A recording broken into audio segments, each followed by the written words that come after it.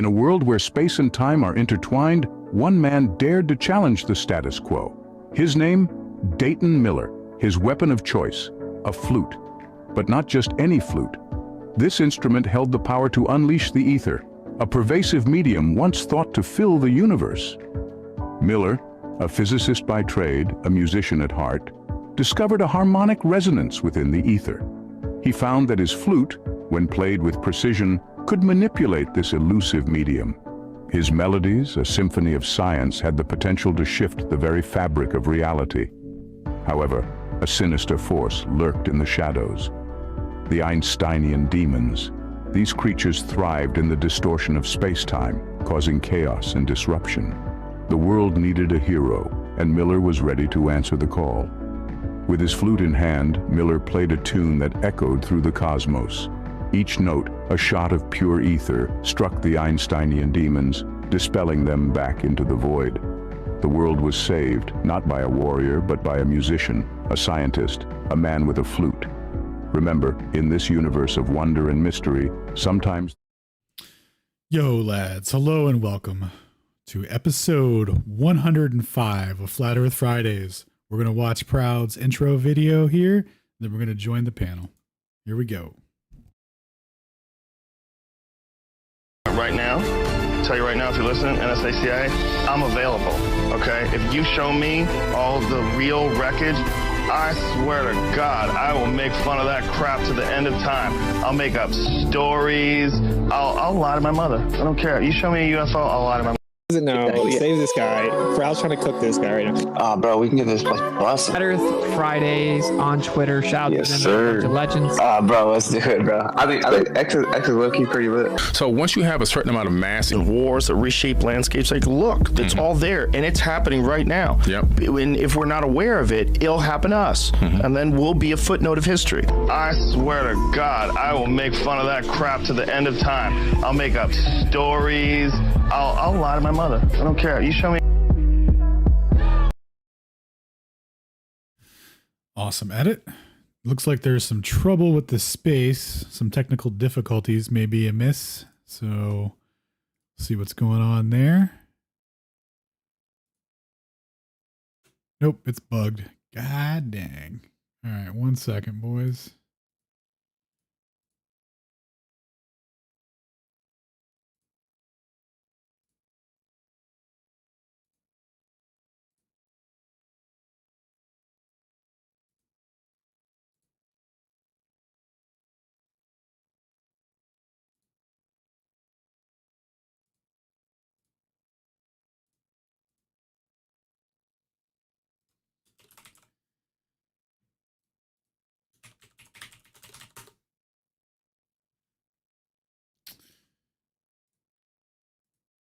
All right, let's get a little background music playing while we wait.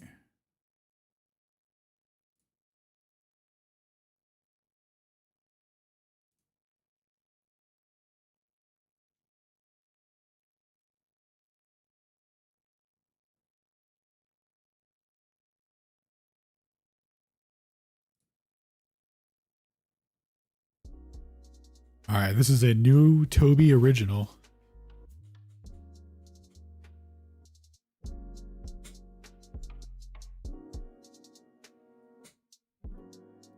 And we're just going to listen to this while we wait for the space to get sorted out.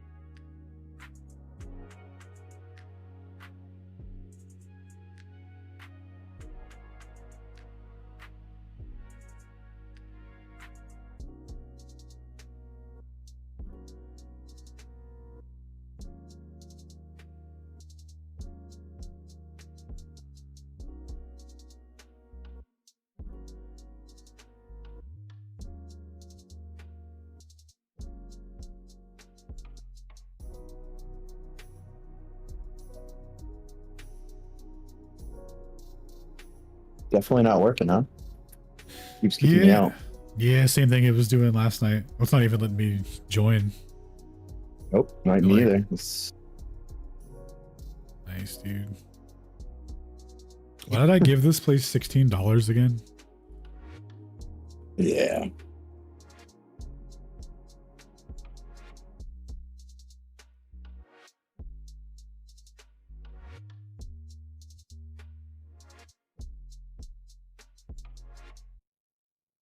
Alright, I think he put up a new space. Yeah, no, I keep trying to get in there, and then it'll give me 4 seconds of listening, and then it'll kick me. Damn. That's so lame. You cannot join this space since you're already in a space. Yeah, I got that last night. RIP.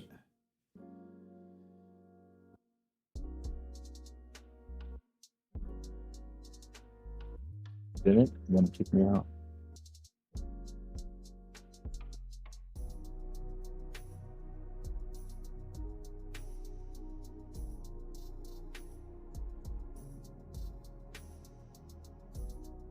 This is absurd. It's obscene.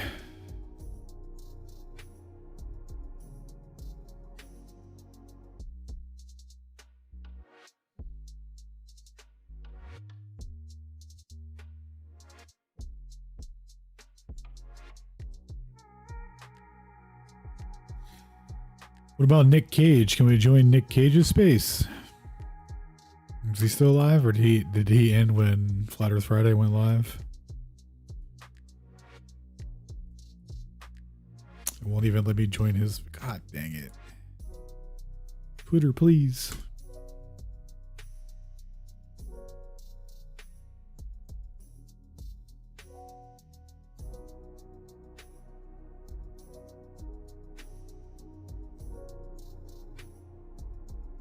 It lets me join the other one, Adam.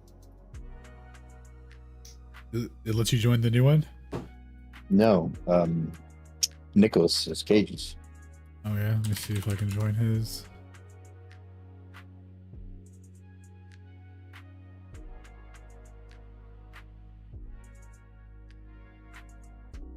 Okay, has the option to join now at least.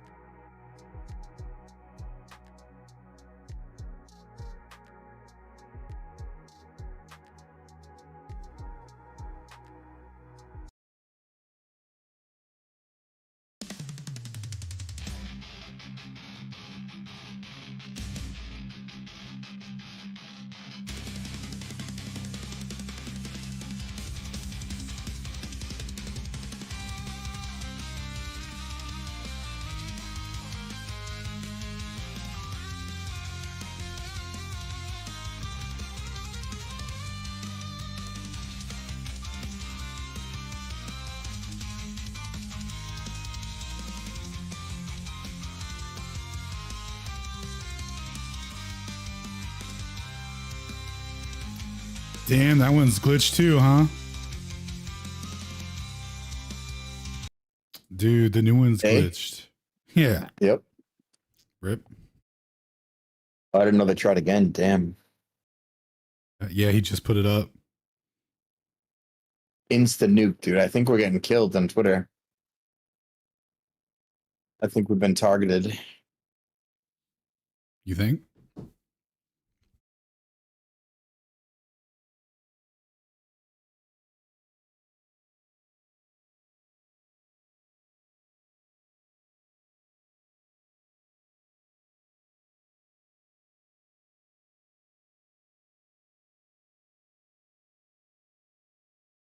Dude, Can't believe it. that's so lame. Who needs a fresh restart?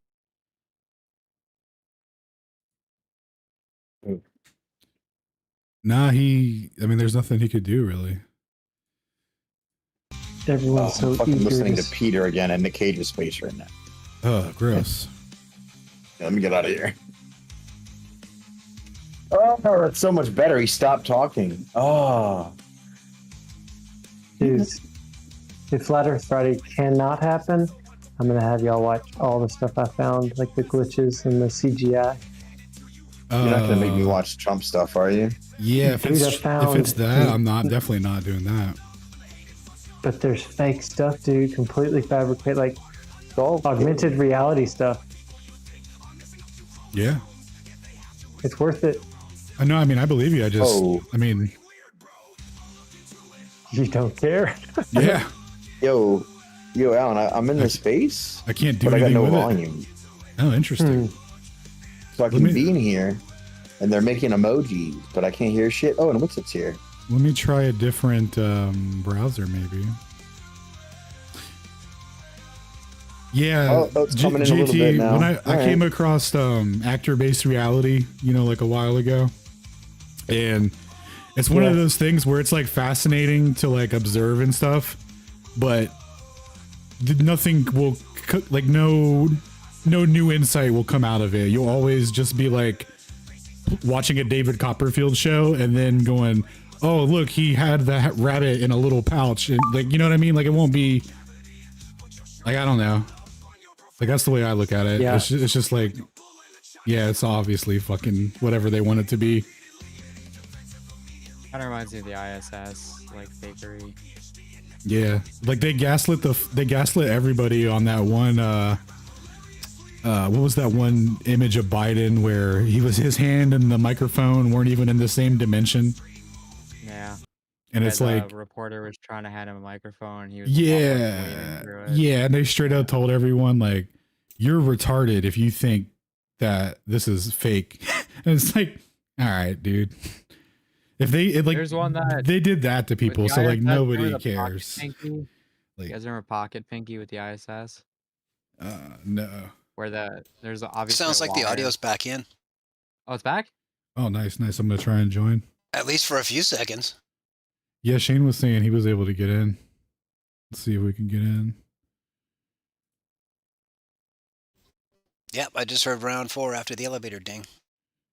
See, it says joined, but did it though? No, certainly didn't. Well, try Google Chrome real quick. Yeah, we'll try Chrome. Actually, haven't even used it yet. Yeah, Ruhif's in there already too. Oh, he's in there stinking up the place. He messaged me a Bruised bunch ferret bullshit again. about refraction. Yuck. Didn't respond to him. Nice. You try to refract you? Yeah, he's trying to refract me. Nice. I just asked him like what the limit was. Oh yeah. Like, There's none. I know, yeah, I'm learning that, but like, also, what? Yeah, man. Isn't that wild, bro? So I had a similar experience with that where I was asking, I was like, what about this observation? And then there was ones where, I don't know if you're familiar with the ones that Jaren did over Monterey Bay, I think it is. And he did those with a mirror, so it's like a mirror flash on the ground, right? And they were like, yeah, that's he goes, oh, my buddy is actually replicating that, and he was having trouble doing it, and he found that he actually had to get the mirror lower to the ground to get it to refract over. And I'm like, wait a minute, dog. You're telling me homie got even lower than Jaren did and reproduced it? Right. Yeah. And he's like, yeah, it just, light will just follow the curvature of the earth. And I'm like, all right. I'm like, so how far is too far? And he was like, well, in the equation, where's the limit? And I was like, excuse me? And he was like, in the equation for curvature and refraction, where's the limit on like how far do you think the limit should be? And I was like, oh my God, you live in mathematical fairyland. They play this game where they're like, oh, well, it depends on the distance. Like, I'm like, dude, no. How much curvature obstruction? Like we have a thing that we call the curvature according to your model, right? And then it's like, and you can obstruct, that curvature obstructs your vision, right? According to your model. What's the maximum? Can it obstruct? I'm sorry, what's the maximum that refraction can account for? Is what I usually ask. They just don't have a number. You can see forever, and curvature can account for literally infinite curvature obstruction missing. And that's just how it works. Bang and reload. Oh, set a nigga up for the kilo. Hey, y'all gonna stop playing with us? On sleep though. Deep underground ETs though. Burning Mac. Whatever. No. Oh, set a nigga up for the kilo. Hey, y'all gonna stop playing with us? On sleep though. Yo, I got it to work. I just had to open it in a different tab. So JT, if you're able to use a different tab on Mac or whatever, like you probably use, I don't know what you use, but Safari, Chrome, or Firefox or whatever. I just switched to Firefox and it worked magically. So switch it up and see if that generally helps. With Flat Earth Friday, I do my phone with a hardwired mic, and then I do my computer for you guys, the chat. For sure. But tonight might be like a special night. And also you can try different phone browsers too in your phone. So, but anyway, I'm gonna mute as I'm in. So later, nerds, straight ditching you guys. Okay. Yep. Try to get in there. We're breaking the modes every Friday night. We gather around to dive deep into truth that is found. Veils in the house. Facts so clear, he's on a mission to make things appear. Flat Earth believers, we stand tall. We're breaking barriers, we won't fall. Flat Earth Fridays all night, we go interstationary Saturday. Don't you know, Theo keeps proving. Oh, won't you see?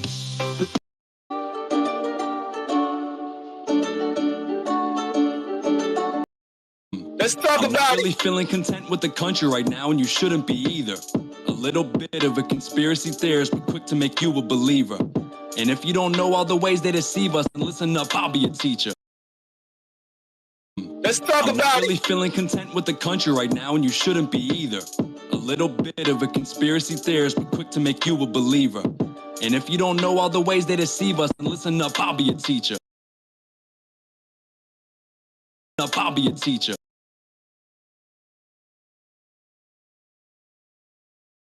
15 and a 9mm. Yeah, I'm about to be 21. The time's gonna come in this life where I need it.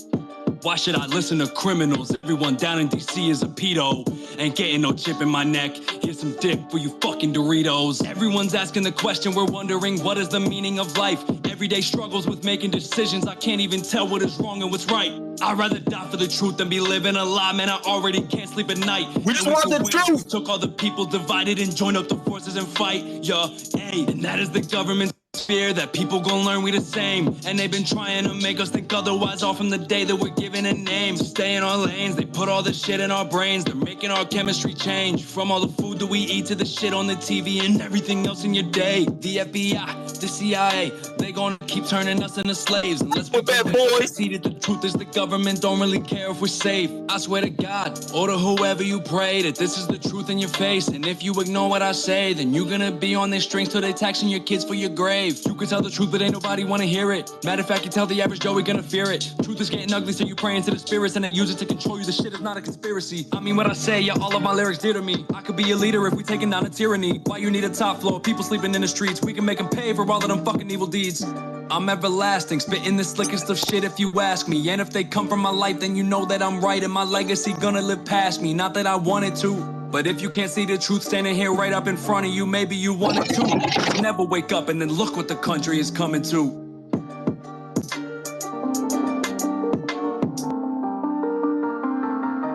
Which path are you on?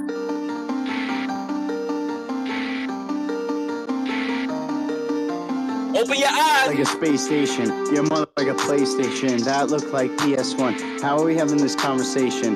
Come back to some glow proof. Start telling the whole truth. We know what you're going to do. Flat smacking. I'm flat smacking. I'm straight packing. With facts, got them clues and maps to cut through like an axe.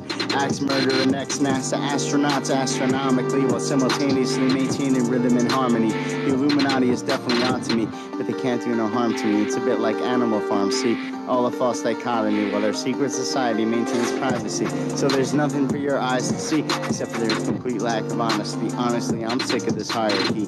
Your secrets ain't safe with me. Stop the malarkey before you get your car key. MIDIHC, Brooklyn. Keep heating up. Yeah, we ain't wasting. Let's go. Why the Suburbans they watching? Back always swerving and stocking. Background the merchants are plotting. They map out the earth like a curtain. We locked in. Black the Suburbans they watching. Back always swerving and stocking. Background the merchants are plotting. They map out the earth like a curtain. We locked in. 18. You locked in. 3. Revelation read, mixing it a seed, medicated mean, generate disease, 18, 23. Pharmacy decree, patient get deceased, elimination leaves, taken by the beast, running around like a head chopped off, won't shut it down for the feds, the cost won't dumb it down for the people lost, so sorry, that's your ego soft, fun around cause the sky's a clock, won't shut it down unless I get off, ain't gonna down cause the word my Glock, and thanks to y'all, we can't be stopped, like the Suburbans they watching, back always swerving and stock, we ain't ducking no smoke neither, plotting, they map out the earth like a curtain, we locked in, like the Suburbans they watching, back always swerving and stocking, back on stop the subliminals, map out the earth like a curtain, we locked in, 19. 84, knocking at the door, should've read George, food supply absorb, wonder what's in store, 19, 84, fighting to explore what's beyond the shore, the war, better bring your sword, better than veteran, don't wanna let him in, ain't got a choice but to let him in, I feel it in the ethers, coming through the speakers, you're talking to see me speaker, but you're not about it, type of legal confounded, with thoughts of profound, it's a they drown, and I wonder what sound, it's a perturbation, reverberation, I heard the hate, and I swear to fake, and absurd debate, when people still in the matrix station, waiting for station to say it, take a debate, or regurgitate it, like the Suburbans they watching, back always swerving and stocking, back on the merchants are plotting, they not gonna like this topic, locked in, like the Suburbans they watching, back always swerving and stocking, back on the merchants are plotting, they map out the earth like a curtain, we locked in. Welcome to the show. My name is Proud, and I'll be your cruise director. Shout out to my host, Sacred. We are the level heads. This is Flat Earth Friday. Welcome. We are not astrophysicists, but we do enjoy the sciences. If you have any questions, comments, concerns, or ad-homs, please grab a mic and say that shit with your chest. We do not take disrespect of any kind, and we will not tolerate racism of any kind. Please enjoy the show.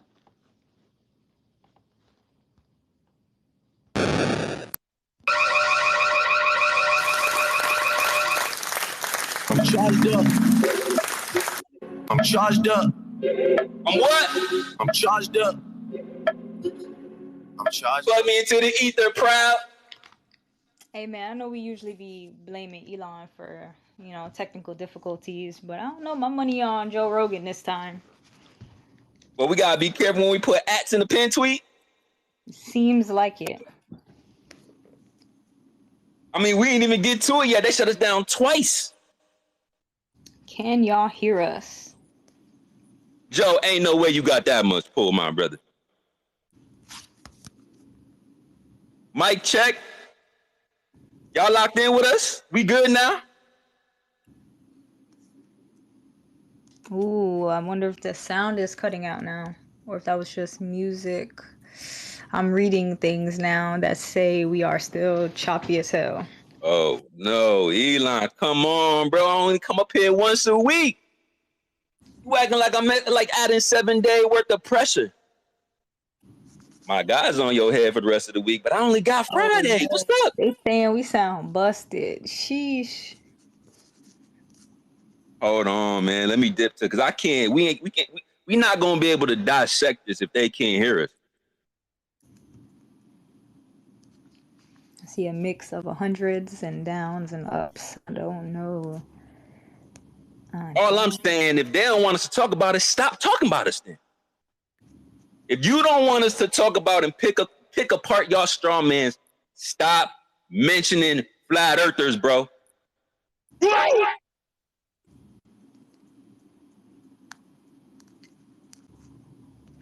Right. The mix of people we got saying they hear us is a mix between PC and cell phone, so I still couldn't even tell you. Hold on, let me check the chat. Y'all tweet at me, man. Let me know that y'all good. I think we getting more okays though. RG says, can y'all hear each other when you're talking? I can hear Proud. I could hear Sacred. It's cutting in and out from my end. Damn, RG. Leliana says, sounds still not stable, going in and out every 5 seconds. Mister says, just the music, but it's much better now. My man Davo says, cutting in and out. Bill says he can hear us. Howdy, Bill. What you mean? They took away emojis? No way. Ruhif can hear us. Stone can hear us. I think D3 still glitching. Luke says glitching out bad. Oh my goodness, bro. The third time. I can't shut this down again.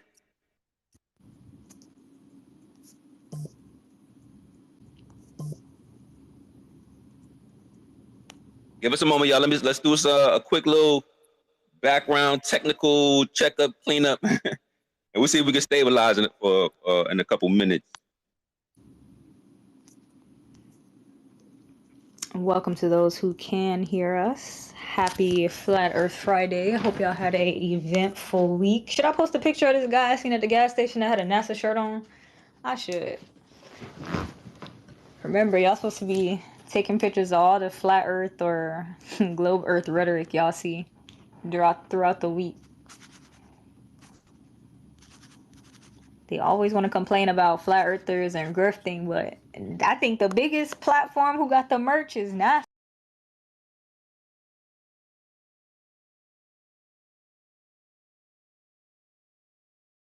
Hard enough, you're gonna see somebody with NASA on their shirt. And they couldn't tell you not a single fact about NASA.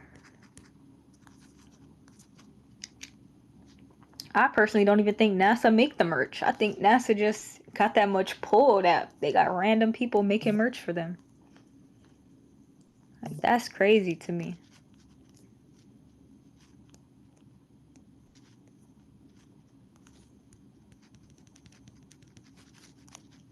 We should have a criteria. I think that should be a part of the litmus test. Where's Sheepdog at? I think that should definitely be a part of the litmus test for Globers. Do you have a NASA shirt? Do you have any NASA merch? Find something that has NASA on it, just to see if that was born this way. Like, if it was really in them, not on them. I think that's a good anti-flurf. Does it count if they still got their NASA toddler gear? Yo, it be grown men with this NASA merch.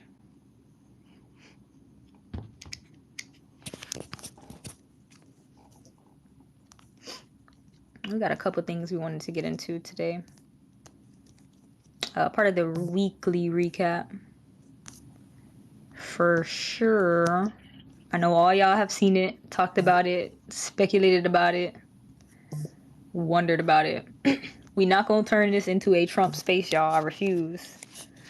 But yeah, we know that's gonna come up. So weekly activities or weekly recap. At some point, maybe we'll talk about the alleged attempt The only thing I want to say about the attempt is that a lot of people from TikTok believe that it was a timeline jump, that we have jump timelines on some CERN activity.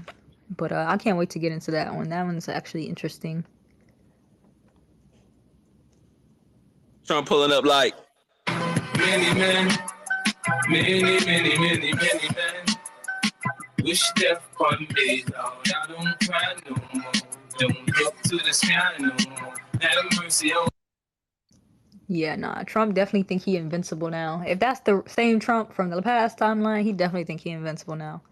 If he ain't stage it, he got the ego. Yo, the ego. Oh gosh, if y'all think Trump was a menace before, y'all gonna hear it in every debate. I survived the bullet. Y'all never gonna hear the end of that. So good luck. But I definitely would want to know y'all take on that, at least a little bit. Also, somebody gotta tell us if they watched Fly Me to the Moon. We found a version that we were gonna play, but it was like a bootleg version. Yo, I half expected somebody to stand up in the middle of it and just walk across the screen. So I don't think that's what we're gonna play for the watch party. But everyone was saying it's so much flat Earth innuendos and that. Even Rachel was saying that it's flat Earth innuendos in Kong and Godzilla too.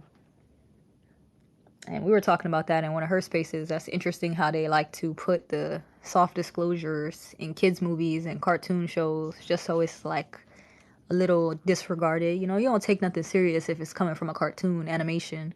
NASA. But yeah, like they know what they're doing, putting this information in obscure places. Because if anybody say, yeah, you know, the Godzilla and Kong movie taught me about the Earth being flat, like everybody's gonna look at you crazy, and that's what they want. They want it to sound crazy, so it's easier to hide. And then as soon as it happens and it comes out that it's true, they could say, well, we put it in the Godzilla Kong movie. We knew everybody was gonna go see it, so what? You can't say we ain't say it. You gotta look, man. The law of the universe. They do everything for a reason. So that's a part of the weekly recap. If anybody has watched it, I don't want a spoiler though, so maybe not. Actually, y'all could spoil Godzilla and Kong. I don't care about that one. Just don't spoil Fly Me to the Moon. Something else happened a few weeks ago. I even posted about it. Boeing and NASA. Boeing airline company-ish thing, and NASA. There is a weird connection there, or some type of connection there that you don't like. NASA and taking the P-100, just weird connections there. And I don't know if y'all heard about the astronauts that were allegedly stuck in space, but I feel like it's because of Boeing and Boeing's technology. Boeing already had the planes getting recalled. I even posted about the guy who was a whistleblower for Boeing saying that they do obscure things and they don't always check their, like, the finalized check before they send the planes out. And people started dropping out the sky, and that guy ended up dead. Not that there's any correlation to whistleblowers and death, you know. But for some reason, this this Boeing pilot who whistleblowed on what they do behind the scenes ended up dead. And now there are random NASA astronauts stuck in space. And Boeing had something to do with it. So if anybody heard about Boeing, if anybody has any information that might be interesting or might go towards that, bring that up if you come grab a mic, or post it in the side chat, the bottom chat, because I want to look into that. I want to look into why airplanes and NASA have any type of conversations together. They do not seem aligned. What else was weekly recap? I think the last topic, which was this Joe Rogan and Billy Carson interview. A lot of you guys knew about Joe Rogan before he became like psychotic, but I really didn't pay him any attention. Now I'm finding out he could be a psyop. This guy could be controlled opposition. Isn't that crazy? Oh, maybe I should make a poll of Sacred, see how many people would take one for science.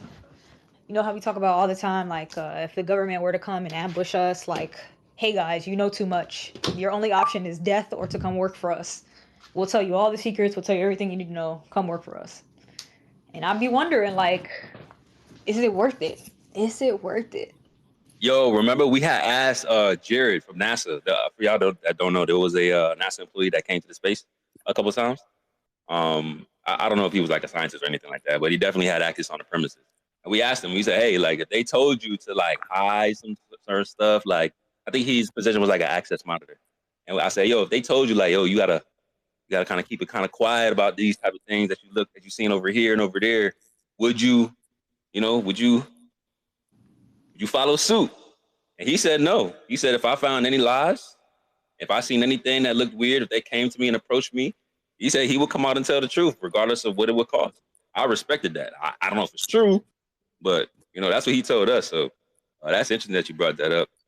But yeah, man, I mean, there's a lot of psyopy things going on, man. I don't really like it. Like when I'm chilling in my off time, enjoying the ether, touching grass in my ethereal plane, right? I don't want nobody to send me no links of anti-flat earthers talking about flat earth, bro. Like if you're saying, oh, I don't want to deal with flat earth, I'm not talking about, don't bring it up. Don't talk to nobody that ain't a flat earther if you don't want to talk about it. Because if you start talking about it, then you straw man it, I'm gonna come up here and I'm gonna pop my shit, bro, because I do not, bro. The subs, the little side little comment, bro, we can miss with like all of that. You can just get that off the flat table, because we can get straight to the physics and straight to the science if you really want to do it. But I don't want to hear you pop it. Oh yeah, there's people in online that's charismatic and da da da. Like nah, bro, I don't want to hear none of that stuff. Because if you're saying that, that means you know who we are. That means you know who we are. So if you're not trying to talk to us, do not talk about us, Joe. Don't do it, bro, because that ain't fair, man. Give us a fair one. If every time your homie come up there, shout out to Eddie, if he come up there and he start talking about flat, you try to shut it down, you don't really get into it too much, that's fine. But don't start talking about it when we not there, bro. Because all you're gonna sit there and do it is straw man to millions of people. And that's not right. That's not cool. It's almost a form of censorship. That's what got me turned up, because I'm like, bro, all right, if you don't want to talk about this type of stuff, that's cool, bro. You got a big platform. You can do whatever you want to do. It's your voice. It's whatever. That's fine. But if you know who we are from your side subliminal little side shots, saying weird stuff, and you bringing up this topic randomly to somebody that don't got nothing to do with the subject, bro, it's not fair to not have us come talk and pop our shit too. So when they sent me this, I'm like, oh, nah, we got to get to this. I cannot believe I didn't see this. Everybody was talking about Terrence Howard. Nobody sent me this. I seen a little clip here and there, and I'm like, bro, y'all gonna let this man just come up here and start strawman and flat earth like this? On that type of platform. After crying about how flat earth is ridiculous and you don't want to talk about it. Now all of a sudden you want to talk about it with people that don't know about the flat earth, right? Funny how that worked. It's probably why you got to shut down twice already. You put that at in the pin tweet, like, oh no, here comes Sacred on the level heads. Yeah, you know what's finna happen. From now until stationary Saturdays, we're going to dissect everything that y'all said, and we're going to see if y'all telling the truth, if y'all capping, because, bro, I'm tired of this. If you don't want to partake, that's fine. That's your prerogative.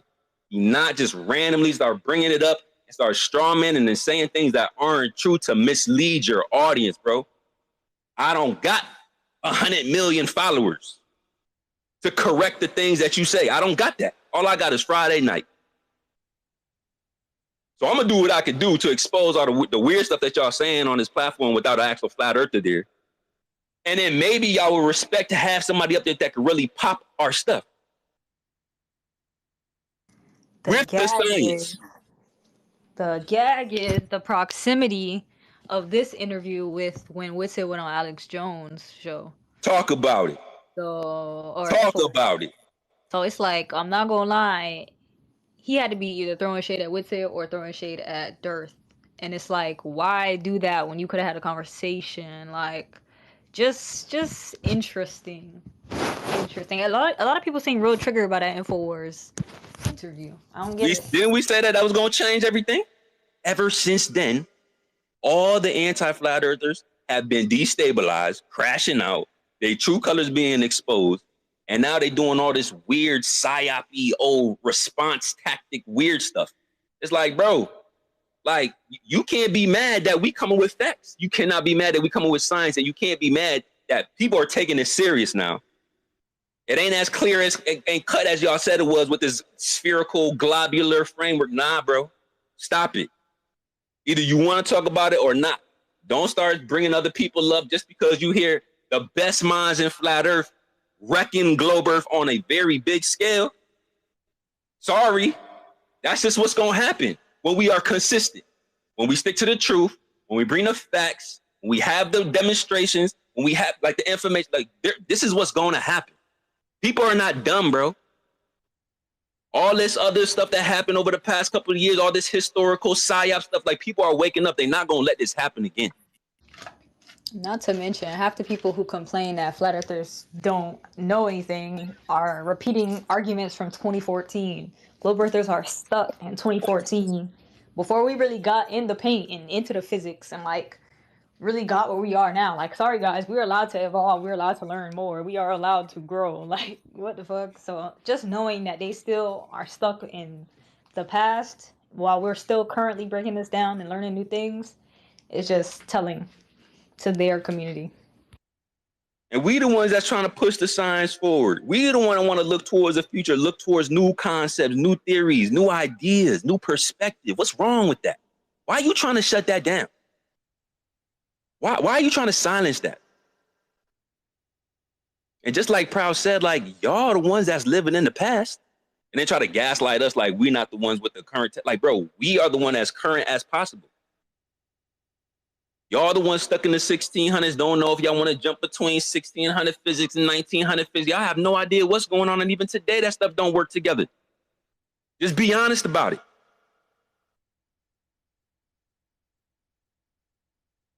And stop making it seem like everything we talk about is based in religion. Yo, I swear every single time it's always y'all. Matter of fact, I'm not even going. let me slow down real quick because there's a lot that we gonna get to.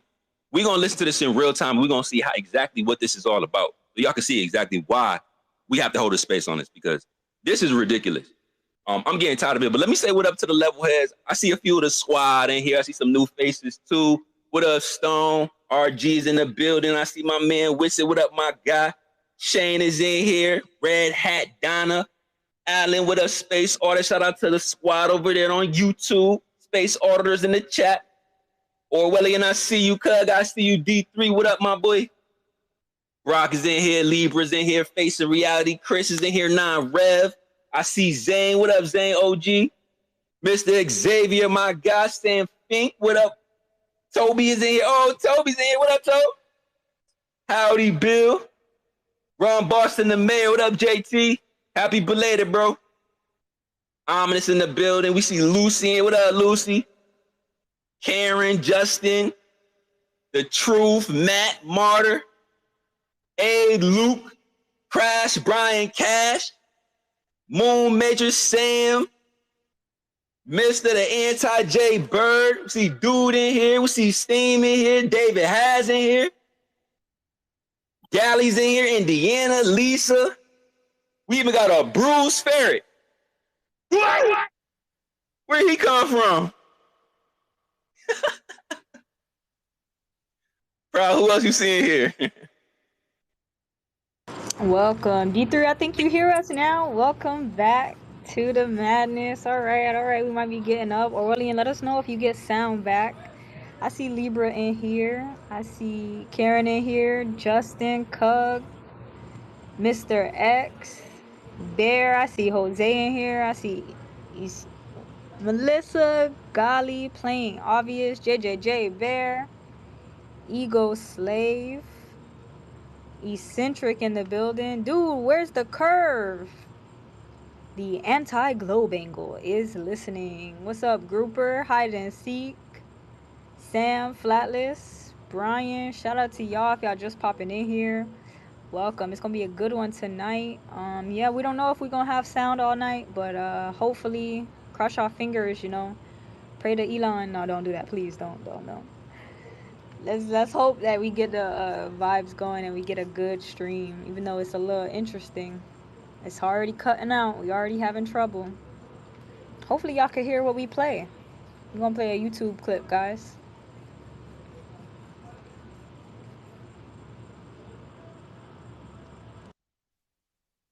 Oh shit! Oh shit!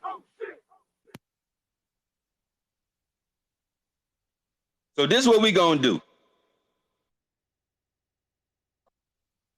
Just so they can't say, "Oh, Sacred, you strong man," all this extra stuff. You misrepresenting what was said. Stop being all this extra stuff, right? Okay, so we just gonna listen to this live. It ain't that long. We're not gonna listen to the whole stream. You know how Joe Rogan get down? They be having like the 2 hours, 3 hours, and all that stuff. We're not gonna do that. We just gonna listen to the part where he feel like he got to take shots at the flat earthers. That's what we gonna listen to. We're going to go point by point, line by line, and we're going to see exactly where they taking this conversation and why they feel the need to do this and behave this way. I don't get it. I don't understand it. So I'm going to play this for y'all. I'm going to react to it, and I'm going to bring y'all up, and I want to see what your opinion is. Whether you're a flat earther or a globe earther. Shout out to the globe earthers in here, too, as well. Appreciate y'all for pulling up. And if you see somebody that's been in your mentions that's not here, at them, let them know that we live, but let them know we want to hear from them, too, about these points that's been made without the flat earthers being present. We got to handle this, bro. Like, they can't just be, like, it's 2024, just like Proud said. They can't be coming up here and start saying stuff from anti-Flurf 2012. Like, no, bro. This is a new timeline. Stop it. If you haven't been here since then, maybe you should disengage immediately. Check out the pin tweet. Shout out to Proud for cooking up the wild content. Shit is fire. It's in the jumbo. Let's get to this Joe Rogan experience, but this is the level head experience, episode 105. Silly Carson. Stop with the forbidden straw mans. Let's get it.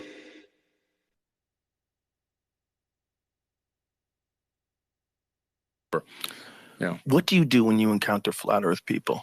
Oh man, I just try to be quiet. I just tell them, look, it's not my thing. I remember Flat Earth Society offered me money years and years ago, and I was like, wait a minute. Sorry, y'all. We gonna have to pause. We gonna have to slow this down. We gonna have to slow this down. So excuse me if you want to go watch this uncut. Maybe one of y'all drop the Joe Rogan link in the comments. We'll go ahead and show them love, even though they try to shut us down. But we gonna stop. We gonna take this step by step, because ain't no way you just told us that the Flat Earth Society approached you offering money? Huh? Now look, I'm gonna take what you say. Look, first of all, let me preface by saying this: whatever comes out of Billy or Silly Carson's mouth, let me not do him like that right now. But he is a little bit silly with the stuff he about to say. Y'all gonna see why. But I think he truly believes everything that's coming out of his mouth. That's my opinion. Okay, so I don't think he capping about whatever he about to say, whatever y'all about to hear. I truly believe that he believes everything that's coming out of his mouth. Now, this is real-time conversation, so I'm gonna try to give him a little bit of a break. But I mean, this is supposed to be an intelligent guy. Right, little sidebar. Like, I've been following Billy Carson for years. He fell out of my algorithm. I'm not gonna lie, so I haven't seen what he's been doing recently. That's why it shocked me that he just popped up on Joe Rogan talking about flat Earth. I'm like, what the hell, bro?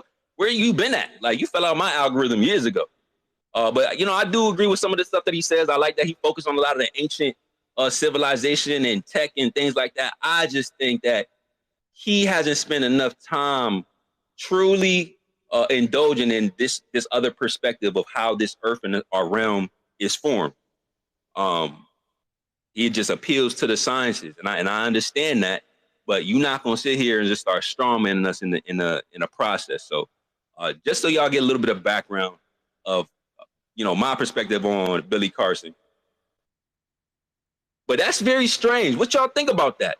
He says, according to him, the Flat Earth Society approaches him, offering him money. Hey, Flat Earth Society, what's up with that? Y'all at the Flat Earth Society, you ask them, why are y'all approaching people offering money, making us look bad? We don't need to be paying nobody off to be talking about Flat Earth and the true nature of our reality. What's up? Like, what you doing? And this is what happened. Then you hear them people come on Joe Rogan platform. This came out a couple weeks ago, got 4.5 million views. So now they think every flat earther is part of the Flat Earth Society. You see what happens? Now I'm just taking it for what he's telling us. He's saying this is his approach. Now, did they plan on talking about this? I don't know. Hopefully they're not capping. But like I said, I'm taking it for what he said. So if this is true, Flat Earth Society, we need some answers, because that ain't the way. We don't need to do that. What? Stop pushing whatever y'all got going on over there on the public. Nobody rocks with y'all. Nobody. Find me one flat earther that say, hey, Flat Earth Society is lit. You won't find it. So who are they? I just got a question. And where you get the bag from? I ain't make I made a few dollars over on TikTok. I ain't cash out yet. Did I cross over? Am I a grifter yet? Oh, no. But I ain't make a dime for real talking about Flat Earth, bro. Where you getting a bag to be paying off people like Billy Carson? Let's keep it moving. Oh, and again, by the way, Joe Rogan, you brought up Flat Earth, by the way. Okay? You started talking about Flat Earth. This had nothing to do with Flat Earth. Y'all was talking about space, matter forming in the spheres due to y'all misunderstanding the gravity, all that stuff. Yeah, that's what y'all was talking about. You brought this up. Now you got to deal with us. Let's get it. No, I don't believe the earth is flat. I'm not getting involved with this. And they really attack me hard. Death threats and everything else. They get very upset. Yeah. I do not understand. I just think it's people committing to an idea. Yeah. It just doesn't make sense. Well, it's a religion now. They turned it into a religion. What? Oh, bro, what? Hold on, bro. Hold on. First of all, I'm going to be honest. I don't condone no threats. I don't understand that. I don't get that. So like I said, I'm taking his word for what it is. If y'all flat earthers doing some weird stuff, like, stop that. Like, I don't get that. I don't really see no flat earther threatening nobody. I'm gonna be totally honest. But first of all, what do you mean flat earthers get so upset, bro? You know why flat earthers would get upset? Is if we've been pressing you to talk about, hey, you want to bring up flat earth, let us come talk about it, and you don't want to have us on your platform. And then you bring somebody else up that don't have no idea about flat earth to talk about flat earth on your platform. And then you get the straw man and everything about flat earth without having us to provide clarity on your platform. That probably would get a flat earther upset. I ain't gonna lie to you. Stop gaslighting me, bro. If you're going to ignore the request for clarity, do not sit there and bring this up and start strawmanning us talking about we are the ones tweaking out. Let's keep it moving. Anytime that people can attack you so brutally over that, I mean, I'm on live talking about quantum physics and they're in the chat. The earth is flat, the earth is, I mean, so that's like, I mean, the one guy. Well, let's talk about it. If you over there talking about quantum physics, and then somebody in the comments said, hey, have y'all found any gravity on the quantum level? I think that's a valid question.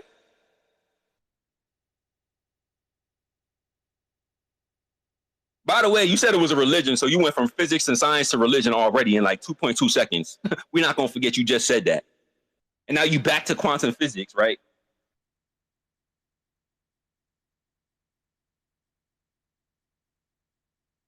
Newsflash, Billy Carson. If you don't have a graviton, which is supposedly a particle of gravity on the quantum scale, you have no gravity. If you have no gravity, your Earth is not in motion. If you have no motion, you have no mechanism for your oblateness on your spheroid, my friend. If you have no oblateness on your spheroid, you therefore have no basis to claim curvature. And if the surface of the earth is not curving, what is it, Mr. Carson?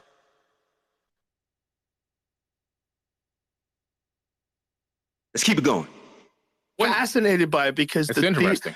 Yeah, because it's the ultimate conspiracy theory. Yeah. The ultimate conspiracy theory is that we are all on a set and that the earth is flat. Hold on, what did you say? Interesting. Yeah, because it's the ultimate conspiracy theory. Yeah. The ultimate conspiracy theory is that we are all on a set. We're all on a set? What that mean, we all on a set?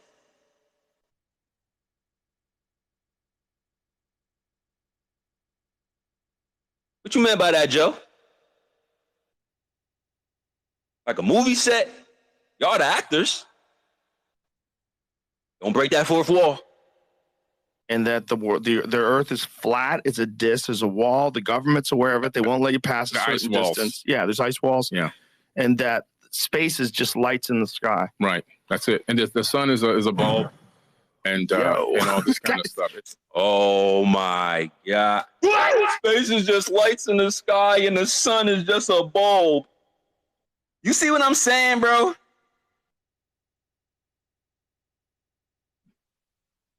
You see what I got to deal with in my spare time? Thinking I'm going to hear talk about science and y'all just over here just storming it. Nobody said that space is nothing but lights, bro. What we said was the luminaries are lights because that's what happens. They do emit light.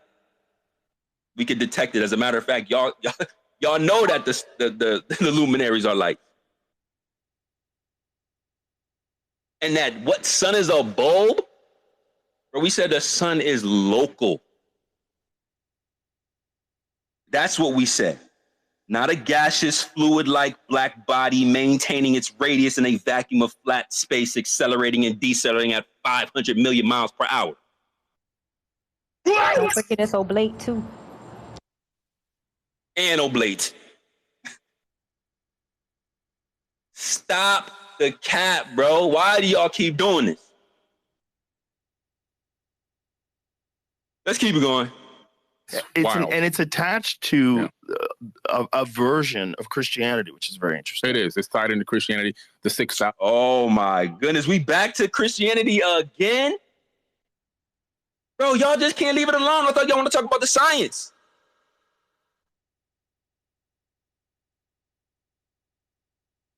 It's tied to Christianity. Oh, we talk about quantum mechanics and quantum physics. You cry about that too?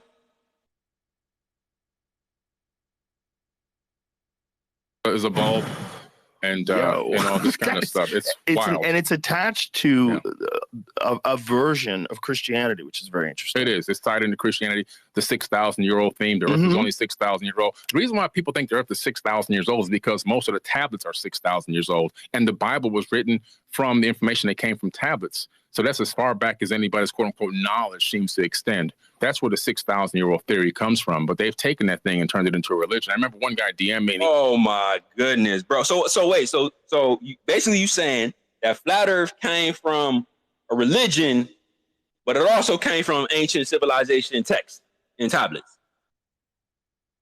Carson, make up your mind. Pick a side, gang.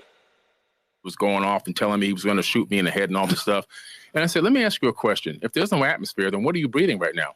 He goes, what do you mean? Well, I'm breathing oxygen. I said, well, that's a gas. Gas doesn't exist. I said, well, then you should be dead then because you're breathing a gas. What? Gas doesn't exist? No atmosphere? What else are you inhaling when you breathe? He goes, oxygen. I said, well, no, you're breathing in, helium, krypton, mostly nitrogen. Nitrogen. I said, you're breathing in all these other gases. Oxygen is only around 21% of that. Otherwise, you'd be dead. So He didn't. He couldn't tell. I said, "Did you graduate from high school?" He said, "No." I said, "I stopped talking." That's when I realized, don't waste your. Oh my goodness, yo! Pause it right there. Y'all heard what he said? He said that he asked him, did he graduate high school? And the guy said no, and I said, I just stopped talking. Like, it sounded very scripted. Like, it sounded like he was practicing this. Like, he went over this line. How do you say you just stopped talking? This is what How I'm do you say, saying. I said I just stopped talking? What? Yeah, right? Right? You said it. Hold It on. sounded like he Let's run that read the back. wrong part of the teleprompter, if you ask me. Hold on. Let me play that back. That's a gas. Gas doesn't exist. I said, well, then you should be dead then, because you're breathing a gas. I said, what else are you inhaling? And I promise you, no flat earth say gas doesn't exist. We're gonna get to that in a minute. Inhaling when you breathe. He goes, oxygen. I said, well, no, you're breathing in, helium, krypton, mostly nitrogen. Nitrogen. I said, you're breathing in all these other gases. Oxygen is only around 21% of that. Otherwise, you'd be dead. So he didn't. He couldn't tell. I said, "Did you graduate from high school?" He said, "No." I said, "I stopped talking." That's when I realized, don't waste your energy on these people. Well, there's a lot of dudes. I know. I said I stopped talking. Wrong part of the teleprompter, buddy. That's in parentheses. You don't read the parentheses. Remember, you don't read the parentheses.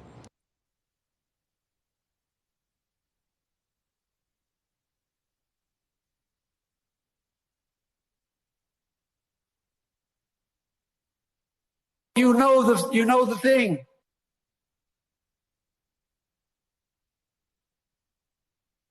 So you read the wrong part of the script. On top of that, you said that there's no atmosphere and gas doesn't exist, bro. No. We said that gas pressure requires containment. Demonstrable physics. And you don't want to go demonstration for demonstration, please, Mr. Carson. Don't go there. We still waiting on something from last week.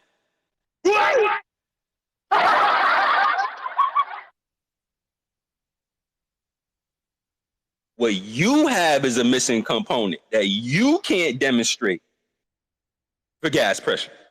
Not us.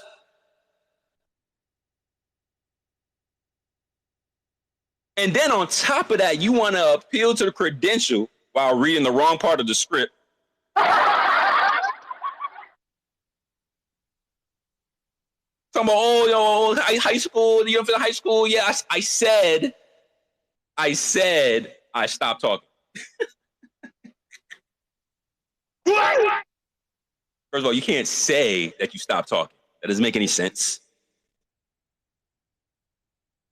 And if you want to appeal to credential, I guess we got to throw out what? Faraday? No more Michael Faraday, no PhD. Hey, that's it for James Jewell. All them jewels, throw it out. No PhD. Hey, all that evolution that y'all like? Mr. Darwin? Y'all know my man Chuck? Y'all know Chuck Darwin. Yeah, no PhD. See you later. Oh, but Sacred, you're strong, man, and that's not what he said. Non sequitur. He's talking about high school, not PhDs. Okay, Mr. Anti-Flurf, I got it. Hey, that's it for relativity. Einstein didn't finish high school. Dropped out. See you later.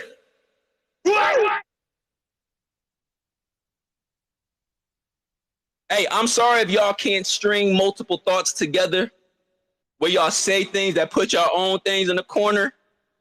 Hey, that's not my fault. You sure you want to appeal to credential? You sure you want to kick this off with fallacies, bro? It ain't gonna work for you. You have to throw out a lot of things that y'all rely on. I promise you that. Let's keep it going. Dudes, unfortunately, who just get on YouTube and they listen to very charismatic people talk that don't know what they're talking about, which I do all the time.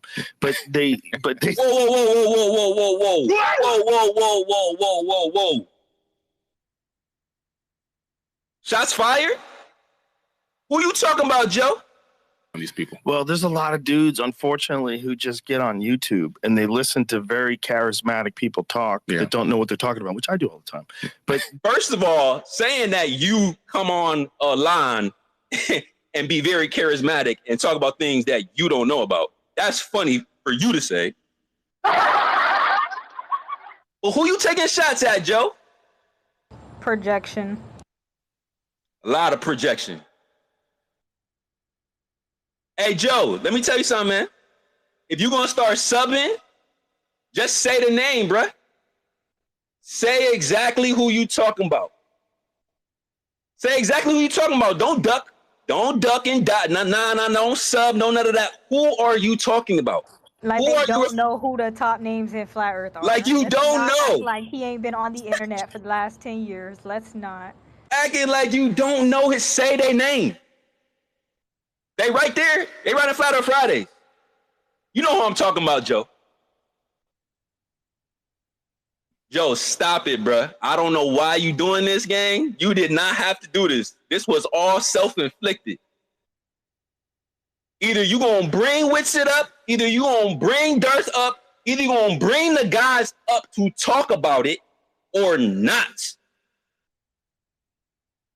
Stop popping stuff from behind in your den, smoking on cigars in a cool atmosphere, bro.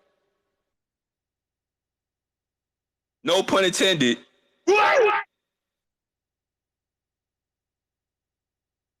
Say a name next time, though. Being that you clearly know who we are.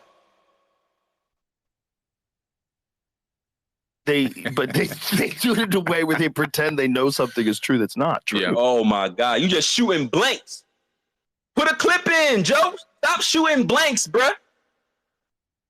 Sneak dissing. Yeah. And people get sucked into it. I know. And I just don't understand why you would think that Earth is the only one out of all these things that we've observed that's flat. Yeah. It just doesn't. Well, what do you mean? You think because you have light bulbs on the ceiling that means that your ground is curving, bro? You're just demonstrating how easy it is for you to say things that are completely devoid of logic and rational reasoning. Literally.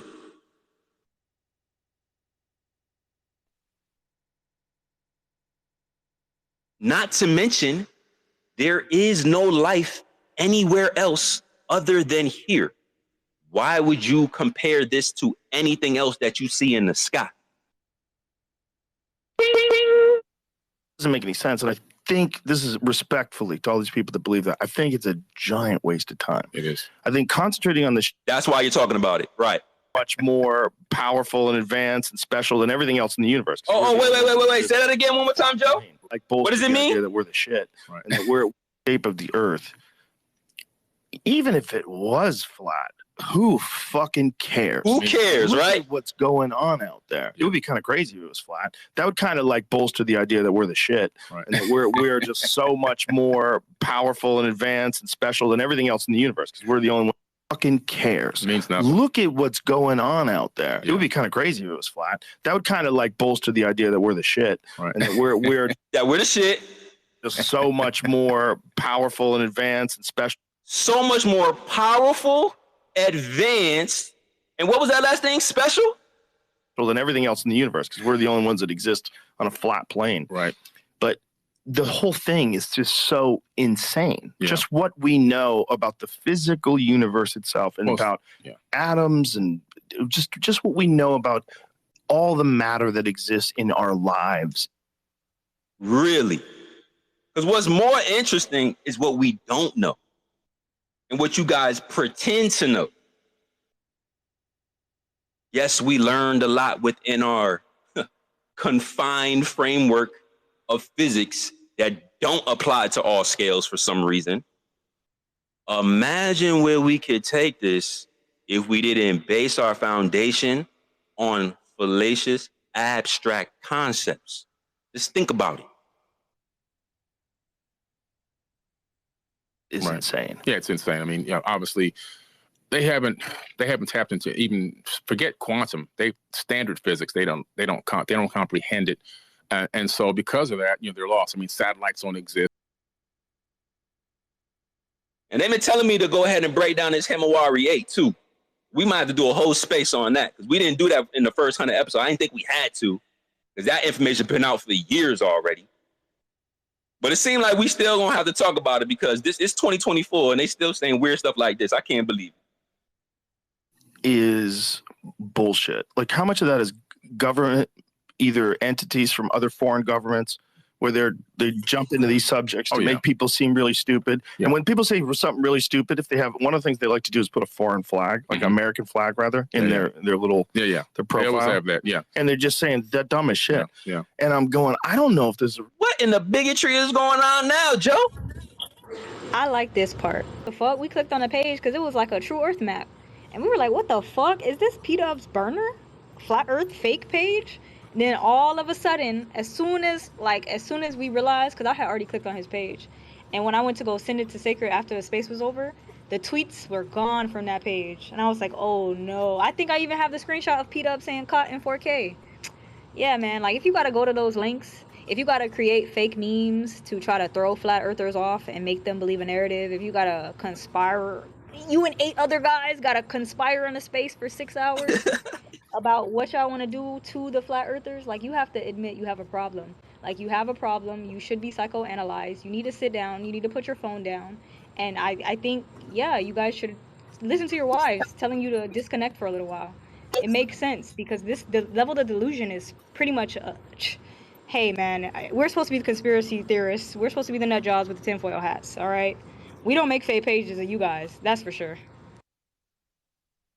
Because there wouldn't be no need to do that. Like, why would someone have to create a flat earth page to purposely and focus their energy to misrepresent flat earth? If you had the truth on your side, why would you have to do that?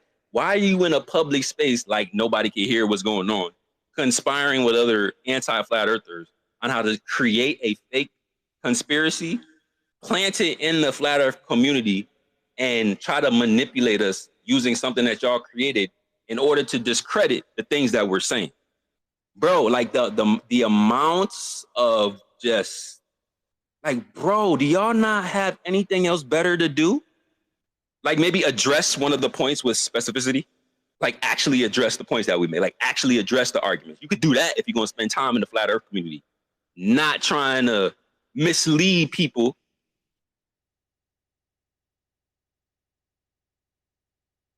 It gets real spooky out here, y'all. I'm not playing. Keep pushing.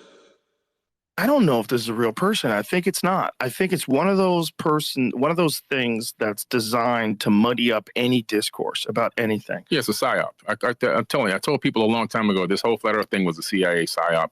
I think it was drop it in there. If it wasn't a CIA psyop, it was someone from 4chan who just wanted to be silly. Oh my god! Oh my. Okay, so hold on. Okay, hold on. Let me make sure I'm keeping up with this because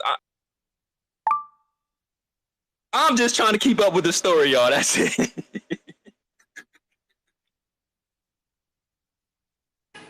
That is blasphemous. Let's keep it going. CIA psyop, it was someone from 4chan who just wanted to be silly. And went so hard with explanations that a lot of gullible people without science degrees like me, they went along with it. And it's just one of those things where it's just, man, what a giant waste of time. It is a waste of energy. And according to them, you cannot talk about science unless you have a science degree, y'all. Sorry, just tap out. Just go to work, make a little bit of money, spend it on bills. Don't worry about real life. They got to figure it out, but not really. But trust them, though. So much more we can learn, like these ancient texts. And people say, well, why are you always focused on the ancient past? Well, because the past is prologue. If we don't understand what happened back then, we're doomed to continue to repeat these cycles of time that we've been in for quite some time, for eons. Oh, y'all heard what he just said? Waste of energy. And there's so much more we can learn, like these ancient texts. And people say, well, why are you always focused on the ancient past? Well, because the past is prologue. If we don't understand what happened back then, we're doomed to continue to repeat these cycles of time that we've been in for quite some time, for eons. So if we don't pay attention to the past and the things that happened in the past from those that were in power in the past, we are doomed to be in that same cycle again and again. And y'all mad that we out here questioning everything that y'all saying on a day-to-day basis. Now, I do agree. This is important.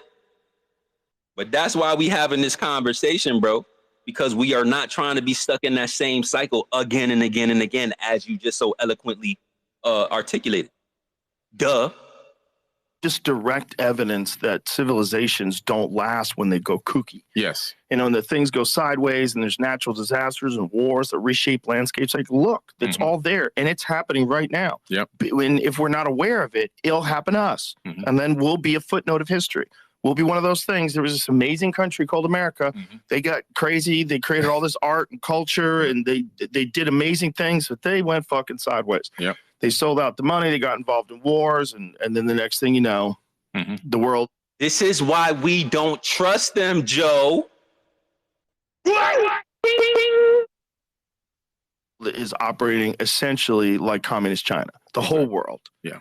And that's possible too, kids. Yeah. All right. You got to fight for this because whatever this thing is that we have, this is like super fucking unique. But if you don't want to look at the past, if you're not fascinated by ancient structures, if you're not fascinated by what kind of technology and knowledge that they have 4,500 plus years ago to make the pyramids, right? Who are these people? Exactly. What were they doing? Yeah. How did they do that? Great question. What was that thing? Was that a power plant? Right. I mean, I know you know that theory. Yeah. That Absolutely. is a crazy theory that sounds it sounds completely wackadoo.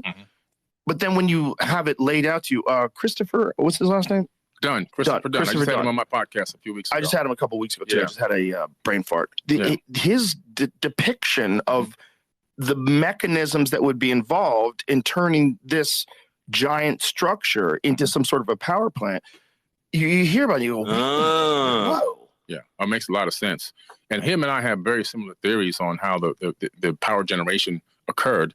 And I believe that the Nile, when it used to run up close to the pyramids and the water would run under. They always got to give you a little truth, y'all. Before they psyop you, they always got to give you a little truth. Underneath the pyramid, and that would create something called physiostatic electricity as it ran underneath that magnetized crystal granite. Those ions would pour up into the chamber, move up the grand gallery where there used to be resonating rods, but you can see the slots where the rods used to be. They're removed now, but the slots are still there. Then it would be pushed into the king's chamber where it would be amplified and some type of fusion would take place, then forced up through the apex. And then the crystal granite obelisk around the region would capture that ambient wireless electricity. And then if you had something called a jet, which looks like a Tesla coil, you can capture that energy. Oh, you want to talk about Tesla and Tesla coils now? What in the ether is going on? And you can transfer it into a device for gold electroplating, for any other electrical tools you need, like some of the tools they had to have used to create some of these incredible works of art. We can see the tool mark, so we know they had the tools. But they had wireless electricity way back then. That's insane. I wonder how they did that. So what you mean to tell me that when you study ancient civilization, it seemed like they had this wild technology centered around energy and frequency?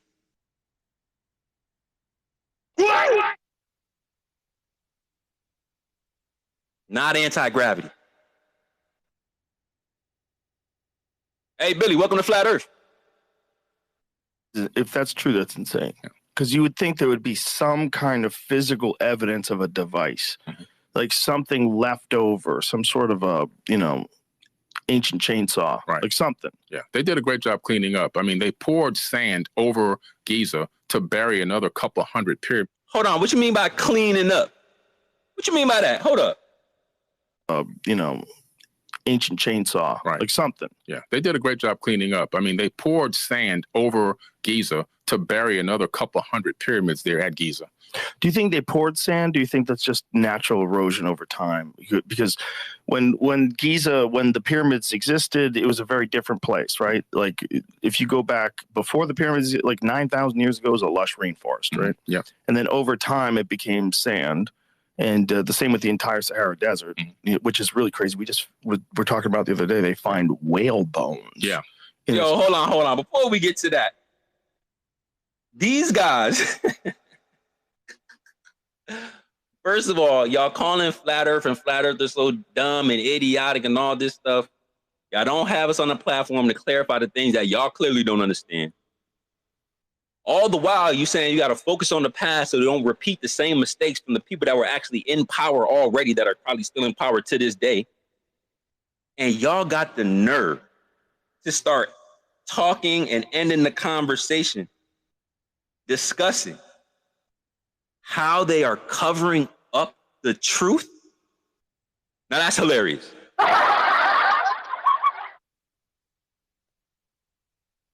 Now you want to talk about how those guys from the past that have been manipulating us over all of these years are literally focused on covering up the truth. This one made me think, like, I don't know if these guys is playing with us, bro. Because I'm like, yo, I feel like you're really playing in my face at this point. I really feel like you playing in my face at this point. Because ain't no way, bro. Ain't no way you've been gaslighting me for the past 10, 15 minutes listening to this. And now you want to start talking about how the people from the past that were in power are covering up the truth.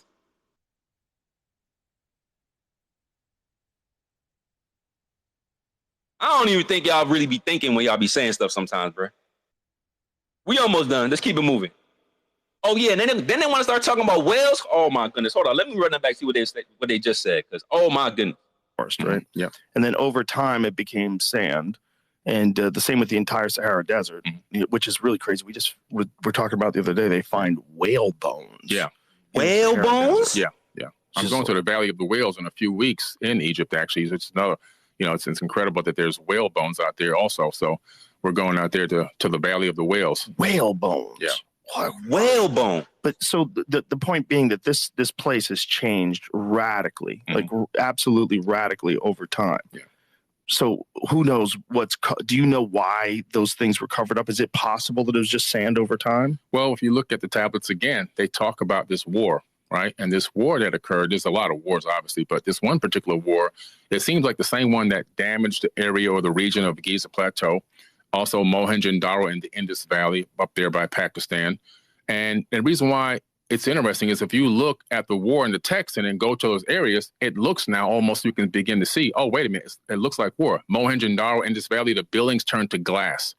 The sand turned to glass, and the bodies are still laying in the street right now today, holding hands, never been scavenged by animals.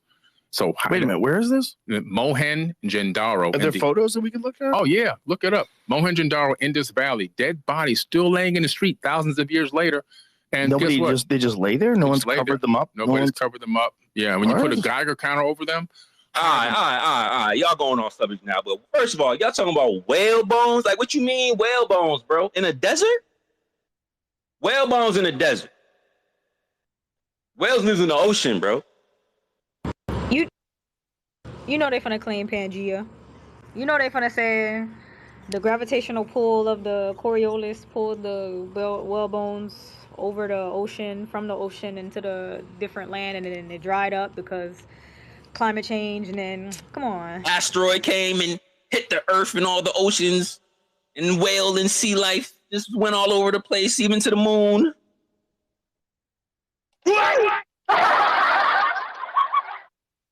Or was there a huge flood?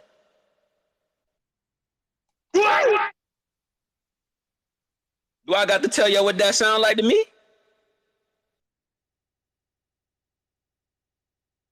Hey, I ain't bring up religion, they did. Whale bones in the desert.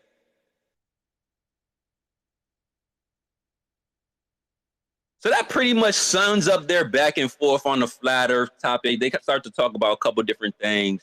There's a few other things that I kind of wanted to highlight within that back and forth, but it's a little bit further down. I don't really feel like we need to go into it because there's a lot that we're going to have to recap right now anyway.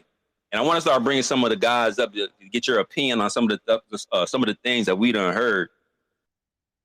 But the most interesting thing, again, is nobody brought that up.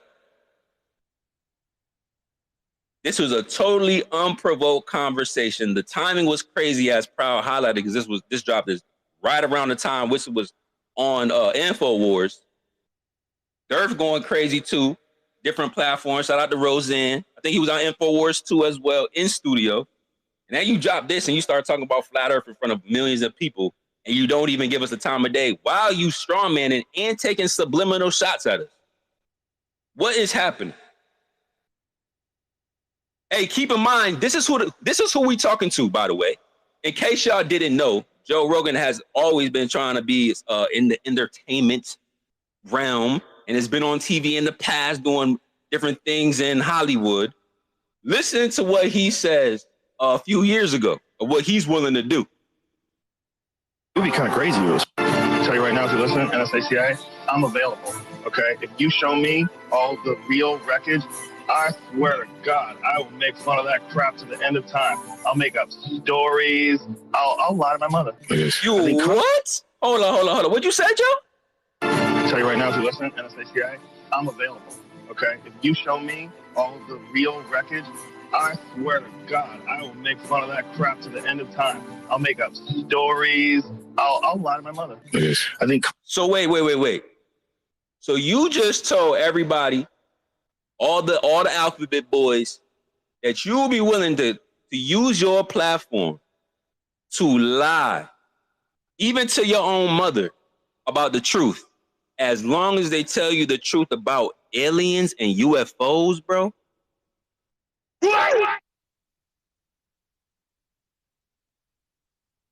Really, bro?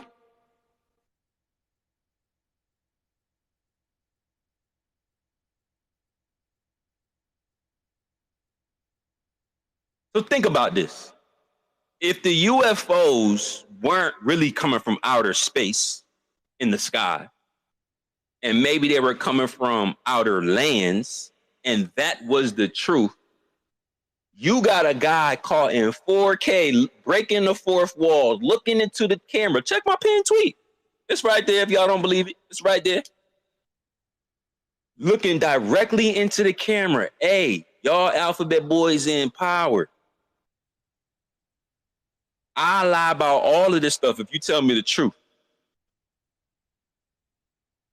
And that'd be most people's main reason why they don't like acknowledging or addressing flat earth, because they think aliens can't exist unless they come from outer space. They don't want to let that go. So wouldn't it be interesting that a podcaster blows up out of nowhere, hitting everybody algorithm, have some of the most prominent speakers that we know of on his platform, and take every opportunity to denounce flat earth and the physics behind why the globe earth don't fail, whenever the flat earthers are not there?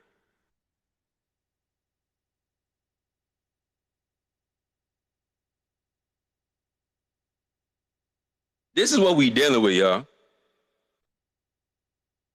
And it's just so weird that this is happening in 2024.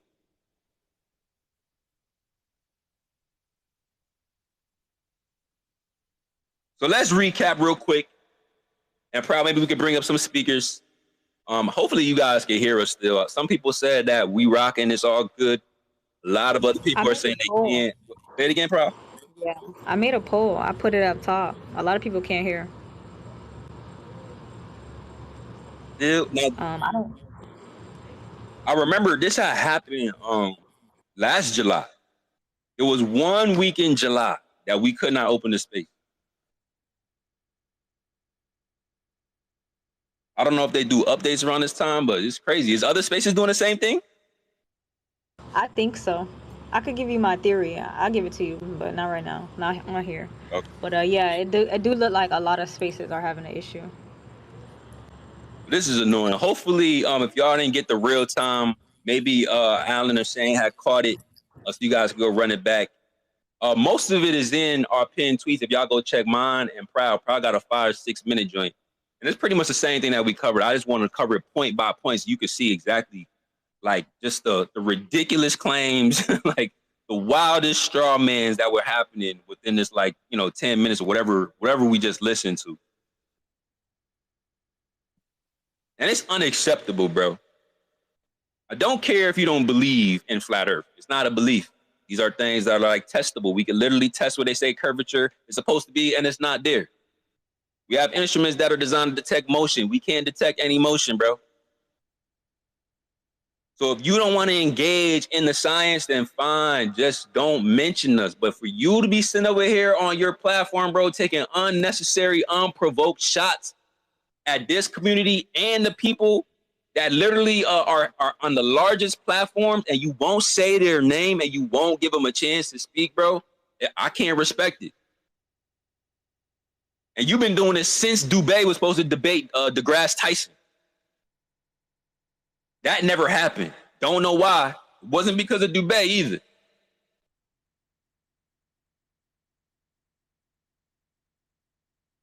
Y'all gonna stop gaslighting us, bro.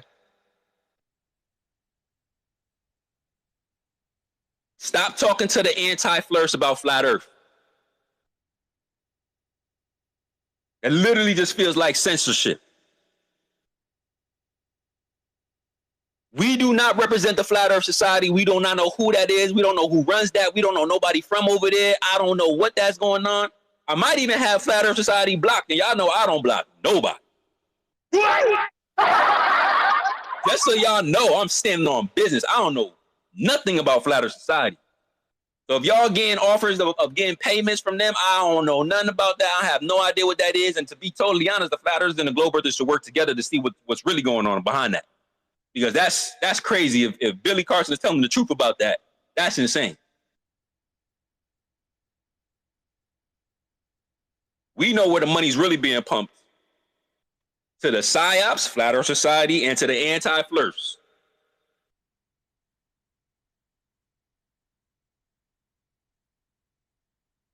Stop strawmanning the arguments. If you want to talk about it, let us come clarify. It don't matter what you want to talk about, history, science, physics, no matter what it is, bruh, we can get to it. And y'all gonna have to be honest about what we gonna say. And that's the real reason why you don't want us up there. Poisoning the well for 10, 15 minutes about something you act like you don't care about, but you want to bring it up when we're not around.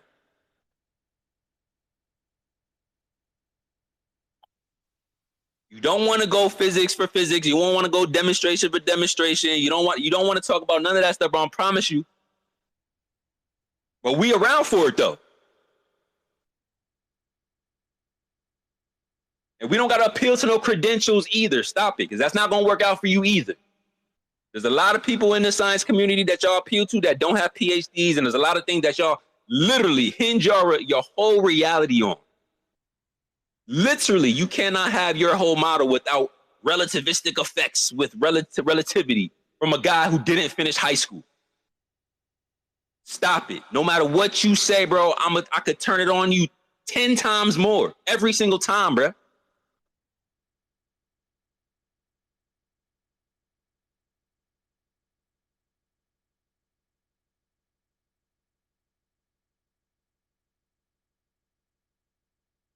Oh no, Proud. They saying that they can't hear us still?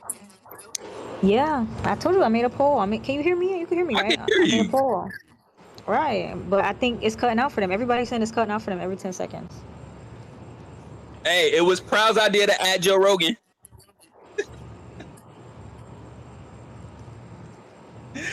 Hell nah. We don't duck smoke, bro. Like that. I'm gonna be honest. I didn't think he had a poll like that. Well.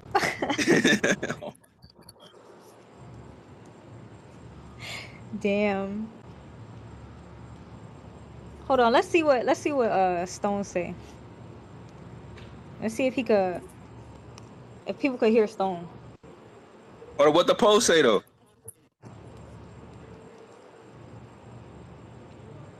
56% said yes to a reset. Damn, 56%.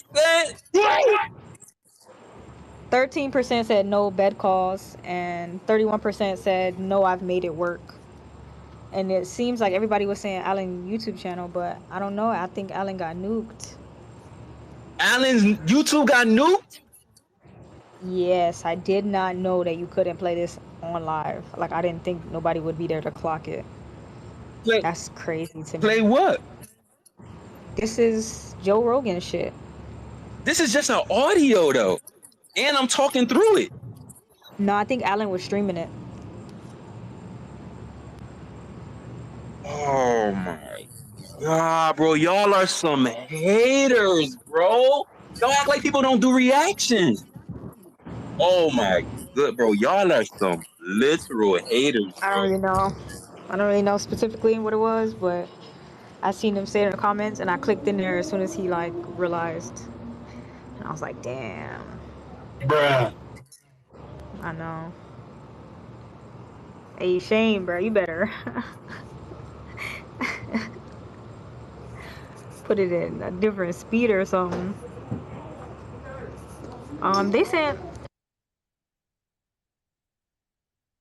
My bad. My neighbor's drunk again. They said it's time zone or it's location related. It depends on your location. It's fucking up or not. Bro, them dudes are some haters, bro. Ain't no way, man. Y'all want to talk about conspiracies? You know, it could be these 20 other listeners over here spamming us. What the fuck? Y'all better. Oh, maybe it's y'all internet. I don't know. It's annoying, but what's the solution? Okay, hold on. Oh, Stone dropped. I don't think Stone could hear us when he came in. But see, does Stone have issues? Okay, let me see something. I just want to know if somebody else can hear another speaker when they come up, or if it's gonna glitch out again. Bro, I feel like they set us up for this. I feel like they're like, yo, them level heads, they gonna react to this. And as soon as they do, we're gonna rock their hoes. Bruh. Bro, I feel like this was a setup, bro. They finna call you a conspiratorialist. Do not do it. Do not become what they want you to become. Bro, how is this happening? Do that. Because it's Twitter. Elon don't know what he doing. Hey, if y'all can hear me, request the mic. I'm checking noties right now. Damn. Vote on the poll. Oh, it says 10 seconds. Okay, vote on the poll. Vote on the poll. Vote on the poll.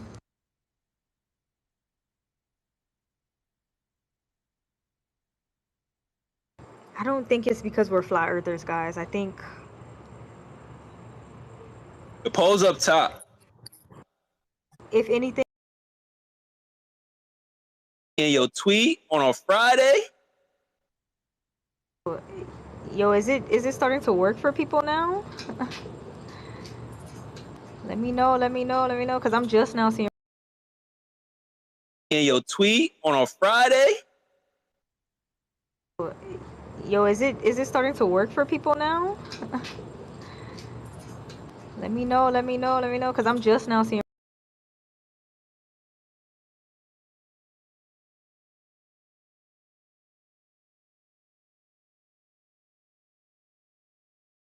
Yeah.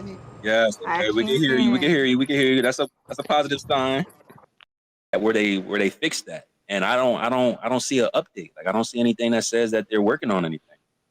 And all my apps is good. Man. Yeah, because I got almost 500 download and 45 upload, so I know my connection's great, but it's just the space. Testing 1 2. Clear. Nice. Yeah. Yo, so the YouTube's fine. It was because I was playing the video in the background of the interview while you were talking over it, just so there was like something and playing in the background, and they flagged it over that. It's just automated stuff. It was just temporary. Though we're back. Oh, okay. Whew. I really thought I'm like, yo, they spelled it. I thought it was like TikTok for a second. Hey, I'm like, damn, TikTok don't play when it comes to live bands. Hey guys, I just want to chime in a little bit about the connection. I know you see me posting a lot in the chat. Since you brought me up to speaker, I've heard everything.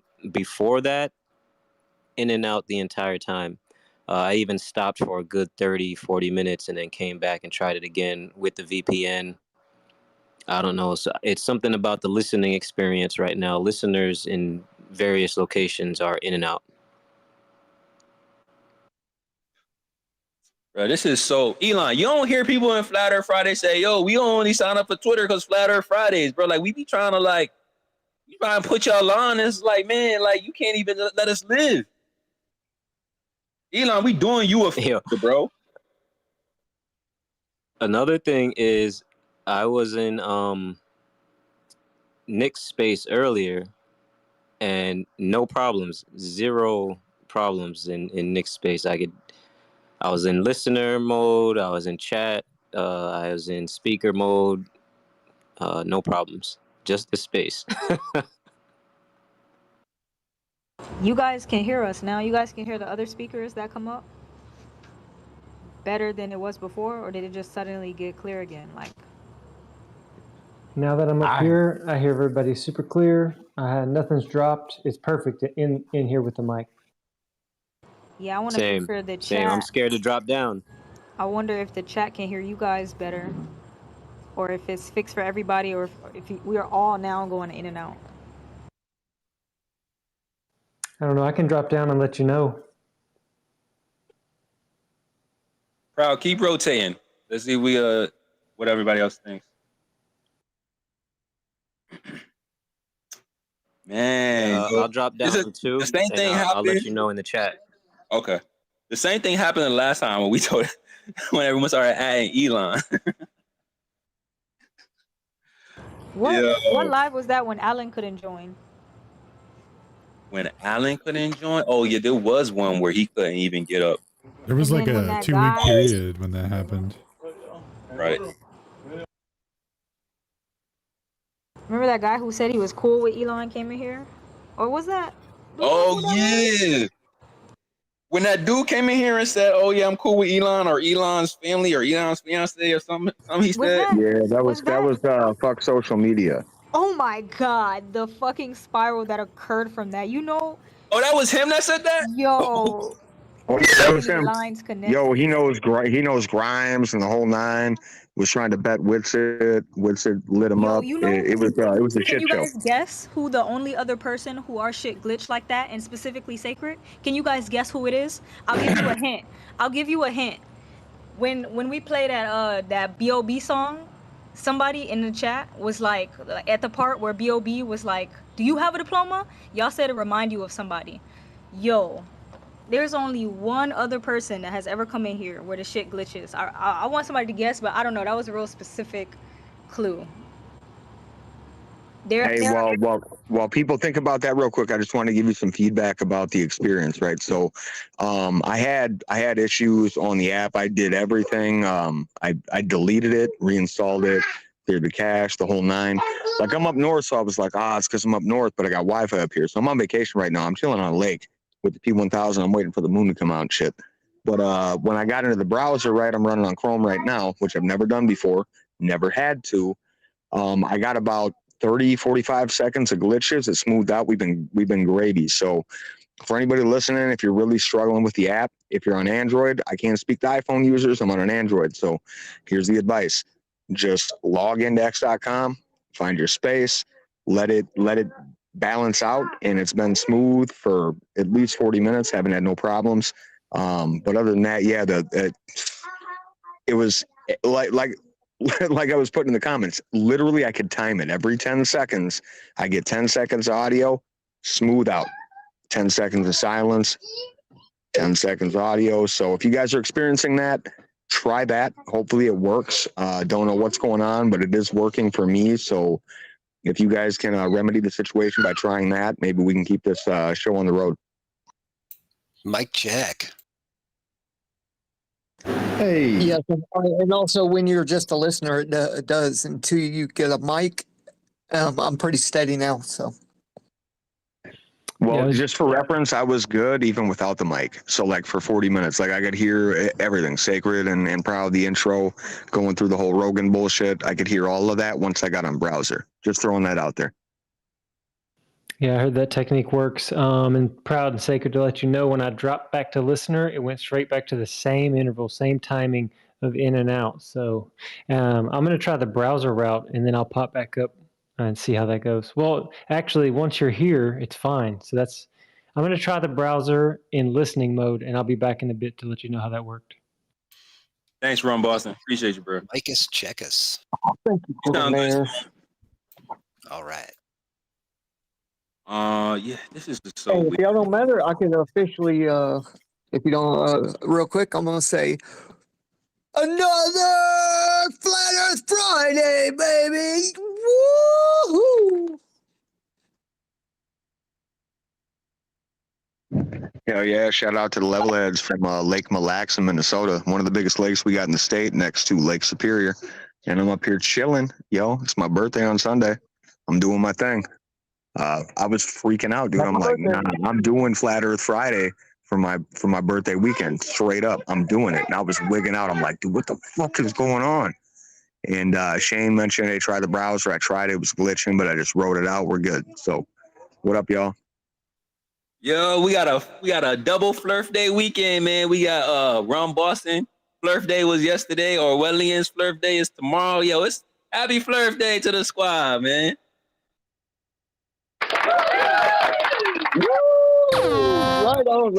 Right on. Hey, bro, if y'all didn't know, mine was on the 14th. So, happy belated birthday to me. Happy belated. Happy birthday, bro. Hey, you know what's crazy? I remember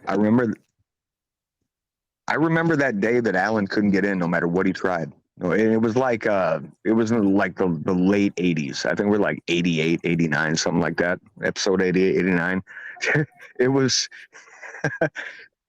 I'll never forget that, man, because Alan was just like, bro, it was the only time I've seen him rage quit a space. He was like, fuck this. I'm going to record this, but I'm out. Cracking it on that state-of-the-art 14.4 modem, right? Hey, Orwellian, I tried to hear what you were saying, but you were going in and out. So, did you have a solution that I missed? No, I was actually going to ask if you guys could hear me because I've never run this through browser. So if you're having issues, maybe that's a thing where I got to drop down and come back up type deal in the app. You're coming in solid right here, man. Oh, I'm south of the equator, and I think that's part of the situation. D3, can you hear me now, bro? Yeah, because I'm up on mic. As soon as I drop down, Sacred and Proud, as soon as I drop down again, it went directly to in and out again every 10 seconds. Actually, every 5 seconds. It's like 5 seconds I hear you, 10 seconds I can't hear anybody. 5 seconds I can hear you, 10 seconds I can't hear anybody. It's that 23.4 degree tilt. Yeah, I'm up in the northern hemisphere, I guess, or equator. So I don't know. Well, I've been reading articles since this morning on how they're blaming things on sun activity. So maybe this is some of it too. Yeah, maybe one we of can them was do that. centered right on LA too. It was hilarious. We got delays worse than the ISS. Yeah, are we talking? Come on, man. You know, the thing. Are we talking about the LED sun or the real sun? That is the question. Yo, they can't blame this on the sun. Hey, maybe it's all the aluminum barium they're dumping on us for like 2 decades, you know? And strontium. Well, I don't know, man. It seems just your space sacred. It seems you, right? Because Nick's space was fine. I was in there. That's what I'm saying, man. Yep. That's and what just got me so tight. I'm like, why is this happening to me, man? I've been chilling all week. Bro, I was in Nick's space. I'm over here. I'm in my bag. I'm over here breaking down Joe Rogan and Billy Carson. I'm over here cooking. Yeah, bro, it's just you, bro. Because I was in Nick's space I'm thinking people hear me like, yeah, go figure. And really, y'all just down in the comments like.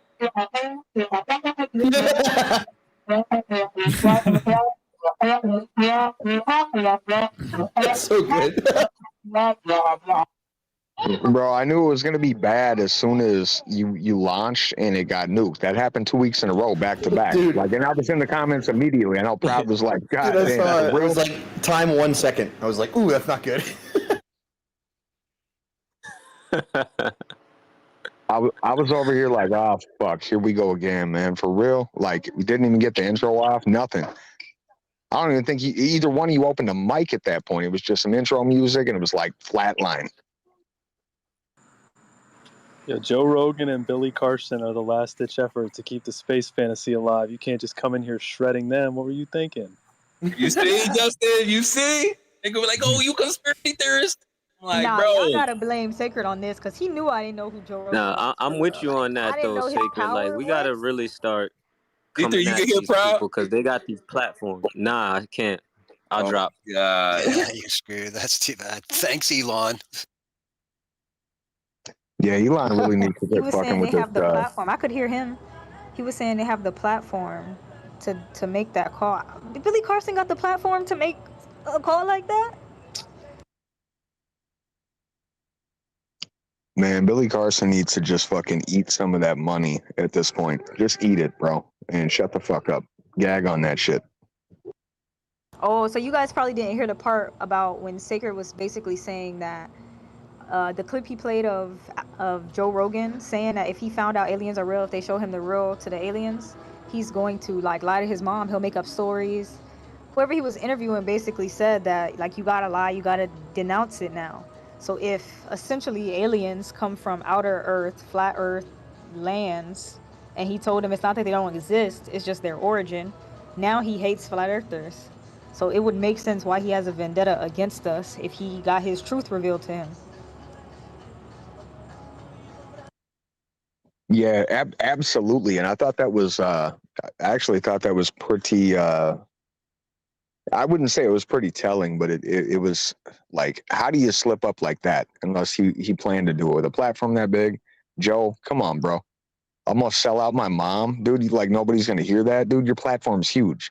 Your platform's huge. The internet's forever. You didn't say that on the Joe Rogan podcast, bro. But, you know, the internet's forever, man. It's a tricky bitch, dude. That's a motherfucker. How you going to reconcile that? Well, you're not. And the internet's forever, and you know we pay attention. So what's up? I got your back, bro. I believe in every word you just said, and you know what? He was probably given some sort of ultimatum, like other stories that we've all heard about. You know, either do this or you'll lose your job or your position. Take down your documentary information. Blah blah blah. Right? Well, yeah, say what you want about Andrew Tate. I know a lot of people got a lot of feelings about him as controlled op, but he put out a video last week on here on X talking about how this thing works, right? And he kind of laid it out about how people end up being manipulated into selling their soul for influence, for lack of a better way to describe it. And it's kind of what Joe is doing right now. It's pretty transparent. It looks obvious. Once you understand the framework of the way that you know influencers actually work, the way that they're boosted, we know how they operate, especially these anti-flat earthers, right? Quote unquote influencers. We know exactly what their MO is, and it's, I mean, you can literally overlay them. They're carbon copies of each other. They just, one of them looks a little bit more retarded than the other one. They're talking about the same shit. They're doing the same shit. They're saying the same shit. Where's that coming from, right? Yeah, it's been the same game for a while, right? Yeah, I yeah. agree. So what I thought was ironic, that's my thoughts. Yeah, You yeah. know? No, so when Tate laid that shit out, man, and I'll admit, like it's a guilty pleasure of mine to consume some of his content. I'm kind of fascinated by him and his brother to an extent, but I also understand that, you know, there's kind of a fine line between actually like consuming what somebody says whole cloth and analyzing it. So I don't really do that. But that being said, that video that he put out, I think it was last week, kind of laying out the way that the media works and selling influence, buying influence, yada, yada, yada. Media being whether it's you know, news media, whether it's social media, whether it's influencers, they all operate the same way. And I was like, oh, bro. And then so Sacred and Proud open up with this. They open up with this Joe Rogan shit, and I'm like, yep, that's that. It makes sense, right? When you understand the framework, it's all the same shit. I'm like, that's exactly what the fuck it is, right? So I don't. Yeah. I mean, I got sucked into the. I got sucked into the Terrence Howard thing with Joe, right? Because I had time. I had a 3-hour drive, and I'm like, I'm gonna listen to this interview. And I was like, the only thing that I cared about out of any of that was the periodic table conversation, and it's not even his, right? Everything else was just gaslighting and fucking leading, and I'm like, yeah, fuck this. So I'm gonna land the Joe Rogan mobile there. But yeah, man, once you understand the way that it works and how these people operate, it's literally the same. It's just a different person. It's a different guy, but the same hand jammed up his ass. I guess they're puppets. That's a good one, man. Hey, so I think it's to entice certain aspects of your emotional structure, your neurological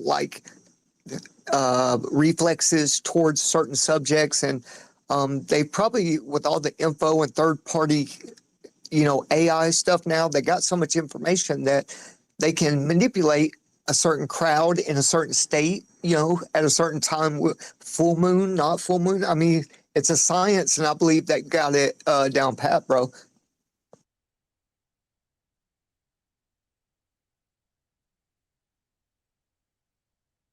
And I hate to say that, like I believe in doing that, but we got to put our minds together now and manipulate the future and for our benefit and for our children. Yeah, I would agree with that sentiment. And honestly, the only way that they can get you by the balls is if you're stupid enough to hand them to them, right? Yeah. And it really does come down to that, and that's not an insult to people, right? But it needs to be looked at that way. Like, if you're dumb enough to just hand yourself over to I mean, again, this is another appeal to authority. It's another hold on kiddos. It's another version of authority, right? Joe Rogan is a quote unquote podcast demon, right? He's the GOAT. That's an authority in his market, right? So that exists kind of everywhere. And if you're dumb enough to hand yourself over to any kind of influence or authority without any critical thought, you probably deserve what's coming. I think kind of what we do in these spaces, what we do in our own community is, I think it's the only counter to that. You kind of got to slow drip little bits of truth, and hopefully, somebody will grab a hold of it because they're hungry, and they'll be like, "Oh, my body needed that," right? They'll nibble on some more nuggets of truth, and then they end up waking up. But I mean, the cog disc is thick with people, man. I remember I was dense, dude. I was one of them guys. Absolutely, hands down, 100%. Would buy the stupidest shit whole cloth. Al Gore's The Brave New or Inconvenient Truth. I was that dude. I was like, oh, the polar bears, right? Polar bears are actually raping grizzly bears now, and we've got mixed bears all over the place. Weird. Yeah, I bought that. So I'm that guy. But yeah, dude. And to speak to that, I think this is all still fairly new to us. The last 2 to 3 decades, the internet, the technology, our kids learning on these devices, it's all new to us. So we're still trying to adapt for our benefit, if you think of that way. Hey, that's a really good point, RG, right? Because I always say, like, these resources that we have, they could be used as tools until they're weaponized, right? And that'd be like my main issue, because it's not just adults who got their mind made up that's listening to this. There's a lot of a lot of the youth that's listening to Joe Rogan because they like his content. Yeah. And if he's putting out these different things and he's like not representing the arguments the correct way, or purposely bringing on these like random mouthpieces that don't have nothing to do with flat Earth, like, and just the truth about our arguments. It don't even got to be the truth about flat Earth to y'all. I'm just talking about the truth about the arguments. Like, you bringing up things that we don't say in front of millions of people. And then when we go over to TikTok, then we'll hear people repeat stuff like this. Bro, to this day, they are still referencing Netflix Behind the Curve.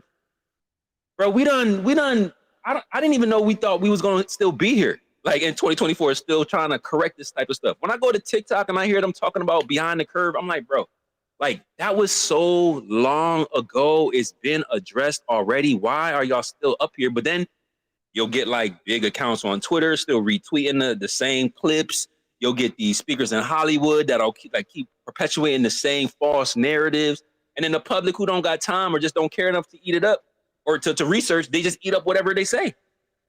And it's like, bro, that is such a bad faith move for someone who you're literally making your money off of having conversations. And under the guise of you being open, like open dialogue, like, anyone can come speak on your platform and you holding on to what you would call the truth. But then you do stuff like this, man, and then we got to deal with it. And then when we try to talk about it, y'all start glitching the space, so we can't even correct it. So you're not allowing us on y'all platform, even though you know who we are, since you sitting here sending subs and subliminal shots and all these different type of things, shooting blanks, by the way, pause. And then when we try to talk about it on our own platform, y'all start glitching us out like, come on, man. Like, at what point y'all going to just chill and stop playing with us like this? At what point? Yeah, that's a good point. No pun. But if we focus like a laser beam type area of where to start and start mending the wound and getting our ops out of the way to the sidewalk. And maybe I'm going to start my podcast soon, hopefully within the next month. And bro, it's going to be called Truth Connects Us. And if you ain't telling the truth, bro, I ain't even going to entertain you. And we know people like this already, and we're pointing them out right now. Right now. We need to move forward, bro. I mean, excuse my language, but fuck the critics. I don't care what people think about me, bro. I'm disabled, broken neck, in a fucking wheelchair, and I'm coming for you. You know, my kids are 21 and 22, bro. I don't want my kids going to the fucking war. You got me bent, bro. And these people out here lying on us like we're to blame for some condition. Man, they need to wake up, not us. I think the audience, I hope the audience is tight with the reality that it was Obama who recently, I guess, in our history, recently decriminalized propaganda by the government. It used to be illegal for the government to do that, but not since Obama. Then they call it That the was, Patriot Act? Yeah, hey, just for reference, in case No, anybody it wants is to know. actually an act named after the two guys, I think, in the 70s who criminalized government propaganda issuance. I think it was Smith Muntz. Yeah, it that was the sounds Smith-Muntz pretty close. I Act, bet and it that was is repealed in very well 2012. could be. But yeah, it was a particular act that you said, okay, we're going to tear that up. And people voted for it. Congress That's voted for crazy. it. Your government voted for it. Hey, did I glitch out? Were you guys not able to hear me? I'm gonna let someone else have my space. Thank you, Sacred. I'm gonna be listening, brother. Thank y'all, everybody here tonight, man. I love each and every one of y'all, man. And y'all keep me sane, bro, and on a mission. Hey, G, You know, can you hear me? yeah, I can hear. Okay, cool. I think it was a space or two ago you mentioned something musical. I haven't heard anything. Just a reminder. Yeah, it's all lyrics right now. Like a threat. And I've got I've actually got permission Yeah, from. just a reminder. Where I'm the keeping lyrics track. at, boy? I'm keeping track. You gotta get into it. Yeah, I You can gotta get post into some. it, right? I can post some. Yeah, I'll post some. No, you I'll gotta drop down. you gotta sing them now. The time for you gotta posting's find me on over. Telegram. I'm not a good singer, bro. I'm Put more me of up a on Telegram, hip-hop. RG. I'm at All Manosphere. right, buddy. I'm easy to find. Hey, I tried to look you up, man. There's like 4 or 5, and none of them look like your picture. Like the Oh, no, picture not you this got now. picture. No, it'll be the picture of Okay. me, the man in the moon. That's the one I use on The Telegram. man in the moon. Yeah, you'll see. I'm gonna hit you up, brother. All right, on, man. Thank you for the invite. All right, guys. Hey, RG, man, you so inspirational, bro. I appreciate you, man. Hey, Sacred, a footnote. The driver, I believe, behind Joe Rogan, he just got offered $1 million deal. Hey, do you guys remember the great Joe Rogan scandal of 2024? You guys remember that? You guys when that big scandal happened? Dude. The Cray Rogan scandal, dog. That's how the Globers reference it now, like we were all part of a big conspiracy. It's pretty funny. Who just gave Joe Rogan $1 million or a deal? I didn't hear whoever said that. My bad. Spotify. Yeah, it was Yeah, Spotify this is a while back. It Cosmo. was a couple of years ago, man. Spotify. Yep, that's right. Spotify. Is that where he does his podcast? And then he endorsed ivermectin and really made them sorry that they gave him all that money. Oh no! What is it when they So give who's y'all that like partial truths? Like when a secret society's got to tell you a little bit of something before they deceive you. What is it called? A pyramid scheme? Revelation of the I think. Oh. Revelation of the method. Political There we go. Revelations of the method. Revelation of the method. And like even the law of the universe, like they don't want that karma to come back on them. Yeah, I think it's also called karmic retribution. Right. Facts, right? Because they're trying to balance out everything's about balance. Even when we talk about everything finds equilibrium, like they believe in that same stuff too, y'all. When he says, "Oh, I mean, of course, if the flat Earth is real, then that means you're all powerful." Like, there's a whole bunch of things that you don't know about yourself. Like, he gonna say he know exactly why this is an important conversation. That's what blew me. I'm like, bro, are you kidding me? So you know exactly why we talking about this. You say it's so idiotic, but if it's true and it means the world to everybody, it's the most important thing ever. Like, yo, duh. That's why we talking about it. That's why we trying to figure it out. What in the world? I should play So that. here's a good Sacred. Here's a good question. Who's got capital in Spotify? I'm curious to know that one. I got over under. I got the over on BlackRock. they got something to it. Everything. Yeah, that's right. Hey, go ahead, D3. Know what's happening with Run Boston. Oh, Nancy Pelosi has a large chunk of Spotify. Uh-oh. No, I just made that up. We know she's well invested. She's made a bunch of money, I know that. Dude, she's just really good at investing in stocks. I think she went to stock school and graduated. She's a shark. That's how they fund their members, right? They're like, "Oh, look, you made all the right choices in the investment market that I own. How lucky for you!" I think it's just vodka talking. Maybe it's all just drunk luck. What in the insider trading? You know what they say, Stone? A drunk clock is right twice a day. It makes really good investment choices. I see. Clock's also round.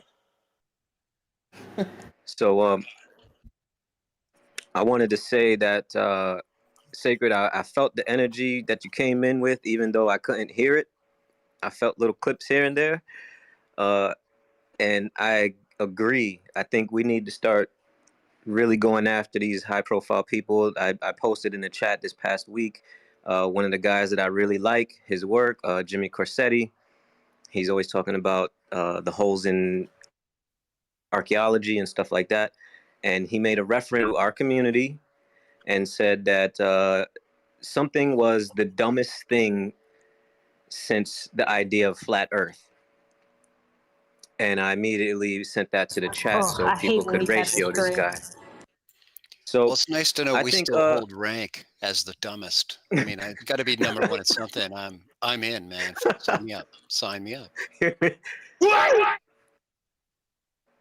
I'm just, at the end of the day, I love the conversation, but like I'm also like, all right, what are we doing about it? So I have an idea, like every time we see something like this, share it. And what I think we should do is not just question their ideas or anything like that, or not just say like, hey, that's not proven. I think we should attack them with straight up papers and facts. And Shane is a great resource for this because he puts a lot of stuff out. And just send like and at these motherfuckers, man, every time at these guys, all over the place, and at Witsit on every post too. and Alan, so we could get these guys to get on one of their shows, man. Bro, they already. This is the That's my problem.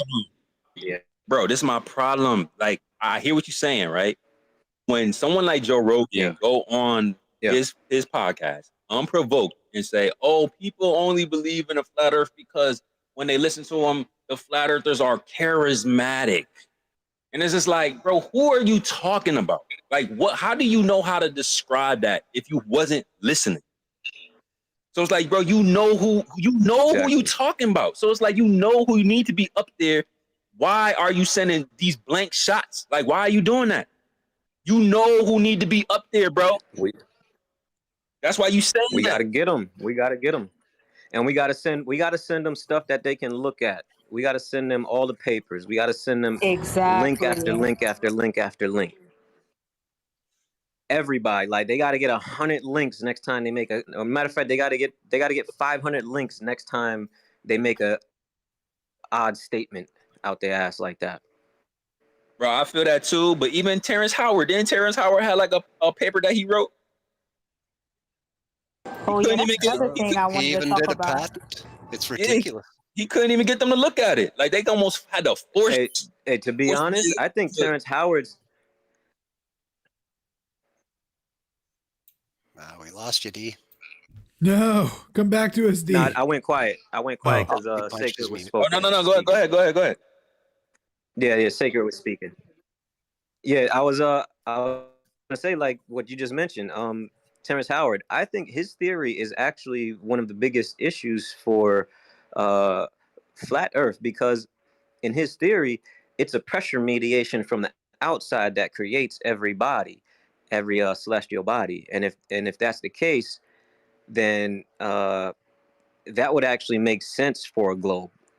It would be a spherical pressure where it's holding everything in rather than the gravity pulling down from the inside. I mean, that would be the best case scenario for him, I think. I think he's got the only theory that actually works for them. But yeah, his stuff is not really proven, so. Well, that's the one thing. Mila actually had like kind of start putting me on to like focus on some of the stuff that he was saying. My issue is, it seemed like he know about the ether. So it's just like, even if you appeal to a different type of framework that's kind of related to the globe Earth stuff, bro, like, you are acknowledging the ether, and that's a problem. Like, I don't even really think that we got into it for real, but he even mentions in Mickelson Morley, it's like, bro, how you could still talking about the Earth being emotion, referencing Mickelson Morley, bro? Like, that means you know what's going on, or like what? Like, I don't know. It's confusing to me. Like, how there's no way that you know that their figures don't work. You know about the ether. You know about Mickelson Morley, and then you still subscribing to this Earth being in motion. It just don't align with me, bro. Bro, that's exactly why I was saying, I think it was last week, like, I want to know what all these smart motherfuckers know, where they know shit like that, and they'll be like, oh yeah, there's definitely an ether and Mickelson Morley and blah, blah, blah, but still believe it's a globe. What is it that they know that we don't know? No, you That's need what to I'm trying to figure out. farther away. One step farther back is where you need to look at that from. You see, what you're actually witnessing are people who memorized buzz expressions, but they don't know why they're saying them. And they've memorized so many of them that some of them actually start to give you the appearance of self-contradiction, not that they're aware of that. And that's the angst you feel. Yeah. Ooh, Stone, well said. Yo, Dave, if you're listening, that was what was happening last week. 1-to-1, dog. Dude, it was like dude, like, oh man, he knew enough buzzies to like carry along, but didn't know why was sick. Dude, God bless you, Stone. How do you do that? You got a Philosopher's Stone in your pocket or what? Yeah. You have to develop the ability to psychologically undress the guy. That's it. So, like, with Howard, how could we convince Howard, right? Like, we'd have to send him the Mickelson Morley papers, all the other interferometry papers and explanations. Like, bro, it's not moving.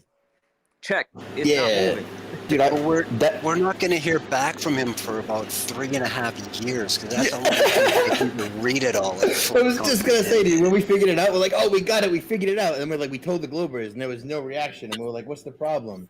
Oh, you don't understand any of this. You don't have to learn all about interferometry and what it means and how this is. It's like, oh man. Oh, matter of fact, I just seen this on the timeline. Actually, Shane, please tell everybody about your new tool that you released. I didn't. Oh, dude, he stole another one, boys. That's right. He stole ChatGPT, boys. Shane, Shane, put that ChatGPT down. Dude, watch out. There's going to be a thread that's going to compare my ChatGPT to the other ChatGPT. It's going to be... They're identical. It's 38 million lines of code, dude. Which lines did you change?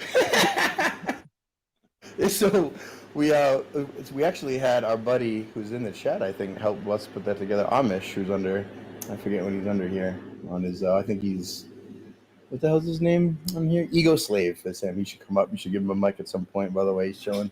But hey, request. What's his name?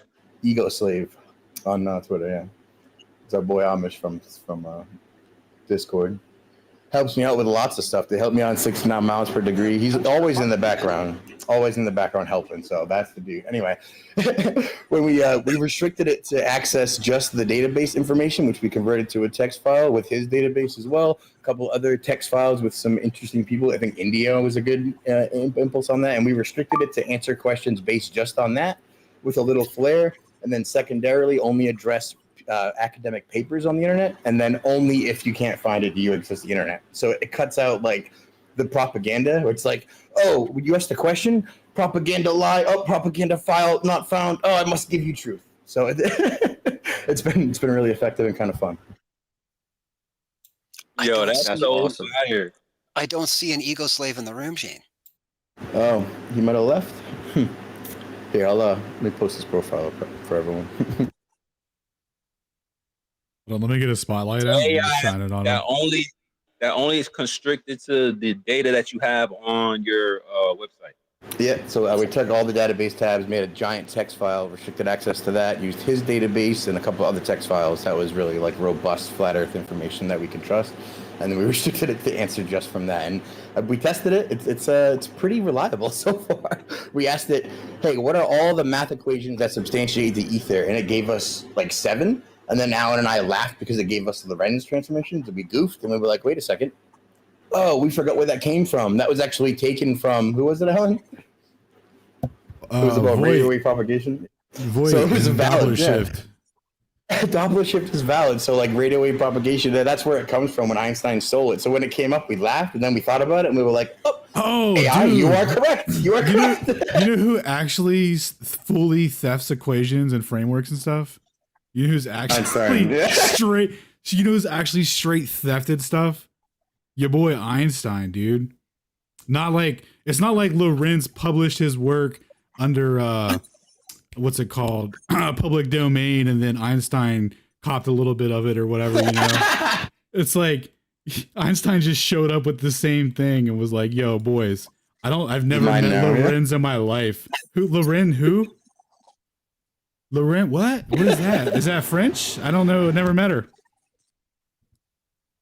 Anyway, but Shane. Oh no! How dare you? ChatGPT be rage quitting. How does it rage quit? Huh? I've never rage quit. What do you mean? It do be shutting down on me sometimes. It'd be rage quitting on secret. Like, I want to talk about something else, or I'm done with this conversation now. Like, just tapping the fuck out. Good night. Like, what? Wow, that's new. I've never seen it do that, but I've kind of pushed it a few times pretty hard to try to get it to admit certain things, but no, it never quit on me. That's interesting. Maybe that's new.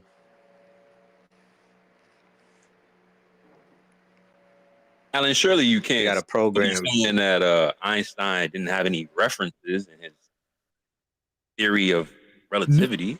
No. So when he published his derivation for the perihelion precession of redshift, and the formalism was exactly the same as Paul Gerber, who derived it 17 years earlier using an ether framework and setting the speed of gravity, setting the gravitational propagation speed to the speed of light. You know, I'm sure that was just a coincidence.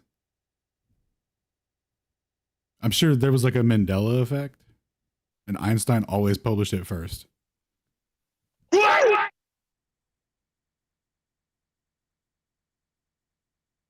Whoops, there we go. So I flew through Flat GPT instructions in the Jumbo, and also through Ego Slave's post that he was also commenting in the space earlier. So I guess he was here, but Shout out Ego Slave. I'm gonna test it out, man. Might have fun with it. It can read scientific papers too, right?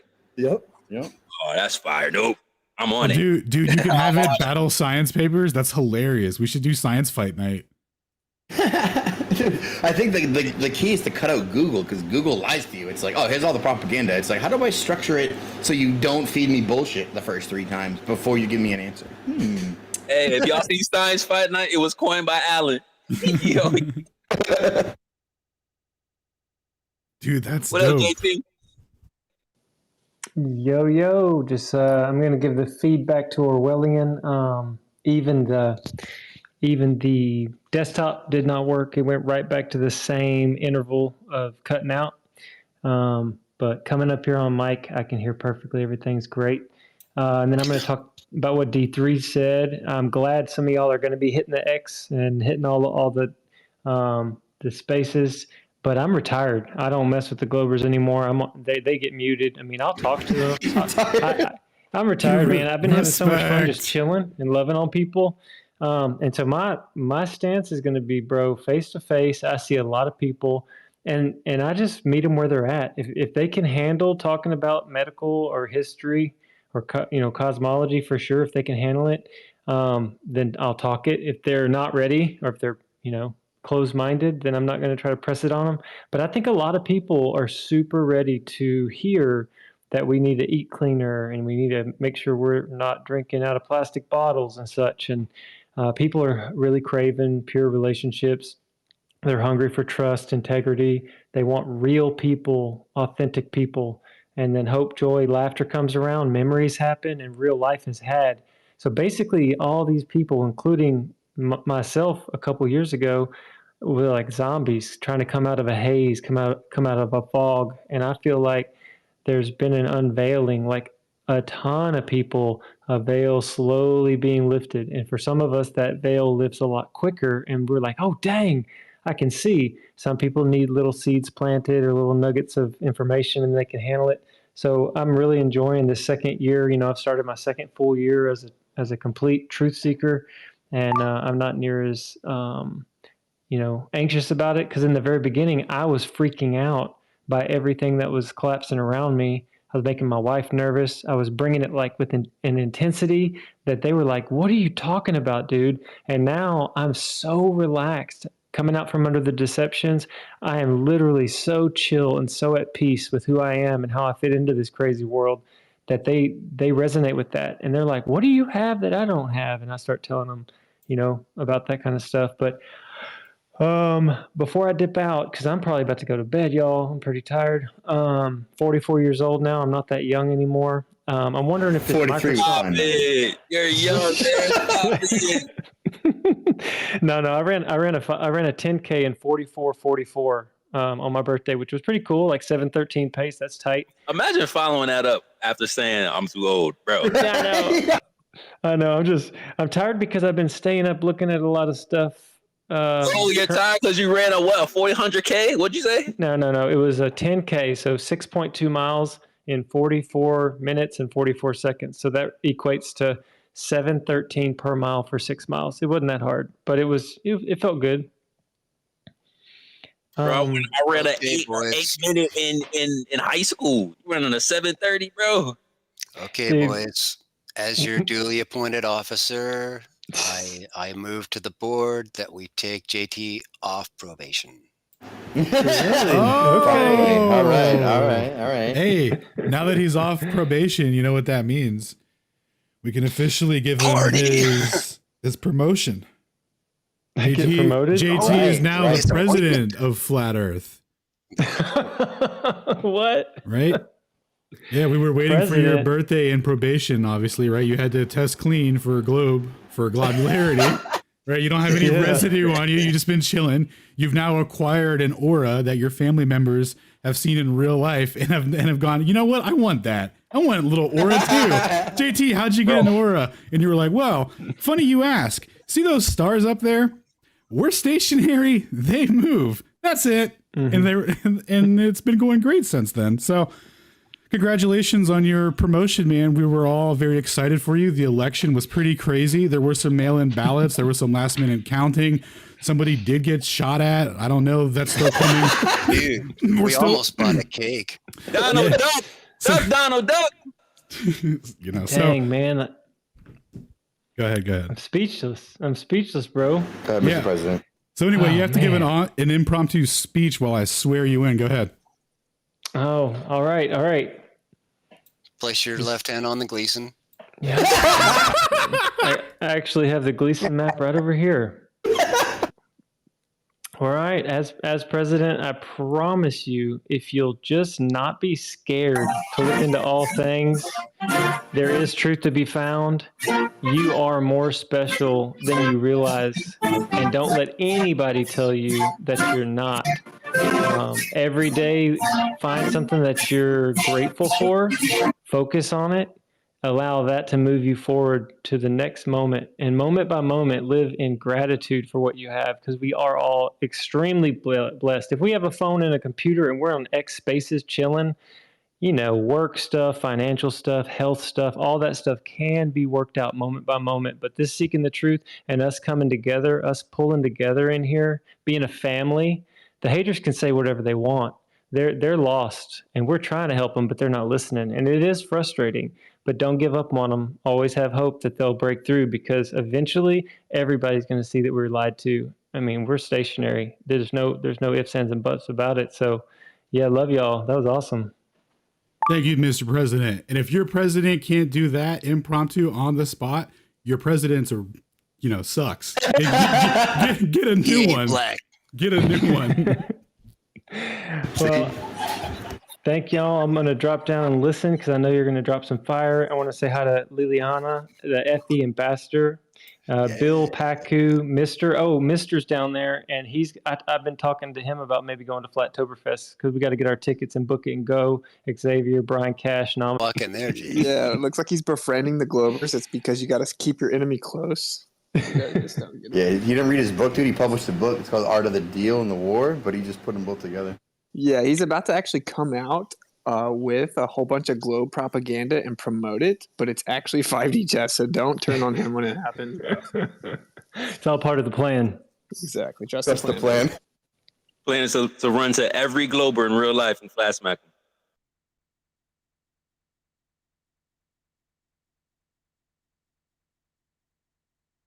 Also, what's up with it?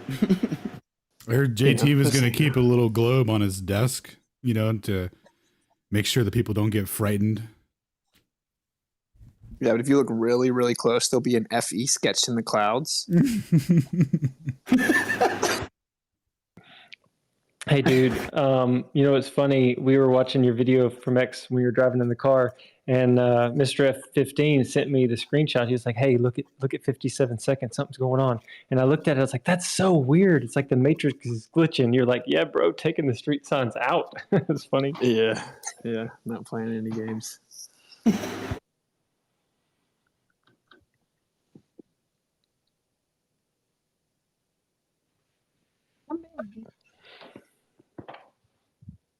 I want to know if our glitch is cleared yet. So I actually no, dude, it's not for me at least. Like I went and listened to the live stream, and then I heard JT say, when you pop on stage, it stops. I'm like, oh, okay. So it cuts out a lot if you're in the audience, at least for me. Damn. You pause it, get behind, then it will go smooth. So that's maybe what I'll do.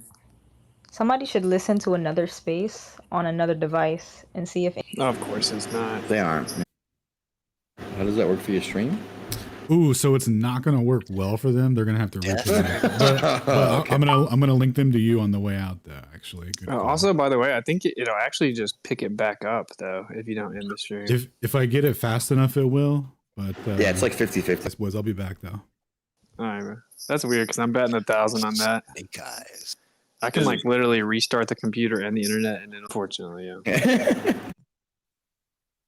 You need it in You know Florida. what? There's a lot of dead spots out there. I'm gonna try it. I'm gonna try internet Did you reset guys just see theory. me get kicked out for making?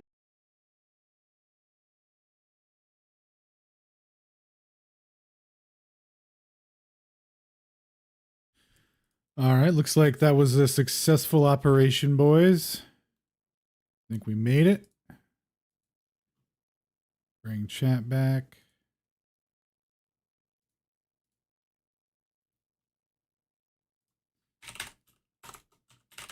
Testing.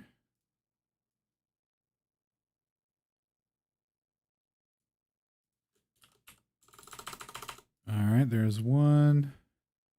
Join stream. 2. Talk to you with my voice, and let's plan a time. Can you wait till, or I said, can you get in there now? And he's like, no, not till this evening. He couldn't even last from the middle of the day or whenever it was till the evening for me to talk to you with my voice, and let's plan a time. Can you wait till, or I said, can you get in there now? And he's like, no, not till this evening. He couldn't even last from the middle of the day or whenever it was till the evening for me to talk.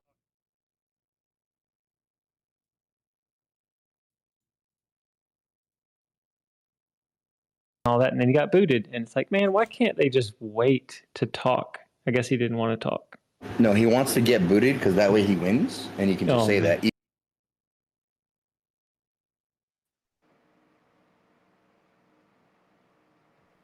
Testing. Can y'all hear me? I can now. Yeah. Loud and clear. Loud and clear, yeah, man. Wissa, can you hear me? He's helping with Aaliyah. Widget's on daddy duty. Yeah, back in 10. I don't think he can hear me though.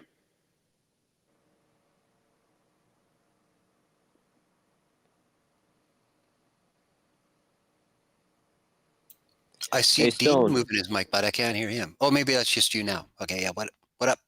All right, boys, I made it back. What should I look into? Dude, real quick, the listening experience as a listener. Oh my God. My condolences, dude. Rested. We're going to have to just shut Yeah, this down then. yeah, I should have restarted a long time ago. I don't know. I don't even know how we got 70 people in here listening. Because Dude, shout out to the lads. They must be like on PC or not affected because it's rough. The word is dedicated, and we hand out every the 5 kudos. seconds. All of the So diehard I was going to OGs. ask you guys, how do I what do I look into? Yikes. For data about how they measure what's the content of the atmosphere in space, let's say from here to the moon, just that space, for example. What do they use? Like, where can I find that data? Anybody got any ideas on that? I don't know that you can. I mean, you might have to go back to the 50s where they claim to launch things that are barometrically sensitive in just the low end and start to plot some kind of high altitude gradient. But I'm still, again, not really sure how high they claim to have gone with that kind of gear. I'm pretty sure the rest of it is all just assumption on their part. There's been a lot of talk in the past where people are always guessing about how there might be trace atmosphere on the moon because it has 1/6 G, and there could be something like that, like vegetation. The yarn just comes flying out of the closet. It's amazing. But that'd be the first place I'd recommend you look if you want to find some kind of quantification of it. But I haven't heard of anything like that recently done. I mean, they can claim something as far as a sample up at the old ISS there, but I still don't remember hearing them quoting that at all either. Yeah. So as far as starting the space, I think Xavier just said that he's in listening, but he can't hear anything, and he's listening to one of the streams. So if someone is in listener, they're also in one of the streams. That's how they're still here, I think. Otherwise, nobody would be. Yeah, I'm sure that's There about you go. 2/3 of the audience right now, for sure. Oh, hey, yo, I'm going to pass my mic.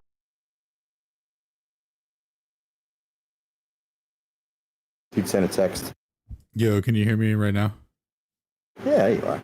Oh, yeah. So I got a notification from my ISP that said that there's outages right now and they're working on it, et cetera, et cetera. So I may go in and out tonight. I apologize for the robot noise. Usually I can mask it, but tonight there will be some roboting. You guys ever seen the Hulk? You know, when he gets mad, he turns green or whatever. This is very similar, where I'll turn into a robot.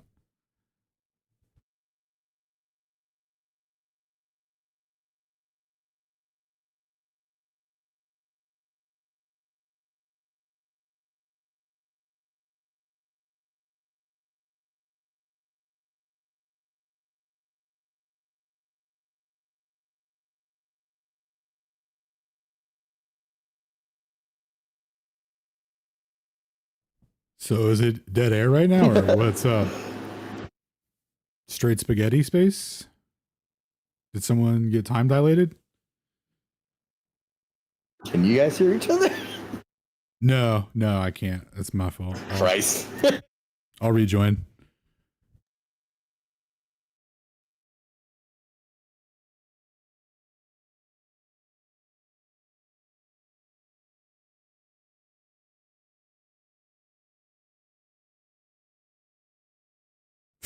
Dude, this is crazy tonight. Oh, this sucks.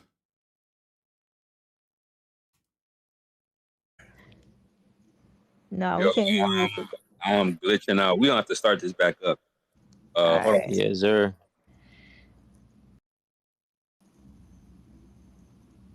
Testing. I can hear you now, Sacred.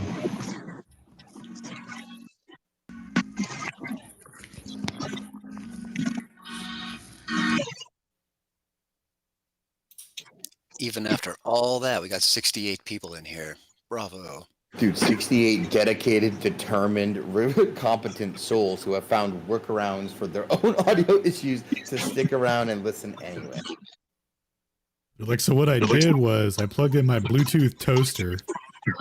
And then I quickly rapid tapped, and then I did a workaround with a wire, and then I had an actual adapter. After I and then- derived something from the ether, right? Yeah, throw in some new MP3 encoders too. This is too much. So how about this, Proud? Why don't you just I do a closeout real quick, and then you start the space, and I'll throw it up top. You want to do that? All right, instead? bet. Yeah, we can. All right. Start the space. I'll throw it up top for everybody to jump over, and then we'll slide like that because y'all not finna do this to us on Flat Earth Fridays, Stationary Saturdays. Hell nah, you ain't get rid of us that easy. Flush. Okay. That way you can go get prepared and stuff.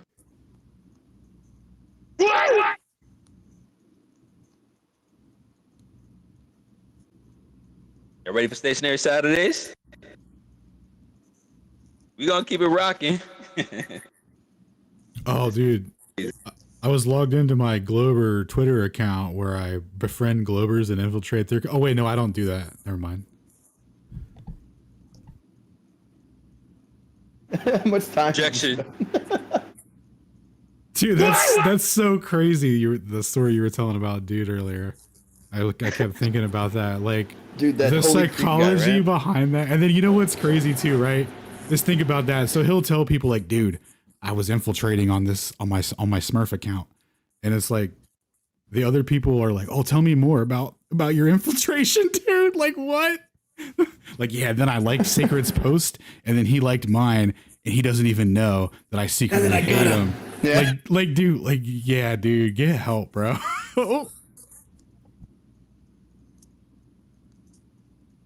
That one dude has like 73 fake accounts just for the purpose of coming into Flat Earth spaces and trolling Flat Earthers, and it's like, bro, you might be wasting all your time. Sorry.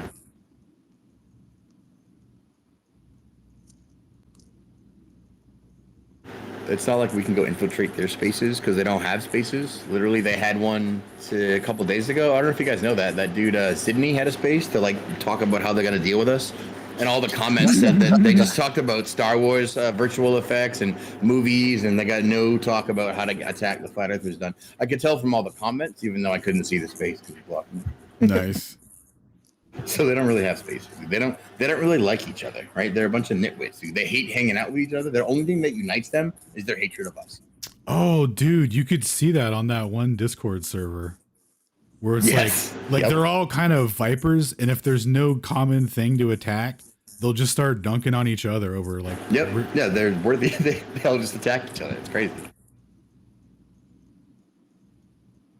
I like how people are like, you're not a real debater unless you go to the Globe server, the one Globe server, and then you can debate them there. It was like, oh, is that where all the eloquent, well-researched, well-read Globers are hiding? Is that where they've been the whole time? How come they don't come out of there?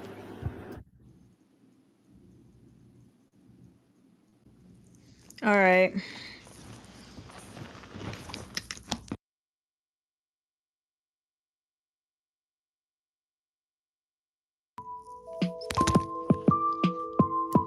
Yeah. Denver. Yeah. Stand up. Hard body shit. Flat boys. Bang. Let's go. Hard body shit. Ever since my birth, my dick got mad girth. I'm chilling with my people talking about that flat earth. Last night, your boy had some sex with a nice girl. Hey, follow Proud Flirt. Really hit an iceberg? When other people spend their life chasing wealth, me and my boys, we chase that level heads, globe, not a part of the system. Try to keep us down, but whoops, you missed one. It's really sad to see all these people mad at me, cause I just figured out there's no such thing as gravity. Yeah, NASA, and now I think I'll pass her. Hard pass. Forgot everything I learned in class. It's a storm of information like a monsoon. Lying mother, no one landed on the moon. Not a straight answer, what is you saying? Y'all can't censor Flat Earth Fridays. Size penguin. The earth is flat. The earth is flat. People around the globe know the earth is flat. I don't care about this, I don't care about that. People around the globe know the earth is flat. Bang. Yeah. Flat boys. Flat Earth Convention 2018. Flat boys. Yeah.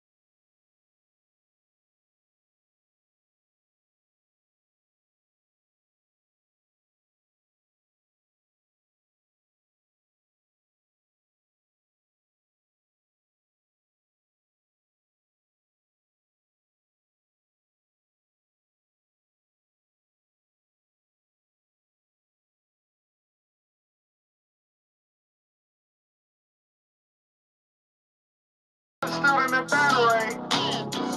Got it. Fucking science. Yeah. Fucking science, bro. Lab coat, check. Goggles, check. Nodules, check. Fucking science, bro. Hiya, lads. Welcome to science class. Bob, quit writing raps in your log sheet. No one's gonna sign your ass. Okay, let's get scientific. Fossil fuels come from years and years of biodecomposition. It's really just scientific.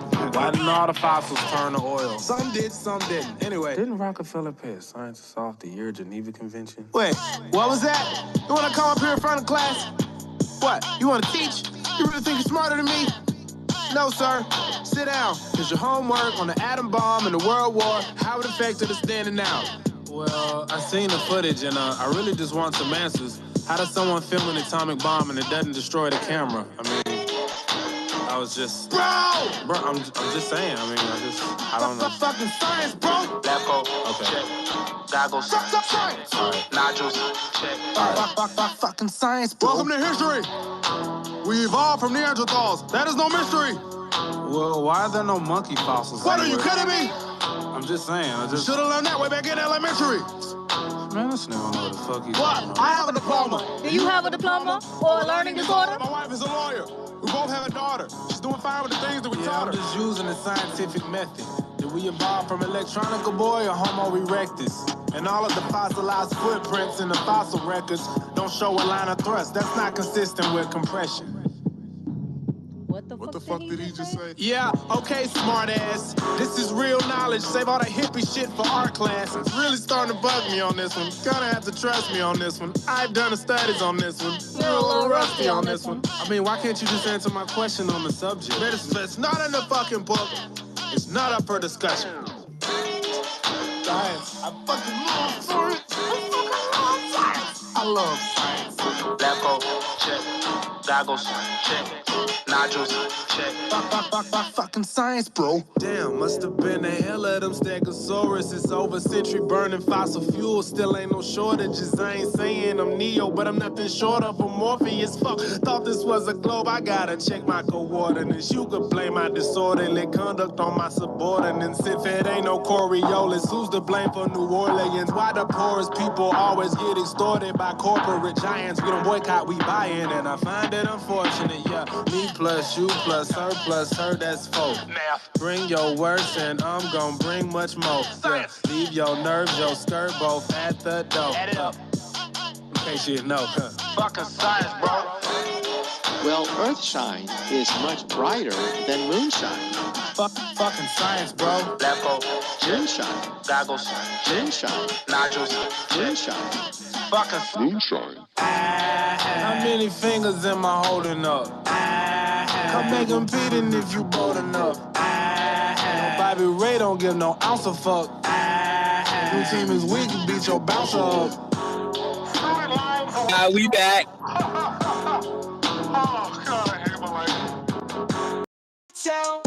We got the facts, yeah, we breaking them down. Nothing but truth, we ain't playing pretend. The world's flat, it's time to comprehend. Late night sessions, we dive deep inside. Exploring the truth, taking you for a ride. No sleep tonight, cause we're wide awake. Questioning everything, the rules we break. You can't slow us down.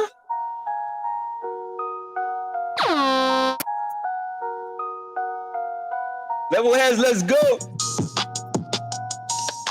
Stationary Saturday. If you are 2 millimeters above this beach ball, you just don't. That stuff is flat. Yo, check it out. Did you know that the earth is flat? It's flat like it's a ball. And you know that's a proven fact. What if I told you pics of earth were made in Photoshop? And astronauts are actors acting in a movie plot? What would you say? What would you do when you find out that the globe is fake and isn't true? You globers about to turn into a bunch of flat earthers. Just ride the wave, cause you know that y'all bad surfers. Ride the wave. Cause you know that's not the curve of the earth, right? At that height, you don't see the curvature of the earth. Yeah. That stuff is flat. Tell him, Neil. That stuff is flat.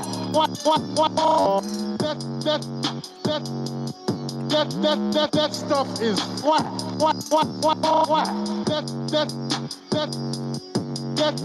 That stuff is flat. Let them know where we at. That stuff is flat. That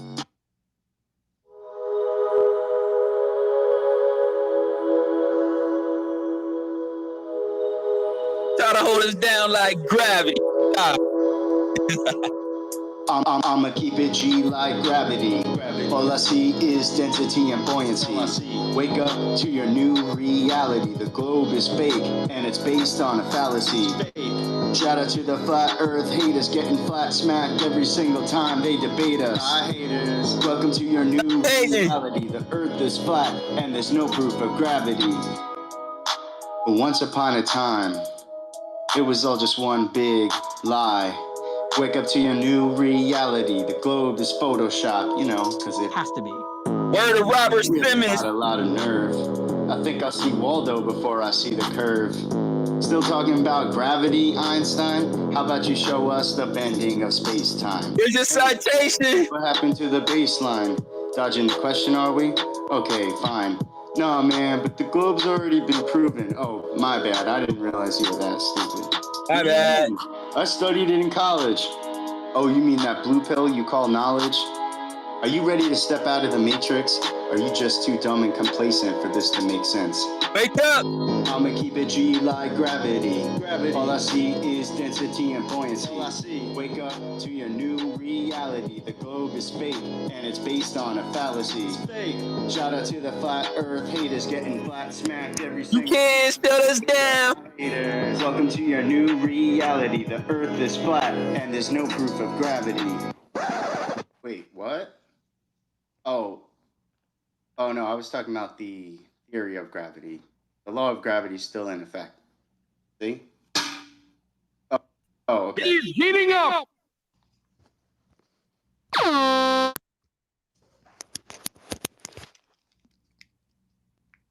Mic check, mic check, mic check, mic check, mic check, mic check. Loud and clear.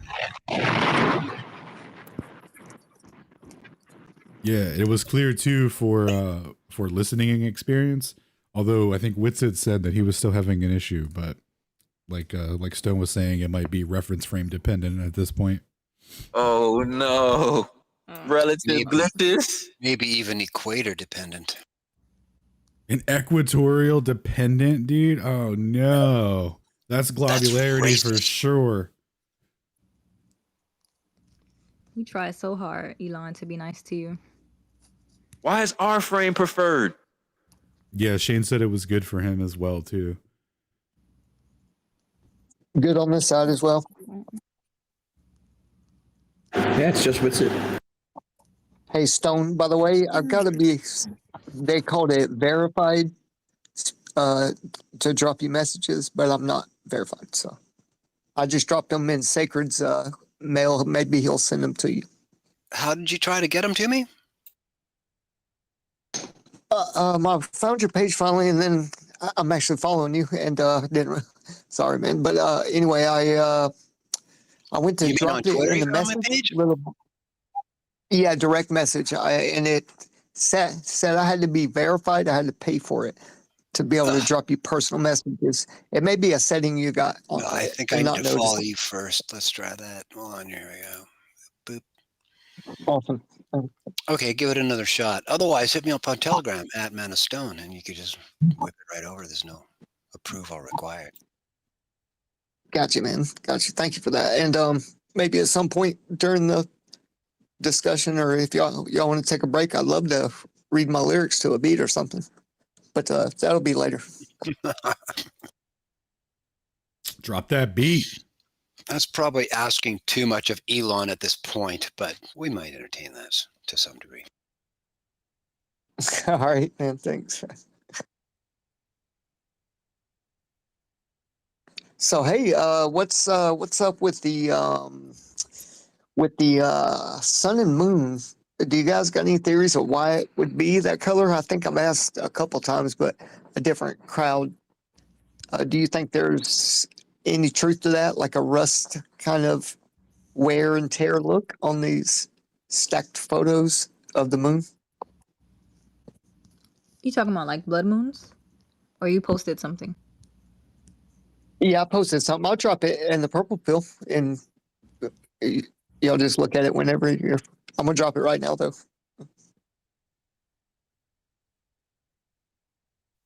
Hey, I just want to quickly say, man, shout out to all of you guys, all the level heads, for pulling up to to the second or third round. I don't even know. I lost count at this point. Still rocking with us. Still pushing through into stationary Saturdays. I want to apologize for the last space and the spaces before that. Not really sure what's going on. I guess it's hard when you start atting people directly.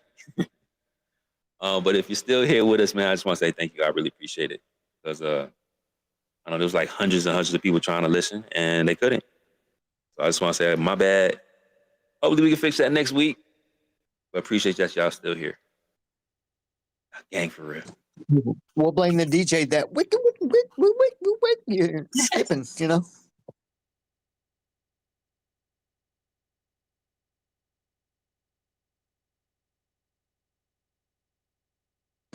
So I dropped that picture in there, and I think he on the actual. I didn't want to name him personally, but on his page, he does say that this is stacked. But the discoloration, can you do that like as a way to make people feel as if it's reality?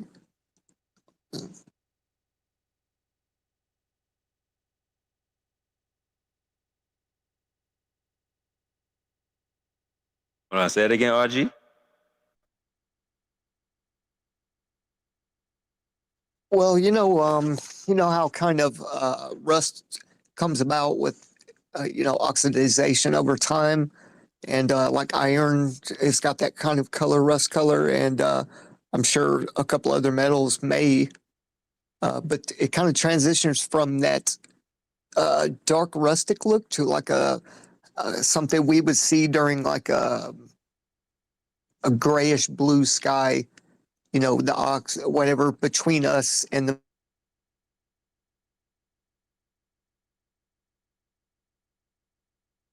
Did he cut out? Sure did. Oh, I got triggered. The ether got him. What is the globe Earth explanation for why the moon is red? And why I just don't want to make assumptions of what's above us, So that's why you guys are like a team of people that are really, really smart. So I brought it to y'all's attention. You kind of went out a little bit, RG. Testing. Damn, I think we got excited too quick, guys. I don't think RG can hear Proud either. Yo, RG, your last of what you said, we lost the last 30 seconds of it.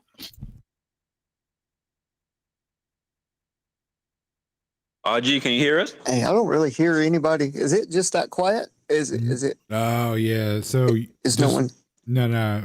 You can't hear Proud or Sacred. Lost. I'm only hearing. He can't even or hear seeing me. faces. Respect. No, he can't hear nobody. He can't hear anybody. Goodness. It's out there all alone. Floating.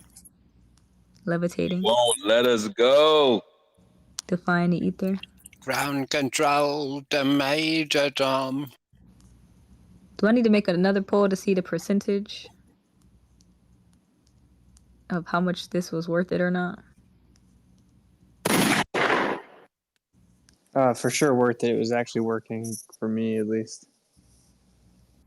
I'll show you guys. I was at the gym earlier, and I stayed in here the whole time, but I could not hear anything, bro. It was terrible, and I heard the whole intro song this time. I'm so mad. I really thought I was cooking too. Dude, what I heard sounded good. I'll give you that. Thanks, man. Thanks. Yeah. You ran it back a few times, so I got to put it together too. It was cool. I tried.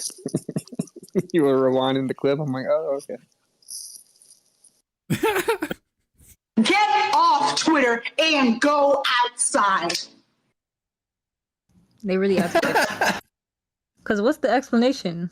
Like, is it Elon? Is it Sacred? Is it my phone? Is it what? Like, what's the solution? It's not like we figured out the variable. So Coriolis may be affecting it. Like this might be a latitude dependent rotational sidereal thing. I don't know. Yeah, I want to take this opportunity for all my Apple haters in here. I'll accept apologies right now. L? Question Facts. mark? Let me hear the apologies. Line up. Facts. Oh, the thing. Yeah, dude. Yeah, all I know is my MacBook's just chilling. Exactly. Y'all bought into the monopoly. It's amazing, bro. It's amazing. Hey, Shane, where you at, bro? I'm back. Yeah, hey, bro. So what's up with Apple again? I have Apple. Okay, you have a phone now, but I specifically remember I don't remember that. months and months and months of ridicule. I don't remember anything like that. All right, whatever, man. We all know Windows is compromised, Mac is unscathed. It's all good. We can move on. I don't think I probably wouldn't edit on a Mac. I'm sorry, we couldn't hear you because you glitched out on your Apple device. Nah, that was a notification. That was a notification. Bro, reaching so hard. That was a notification. That's why I said it again. I probably wouldn't edit on a Mac though. But you gotta try it, bro. Try it out. Try iMovie. It's not bad. Oh my, that's like 6th grade edit. No. I will say, on like, a I will larger say, scale. there's like way better. There's way better apps now, like even on your phone. Yeah, that's where all the magic comes from. Yeah. CapCut and Photo Leap Gold. We got David, Jonathan, Stone, RG, Bill, and Liliana on stage right now. Oh, Jonathan back? Oh, snap. Where you been at, bro?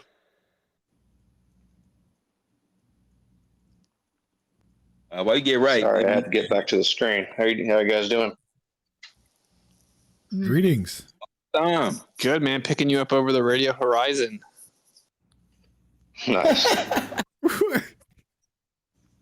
Such a nerdy joke. Only 2 people got it. Science. Posted a little image with a question of sorts, but I don't know if it showed up. In the pill? No, you're probably right, bro. Starts already. Yo, real fast before we get into that. Do you guys, like, totally not related, but do you guys think the whole like, oh man, Windows cloud is like pre-programming everyone for like some major cyber false flag? All right, I'm stamping my prediction. Major cyber attack false flag. This was like a dry run. And you got to admit, it kind of made it, it's kind of eye-opening, right? It's like, wait, a lot of stuff relies on a few things. I think anyone who has the complete loss of mind to use a Microsoft Cloud anything deserves everything they get.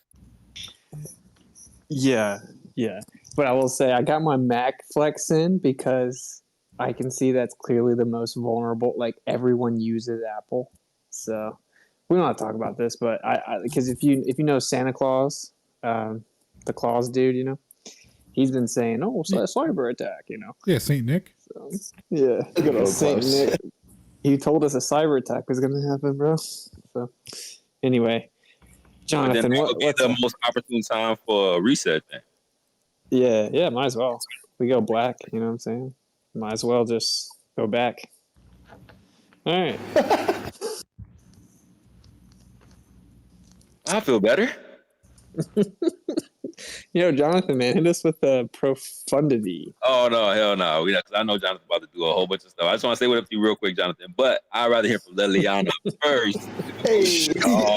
I don't think they would. Madam Ambassador Royal. Want to shut us down completely. What news? Hey guys, how you guys doing? Man, I had to chase. Struggling. I know, huh? I had to chase so many different. I went to Alan's YouTube, and then that died. Then I went to Shane's YouTube, and then something glitched out there, and then went back to Alan's. It's been crazy, but somehow this space seems to be working. But I'm telling you, Sacred, they are petrified of you. because you got strong truth energy. You know what I mean? And I'm telling you, liars, their souls are petrified of people that have total integrity. They're just, it's like their soul on a soul level is petrified, you know? But, oh yeah.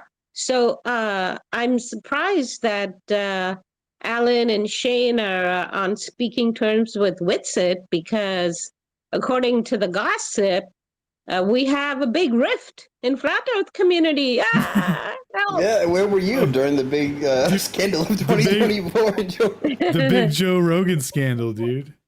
Oh yeah, no. I was go look at that video. I was Actually, quoted on there. Lily, actually. we actually have an insider who was there on that day that the Joe Rogan scandal was conceived and hatched of. So Dave, if you're, or I mean, anonymous listener, if you're out there and you want to come and tell us the story of what happened, that'd be hilarious.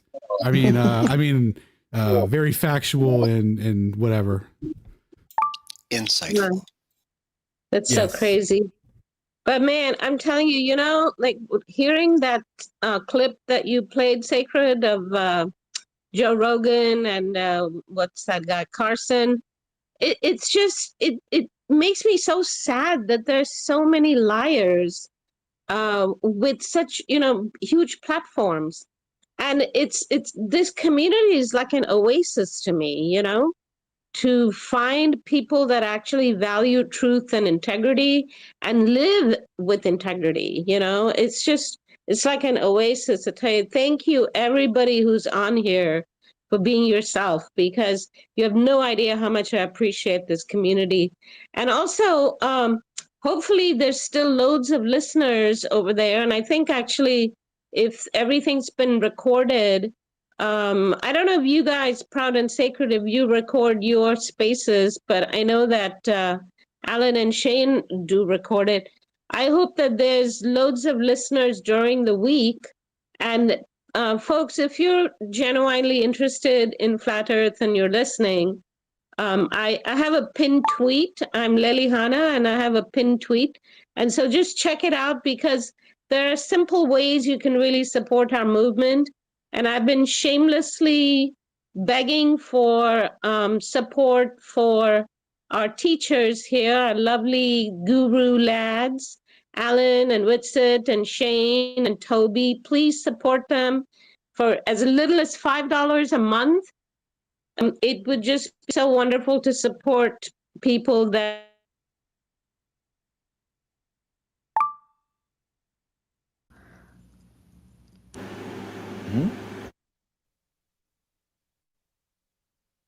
Oh, another recap? We probably should do a recap. Yeah, I just want to say when I was listening, everything was coming in just fine. Everybody should be good, I think. You think you got another 105 for Proud making it before she gets the same treatment, or what?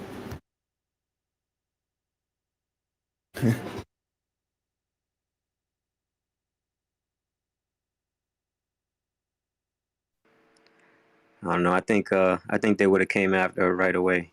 I wonder how much I could get away with. Every once in a while. I feel Don't like- do it. Don't do that. Proud.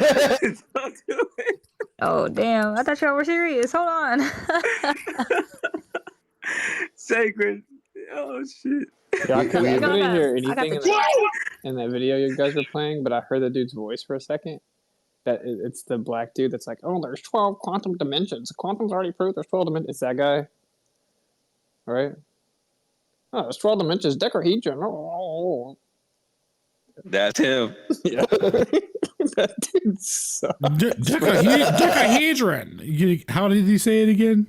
Was it Quantum proved 12 dimensions of the decahedron? He says it all the time. That's a dodecahedron. You're talking about 12 sides. Anunnaki. Oh, okay.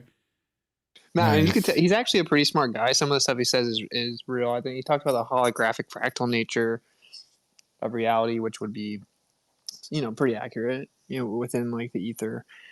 It's just so gay that the way he just like pushes the quantum. Oh man, like it's the gospel. I'm like, bro, you gotta chill.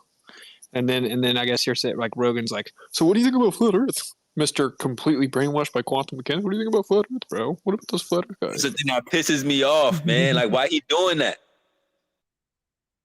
Dude, how about I was talking to a flat earther on the internet and he said he was going to shoot me in the head with a gun. So I like, what kind of story is that, dude? What, he said that? Yeah. Yep. Dude, like, what? Dude, also, we don't believe in gas anymore, and that's our argument. So, Bro, if I was talking to someone on the internet and they said that, just straight, like, you just immediately ghost them, dog. what, dude? Would you not go to high school? Okay, I'm done with you. That's crazy, dude. Like, bro, I swear. Okay, so I'm wondering what you guys think, because I'm letting you know I'm coming back with a totally new approach. All right, I don't got time for these people, bro. I'm just letting you know. I'm in. People You get had me mad at at I don't have time. Yeah, I just don't. I literally don't have the time at this point. So, like the thing about geocentrism, even right, it gets real into the weeds real quick because people bring up these like these buzzwords, and they don't realize like the complexity of the subjects, right? So, it's right after you learn to tie your shoes, you can say the word relativity. So these people just say that word, and then we're like, okay, Alan, pull out the bazooka, and it's like these people aren't ready for it's like, come on, bro, you know what I mean? But I think that I'm gonna be very strict about if you can't be intellectually honest about geocentrism, like you can't even hold an intellectual discussion, not even in the weeds, just like on a basic level. I'm not talking to you about. I'm not talking to you about flat Earth.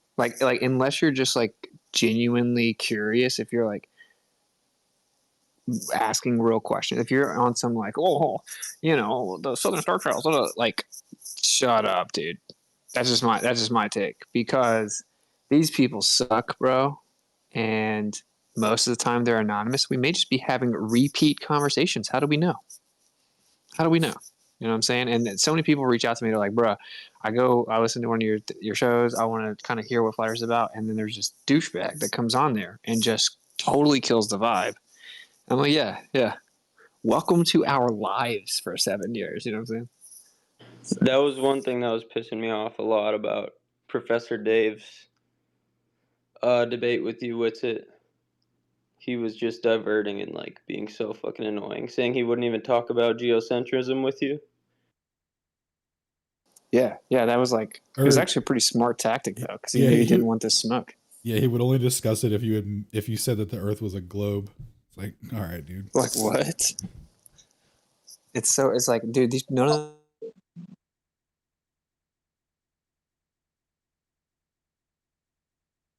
Ooh. I think Wizard cut out.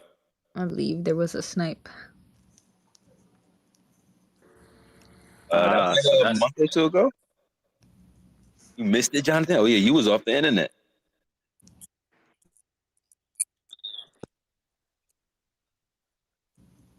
Is that how it's gonna go in this space? They let us think we're rocking, and then they just go pick us off one by one.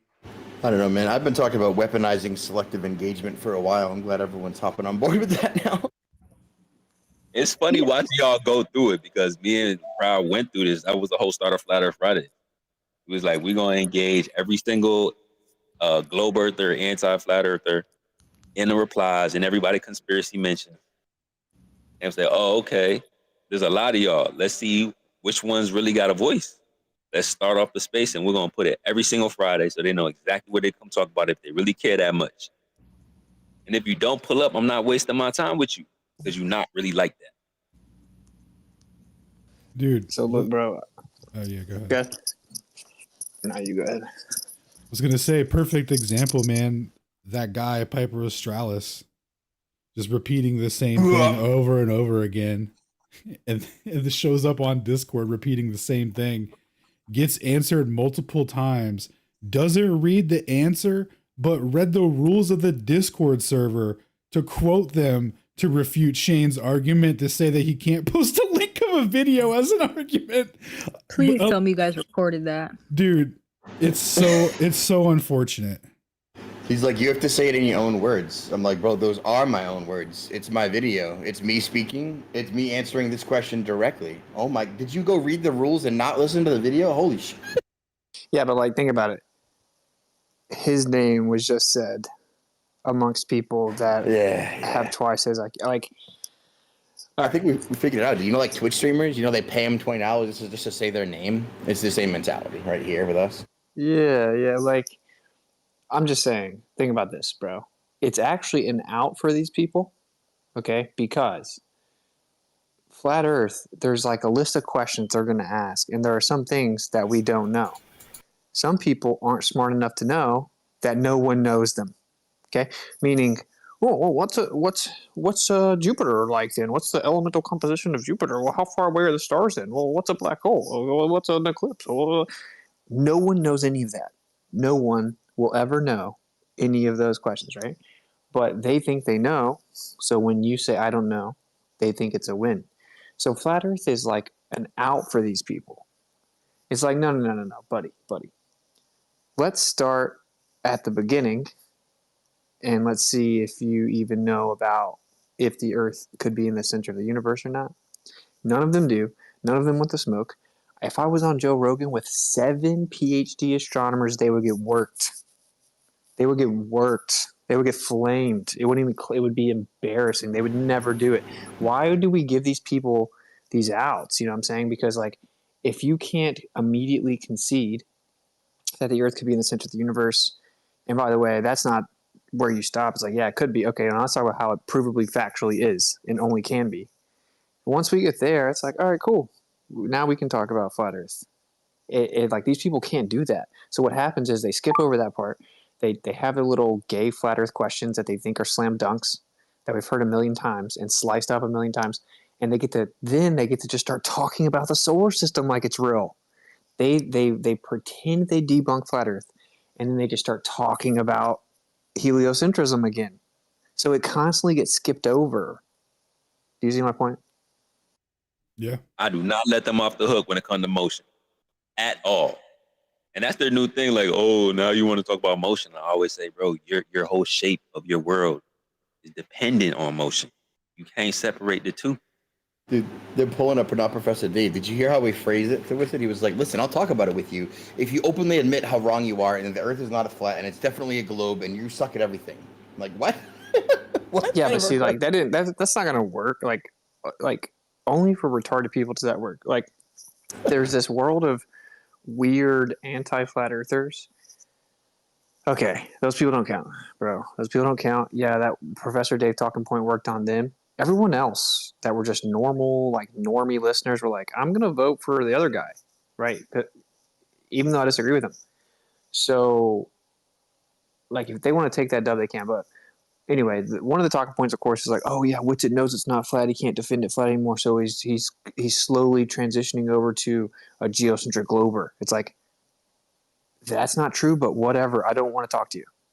Dude, I told them I was a geocentric glober from the start, and they said that. I was like, yep, ain't no curve. Like, what do you mean curve? Curves everywhere. I'm all about the curve, guys. Like, let's talk about how there's no Earth motion. Let's all be geostatus, like Mr. Robert Bennett, and then we'll have an irrefutable position.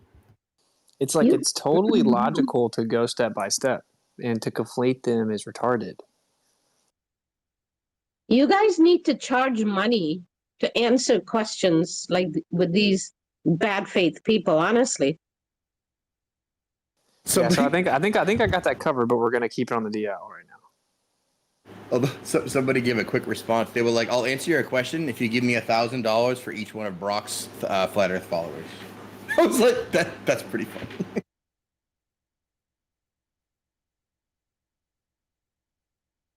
So I looked it up. It says that Carson has a certificate of science with emphasis on neuroscience at MIT and has a certificate in ancient civilization at Harvard. But amongst his most notable achievements, Billy is the CEO of First Class Space Agency based in Fort Lauderdale, Florida. Wait, what is a college certificate? So I should pull up on him. Whoa, guys, what is a college certificate? Oh, you love the block. Let's just spin the block. That's low key around the corner. Ain't gonna hold you. Like, he playing. Is that like a GED but for higher education or what? Yo, that shit says certificate. I haven't seen a certificate since primary school. What is going on? What the hell is that, dude? Come on, He's talking about dark matter, and he's saying flat earthers don't understand quantum mechanics. And guys, you can't say that. I have a certificate in quantum mechanics. Actually, I just wrote it myself. You can't say that to me. I'm an expert.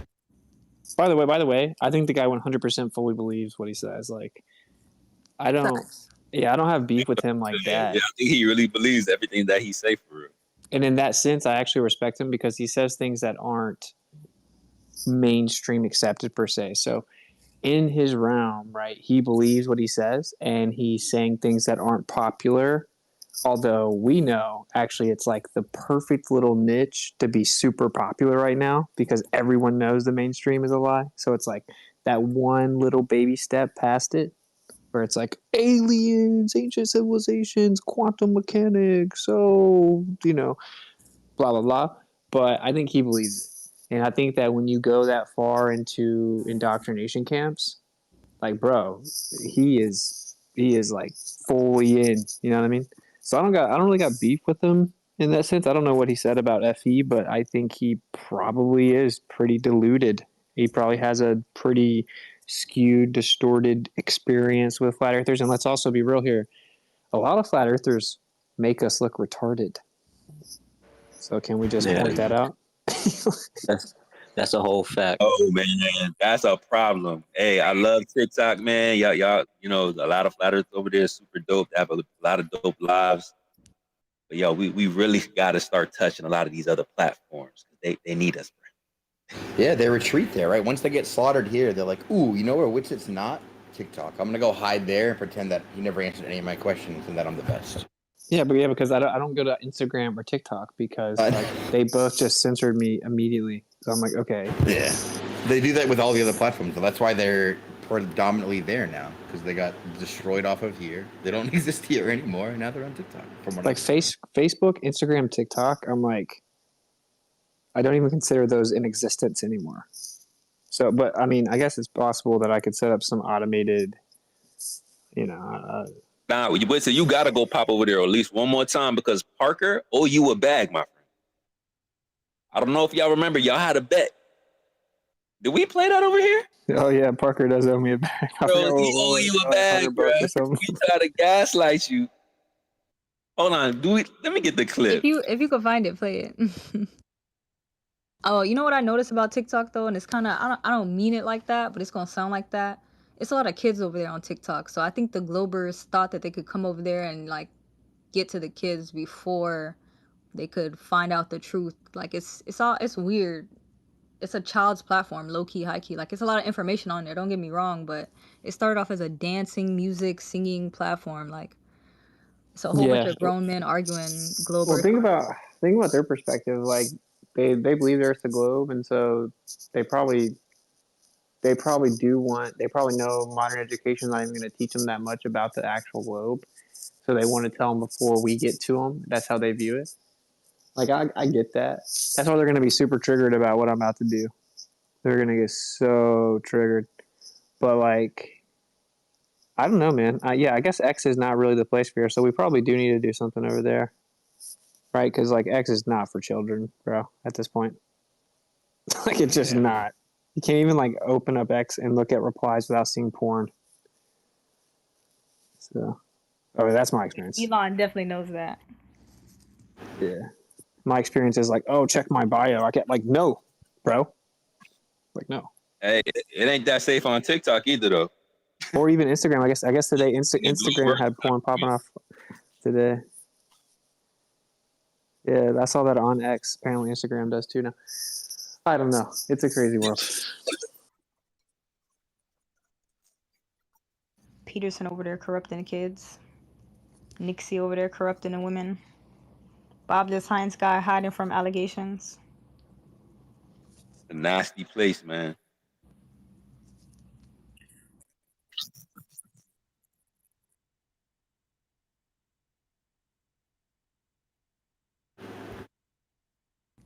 Hey, Jonathan. What else, Jonathan? Go ahead, bro. While I load this clip up. You posted it up top. That's the question.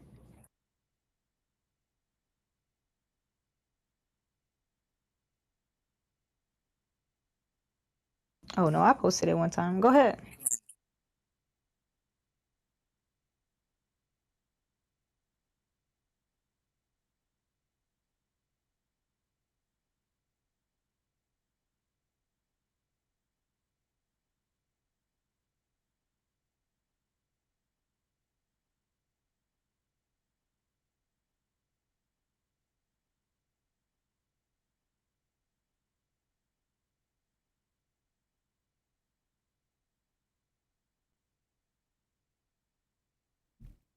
Testing.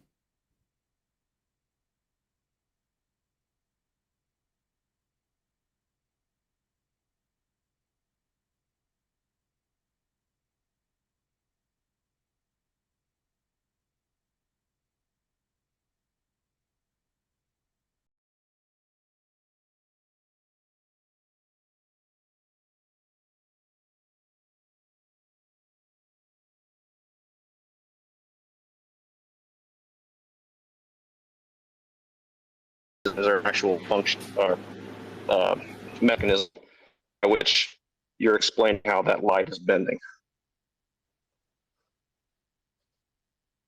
Bendy light? Is that I don't know if you heard any of that. Talking about bendy light? The light that doesn't actually bend in reality, but just on this model with a superfluous line that you can connect to two arbitrary points that don't represent reality. Not to be confused with apparent versus actual from NASA themselves, when nothing is actually in their actual position. You only ever see and use and calculate the apparent.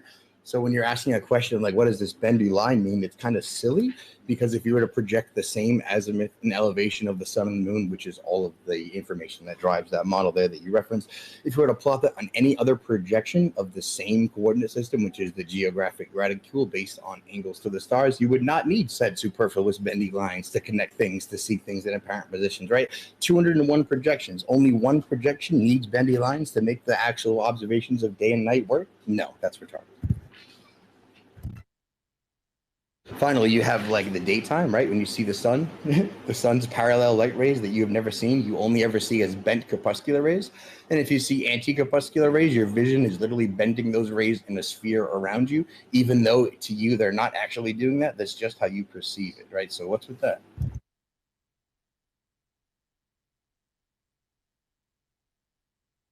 I don't know if you Or get all you're that, probably John. right. That didn't hit like a slam dunk, do you? It's true. Dude, or you're probably right. I was thinking the same thing. Yeah, let me keep it. Let me keep it simple for you, man. Your belief is that the rays are coming straight from the sun, but we never see that, which is proof of what Shane's saying, that it's YouTube vision. If you can't accept that, then it's probably because you're just right. You're probably just right.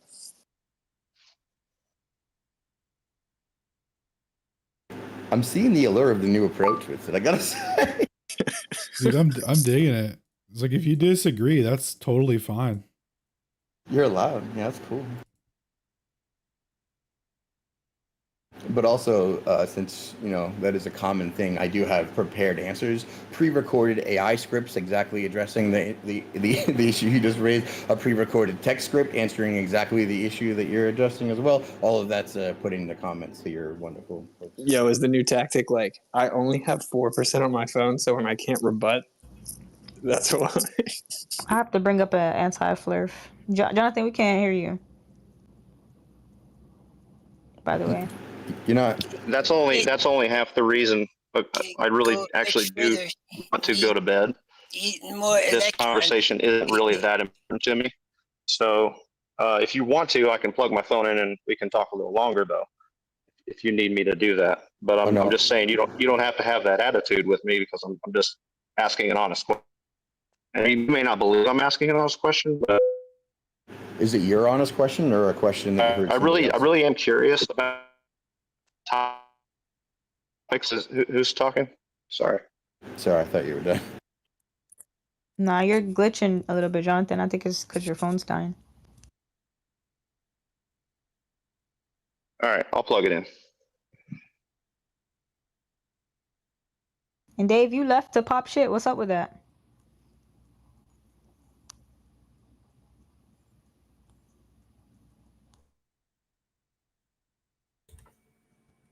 My bad. All right. Actually, I reloaded the page instead of just reloading the feed because I'm a boomer, I guess. That's why. My bad. Boom, Barry, you want to jump in real quick before Jonathan starts? Oh, sure.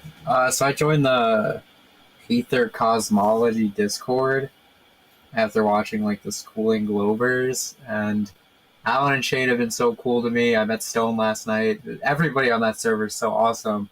I want to ask Witsit, do you think like the Owen Benjamin debate with Shelly the Turtle? Do you think like that's a good way to go about it, where you just you sort of try to get them to be honest first, and then you start the debate? Because I tried so I saw your modern day debates, and I was like, oh, Ryan seems like a cool moderator. I can't think of the other guy, the tall guy. I thought modern day debates was like that. Like if I joined that server, went to the Flat Earth channel, I thought it'd be like reasonable discussions. But no, you just get mogged. If you're like, so what I went to that channel, I said, I think some flat earthers have a reasonable position. Instantly 5 people replied. They're like, what reasonable positions? What's wrong with you? Are you stupid? It was the craziest thing. I thought it would have been like a good discussion. So I guess my question is like, I think it's good to try to establish some type of intellectual integrity before a debate? Or do you think it's better to just like say fuck it, don't debate them anymore? Yeah, I think so. I just think that it's a futile pursuit. Like basically, I had to tell James from MDD that I wasn't going to accept most debates anymore, depending on the person. So you saw how it went when Owen tried to get a literal preacher, bro, to agree to not ad hom.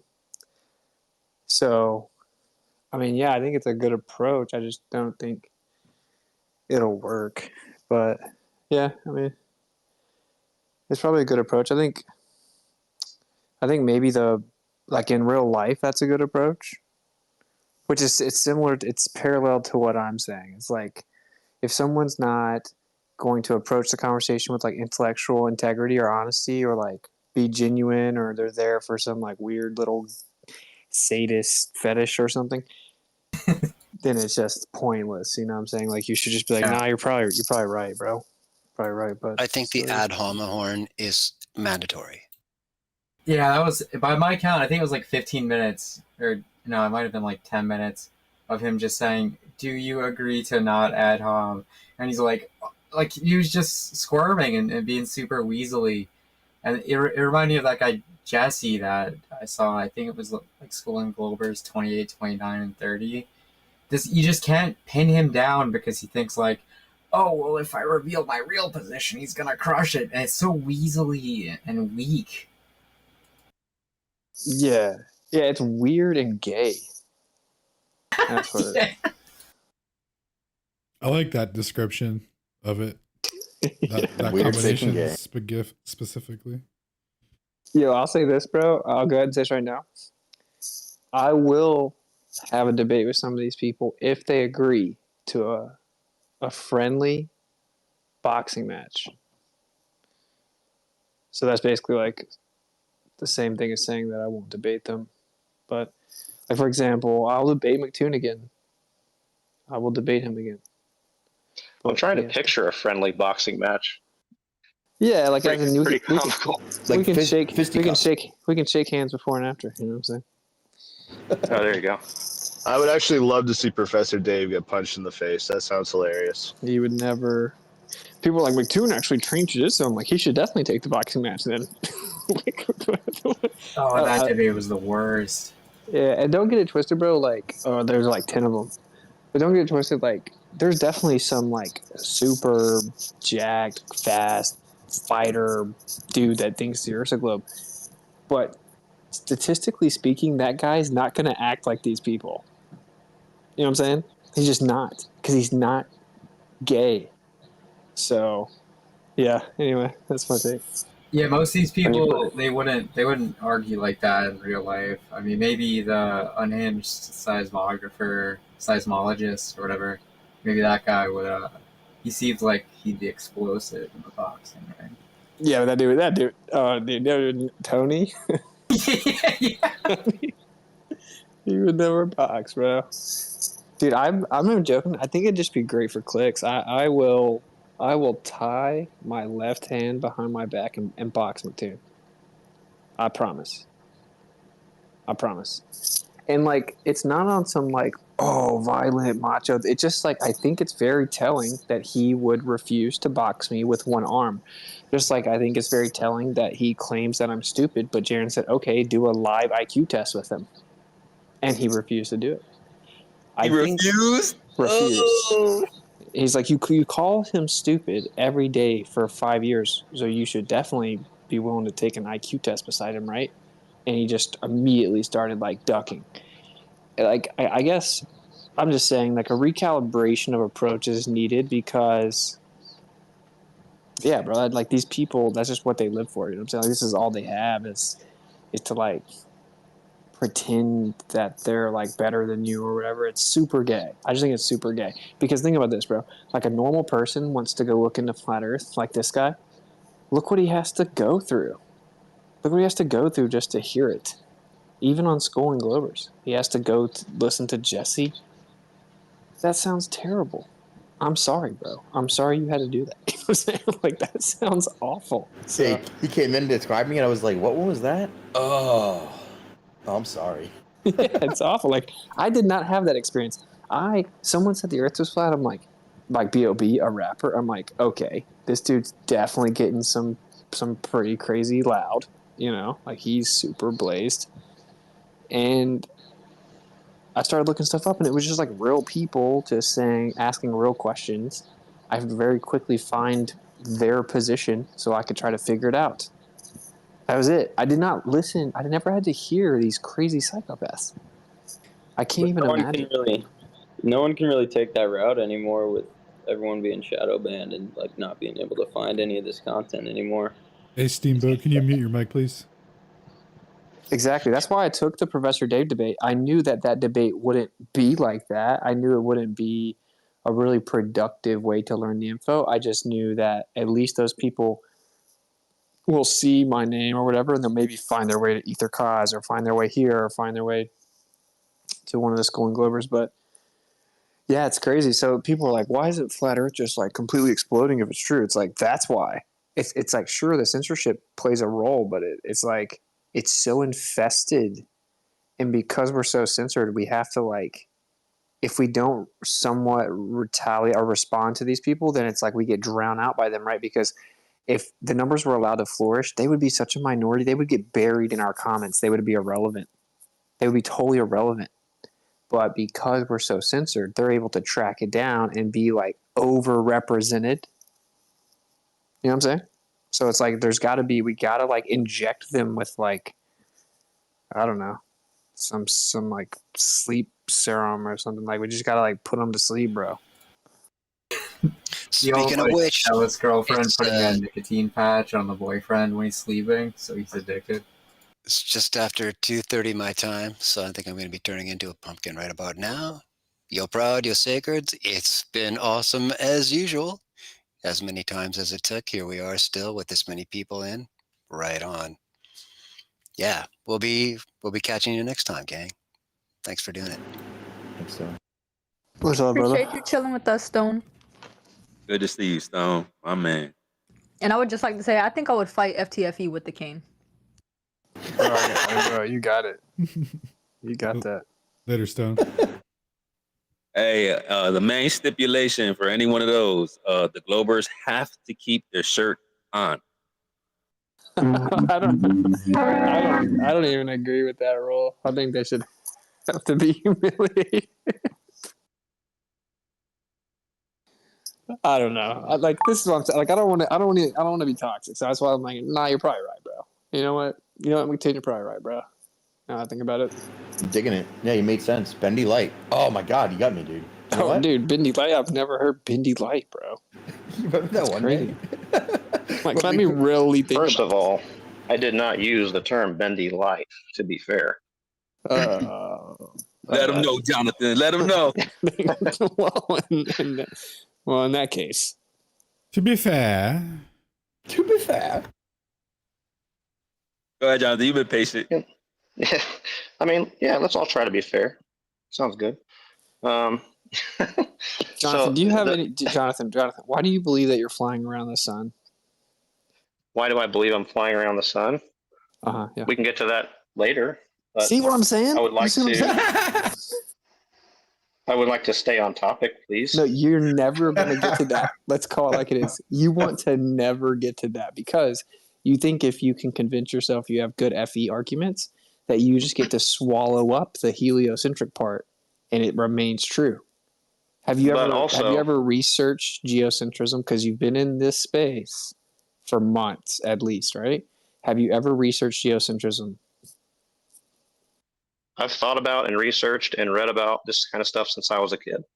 Have you ever researched geocentrism, bro? Yes. Okay, what did you do to research it? Like I said, I've read, I've asked my dad questions. He's well studied. I've also just thought about it myself to see if it makes sense. Just ever since I was a kid, just a number of things. Okay, so bro, respectfully, the answer is no. You've never actually researched geocentrism, right? You've never seen the documentary The Principle. You've never seen heliosorcery, right? You've never looked into the test that falsified it. You've never looked into the history of the heliocentric model, right? Like, so why, bro? It's like you're avoiding it. And that's actually the first step. If you can't get to geocentrism, there is a 0% chance at this point you're going to be able to understand and accept flat Earth. But also, respectfully, if we keep changing the subject, we'll never get anywhere on one subject. So you actually did change the subject on me. I just came here to ask a question about this one topic. I don't know why you wanted to ask me. It's already been answered. It's already been answered. True, but the reason why I'm bringing it up again is because the first answer was spoken rather quickly, and perhaps I am stupid. I don't know. And maybe I just can't get it. But the light's not actually physically bending. It's just an optical effect within your own model. The light rays are supposedly parallel and straight, yet we never see them that way because of perspective, which is proof that perspective makes the light from the sun look like it's doing something that it's not even within your own paradigm. It's that simple. The light's not physically bending anywhere. It just is viewed a certain way by the observer based on perspective. So is this relate at all to like how you see railroad tracks? Because what I'm trying to do is start from somewhere we both agree, and then just sort of explore this topic a little bit to see which paradigm breaks our agreement. Does that make sense? If you can go to a little optics simulator, and you can take like a light source like the sun, move it over the observer, and it's going to show you exactly what we see with the sunset and how it sets in a different location optically than it really is. And that's nothing to do with flat Earth. It's just based on the way that light works with optics. You can take a little dome and replicate it. You can literally just go to a non-flat Earth related website about light and optics. It's called like ray optics. And you can just move a light over the observer representing the sun, and you'll see that the sun looks like it sets in a different location than the light source physically is. So this is just how perspective works, right? Did you say there's a simulator? Yes, it's called Ray Optics. I think. Does anyone know what the exact website is? The one that Jaren always uses. Nope. I know what you're talking about, but yeah. Anyway. Well, I would like to do the thing that you're talking about. And just app is the website. What was it? I'm using one like physics, like phydemo.app. And then it's like Ray Optics Simulator. So I think that's the one, Ray Optics Simulator. Yep, there you go. Yeah. So, I mean, is it a coincidence that if you just use the physics of light and perspective, it just so happens to match the optical displacement required for the sunset on a flat Earth? Is that a coincidence? I'm writing this down first. Hold on. Ray Optics. Is it optics plural? Yeah, man. Yeah. Ray Optics Generator. Was that it? Optica. Simulator. Oh, simulator. All right. Sorry, Witsit. What was that question again? It's in the jumbo. Yeah, I mean, my question is, if you take the physics of light in perspective, and is it a coincidence that it just so happens to perfectly replicate the optical displacement required for the sunset on a flat Earth? I don't think that's the case. Okay, well, this is where we reach the part of the conversation that requires you to be more informed. But I think I am pretty informed. I'm not perfectly informed. Nobody knows any topic perfectly. Okay, then you're probably right, bro. No. Let me explain. Here's why. Here's why. Because I've also done a lot of artwork that involves perspective. Call an ambulance. And so what that requires is to, whenever you encounter some of the optical illusions and some of the things that aren't immediately intuitive, when you go to actually draw and construct a three-dimensional scene, it takes a bit of thought to get past those. So I, like, for example, when I was about 6 or 7 years old, I was drawing this like Ninja Turtles scene underneath the ground in a sewer, okay? And I was drawing these tiles on the ceiling, and as I went across the page, these seams kept going downward to the right. And then I had to actually sit there and think about it, and discovered on my own that, okay, I need to actually make this one in the middle straight down, and now they have to start slanting to the left in order to converge somewhere, and then it started looking realistic. So just there's a lot of things of that nature where when you're drawing on a two-dimensional plane, you actually have to find out what's required to get it to pop, to get it to actually What does that have look to like it's do three-dimensional. with anything, dude? Well, here's what it has to do with. So you mentioned crepuscular rays and anti-crepuscular. Well, somebody did, and you also talk about perspective. Well, in, let's say, a perspective drawing class or construction drawing class, where they teach you how to, let's say, draw a building, to illustrate a building that's going to be built by an architect or whatever. You have to know how to set up your vanishing points and draw all the lines on one side of this building and have them converge over to this vanishing point. But then on this other side of the building, all those lines merge at this other vanishing point, and you have to construct all that on page. And so my point is just generally, I've thought a lot about perspective. I know what it takes to get something to look the way your brain expects it to appear out in the world, out in the three-dimensional world. So I want to go back to like railroad tracks. Okay, so railroad tracks are parallel. We would all agree they run parallel physically. But as you look down the tracks, at the tracks coming towards you, let's say, they're crepuscular. You turn around and now they're anti-crepuscular. Yeah, you're proving our point. How? By pretending you didn't hear us say it and then saying the same thing? Yeah, like, first of all, okay, that proves that we don't see in Euclidean geometry because parallel lines never converge or intersect. So the fact that actual physical parallel lines appear to converge shows you that perspective is non-Euclidean. The fact that you can turn behind you and it looks like there is a convergence of rays, even though the source of light's in the opposite direction, proves there's a 360-degree limit causing optical convergence due to perspective. Now, I know that wasn't too fast. It may have had too many words in it or something, but... Oh, actually, no, I actually understood that one. And I agree.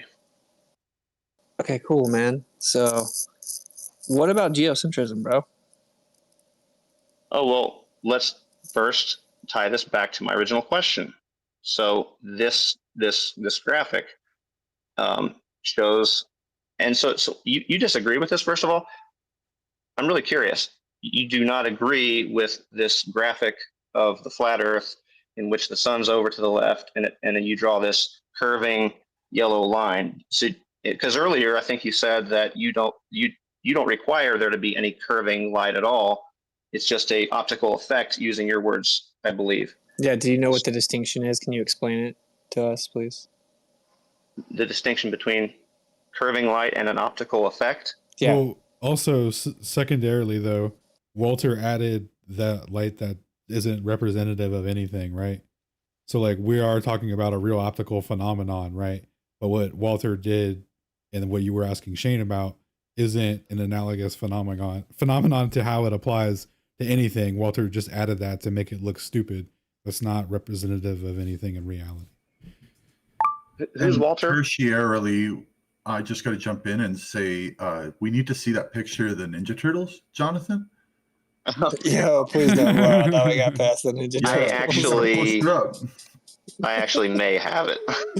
That'd be so sick, man. That'd be awesome. I want to know which you can turtles actually you can actually see where I erased the lines and had trouble erasing it, so you can actually still see the lines that are incorrect. And you can see me learning in real time how I was wrong. If you provide it, you're probably right. Deadly. You sound like a He's party. leaving out that he made it yesterday, not when he was a kid. Yeah, no. It was when I was about 6 or 7. Right around that time, I was really into drawing my own Mega Man levels and putting in a lot more. All right, Jonathan, you've been Okay, I just got informed. just one thing. If I could say, just conspiracy note, if you check his profile out, my guy is literally blindfolded. His picture is that he's blindfolded, and his name is super, like, cliche generated. Is this guy even real? We need to see this Ninja Turtle picture to prove that he's real. Okay. Yeah, I left my X deactivated a little too long, and it wiped my account, unfortunately. That's exactly what AI would say. Show us the picture.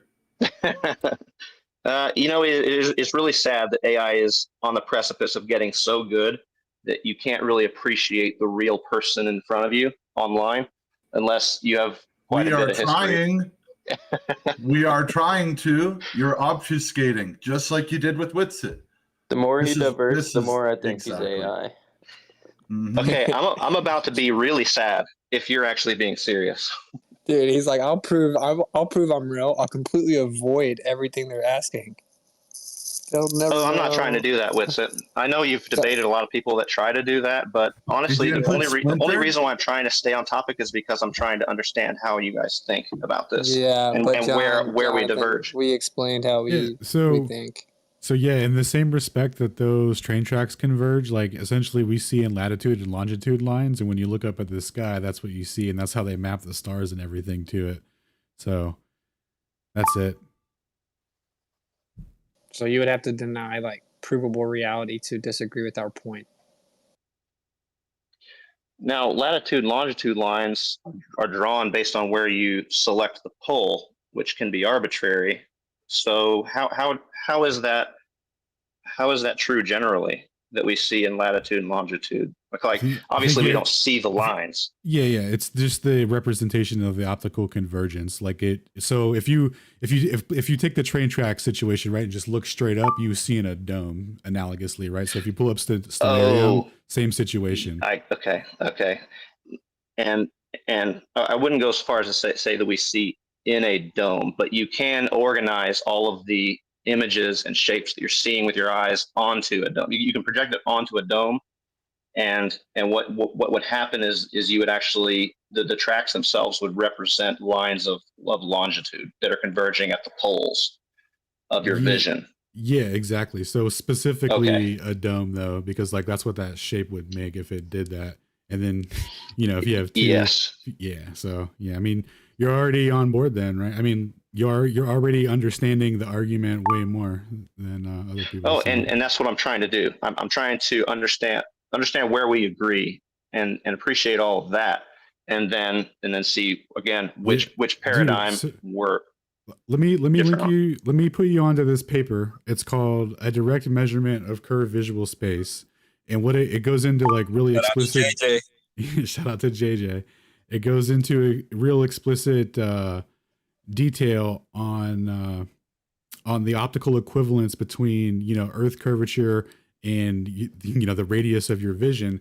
And what they point out in there is that in the 1850s, Gauss came up with a theorem to derive the radius of a sphere based off of angular excess.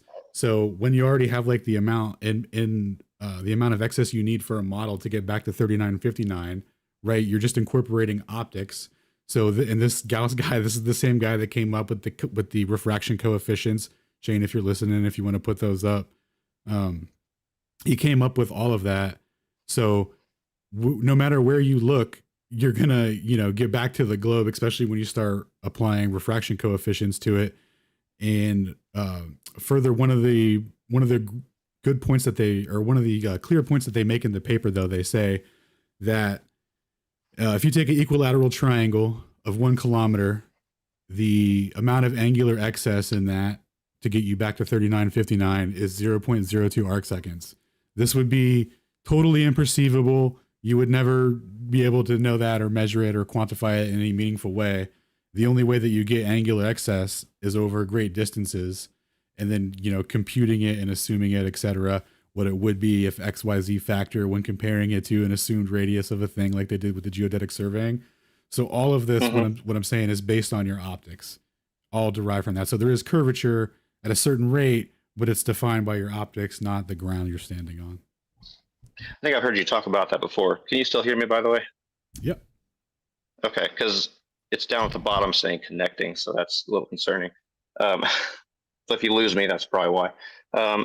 Yeah, I've heard you talk about that before, and I think this relates to, I'm sorry to mention his name. I think his name's more or less a curse word around here now, but Peter, I think mentioned something about surveying from 3 different points to make a triangle, and then to see how the angles don't add up to 180 degrees due to curvature. Is that kind of similar to the similar topic?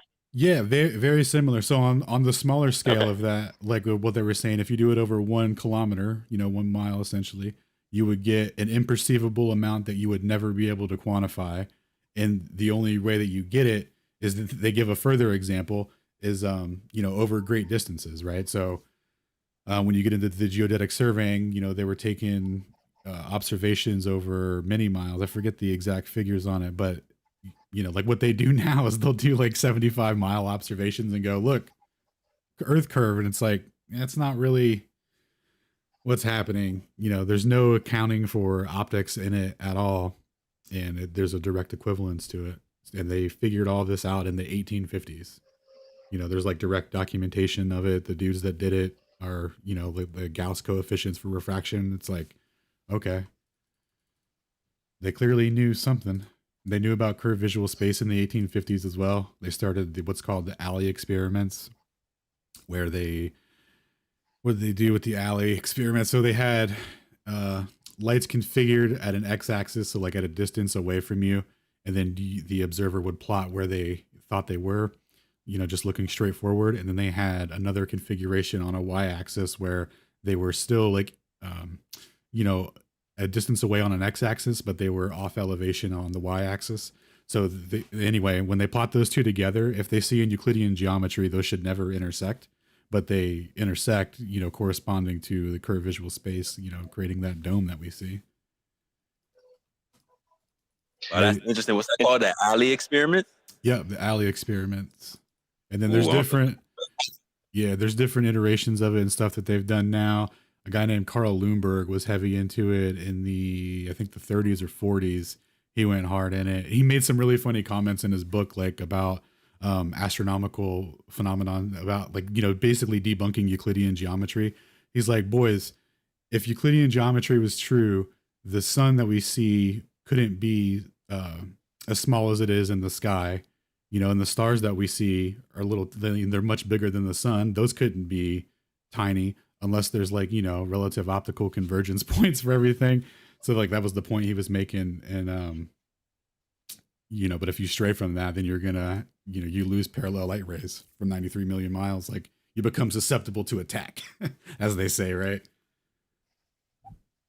So I want to make this illustration here real quick. And that is, so I mentioned how I learned a little bit about, quite a bit about perspective drawing in particular.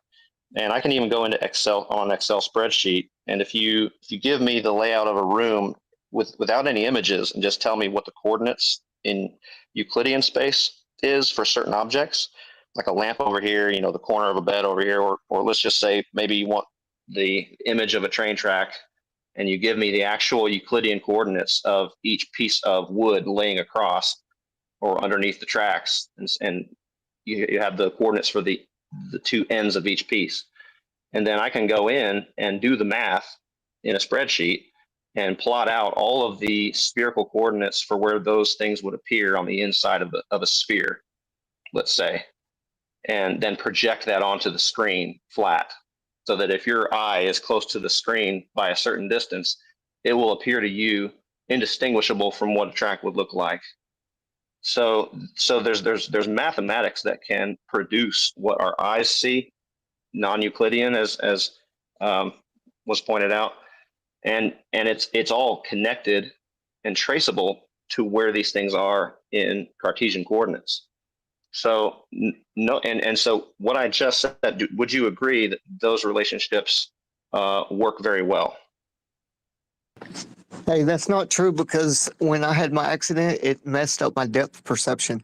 So I reached out with my hand thinking I could grab a tree that was like 10 or 15 feet away. So Yeah, so the study of curved visual space is exactly what you're talking about, right? So we perceive it in one spot, but that's actually not where it was. So to kind of touch on what you were saying, there was a guy on YouTube who has a video. I'll pull it up here in a minute, but it's like building stuff here or stuff made here or something like that.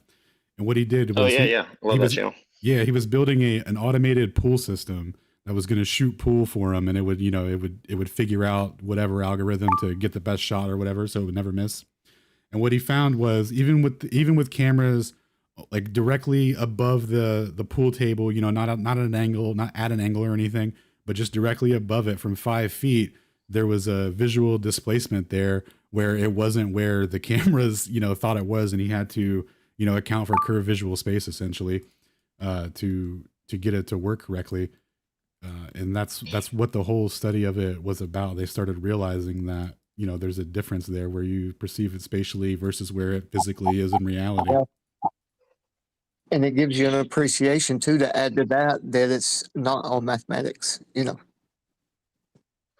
I would expect that to be due to the particular lens in the camera, because as objects get near the edges of the screen, they'll kind of run away. They'll start to go towards the edge more than they should. Correct? Yeah, same as the human eye. Yes. Your eye's a lens, dude. Like, this is the same concept. That's why it was able to be, figured out and plotted out so he could do it in physical reality to compensate for it. Yep. Hey, and Alan, just to add to that, there is, we have liquid crystal in our eyes, nano-sized crystals that, grow, and, as you grow, they grow. And then this outside lens that's covering your eye is irreplaceable as of like 1990 something. But I had my accident really close to when I was 18. But anyway, that just goes to show that the lenses on the camera are hard, stable. They're not really pliable or malleable. I'm sorry.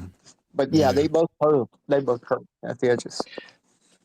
Although you do have the classic fisheye lenses, right? And those are the same. They're solid glass of some sort, but because of the choice of lenses, you have very noticeable distortion. And so then you have all kinds of different lenses with very much distortion, and then you have rectilinear that are very good, and everything in between. And we can measure those distortions by setting up, let's say, a grid out in your field of view and taking a picture and then seeing how much the grid deviates from what it should be. You literally just take a measuring scale and then measure the distances between the grid lines to see how much it's actually running out. And so that would be the effect that I would expect was causing his troubles. Well, I get your point, but there's not just one standard type of lens. Like you said, there's, hundreds, and then you got to add in filters. And there's not just one answer, like a universal explanation for, what Globers want to push, and so adamantly. But sorry, I interrupted, but that's my kind of input. No, you're fine. I don't think you interrupted. So you mentioned how our eyes. I think I'm talking to Alan just a second ago, and you mentioned how our eyes are also lenses. But do you think that can account for the sun setting, let's say 12 degrees south of due west in Australia in their summer, when you know that in Euclidean space, the sun would be up on this umbrella-shaped sky above the flat Earth, plenty north of due west. And that's a great distance in terms of angular distance across your sky discrepancy. So are you saying that the fact that our eyes are lenses actually creates that huge of a discrepancy between Euclidean reality and optical non-Euclidean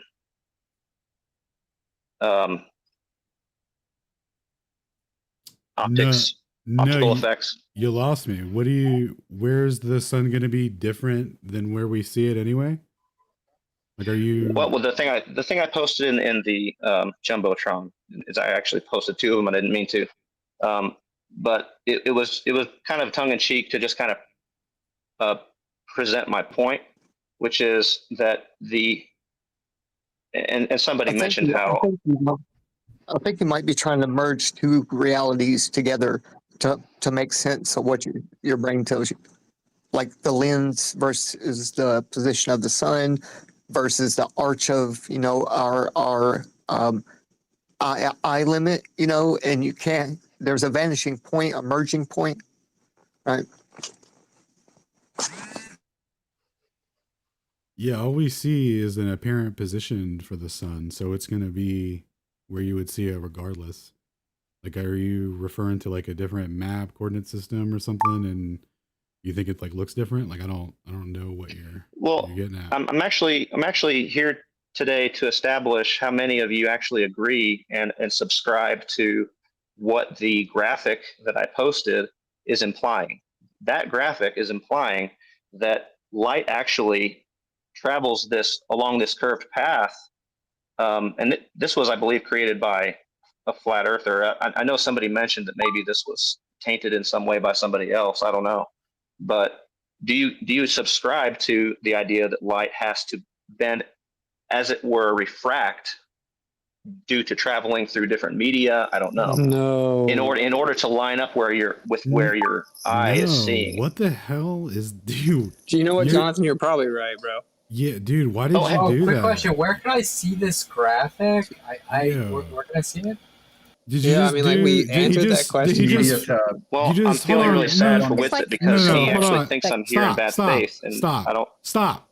Did you just full circle back to the original thing that Shane answered you already on? Yes, and me. What the fuck is wrong with you, dude? He's an AI, dude. We talked about this. Hey, I just want to point out, we should have gone with the he was right thing. I'm just gonna say. Are you fucking kidding me? Are you angry at me right now? Yeah. How are you angry? You already got an explanation that doesn't represent anything in physical reality. And we haven't seen the picture of the Ninja Turtles. God damn, we went through all that for you to turn around and circle back to that? Dude. Well, you're probably right. You're probably right. Yeah, you're probably right, actually. Yeah. Does it offend you that I'm here to conversate about this? No, because you're not here to conversate, dog. You already got the answer, and then you hard circled back like you had never heard it before. That's fucking disgusting. That's a waste of time. Yeah. Jonathan, how about this? I think there's a slight possibility you're just not following, and that's cool. No, he's hard following, dog. He went through the whole thing and then turned around and said the same thing that Shane already answered. You're a fucking dipshit, man. Dude, that's insane. I think you're okay. I'm saying this in all honesty. Jonathan. No, you're not saying anything in honesty. Jonathan, that's not even possible at this point. Jonathan, you want me to talk right now, buddy? Okay. I'm realizing that some people are incapable of figuring some of this out at this moment, and that's no disrespect to you, Jonathan. I don't think it's even ineptitude per se. I think it's like metaphysical. So, with that being said, you're probably right. And like to reiterate, we're saying no. It's like based on perspective, you're seeing it where it actually isn't. That's it. Nothing is bending to do that. Okay, if you don't understand that, that's okay. Maybe think about it. We've explained it to you many times. We've given you real life examples. We've shown you that undeniably this happens in reality. Okay, so respectfully, dude, I don't think you're ready for this part of the conversation. You've gotten ahead of yourself, and you should go watch The Principal. Okay. Jonathan, And keep up the artwork. Keep up doing artwork. That's good too. Jonathan, And do we'd love to see you your work at any disagree? time. You can DM me, and I'll pay for shipping for that picture. But it has to be signed. It has to be signed. That's not Alan. I don't know who No, that I is. don't know who he's talking about. I was gonna ask you, Jonathan, do you disagree with the premise that the sun is in a apparent position, that we don't actually know the accurate position of the sun? I don't see any reason not to believe that light is mostly traveling in a straight line from where the sun is in Euclidean space to where we are, unless there's something between us and the sun, such as a medium where it is severely refracting it. You didn't answer her question at all. You don't say. So I could post the time and date example, really, like simply, but that's like a globe Earth kind of claim that it's an apparent position. It's not flat Earth related.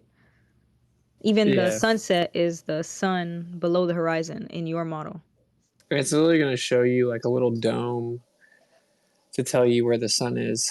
So Yes. NASA says you perceive the sky in a flattened out dome and that you only ever view the apparent position. So we all love NASA, right? yeah, and then when the news tried to explain the anti-corpuscular rays, they showed like this little, dome. Well, I know why they use the idea of a dome is because, for the sake of illustration, it helps to show on paper or whatnot how things are being viewed from a certain location. Otherwise, how else would you do it? Okay, so the sake you of now illustration. have agreed that they're viewed as if they're in a dome from a certain location. That's awesome, bro. Think about it, you know what I'm saying? And maybe come back. I don't know. But my opinion is that I knew this was going to happen. Like, literally, I started typing out this big, long reply to Owen Benjamin just to come back. And I'm like, okay, we're almost at the point where he's going to reveal that he didn't follow anything. That I didn't follow what? The whole base premise the entire time. So that's what happened. It's all good. I've been around the block. You're not the first of your kind. And I don't have any ill intent or ill will towards you, man. But I mean, I'm just going to reiterate. I I think appreciate that that. you're not, I don't Thank you. think that you're in a position. These are more, so this is what happens. Alan, Shane, Sacred, Proud, myself, everyone up here. We have really wrapped our mind around a lot of these concepts and researched a lot of it. And we are now thinking, okay, it's going to take this long to go through it. And we think that as you ask questions and have them answered, that's going to be the amount of time it takes for you to understand it. But we need to realize those are two separate things, right? Like how long it may take you to truly grasp what we're saying and how long it takes us to say it to you are two separate things.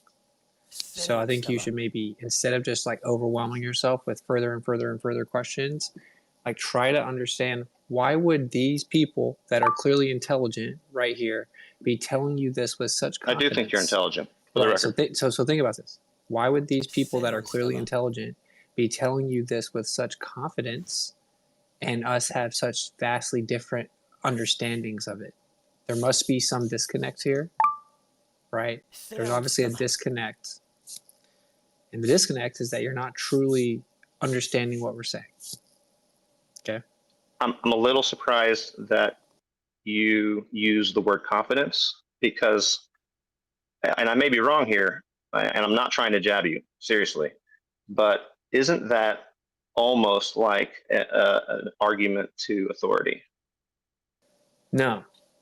It's not? Okay. What I'm saying is that there is clearly miscommunication occurring. I agree. And if you logically think about it, we are all very confident in our understanding and we're trying to relay it to you, and there's a disconnect. So instead of jumping to our explanation must not make sense, right? Maybe it's the miscommunication aspect of it that's making it not make sense. Okay, so either A, we just keep going in circles and repeating ourselves and then starting back over, or you really try to think about, I don't know if it's recorded, it's live streamed, I think, go try to re-listen and think about what we're saying. Go use the resources that we provided you, right? I mean, I can give you a quick recap. I don't know that it's going to help. But that very program that you're pointing out was created by an anti-flat earther. He set out. It was. Yes. I did not know that. And check it out. He set out to prove flat Earth is wrong. Under his own admission, what happened, to his surprise, he was able to map out everything that happens in the sky way more accurately than he expected to be able to do that. He then, this is his own admission, he then tried to figure out why it wouldn't work on a flat Earth. So it effectively backfired. What he then did was say, oh, well, in order for that to be the case, the light rays would have to bend in crazy ways. And he started arbitrarily adding light rays that weren't even relevant, weren't even real data points, had nothing to do with reality, to make them look insane. So when you look at it, you're like, oh, flat Earth can't be true. Look at what the light would have to do. Then the flat earther said, wait, no, this all works really well, other than this egregious straw man you've tagged on the end of it, which is why Shane took it from him, removed the straw man, and then we now show it to people so they can understand the concept. Okay, this was on Shane's website, right? Yes, I just explained. Shane took it from him, right, because of the fact that he was implementing strawmans within it. So he's showing it on his website to point out that it's wrong. To point out that it works without the straw man that the dude desperately tagged on the end of it, because even he surprised himself with how well he could make it work. He expected for it to completely disprove flat Earth, but it didn't. So, of course, the anti-flat earthers won't tell you that. They'll say, oh, look, stupid flirts, they're using something that someone used to disprove flat Earth, ha, ha, ha. It's like, yeah, he tried, and admittedly, it didn't the way he expected it to, okay? So now you know the inside scoop. What we're saying is, well, conveniently, the light doesn't actually have to do that. And we're just saying, take a little dome, take a flashlight over the dome, and move it over it. What you're going to see is that the light that's seen from inside the dome is going to be in a totally different position than the actual flashlight. It's not because the light has to bend. And in that scenario, you do have different mediums. But the point is that we just see in a little dome. So it looks like things are converging and displaced. We know this happens because of crepuscular and anti-crepuscular rays, or even divergence and convergence of the sun rays in general, without the anti-crepuscular. So we just see in the dome, and then when things are outside of our little visual dome, we see them in a place that they're not at. If you now take the physics of light and perspective and apply it to a point source of light, like the sun, you're going to see that just based on that alone, it just so happens to perfectly match flat Earth. So what they did was they took the apparent position of the sun and the stars based on the way we see the sky, and they reverse engineered a globe Earth model. Literally, that's how they made the model. So now people point to the sky and say, look, the sky matches the globe model, ha ha ha. And we say, duh, that's how it was made. If it was made like that, why can't you have a scale flat map? Every week. You know what? You're probably it's right. honestly, You're it's kind of. You're probably right. It's kind of true though. It's like, is it? What do you know about cartography? What do I know about cartography? Well, I know that a scaled globe works, but I've never seen a scaled flat map. That's all. Shane, real fast, Paul. Shane, you're taking the bait. Wait, before this. Did you just literally ignore everything that was said and bring up a different question? Facts. No, that question was directly related to everything you just said. No, someone's talking over me. That's not me. No, I know it's not Jonathan. The point is that, no, that isn't directly related to what I just said. So are you conceding that everything I just said is true? Are you asking me now? No, the guy who's pretending. Yeah, sorry, I jumped in on this. I couldn't help it.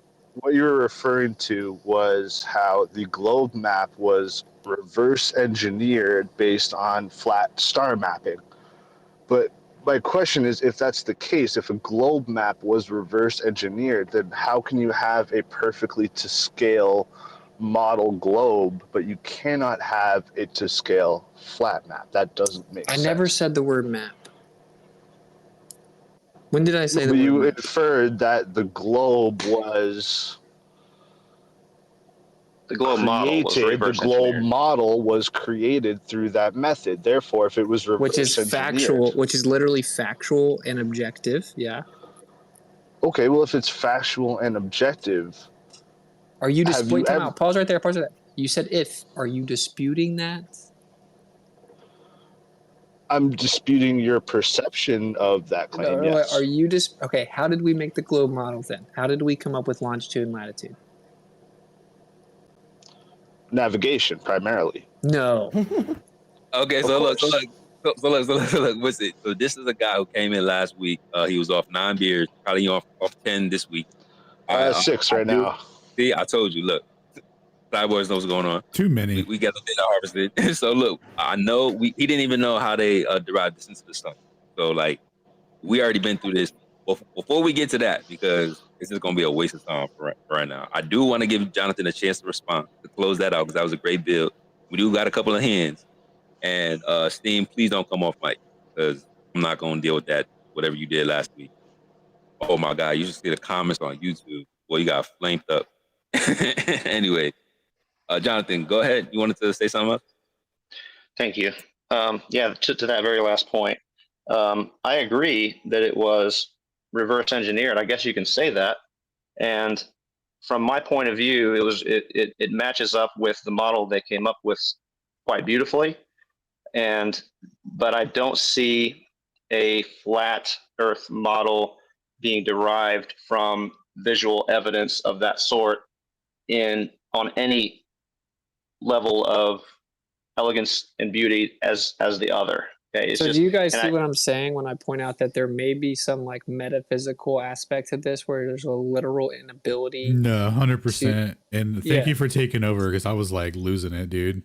No, I get it. I didn't mean to make you lose. But I will I say apologize. this refreshed perspective is really a game changer. So I was going to say, Jonathan, look, bro, okay?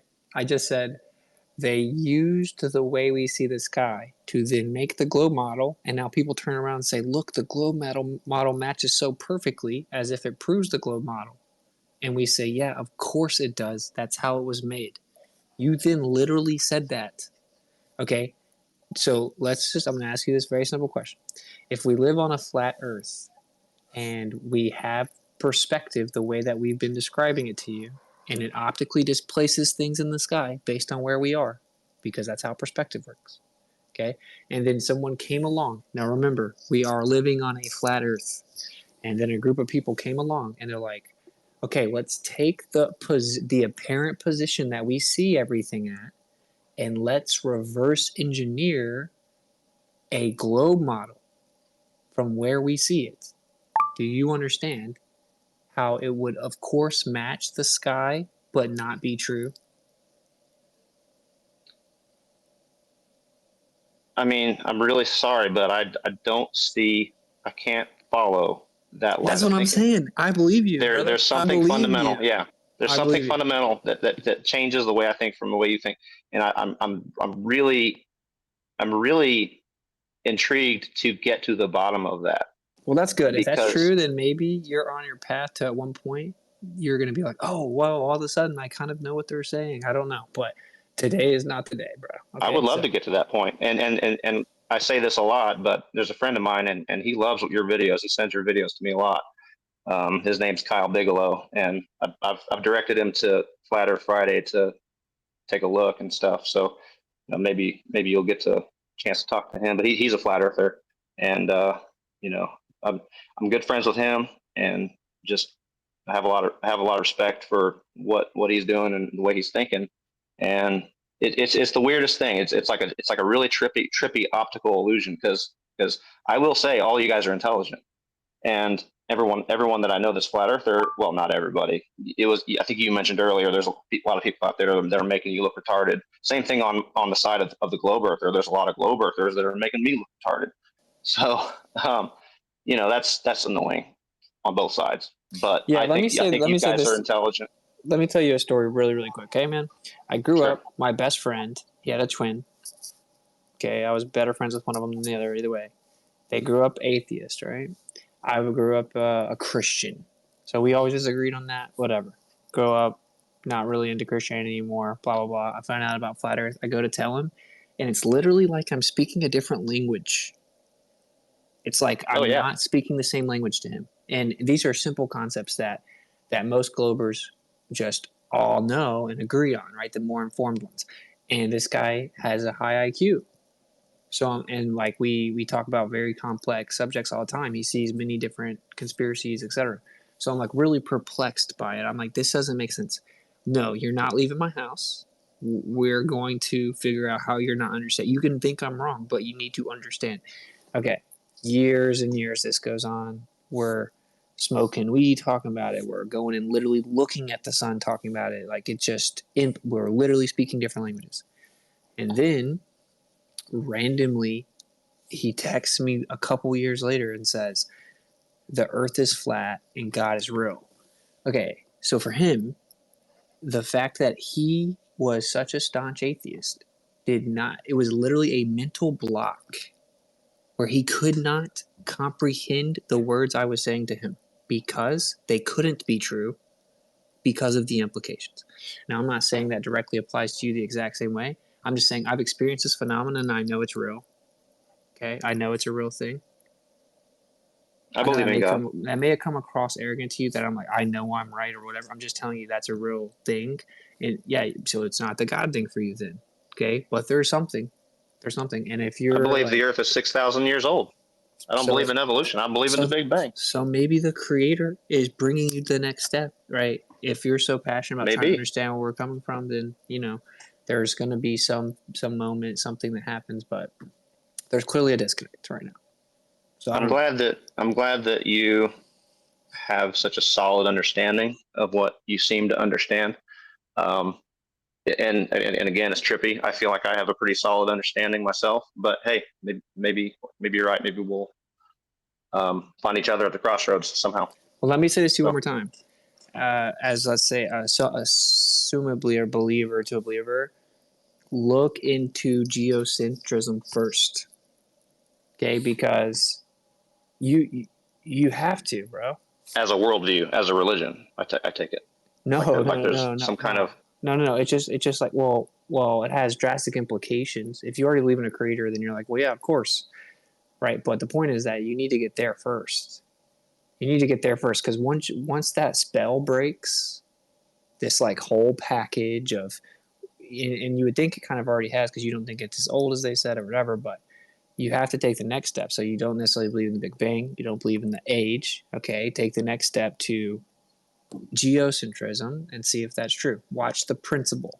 It's just an hour and a half long or something. It's called The Principle. It's a video called the it's a documentary. Yeah, Principle with a P, like principle or yes. It's based on the Copernican principle, so it's called The Principle. Oh, gotcha. Yep, and just watch it. Just look into that. You're going to be amazed at the level of deception, right? The level of deception and how much of the true story was suppressed from us, whether you agree with the conclusion or not. And once you see that, you're going to start to get a better grasp of what's going on. And at the least, you have to get there first, bro, because you're getting into these kind of complex things where in the back of your mind right now, you're like, there's so much that works for the globe and it's so beautiful and it's such a good model that like you can't fully devote the longing of understanding needed, right? That's just I'm speculating, but because it's like overshadowed by like the perceived perfection of this globe model, and you need to see the reality of the fact that isn't true. So I would go to geocentrism first.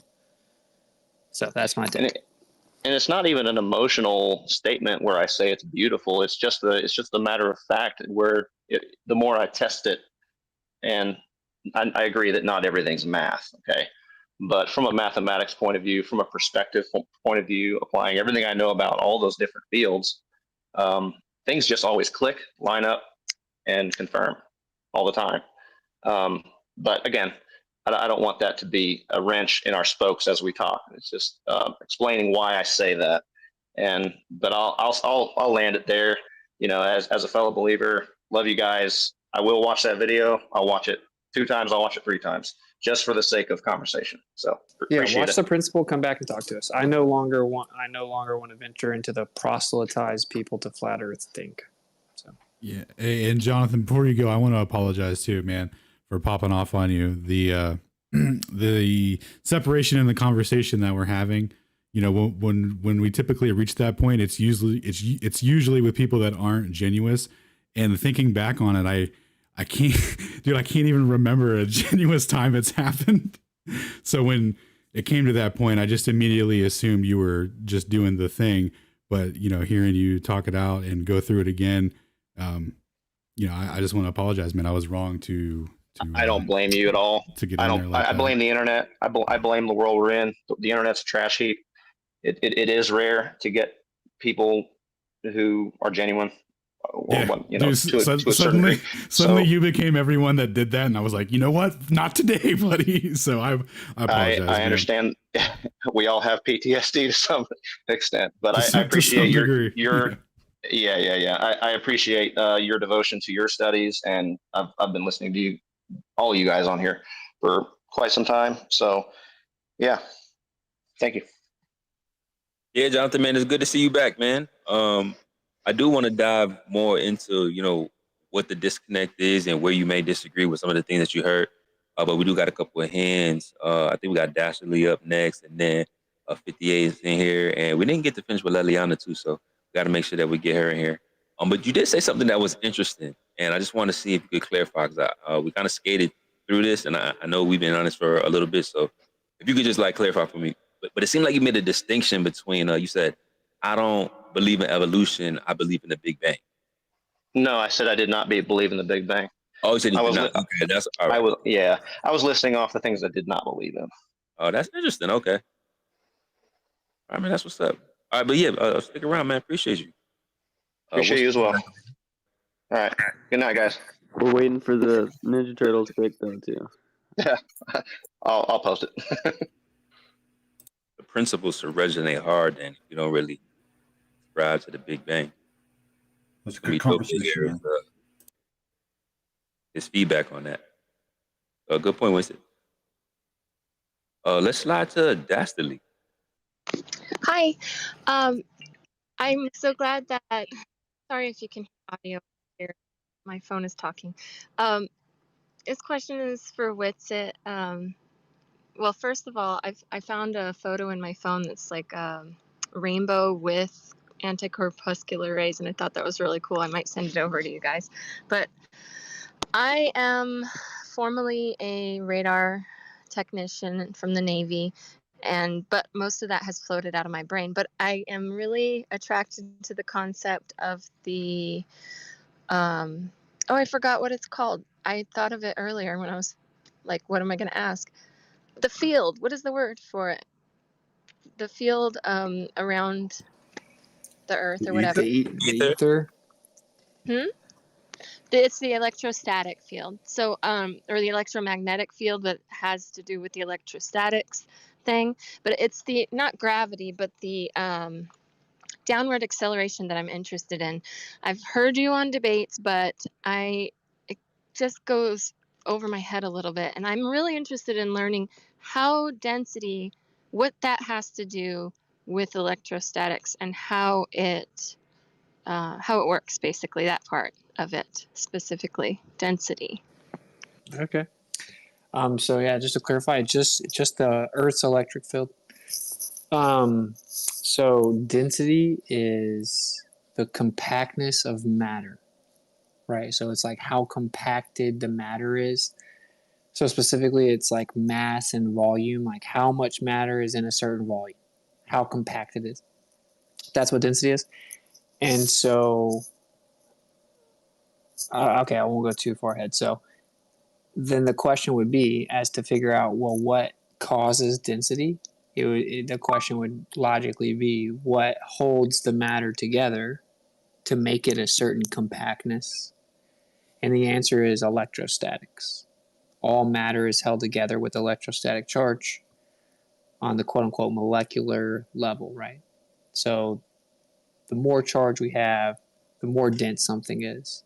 And this is why we actually use a mass to charge ratio, usually to determine mass and stuff like that. So anyway, that's what density is. And so if something is more dense than its medium, then the pressure mediates. So it's just like a fancy way of saying everything equalizes, like hot air goes to cold air, low pressure, high pressure to low pressure, etc. Heat to cold. So the pressure mediates, everything's trying to equalize. The more dense medium, or the more dense object, is going to react to its medium, and it goes down. So then the question is, why does it go down, right?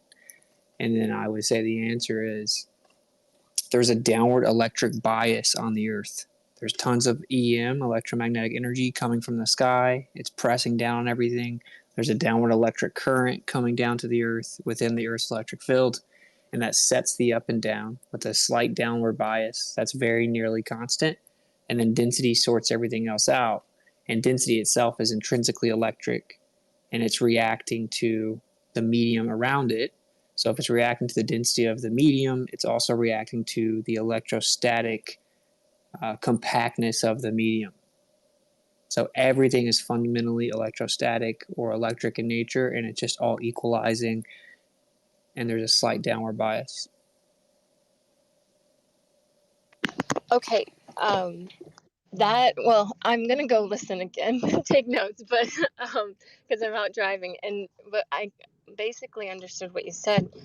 The reason that this one really caught me, I'm not a flat earther, but I'm definitely not anti-flat earther. And whenever you're debating, the douchebags who you're talking to are talking, and you say something about helium, and I'm just like, duh, none of them has ever answered that one, and I don't even understand. I couldn't steel man their reason why a balloon can rise up if they're like, why. Maybe you could steel man it for me, why they think that something that's so small in mass isn't more attracted to this giant globe. You know what I mean? It doesn't make any sense to me now. I'm not going to say I 100% believe in everything that you guys say, but I'm definitely leaning that way. And I really appreciate you taking the time to explain that. Yeah, sure. So the stillman for them, like so when you say, why did the helium balloon rise? They're going to say that gravity is pulling all the other air down, right? And that since helium is less dense than the other air, it's going to go up because of something called buoyancy, which is just a reaction between objects based on density. Like a golf ball goes down in the water, a ping pong ball floats in the water, right? Based on their densities.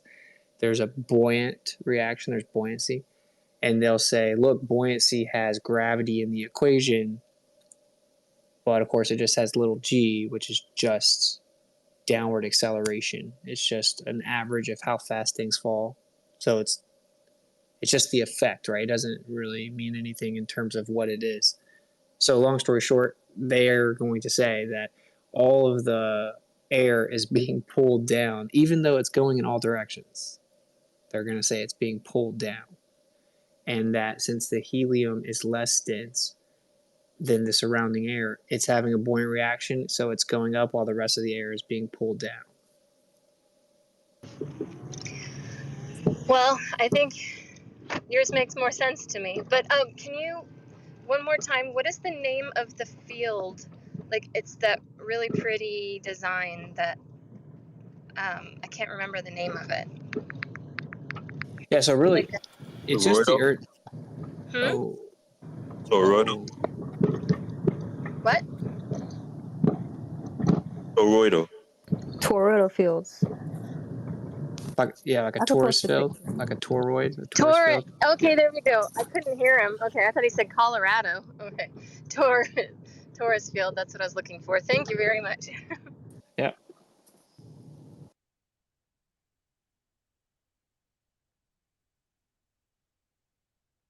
Nigga, I ain't excited. Didn't Sean Kingston and his mom just get indicted? Yo, I pulled up and yo bitch, she wanted to try it. Whoa. Who is this? 0 days without fuckery.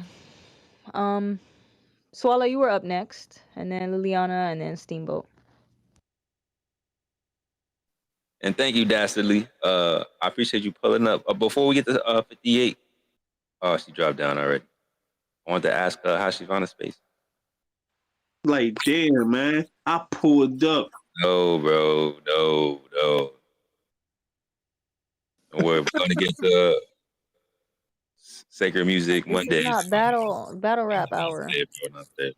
There's not even flat Earth bars. Like, come on, man. He said, I pulled up. Yo. Hold on, I keep saying I was muted. Just to be clear, I'm not the one who's freestyling. No, we had to mute the whole room. Yeah, everybody's getting muted. No Oh, time. that's how it works. I'm kind of new to the Twitter spaces thing. Welcome, man. This is what it's like. Yo, Jit, I thought he would get the hint. Maybe next time, bro. Catch us when we're delusional. Yeah, come back stationary Saturdays in the afternoon.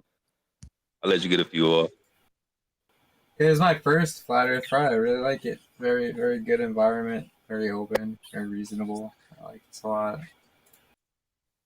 Welcome, man. I'd like to hear from you too. I don't know if you do spaces, but there's like a hand raise feature. Sometimes we open it up just for like, kickback, open discussion. But I know a lot of people want to comment on some of the things that they heard thus far. So if you hit your emoji button, you get like a hand raise option. Just so I know that you want to say something, and we'll slide to you in a second. There's a few people ahead of you. But welcome. It's Flat Earth Fridays, Stationary Saturdays. Proud they pulled back up. You see this? What's up? Shout out to y'all. Oh, Piezo in the building. What's up, bros? Good to see you, man. Yeah, I've been cooking, I've been listening. I've been here for a minute. I just ain't been in here talking. Whoever that last person was, I just wanted to make a real quick reply on the tail end of that. That lady, that girl was in here talking to Witsit. And she was asking about buoyancy and stuff. I just wanted to put a little caveat about an etheric model and the way that would work physically, because gravity is it's still a mystery for us in the mainstream paradigm. They don't actually have a dynamic cause for it other than saying that there's just mass there, right? But there's no observable thing to describe what's causing gravity. So if you think about an ether model and you just have a universal fluid that fills all of space, that's everywhere, there's nowhere that it's not, then all the matter that's sitting within that fluid, which is actually just, as Witsit was saying, held together via electrostatic forces, it's just actually a bunch of ether that's been thrown into worlds of velocity and has charge carriers basically taking structure. There will be pressure mediation in that fluid because the amount of energy / mass that's in that space will interact with the fluid around it, and that is what will cause the actual force of pressure mediation. So gravity is just like pressure mediation within a fluid, which is the ether. Agreed.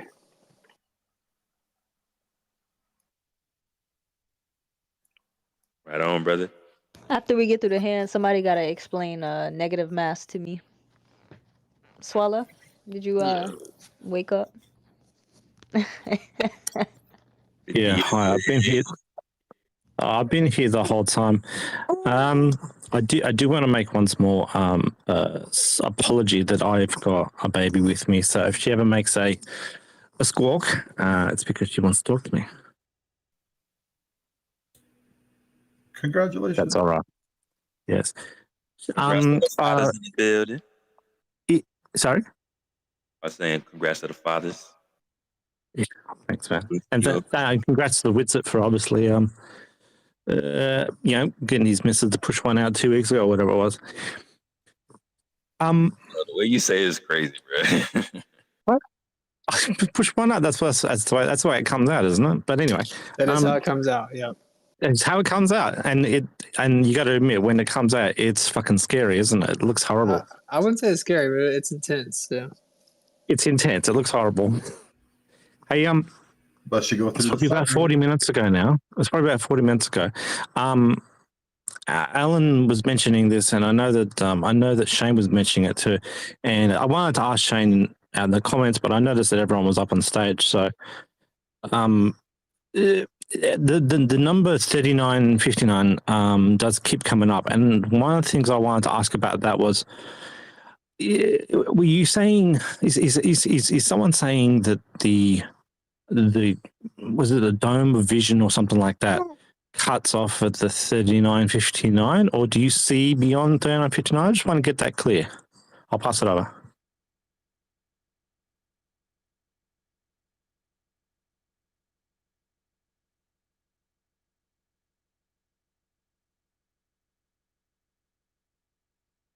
Sorry, that was a question.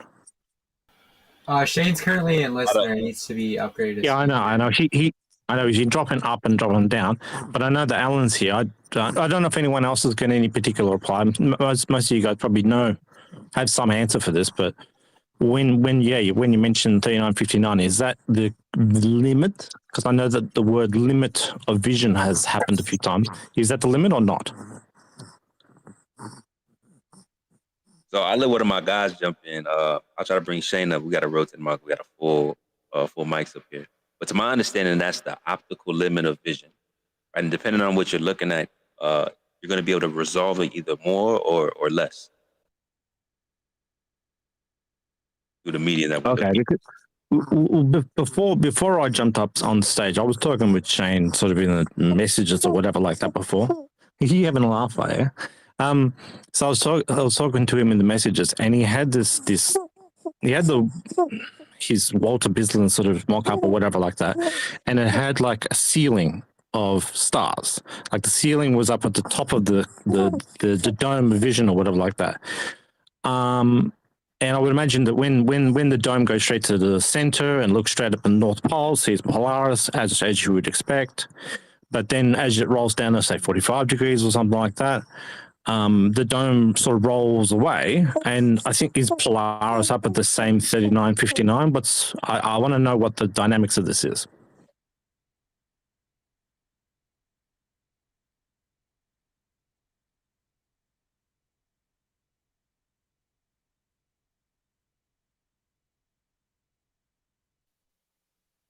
I mean, we did go over in depth with the last conversation, but let me see if I can bring Shane up. I may have missed that. You saw what time I got up on stage, probably about 40 minutes ago. But I mean, if Alan or Shane is actually there, I see Shane's jump back up. I mean, with that dome, and he had a ceiling in his little diagram, which he was talking on that Ether Spaces or whatever it was 11 months ago. You know, and it had stars sitting on a ceiling that was, I'm assuming, 3959 up from this dome. So if the dome rolls and you're 45 degrees away, what height was Polaris on that particular diagram, so I can understand the dynamics? Oh, Swala. Yeah, dude. Also, thanks for being chill, dude. I enjoy actually arguing with you in the comments. You're like one of 3 people that I enjoy. So that's cool, and thanks for that. But I find that hard to believe. You know, most of the people up on stage probably hate my guts. Dude, you won me over with the Flat Earth Friday award show when you just left on cue as a joke. I was like, that dude's cool. I'm down with that. But anyway, so the limit, dude, right? You have a spherical limit. So if you get a geodesic distance on a sphere, you have things that are like 6218 away from you. So you can get a spherical limit of 6218 maximum. That's how you can see a sunrise from across, wherever the sunrise is. But it's actually... Sorry, just so that I can get you going a little bit slower. So 6218 is that your miles limit? What's 6218 now? Well, so 6,218 miles would be the geodesic distance as far reaches of a sphere of radius 3959. A good way. Okay, and so that's not vision at all, no? Yeah, well, I'm going to apply it to vision, but a good way for you to think about it, right, is how the distance from the North Pole to the equator on a globe as a sphere would be 6,218 miles, but when you flatten it out, It's still 6,218 miles, right? Because you have the Gleason's map doing an azimuthal equidistant projection. Yeah. I'm following. All right, cool. So then if I have a sphere that I see in that has a radius of 3959, but I point to an object on that object wouldn't be 4,000 miles away from me. It would be 6,218 miles away from me. You following? Okay, so to some degree, you are saying that your limit of vision is greater than the 3959. Am I? It's like the 6118 or whatever. Well, sort of. So I'm saying that we see in a sphere, right? And as a sphere, a radius is linear, right? So if you have a radius of a sphere, the things that are on that sphere wouldn't be that distance away from you. It would be the geodesic curve linear, non-linear distance, right? I agree. I agree. We see in some sort of a sphere of some sort. I've often wondered whether or not there's some sort of good word to be able to use where you say we see 360 degrees and then 360 degrees in the opposite direction as well. There needs to be some sort of like 360 degrees squared type word or something like that. But yes, there's some sort of dome. There's a vision where we can see a full 180 degrees above us. We're not looking at the ground. But, our limit stops once we hit our shoes. But okay, but what you're saying is that your vision does go beyond the 3959 to this. I forget what number was 6118. 6,218, something like that. So it doesn't go beyond that, but you can resolve objects that actual distance away from you because you're seeing them in a sphere of vision, or for you, it would be seeing them on a sphere, right? So the geodesic distance is how you determine how far away something that you're seeing in your spherical vision is. Yeah, because I was figuring that if you rolled that ball down and you were, let's say you were 2 degrees off the equator, so you would see Polaris, say 2 degrees above the horizons, above the trees. It's going to be visible at least. The distance to what you would think Polaris would be greater than the 3959 because it would be outside the cone, outside the dome. Sorry, and so it would be at like 4,000 miles or something like that. That was my main point to ask. 4,000 miles. Well, I mean, so you know how, because I think the furthest you can see a sunrise away on the globe is 6,218 miles, but that's a geodesic distance from point to point on a sphere. So to emulate that and to mirror it on a flat plane, if you see in a spherical vision limit of the same globe dimensions, then of course a sunrise that you see just on the crest of your horizon, so right on the horizon, right about 1 degree or a little bit less, that would be a distance of 6,218 miles. The way that works, right, is if you were to do some trig and you get some sine cosine going, you get a hypotenuse, you'd set that at 3959, and then you do sine cosine to get the other missing legs, right? So to get a ground position, you would do that calculation, and then you get only 6,218.47 on the horizon, right? And then on the other horizon. And then it goes from, say, at 80 degrees, it's like 5,527. At 70 degrees, 4836. At 60 degrees, 4145. That's just the basic trig of a unit circle governing the limit of your view with a radius 3959. Those would be the actual distances that the object would be as you view it at those angles. Does that make sense? That was a lot of numbers. I have to admit, that was a lot of numbers. The one thing that kind of keeps floating around in my head, right, is if you are like I said before, if you are 5 degrees or something like that above the equator, and you are seeing it 5 degrees above, do you think you'd be able to, if you saw that Polaris was bang on where you were expecting it to be, it's like at the 85 degree down from zenith or whatever like that, right? You would be able to, surely you'd be able to estimate how high Polaris is above the North Pole, wouldn't you? Yeah, 6,218. That's. But sorry, if that cone of vision is rolling over, wouldn't Polaris height be at a different height at each instance? If you were at 30 degrees, 45 degrees, 30 degrees, 10 degrees, 5 degrees, Polaris would be at a different height at each point. Yeah, yeah, absolutely. It would be down to the point where if you were almost almost at the equator, Polaris would be sitting 100 kilometers above the North Pole. No, if you're at the equator, you can barely see it 1 degree above your horizon, right? Well, yeah, okay, but I mean, mathematically, let's say you're 1 degree off the equator, right? So you could visualize it, and so you bring your angles down from 89 degrees down from the zenith. You point it out, then you measure to where the North Pole is.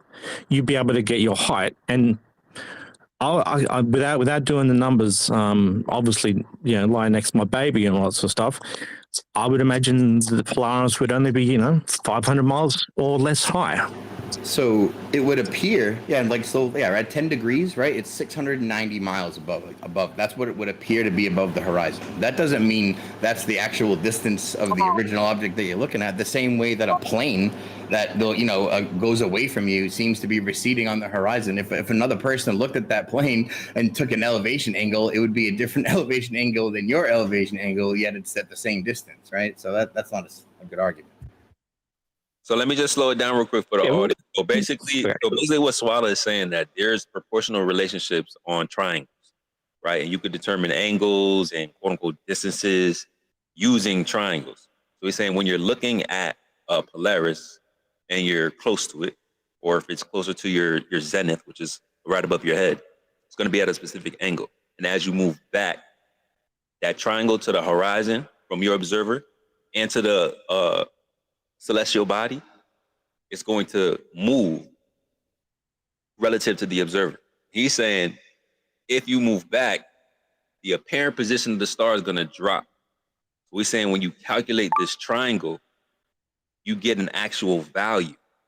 So he's saying this value means as the observer's moving, it's physically causing the star to move, which is why he's saying when it's on the horizon, due to a triangle, it has to be 500 miles above the horizon or above the earth. Yeah, what I'm saying is correct. I mean, what I'm saying is correct.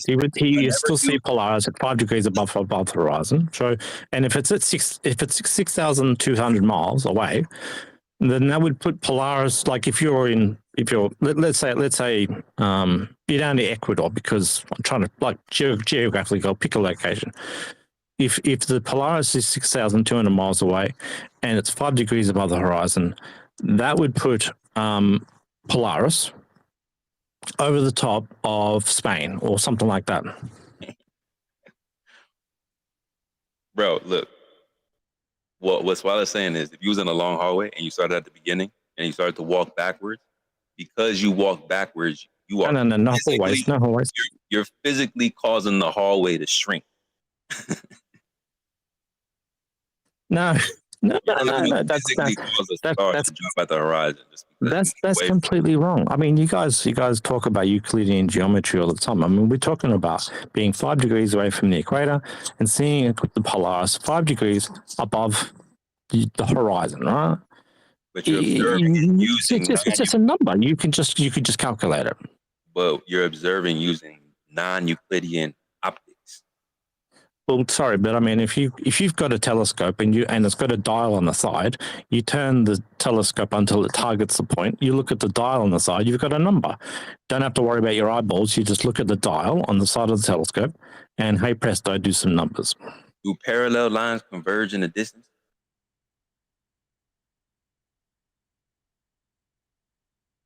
Sorry, what? Well, what's that got to do with it? Yeah, a star only has one. There's only one star. There's no parallel. Do parallel lines appear to converge in a distance?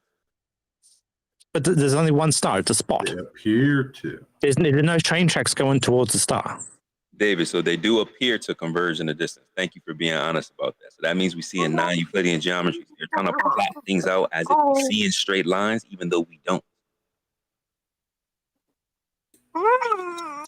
Yep, facts. Even the little baby is laughing at the globe Earth model. Even the little baby knows, laughing away. Doesn't mean that you can establish line of sight. Just how our vision works. When we're talking about curved visual space and this azimuthal grid of vision. I'm sorry, but if you're using a telescope, just how two eyes have to work whenever we're making observations.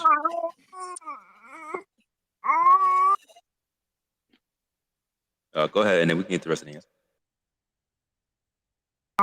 Sorry, the baby was making a bit of noise. You're still making noise. Look, you don't have to use your eyeballs like, in that way at all. You don't have to worry about the retina and all that sort of stuff. If you've got a telescope and you point it at 5 degrees, that's the number. It's just simple. That's just simple geometry. And you punch in the numbers. You find out where Polaris is. And look, I don't really subscribe to this idea that Polaris would be at 6,200 because like I just said before, if you were in one side, you would see it over the top of Europe, and that doesn't make any sense. It must be of a particular height over the North Pole. That would be the more appropriate thing. But I mean, that's all aside from the fact that this 3959 is actually the radius of the globe. But anyway, I don't know why that number keeps on coming up. But I don't know. I mean, where do you think Polaris is, Shane, honestly? Well, I think we only ever see an apparent position, right? So I see an apparent position, you see an apparent position. This triangulation thing you're trying to do also wouldn't really make sense to me, but I understand why you're doing it. I understand why the globe was built from this exact supposition, right? But you talked about the radius value, dude. You know that comes from optics, right? That comes literally from the basis of You've been optics. plugging in that 3959 for weeks. Yes. You've been Okay, plugging it in. all right. He pulled you up on that. Did he now? Yeah, he did. He said you just punched that number in. But sorry, but I don't want to gas bag about other thing anyway. But I'm kind of curious because like I said, as that ball rolls over, it's seeing Polaris at different angles all the time. So, do we determine that Polaris is directly over the North Pole? Here's one foundational question. Let me just get that foundational question done. Would you subscribe to the idea that the Polaris is somewhat, within reason, dead over North Pole? Just to answer that very, very simple question. Is what? What over the North Pole? As in, if you're dead on the North Pole and you look straight up, would you subscribe to the fact that within a certain tolerance, certain angle, the Polaris is pretty much dead on above North Pole? You mean like if you were at the North Pole, it'd be right at your zenith? Yeah, if you're at the North Pole, you stick your telescope straight up. Would you say within a certain tolerance? Because I know that some people say that it's like 0.2 of a degree out of whack or something like that. But would you subscribe to the idea that it's pretty much at 89.9 degrees smack bang up top? Yeah, the world revolves around Polaris, man. I would say yes as well. Because I've never seen anyone actually say yes. We say Polaris is 100% directly over top. Yeah, well, I mean, no one's ever been there, right? It's kind of hard to even say that would be. Yeah, I get that. It's never been photo, but yeah, if you were to get there, I think that it would be technically, right, from everything I know. But you said that this is plugged in numbers, but like we use the human eye, we can also use camera for we can use 1561 nanometers and 5,000 for the large telescopes. So that also equals the same angular degrees. We can use near infrared. 1861 nanometers and 600 for the diameter. Also, angular resolution 0.21 degrees. Thermal imaging, astronomy, extreme ultraviolet, far ultraviolet, they all equal the same angular resolution. So that's why the radius value comes back up from optics as a limit of optics and not from the eye, and not that it's just plugged in. But I got look, to be honest, when you're looking through a telescope or when you're looking through a camera, that goes out the window because you've just looked through a second medium, which is using its own sense of distortion. It's got its own lenses in there. The light bounces in and out or whatever like that, depending on the lenses in the telescope. So once you're looking through a second medium, any resolution what your retina does doesn't matter anymore. And that's the way I see it.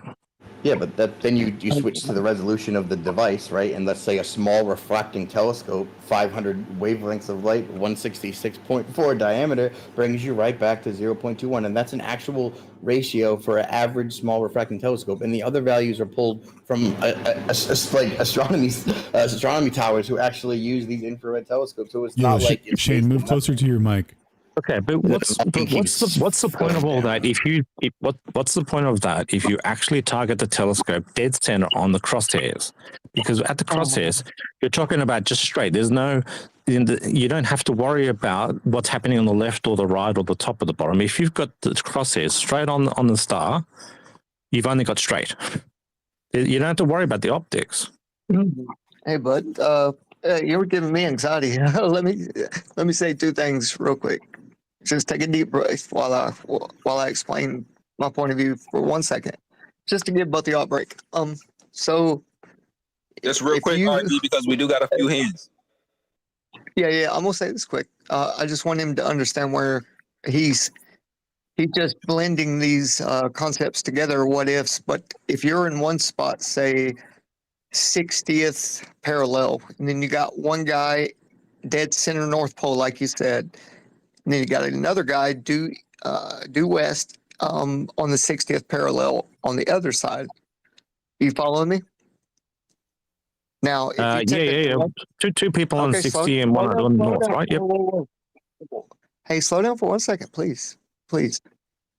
So if you put your crosshairs on that, say the sun is straight over under Polaris, and then you got another guy looking straight up at zenith 90 degrees, and then the third guy over there is looking in the middle as well.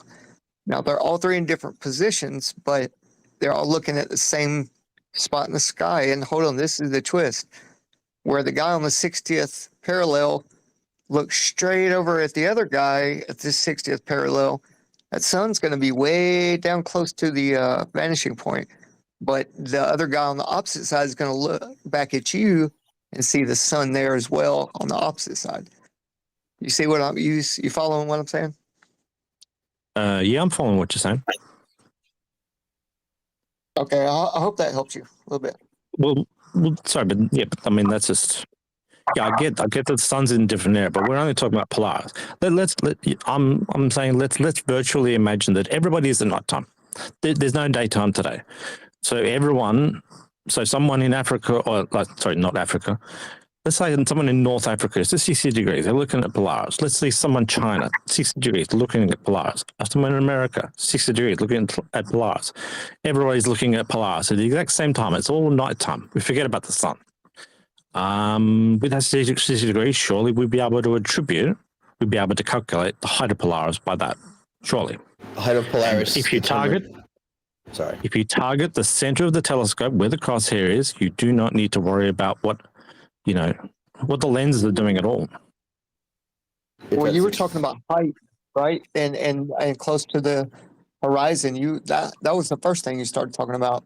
So I'm trying to show you that from either side. Was the question directed at a different person originally? Yeah, it was for, I guess, Shane. I just wanted to help because the guy sounded really anxious. Just trying to help. Yeah, that's okay. Well, my first question was just simply, what is the 3959 according to you guys? But I mean, just surely with this whole model, we'll be able to figure out where Polaris is. And I'm kind of trying to figure out, I guess, if Polaris is dead over north, and at what point does someone who is, like what you're saying, 60 degrees down, where they see Polaris too? And if someone's at 5 degrees from the equator, where do they see it? I mean, it's Polaris. It's latitude dependent, man. It's specifically latitude dependent, right? You see it 90 degrees and then 89 degrees. Its latitude is elevation angle. That's what it means. That's the relationship. Yes. So when you're saying they see it if they're at 60 degrees latitude, guess what elevation angle they all see it at? Yes, I agree. What? So if you're at 5 degrees from the equator, you're seeing it 85 degrees down. If you're at 60 degrees from the equator, you're seeing it. If you're at 60 degrees, that must make you in northern Canada or something like that. So you'll see it 30 degrees down from the zenith. Sorry? It's all apparent, bro. It's just apparent. Yes. Each person has their own special spot. Within the big dome, they have little domes that they follow that's around them. Their eyes can only see. I've seen Gleam try to do a graph. I know you guys probably know Gleam or something like that, but I've seen Gleam try to do a graph, and he tries to target Polaris at every single angle out of all the 90 points of targeting. And it shows that if Polaris is supposed to be dead over North Pole, then that puts the height of Polaris at many points. And I don't know why this there was a 6218 of where Polaris is. Even that makes it even more confusing. That's the math, right? You said if you're looking at it and you do the math and we do some trigonometry and we assume that we see in a sphere radius 3959, which we set up pretty well in the earlier build, then yeah, that would be the calculated distance at its maximum, 6,218 miles. That's just math.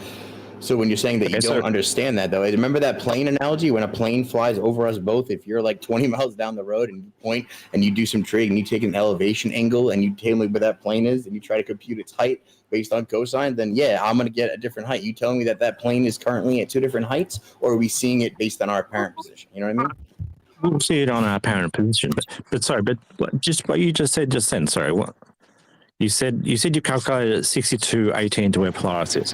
What is that? Is that on the ground, or is that vertically, or is that on the angle? What? That's like if you're at the equator, when you can barely see Polaris right before it dips below the horizon, the maximum distance would be 6,218 miles. Yeah, right. That's okay. So that's if we think about I can't quite remember what the names they used to use for it, like the A. Like the A is the vertical, the B is the distance from the North Pole, and I think the hypotenuse is the angle between the person and the star. Is that what you're saying? The 6218, that's the hypotenuse, I think it is. No, hypotenuse is always set, right? Because hypotenuse is the radius of our spherical limit, and that goes in every direction. So it's setting. Maybe I've got my words wrong. Oh. Well, are you saying the distance that's on the angle from the person who's standing there all the way up to the very, very top of the star, to where the star is? That's 6218. Would be the absolute maximum ground distance, right? So this would be the equivalent of a ground position for a zenith when you're right at the equator and it's right above your horizon. Oh, that's the answer I want to do. I'll pass it over to everyone else. I'll let other people talk. Thanks. But yeah, you got one question from one of the level heads in the audience. Hold on. They say,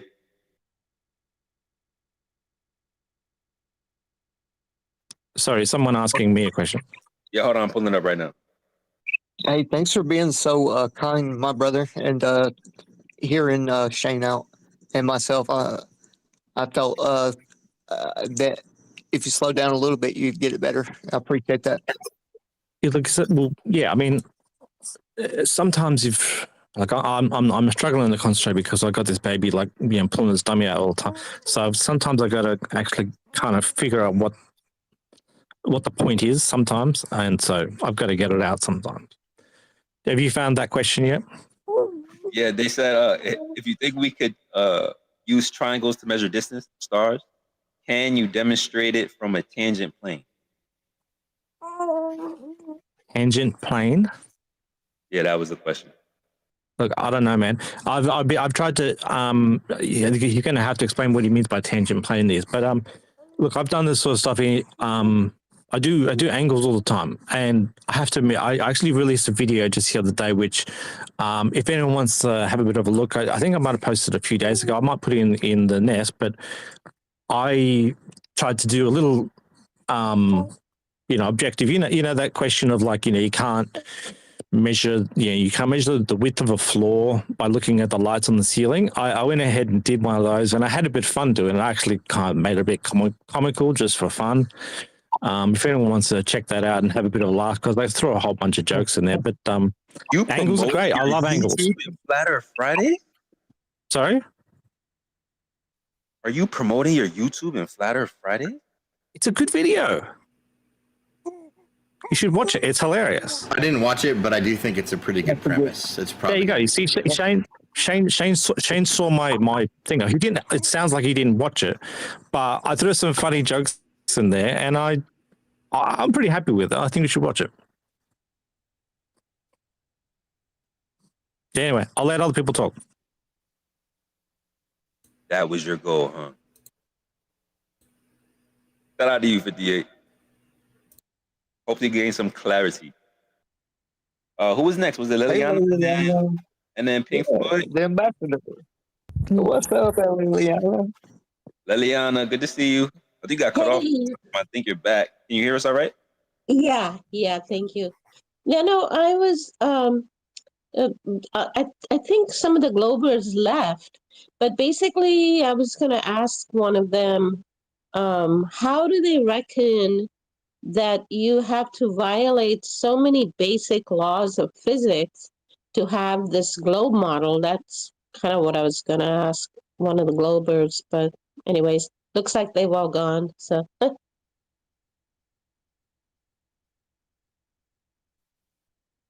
mean, there's a couple up here. I don't know if you want to ask one of them. Yeah, I mean, basically, how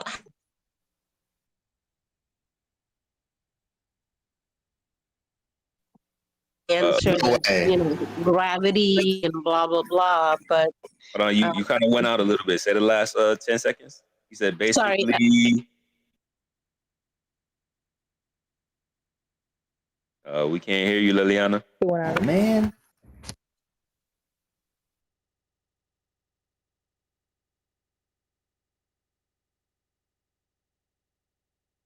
Wow.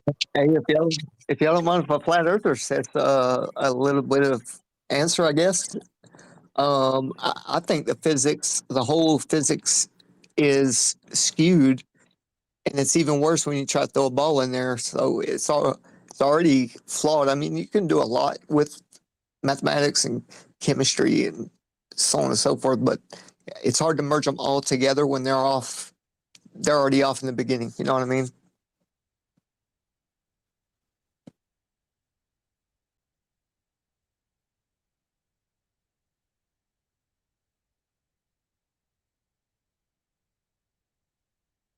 Liliana, are you still up here?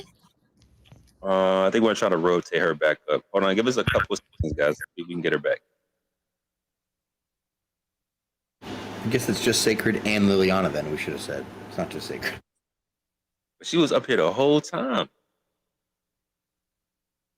And when she finally opened up her mic, it's like what? She gets 4 seconds and then it kicks her every time.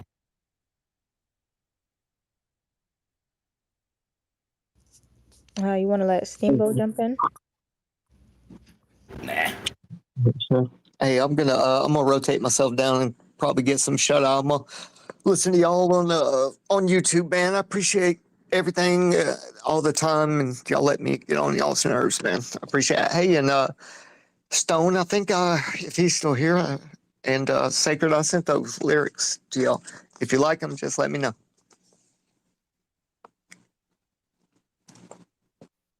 Nice. I'm gonna check it out, RG. Appreciate you, man. Shout out to you. Good to see you. Yes, sir. Shout out to y'all, and I'll see y'all in about a week. God bless. See ya. Sure, yes, sir. Hey, what are you guys doing next Friday? I don't know. Probably hanging out on Twitter Spaces. 106, maybe? For the boys.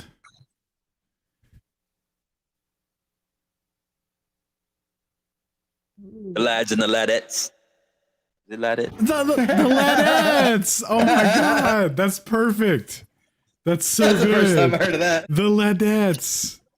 Yes, thank you. That's amazing. That's part of vernacular forever now. Sorry, lasses? No. Ladettes.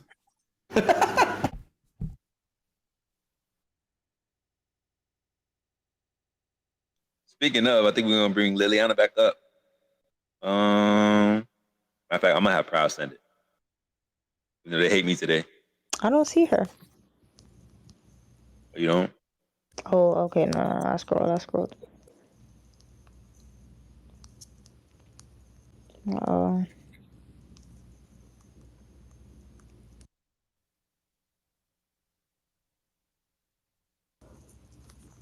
And then after Liliana finally get to finish her ambassador speech. Yes.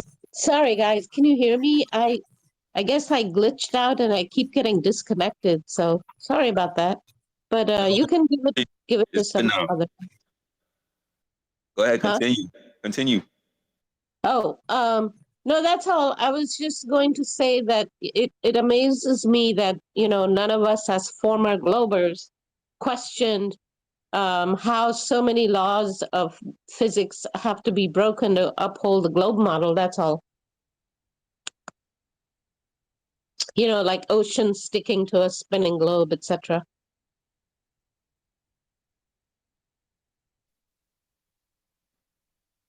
Yeah, when it get down to demonstrations, reproducibility, actual science, actual physics, they don't like to take it there. Yeah, I mean, even some of these people that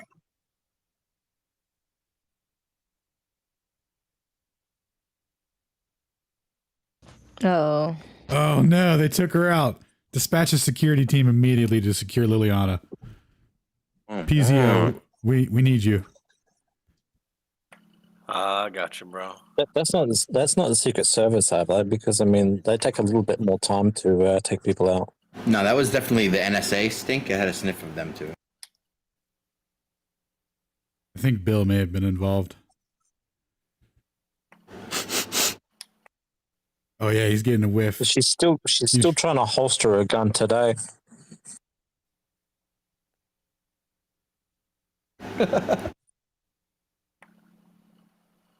Swallow. You still haven't looked into interferometry yet, have you, bro? Who was that? Sorry, was that Stone? Was it?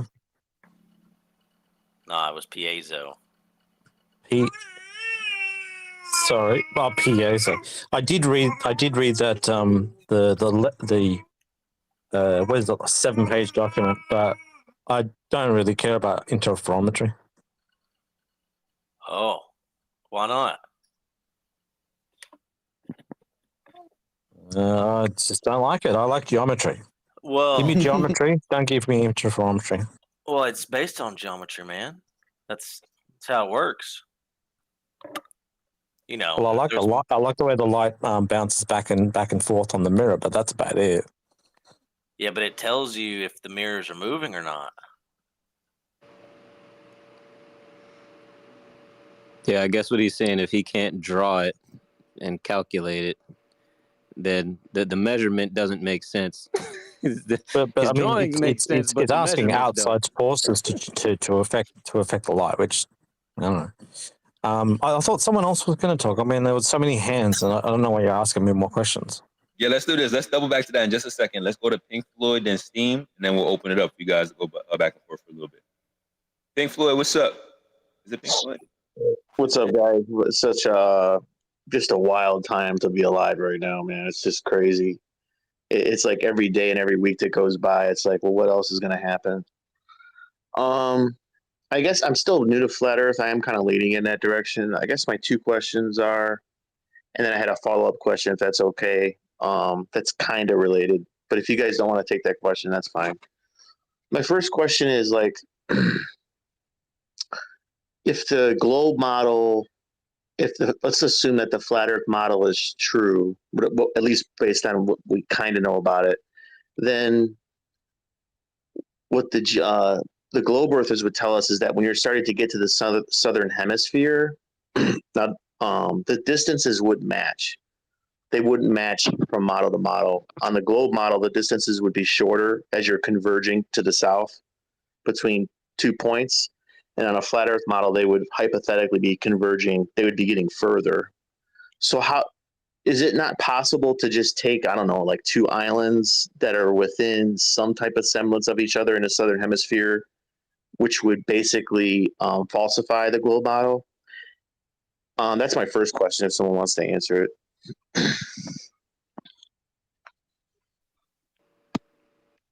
That's an interesting question, man. One thing that we always ask, and maybe you have like an idea, like how would you measure distances over water without referencing like another coordinate system? I guess off the top of my head, I've thought about this. Like, let's just say there's 2 islands that are like point A and point B, and then you would set your boat, for example, or airplane, either one. Let's just say a boat at I don't know, 30 knots per hour, and then that would give you the distance once you reach point B, right? And then you would compare that to the globe model, and then that should falsify it. Because like I said, if you go south enough, it should be converging together, obviously. And then on a flat model, it would be converging out. So the distances, the further south you go, the further parallel south you go, the distances should be more and more off. I don't know if does that make sense or no? So if it takes longer, how will we know that they say we're not just going slower? Well, you would have someone on the boat. You would have multiple witnesses. Me and you would be on the boat, and the whole time we're going 30 knots. What would tell you that you're going 30 knots? If you're out in the open ocean. The instruments on the boat, right? Just like on a car, like. I mean, like an odometer on a car? Yeah, wouldn't it be? How do boats tell their speed? Well, yeah, they do it by navigation. Yeah, Well, you could do. What about plane? What about a plane? I mean, the speed. How does the plane tell its speed? This is the same thing. It's navigation. GPS, basically. Yeah. Yeah, it's pretty much all GPS. And how does the GPS, use longitude and latitude to tell you your position? Right. Yeah. So if it's auto adjusting based on like the longitude as you travel west, in order to make it mesh with the proportionality they need it to for the meridian corrections at your particular degree south, how would you know? Well, you would have. I'm trying to think. Wouldn't you have? Is there a way to do it line of sight? Yeah, you could do that too. I'm trying to. I mean, this has got to be more simple than I'm thinking about it. But like, no, I mean, I don't. It's the craziest, bro. Can I just throw something in the thing? I don't know how far away these islands are. That's probably one thing you haven't mentioned. But I mean, if we were talking about islands that are only, let's say, 20 miles away from each other, you could go up the top of a mountain or top of a tower and maybe just laser sight each other from each direction, and then maybe you could do some more triangulation from island to island. But I mean, if you're talking about like Fiji all the way over to like Hawaii and stuff, that's a much bigger distance. You wouldn't be able to do any line of sight work. Well, let's say you're doing 200 miles. We got 20 mile, 25 mile laser observations if that's what y'all want. We can give y'all that. Yeah, I'm not trying to say about whether or not you can see it or not. I'm just trying to say that if you got an island which was close enough, then someone could get on a pole on both ends and they could go and do some triangulation with surveying materials. How do you know? You're saying that lasers you would then it would have line of sight. Couldn't you do this over land? That's how they work. Yeah, well, there'd be shock and refraction too. That's why you have to get up higher. But can't we do this over? Can't we just do this over land then? Like take a car that's an objective measurement of speed, right? And just take I don't know, it's in the southern hemisphere of Africa or whatever. The globe model is going to say that point A and point B are quote unquote 200 miles. That's what it's going to say. That's a definite thing. But if it's in the southern hemisphere enough, I can't imagine. I don't know where specifically, but if it's in the southern hemisphere enough, based on the specific speed that you're going in the car in the southern hemisphere, it should say something different from the globe model objectively, right? Or am I missing something? How much of the Earth's surface is covered by water? It's like 75%, something like that. I think it's 71% in the globe model. On the flat model would be even more. But if that's the case, and you're talking about taking measurements over land, right? If you have over 70% of the whole surface area to use as like to make up for the proportionality that you set in certain places, you could completely eat up any kind of small percentage offsets that you would use to like map correct the continents in like the Pacific Ocean and places like that, and no one would ever be able to tell. And the only way they'd ever be able to go out there to map the ocean out, and if they wanted to, which they wouldn't, would be to use the GPS systems, because there's no one going out into the Pacific Ocean stretching steel cables and setting up, anchored buoys and doing that consecutively across the ocean to get length measurements these days. You wouldn't even know how far away the island is. Like if you're measuring an island, you would only know what the stat online says if you were to travel across the ocean. So like the continents, in my opinion, are something that you may find some small deviations, but like this tiny deviations that you find, what are you going to chalk that up to? Like you're imprecision, right? Are you driving in a perfectly straight line in that car the entire time? Like, you know what I mean?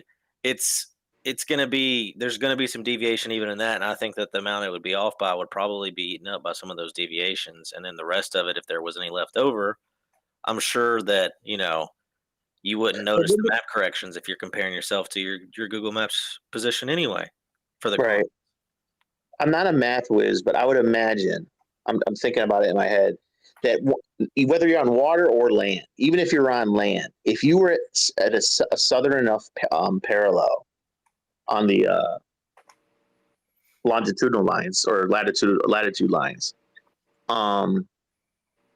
there would still be a difference. Even if you did 100 miles, say like you did in South Africa or something, and you just drove from east to west, that distance would have to be different. It would have to be. I don't know how far is South Africa in the southern hemisphere. It would have to be. It's a good point, but how are you going to do that? How are you going to actually hand measure 100 miles and for sure, like, I have made this perfectly straight for 100 miles. Well, and I'm going to compare it to, like, how are you going to do that? Got a secondary issue too. The units that you're using for the measurements, right? So like miles, kilometers, and all that are all ratios of a terrestrial meridian. So they're all going to go back to the graticule, right? So when you're using the coordinate system properly to derive distances to things, it's going to be more or less accurate. And like Pizio was pointing out, when you're doing it over something where 70% of the world's water, well, you're going to need the land areas to all be proportional to that if you're going to use it to traverse that 70%, because you're not going to use like a different one once you hit a land area, right? Or unless you get like a more localized one. But anyway, that's why they all work and they're all more or less the same, because they are the same. You're saying you can, because there's so based on it, basically because there's so much data that's incomplete, say it's 71%, it would make it possible to hide. You would be able to hide it, is what you're saying. Am I interpreting that correctly? Or magnetic declination, meridian corrections, more time zones in the south and the north, like different stuff like that. Yeah, there's numerous tools you could use to hide distances, especially over water, and then the terrestrial distances though would still match because they're all derived from a terrestrial meridian, right? So miles, kilometers, and all that are all derived from the nautical mile, which is derived from a terrestrial meridian. So it's all a ratio. Right. It's all a ratio of the coordinate system that was derived from the stars, from angles to the stars. So it's going to work out. You're going to be able to use it and verify it. You're saying that the land measurements are actually objective, regardless, no matter what model, they're going to be objective, and you can hide whatever. Yeah. Well, nautical miles are specific, right? They're units of a circle. They're specific to, they only ratioed them to statute miles based on the metric comparison that Alan was talking about, which is the definition of a meter, right? They used to ratio it against a terrestrial meridian, and at the conference they literally said, what the goal is. They want to reduce it to a length of a quarter of a terrestrial meridian, and then they said, it's going to be ratioed against the speed of light, except 1/299,799,458 is still the same exact metric of 39.37 inches. So like when you're measuring things in meters, this is ratio to a terrestrial meridian. Terrestrial meridian, by the way, is the thing that is necessitated for a sphere. So because ever since I've thought about this, I've theorized too, like a lot of like missing ships that disappear. I bet you, I have to look at it more. I bet you a lot of them were in the southern hemisphere. I bet you, and not just because of, it could be for a lot of reasons, but I could imagine some situation where like a sailor was in the southern hemisphere and he just gets confused. There's You know what I all mean? kinds of books showing all kinds of accounts like that. Look at Captain Cook's voyage, man. Yeah, How many years was he gone? yeah, yeah, yep. I remember, hearing about that. The CS But even Calamar modern book. examples like the Navy or whatever. I don't know. Well, in the 1920s, man, like that CS Calamar book documents all of that, and especially in particular the British Navy, right? Because like they were the ones that were, basically peddling all these maps. They were graticule peddlers at the time. So when they were adjusting the graticule to make everything proportional, they were basically just trial and erroring it. That's why I think, and then not to ramble on, there's another hand up. I won't ask my other question, but I think before World War II, I think the Germans, I think part of what was, because each World War, big event, it's a different, it's whoever wins basically writes history. And I think they were going down south and they're like, what the, that's why they were making so many trips to Antarctica, because not just because there's something on it, Antarctica, but I think they were looking at the Southern Hemisphere and saying, what the hell, everything they told us here, this doesn't even make any sense. You know what I mean? Yeah. Stuff like that's explicitly documented where they were trying to find things that they said to other people that had went there before them. Like, oh, there's going to be land here or an island here. Well, they'd be off by like 300 or 400 miles, That would shock the hell out of me. Like, can you imagine being an officer, like in the military, and you're doing this expedition? And you're like, this is fucking 300 miles off. What the hell is going on? You know what I mean? But I'm out. I appreciate it, guys. Can I just say something? Just real quick. Let me just. Yeah, I'll keep it quick. Hold on, just real quick. I just want to say that I put the RGS Collimore book that Alan referenced up top in the nest. If y'all want to go take a look at that, we did a short reading on it a couple months ago. We might have to double back and do a little bit more because that's exactly what we're talking about right here. So, well, go ahead, Padilla. Yeah. I'll keep it really short because I'm sure everyone wants to move on from this topic. But I mean, what he was saying before. Look, personally, in Western Australia, Nullarbor, the Nullarbor Highway, it's about as straight as a dime. It's so straight that people practically fall asleep and fucking die on that road. And it's flat as a tack as well. So like if you ever really wanted something in the southern hemisphere, which is perfect for you, the Nullarbor, and not only could you odometer yourself from one town to the next, and you can go back and double back in the other direction, and you can even probably go and get some surveying things and triangulate each point, and you could just do a step-by-step triangulation, and you'd be able to double check that all the odometer numbers were all correct, and then do whatever experiment that you said you wanted to do before. Nullarbor Highway, I fully recommend that particular thing as being like a first point of the first location to be able to test those theories that you're thinking about. What's the location called? So there's a highway that's on the Nullarbor. It's basically the Nullarbor Desert or something like that. And between Western Australia and South Australia, from Perth to Adelaide, there's a big highway out there, and it's just trucks galore. They're going full fledged, killing kangaroos on their way over, and it's as straight as a dime. Have a bit of a look at it, and there's nothing anyway. There's no trees, there's no nothing. In fact, there's an 18-hole golf course, which is about 3,000 miles long because you do one hole every 100 kilometers. So it's a very interesting location. If you wanted a clean environment where you can see far distances and you're nice and straight, it's perfect.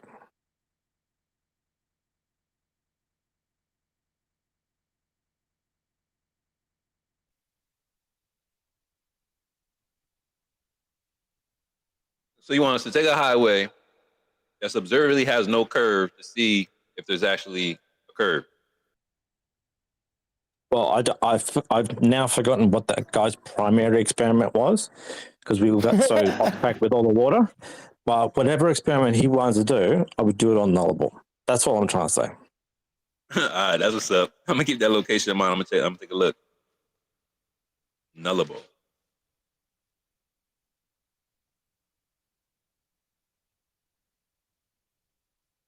I know you said you had something else, Pink, but maybe you got everything got to everything. So I appreciate you. We'll double back in a second. Let's see what Steam got to say. Is it Steam? Oh, Steam, yeah. Oh my God. Let's see how many beers he's in. Steam, what you got for man. us? Oh, you guys can't leave me hanging that long. Oh, gonna explode. No, I originally put my hand up. You guys can hear me, eh? Yeah, you good. You good. All right. No, I originally put my hand up because I had a question for Witsit, but it appears that he has since gone. But maybe one of you guys can elaborate because it's something that's been bugging me since he said it. It has to do with remember when he said like they mapped like the Earth like based on the stars.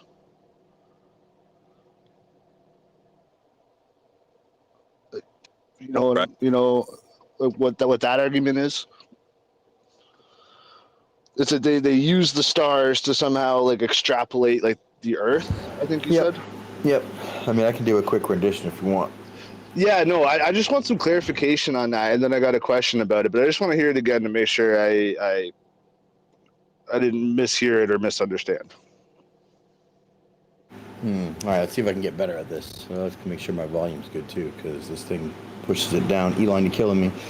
Right, so what do all worldwide maps project? Coordinate systems, not the globe. What do the coordinate systems project? They're based on a datum to tie them to the world. What are datums? Things like spherical datums, right? You have geodesic datums, WGS 84, 83, NAT 27, NAT 83. All of those are spherical datums.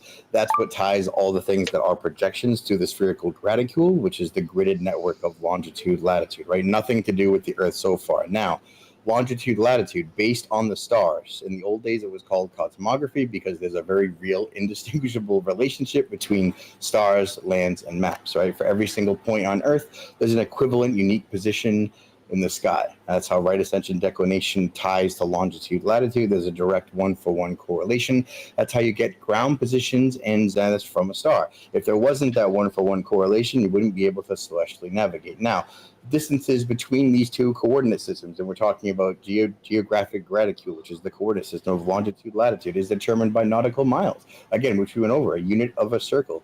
Sky miles, navigators' minutes. 1 nautical mile, 1 minute of degree, 60 minutes. 1 degree would be 1 degree, 60 nautical miles, right? And the power of that is that the distance determined by the nautical mile, once ratioed against the statute mile, as in the conference that we just went over, then is invariant between coordinate systems. So the distances measured in nautical remains consistent no matter the shape of the underlying topography. Again, we haven't actually calculated anything on the Earth. We've looked at the ground. We've done trig. We've looked at the sky. We've done trig. We've calculated a ground position for that potential star.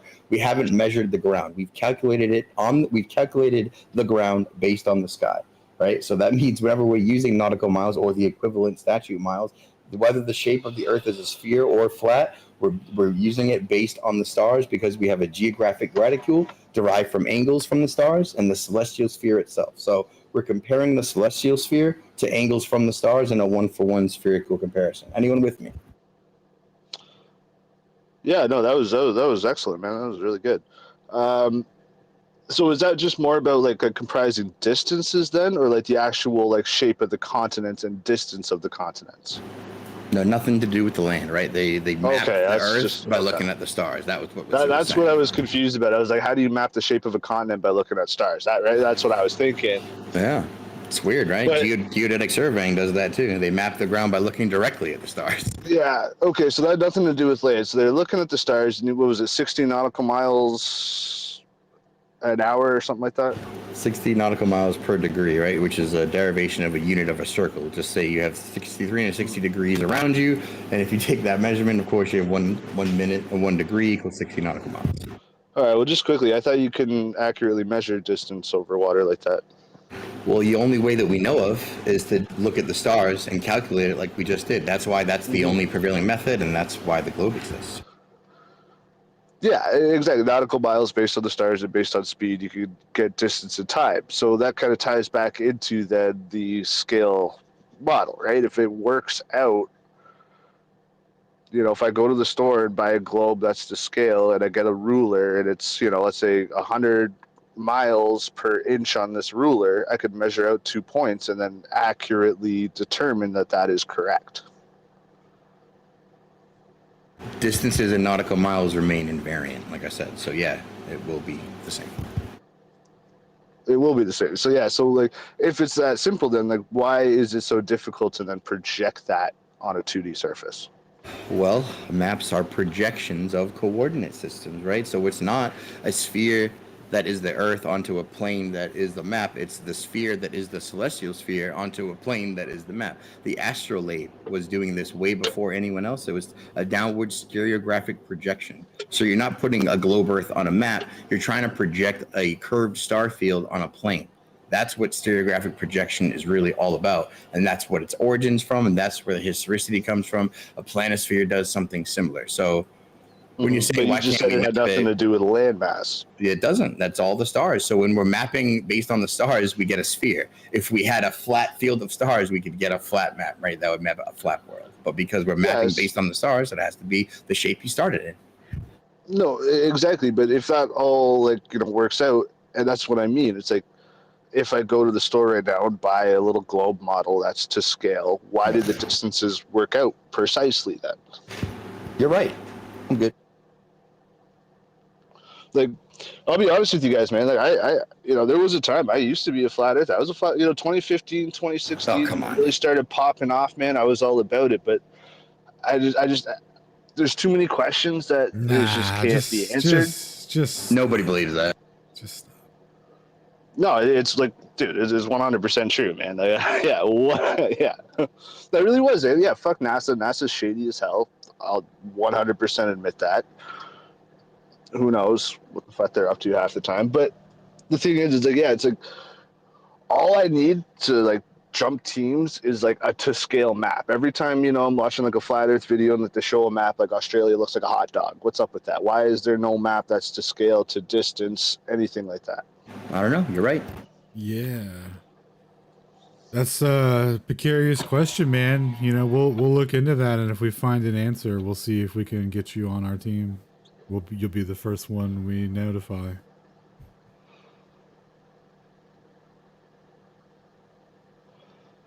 All right, man. Yeah, sure. I mean, that should be the first thing that you have before anything else. That should be the easiest thing. That's the given. That's the gimme. Right. Right again, man. I think we made the wrong person president. We should have heard this guy out. He's got a lot of great ideas. He's got his priorities in order. That's for sure. Dude, we could prove flat Earth right now. Oh, shit. Actually, dude, you guys got a lot of followers, right?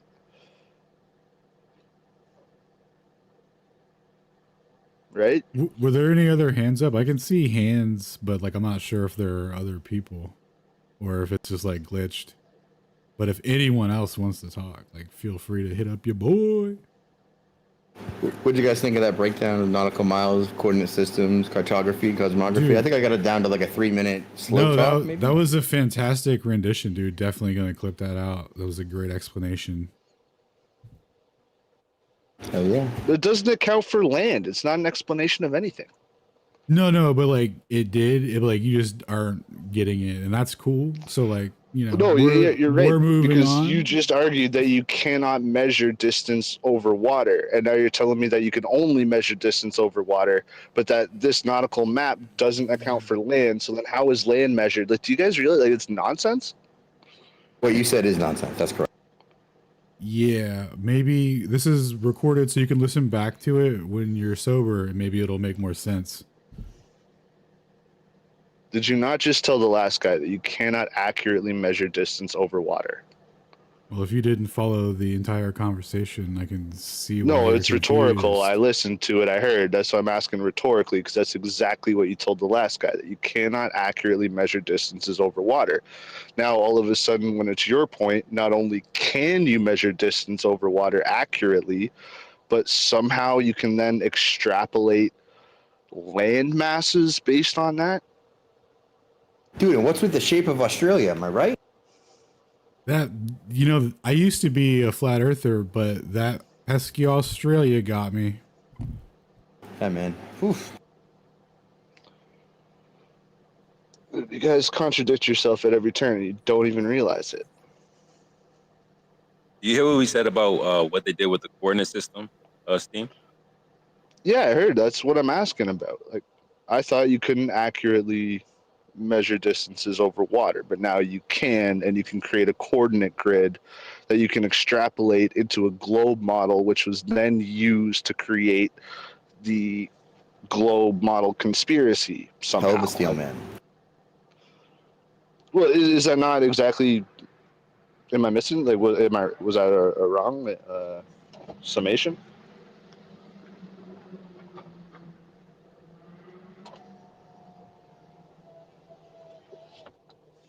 Like, am I missing something there? Like,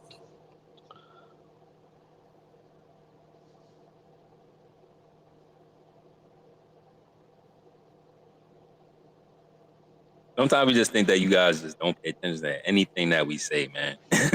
what did I say that was wrong? What question did I ask that was wrong? Like, you say that. You say I don't understand. I'm trying to understand. Like, Well, it's all right. We didn't like, really answer for him. We answered for the stream and anyone listening, right? So that's why we went I through know, the exercise. So like, it's cool. I'm just trying to correlate like those two statements, right? Where like you can't measure distance over water, but then they used over water distances to create the globe model. Like, I don't know. Like, I just, what are you talking about? They just cooked the coordinate system, man. Said, hey, you got to fit your observation on this point to this specific coordinate system. You can't deviate from it. And wherever it deviates, you're going to correct. Right. Longitude, latitude is a spherical geographic graticule. If you're doing things with longitude, latitude, your results will be spherical. The coordinate system is spherical. The datum is spherical. Does nothing to do with the Earth. All they've done is restrict you to a coordinate. Okay, so longitude and latitude. And then when you were talking about how they measured this system, it was quite accurate. You said, what, 60 nautical miles per hour per degree or whatever.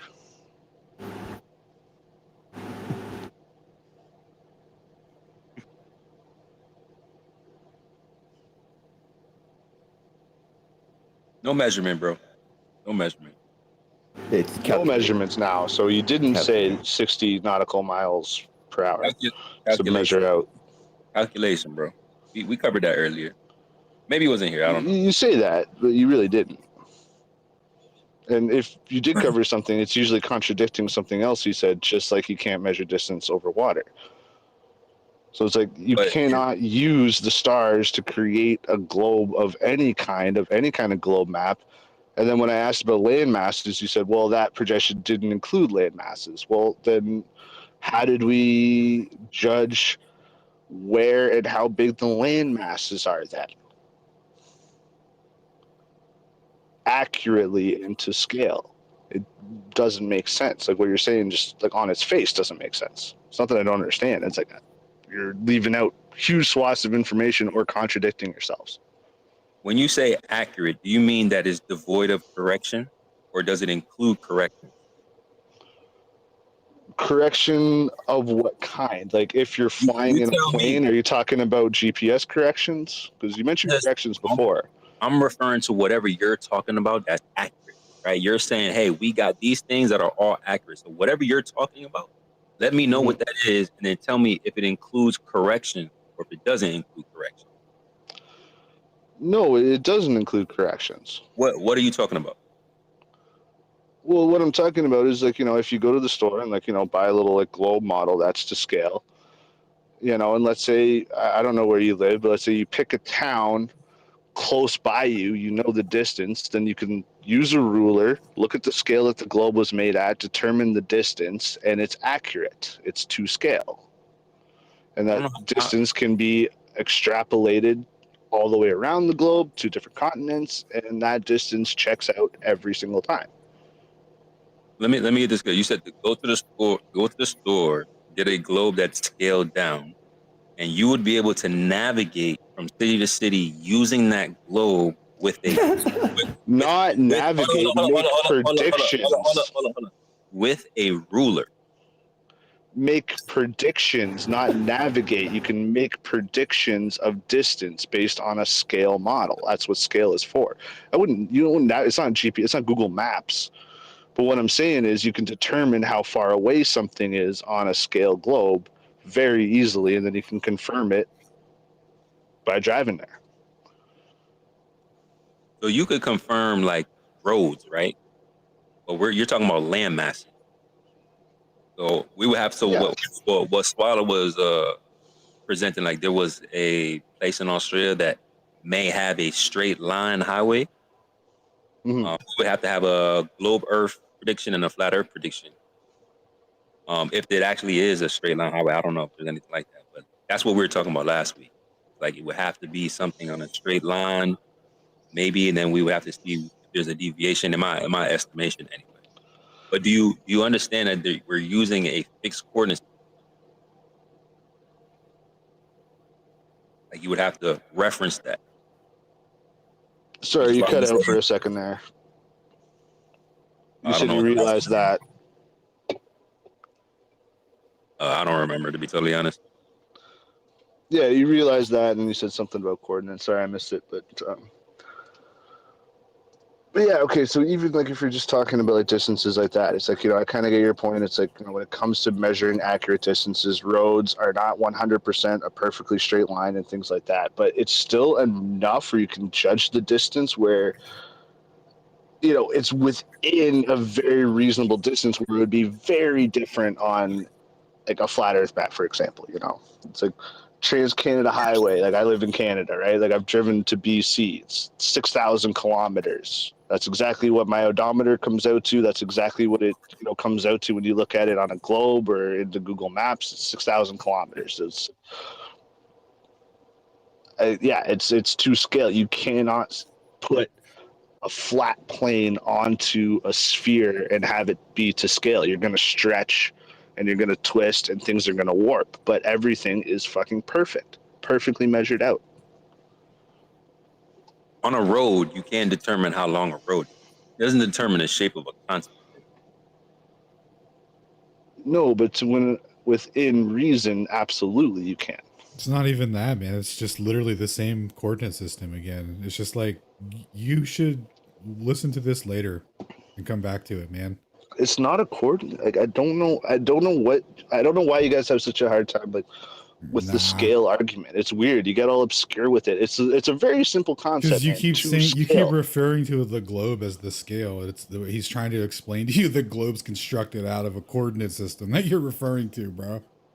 That's specifically corrected for and tailored to fit the stars, not the land. That's why it works like that, dude. That's why we're going in. Hold on a second, dog. That's why we were going into how they derive distances. So when you're like, but when I go this distance and it works out, blah, blah, blah. Like, that's why that's why we're kind of bored and like kind of frustrated with you, because we've explained it to you and you're not getting it. And then you're like just repeating yourself at this point.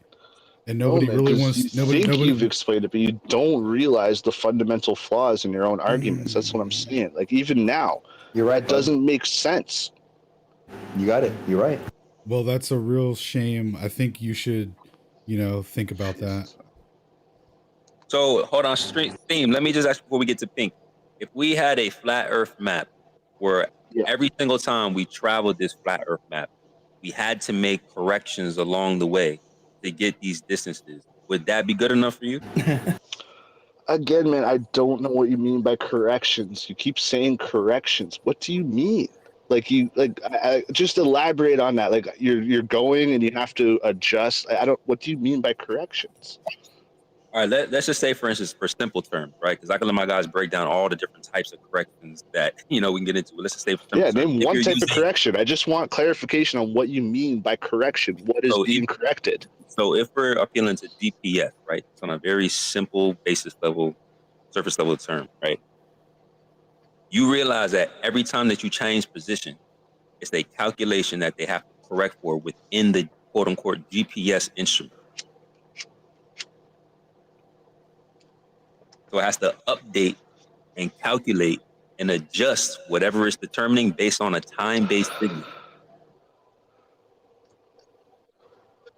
Okay, so are you saying Just to clarify here, are you saying that, like, let's say, like, I opened up Google Maps right now and I set a distance, let's just say 1,000 kilometers away, and I can look at, like, the route, you know, the little road that it's given me is all lined up, and it says this is 1,200 kilometers away.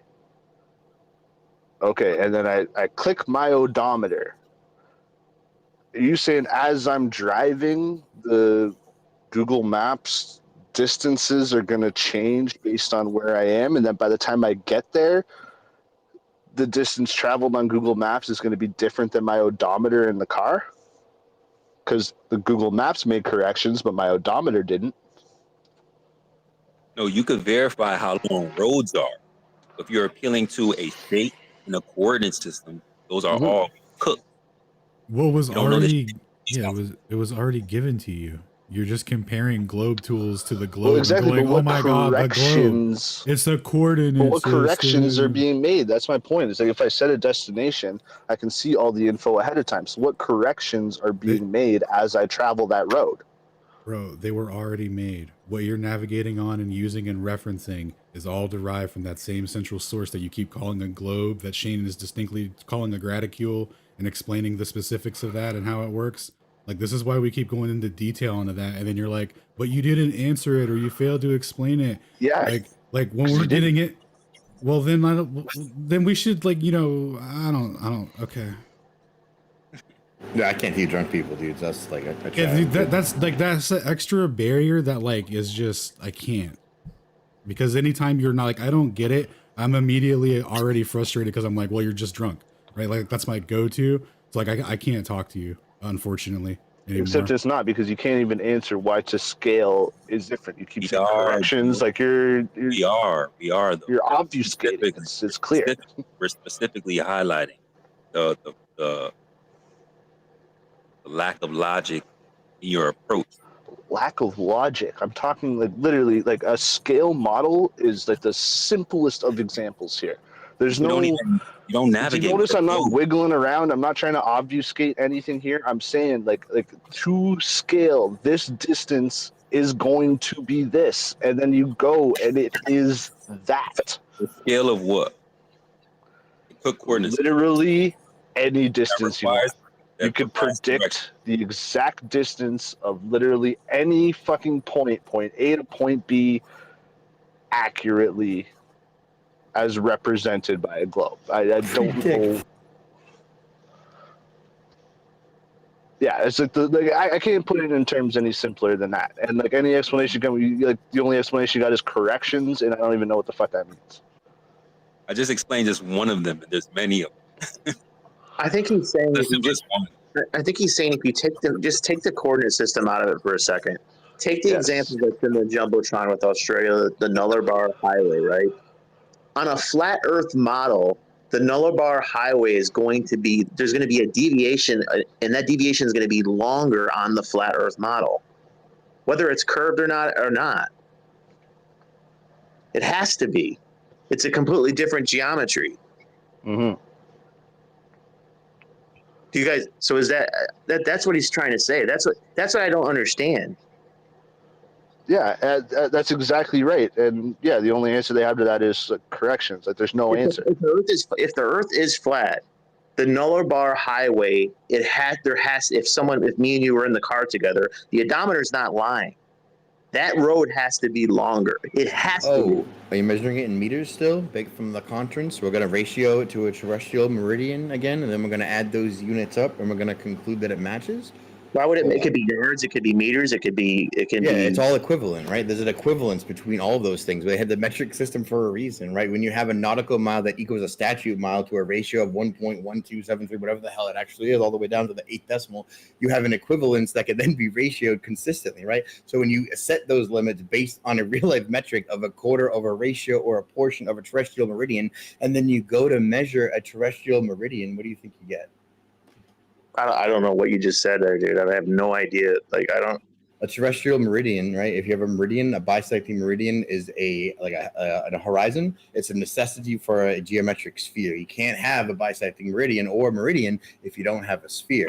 So when you're saying you're ratioing something to a terrestrial meridian, you're presupposing a sphere and you're giving it a ratio proportionate to the difference between 3.97 inches, right? Because that's what it comes down to as a meter, and that's the basis for the measurement. So when you're doing an odometer measurement and it's in, say, inches to centimeters to meters to miles to statute miles to nautical miles, it's all going to equal the same. So when you're like, distances work for the graticule, we're like, yeah, we know, we agree, we said that from the beginning. But the flat Earth model is different. That's what. Yeah, the flat Earth model has never been actually referenced or compared to once. We've done celestial sphere to geographic graticule, sphere to sphere. We've been like, look, it's a sphere. Hold on. Whether you knew about it or not, you agree there would be a deviation on the Nuller Bar Highway, correct? There would be a deviation. There would have to be. The models, never mind, take the coordinate system out of it. Just picture in your mind that the Earth is a flat plane rather than converging in the southern hemisphere. That's the only two things you would need to know logically. So there's going to be a deviation. Between what? Where did you get the flat Earth distance to compare it to? The Nuller Bar Highway. Where'd you get the other comparison point? Yeah, what coordinate system do you think they use to lay out that highway, dog? Like, do you understand what Shane just laid out? Because you're just looking at tools that were given to you that are derived from the presupposed globe that they're telling you, which is just a coordinate system. No, I'm not presupposing the globe. No, I'm saying I know you're not, right? I know, like, mentally, like, you're not, but then you're saying like a different word and you're not realizing the association with what's happened, right? This is where the confusions come from. This is why people give me an analogy, because if I have a blind spot here. Yeah. Give me an let's see here. If you're dealing with anything on the globe, right, so-called, anything latitude, longitude, right, it's going to be the same. There's going to be no difference. So when you're looking at it and you're like, it would be different, it's like, okay, maybe. How was it built? What was it referenced with, right? Well, when they did that construction project, they were referencing the lat long that's given to them by the king in the 1700s. So it's going to work out and scale proportionally because they all got together and agreed on how they would derive distances and all that based off of the ratio to that map, which is derived from the stars. So the highway is going to work out exactly proportional. We don't have anything to compare it to. We don't know exactly how much it would be different by. Right? Then how would you know any map then? How would you know? So that's right? what all you've got is a graticule that you think is a globe. Right? Like, dude, that's what I'm saying, bro. How would any of us know? That's the whole point that we've been trying to get y'all to ask. How would any of us know? A bunch of dudes got together and finally setting in a little. I want to test this logic out though. But we would agree hypothetically in our minds, obviously, that a flat Earth would extrapolate further out in the southern hemisphere, correct? You mean, is there a difference between an arc and a chord? Is there a geometric principle, say, that you can do a geodesic distance or a linear distance? Of course, there's a geometric principle there, but we don't have any comparison points. We just have X and we have X. And you're saying, hey, X equals X, therefore globe. No, well, how could we? There's got to be a way to figure this out then. There's got to be a very simple way, no matter what paradigm you're in. There has to be. You know how much manpower they used to, quote unquote, map this Earth when they did it? You say it's got to be a simple way? Yeah, dude, it literally, Shane, if you want to give the quick rendition on lat long, dude, this is the craziest story you'll ever hear. Like, the amount of effort that was put into this, and it's like, people are like, where's your map? It's like, yeah, dude, where's our secret society unlimited funding? The ability to impose a decree where you say, hey, this is now the coordinate system. Anyone that uses a different one is fined $30 in a time when $30 is like, you know, a devastating amount of money. It's crazy, dude. We can do the historicity of longitude if you think it'll help. Yeah, it's always a good rundown, man. It's crazy. Right. So we have, if you look at Wikipedia, longitude was invented, say, 200 BC by a dude named Hipparchus, who also invented a variant of a sextant, a way to tell can you mute for a second, please? A way to tell the distance to the stars, a variant of a sextant. He was taking apart a form of geometry. He's accredited with a whole bunch of stuff, but fast forward to like 1712, and the Board of Longitude came about from the Royal Society, and they decreed, electing themselves the Board of Longitude, they would, find the furthest southern extremities of longitude, and they needed a device called the chronometer, right? And this is prompt from Isaac Newton, who was like, no one can create the timepiece that would maintain this at sea to be able to get the furthest reaches of light. And then some craftsman dude who'd never made a clock before in his life came out and met Isaac Newton's challenge in the public and created the best chronometer that anyone's ever seen. And now they'd be able to tell longitude. And then they were sent on a mission by the Board of Longitude based on a decree in the Almanac of 17, when was America founded? 77? 1777. Yep. So right about there, they had a decree where they would pay everyone like 2,000 pounds to go to the furthest southern reaches and map the celestials that they see, so that they could get the most accurate determination of longitude to a half of a degree, right? But they already could do that based on navigation methods at sea. They had something called the clock stars, right? They had lunar transit methods, and they would say the moon would take a certain amount of time to pass through a star. That would give them a corresponding degree of longitude. They'd also use something called equinox and base the longitude measurements on that. So they don't actually need longitude to be able to navigate anything. Nobody needs longitude for anything. That's just a lie. They could get to where they were going within a half of a mile, really.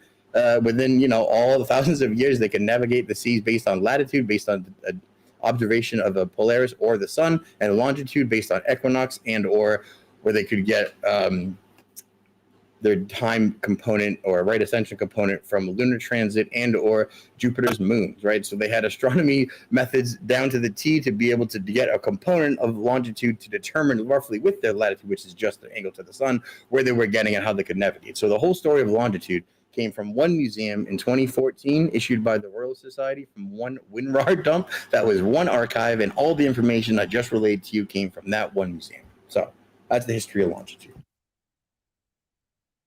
So they made these, in layman's terms, they made these physical measurements based on the stars, and they made terrestrial measurements on land. No, never. You invented that second part. Never said that. That never happened. No one ever made any measurements on land? No, he's tried to break it down and make it analogous. Shane. So he's saying that essentially they measure distances to the stars and then they put that on the ground. He was saying, like, is that how they did it? Right. Yes. What do you mean they put it on the ground? So like the ratio to the terrestrial meridian, et cetera, like all that. Oh yeah, yes. So regardless, then, whether you're a flat earther or a glober, that still means the southern hemisphere is going to be very confusing. Correct. It was immediately after this. People died. People got wasted. They were sending out. Everyone had to go navigate based on it being a globe. They hit rocks. They were shipwrecks. They got lost. They were never heard from again. I'm about to just read this because they're not listening. Like, oh yes. No, I am. So why can't we just do them? I would imagine, like, if I was more into this, and I mean I am into it. I'm still on the fence, but I am leaning flat Earth, especially these days. But flat earthers should be doing navigations as far south as they're allowed legally, and maybe should be doing it live, posting it on YouTube, posting it on Twitter, saying, "Hey guys, this doesn't make sense. This doesn't make sense. This doesn't make sense." That's what should be happening. Because I agree with you. It doesn't make. I agree with you how you could just make these measurements based off what's in the sky, and then in layman's terms take these measurements and put those on a sphere, a hypothetical sphere. But it's still not going to make sense. It's still not going to give you. It's not going to factually give you the information of what's going on in the southern hemisphere. Well, that's where they got in with the magnetic deck corrections, right? So right. what Sacred was referencing earlier was that, and then the C.S. Callamore book, his pronouncement, which I put a link in the jumbo next to Sacred's link, or I tagged it under your link, Sacred. So I put a link to the PDF from Ether Cause, and then a link from Jaron from Jaronism, reading from the book. He reads pretty much the entire book if you want to listen to an audio book version of it. Wow. It's a pretty straightforward read. It's like a list of accounts of like just everything where you're like, wouldn't this happen and go wrong if they changed everything and it was disproportional in the South? And it was like, oh, it turns out that there's like all these captain's logs and instances where that happened. I got to talk. You know what? Have you guys talked to any sailors with their experiences in the South or no? I got to do that. Yeah, I have to, not to, there's a guy named Herbe Raboni who participates in that famous because this is crazy around the world sailing thing. What's it called? Somebody knows it. But anyway, that guy totally spilled the beans, and he's like, "Yo, the speeds at which we're traveling don't make any sense for a globe we're traveling." They say that we're completing the race at only like 4 knots an hour or something, and they can go, I think 20. I can't remember off the top of my head, but the figures he give basically, and for how long it takes to, versus how long it takes to complete the race in reality, isn't proportional to what they, would expect on a globe, as if it is bigger. He's saying, I can link you to the playlist on that. It's a little dense because he's got an accent, but there's a couple videos that are dubbed over, but mostly you'll just be reading subtitles as he presents the information. But he is the dude that participates in it. I think he participated in it twice. they always gaslight you. Like the thing about Globers too, man, and some of them are good faith. Like the thing it's when you talk about this dilemma here, because I understand what you're saying. It's just when you start to bring up all this spooky stuff that's happening in the South, like real documented sailors getting completely lost, which wouldn't make any sense if it was all on the up and up. Like it would just be, oh, this is 100 miles, this is 100 nautical miles, etc. And they just look at you and they don't say anything. I don't get. It's just weird. There's something obviously off about the mapping.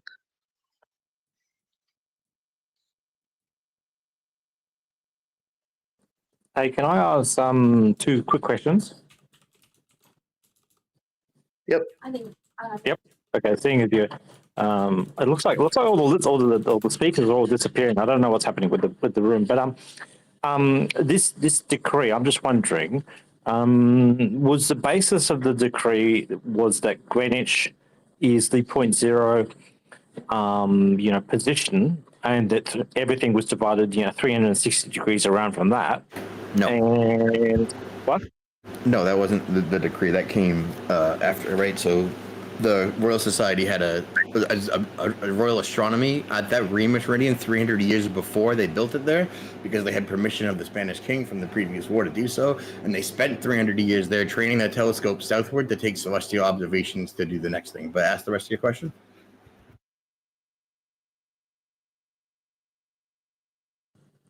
You wouldn't happen to have something like that you could read, like a PDF? Yeah, we have the decree from the Almanac of 1776. I would like to read it. Oh, you don't walk around with your royal decree, brother? Come on. What are you talking about? I'm just fucking with you. Yeah, exactly. Hey, there was another question. I think I was talking about this week with both you and Piper. That I was thinking about the coordinates, right? And I was thinking, why would it not be that? Would it be more preferable for Flat Earth to go out there and get your coordinates set up on a like a system where it's like alpha, beta, delta, and gamma directions, and that way you could go out there and align it with which direction alpha versus delta actually is located, instead of these rings and lines.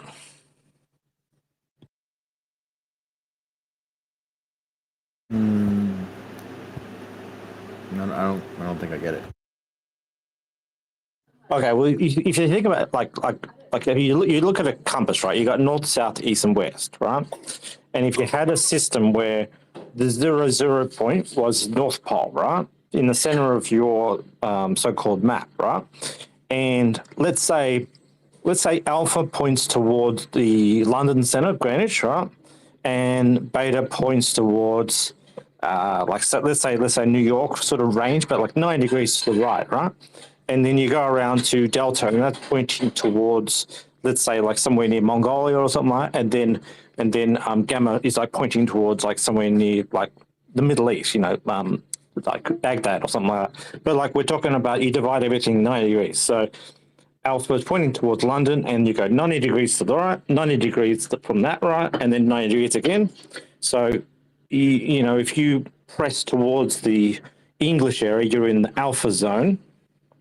and you are X amount of either beta direction to the right, or you X amount of like gamma direction to the left. Do you know what I mean? Yeah, it sounds like you described an azimuthal equidistant direction preserving projection. Right? Yeah, if the flat Earth is flat, like forget about all the mountains, right? And the mountains and the Mariana Trench, right? If everything's flat and you put the 0, 0 in the center and you divide it all up evenly, you should be able to go X amount towards the alpha and X amount towards the beta, and you'll be able to get a alpha beta coordinate system.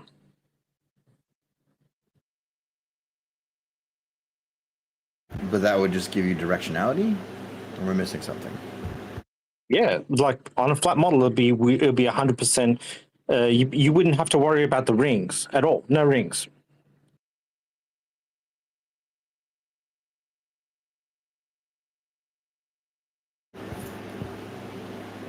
And that would give us flat distances. Yep, it would give you 100% flat distances. Consider it. Have a bit of look. I might even draw it up for you so you can have a look what I'm talking about. If you did, I would look. For sure. Did you watch my video though? You looked at the picture, but you didn't watch it. No, I didn't. Are you sure? Are you sure you're going to look at something? No, I'll watch your video too, man. Because I looked at it and I was like, I don't get it. And then I clicked on it and I was like, oh, he did the look at the ceiling to measure the ground thing. All right, smart. That's funny. I bet that you can measure your floor if you know the exact dimensions of that light bulb in your room. Sure. Yeah, sure. well, no, but I didn't have the correct. No, I didn't have any measurements for the light bulbs. When you watch it, you'll see. I reverse engineered the entire room. All right. Well, I'll watch it. It looked like you put a lot of work into it, man. At least in the thumbnail. I'm a master of that sort of stuff. The thumbnail was pretty funny.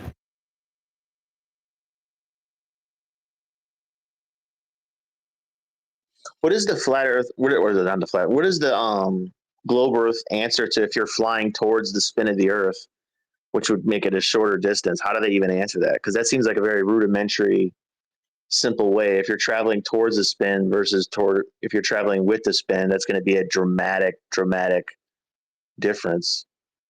If the Earth is spinning underneath you. Isn't that just like a very layman's, simple, elementary way of debunking the globe Earth? Well, I don't really think so because the airplane's still pushing through the air. Yes, you're going like near on 1,000 kilometers per hour at one direction, 1,000 kilometers. But the thing is, when you take off, when you lift off the tarmac, you're starting already from that rotating perspective, and right. So if the planet simply just stopped all of a sudden, yeah, you'd probably go faster than it. But because it keeps spinning, you're constantly chasing it. So I don't know. Maybe that's I would need to think about it a bit more, but I'm trying to feed my baby. So yeah. Like if you took off from, Miami and you were flying towards Los Angeles, or Los Angeles to Miami, it just seems obviously that would be dramatically different. But if it's not, then that means it's obviously not a globe. I don't know. Maybe I'm thinking too simple about it, but to me, that's the one that's just I wouldn't throw the baby in with the bathwater on that particular thing, but I don't know. We'd have to. The only way we can answer those sorts of questions is to go and get the comparable things, find out ones that are going left, find out ones that are going right, and see if they all seem to bring any interesting result. But don't the Globers say something? I've asked this question. They just say something weird that like you're moving with the atmosphere regardless, bro. And I don't understand what they mean when they say that. If the Earth is, they're saying I guess they're saying the Earth is not actually, when you're taking off in the airplane and it's horizontal to the ground, they're saying that the Earth isn't technically, you're spinning with the atmosphere, which to me that doesn't make any sense. I never understood that. Well, the atmosphere is moving too. I know that it moves around and it's smaller changes, like going 200 kilometers per hour this way and that way or whatever like that. But in general, just like if the ocean is going around with the circle, then the air would be doing roughly the same, if you know what I mean. So if the spaceship, still flowing with you. If the spaceship got out of the atmosphere, then it would be more. The same principle would apply then, right? If you're in a spaceship or Yes, and I do believe that. I think that I believe that I am still talking. Am I still talking to Shane? I think I am. But I think that they do say if they fire a rocket and they try to do an orbit in one particular direction, it has a better result. I think that if you go against the rotation, I think you actually get better speed. And you would have to immediately, once you got into different aspects of the atmosphere, you'd have to change your calculations based on their model. You'd have to immediately. But I'm sure they have all the calculations already done anyway, so I wouldn't think that it'd be changing. But I mean, they have their modeling, they have their computers all well running.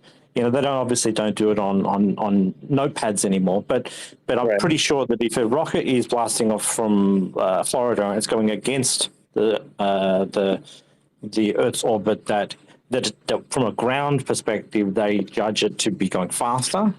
Whereas if it went the other way, it's like, you know, you're chasing the train that's already left the station. Right, you're trying to chase. Yeah. Real quick. Before we get into motion and all that stuff, I want to just go back and read something from this book so you guys can get a little bit of the sauce. From R.G. Collimore. That's what we posted up top. I just was able to come back. I glitched out. My bad, y'all. Let me just read from this book real quick. This is from his pronouncement.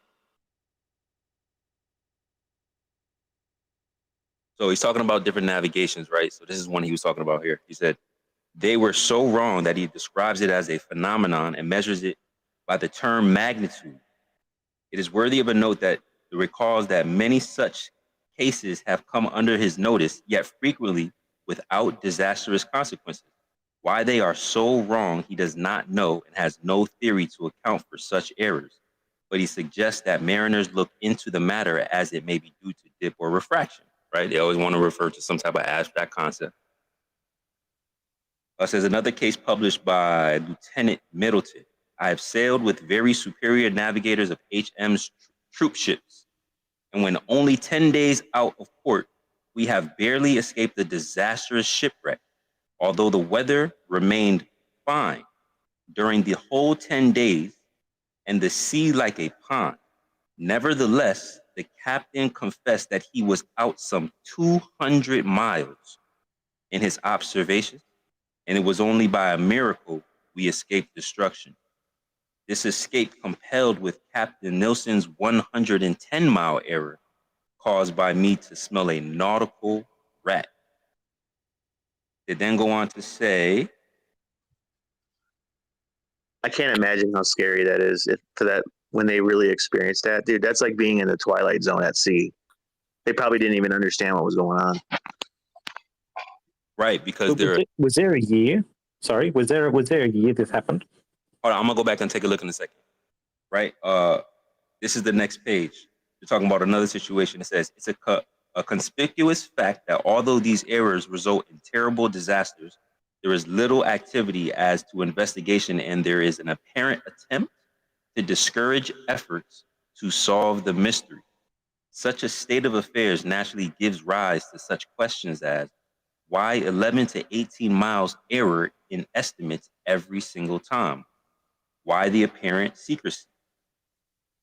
Having cited a few cases of disaster, I will now cite a few cases of admissions as to the relative value of the globular and plane theories, especially as it relates to plane sailing, which is them sailing, not assuming curvature, and what the globe Earth theory cannot account for.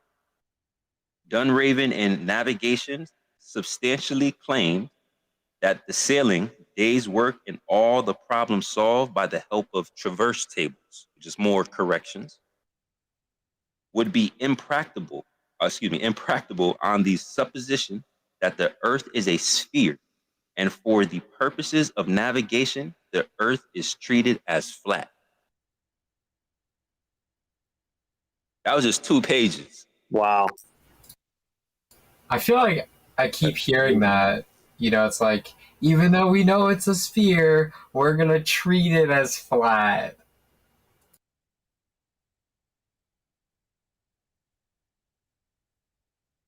Yo, so that's crazy, dude. I was just telling Eric about that exact part of the book. So I was gonna do a presentation on this book one time, and I was looking through different quotes, and I was like, damn, that's a pretty damning quote.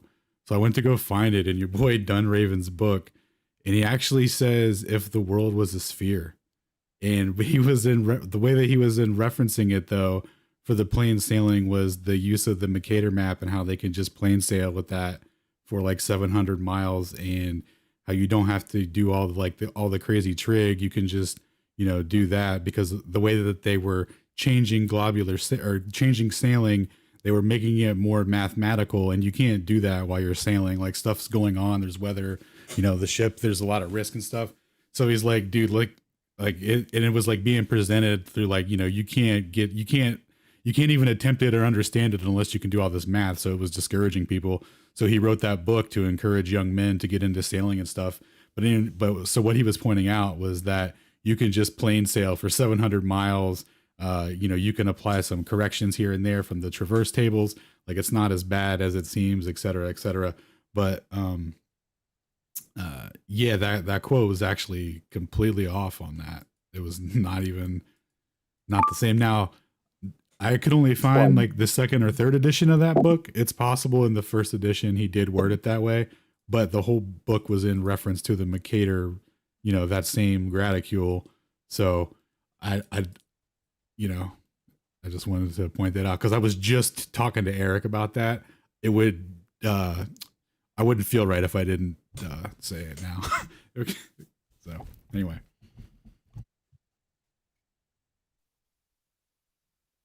Nah, that's what's up. You said Dunraven, right? That was the same quote? Yep. Yeah, just the end of that quote where he says it wouldn't work if the earth weren't flat. He was saying sphere, but it was in reference to the use of how they were using the coordinate system. So like, if the coordinate system wasn't correct, then they couldn't use it to plain sail for 700 miles.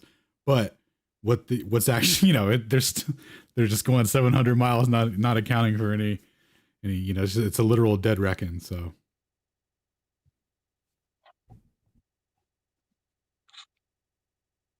Ooh, and before that, they had rum lines, right? Compass rose, rum lines. Right. That's where I learned Draw about that rum up. lines from in that book, actually. Yeah, the rum line situation, all in regards to plain sailing, because he was just trying to make it simple for people. Like, don't be scared, lads. Yeah, dude, I've always put forth that, dudes, people who sail aren't mathematical experts. They're not doing spherical trig on the back of their deck boat on the top of the thing with a pencil, dude. Like, no one's doing that to sail. The only thing they taught us was magnetic declination. But even, doesn't that not make sense on a sphere either, though? It wouldn't make sense on a sphere either, especially the magnetic declinations in the southern hemisphere again. Like, when I was in the service, I never understood that abstractly. Like, I didn't spend a lot of time thinking about it. But now that more and more I think, I was like, that doesn't even make any sense. Yeah, it has to be symmetrical, and it's absolutely not. Especially when you're like, oh, the south should be just like, oh, it's not. It's very different in every way. It could be different. No way. Because if you were going to doing like he just said, a dead reckon north, like assuming it's a sphere, and then you took in the magnetic declination like on a compass, that difference would be. It would be different. It would be completely different on applying that geometry on a sphere than a flat plane. It wouldn't make any sense. That declination, the difference between dead reckon north, like true north, and the declination, it would be completely different on a sphere. But they treat it, when you're actually sailing, like in real time, they treat it as if it's a flat plane. But the magnetic declination would be much more. There'd be a bigger differentiation in the declination on a sphere, compared to a flat plane. I don't know if that makes sense, but it makes sense in my mind when I'm thinking about it. Yeah, well, you would think too that the corrections would be fairly symmetrical, assuming globularity, magnetic, the dynamo being produced by the inner core and all that. So when you're in the boat, you're just treating it as a flat plane. Yeah. You know. It's funny because like if you asked Chat GPT, not my new flat GPT, new and improved. If you ask regular Chat GPT, like, hey, is the Earth flat? It's like, no, it's a sphere, and it's like, oh, okay. Can I treat it as flat for up to 600 miles while sailing? It's like, of course you can, absolutely. Why wouldn't you be able to do that? Yeah, It's like, oh, exactly. okay. It's like that's not possible. That doesn't. The geometry would be different. It would be completely different. Wow, I can't imagine how scared and like the existential crisis those sailors would have. Well, so imagine that like everyone who's gone on this trip died, and they're like, hey, you got to make this run. And they're like, well, where is it? Ooh, super south.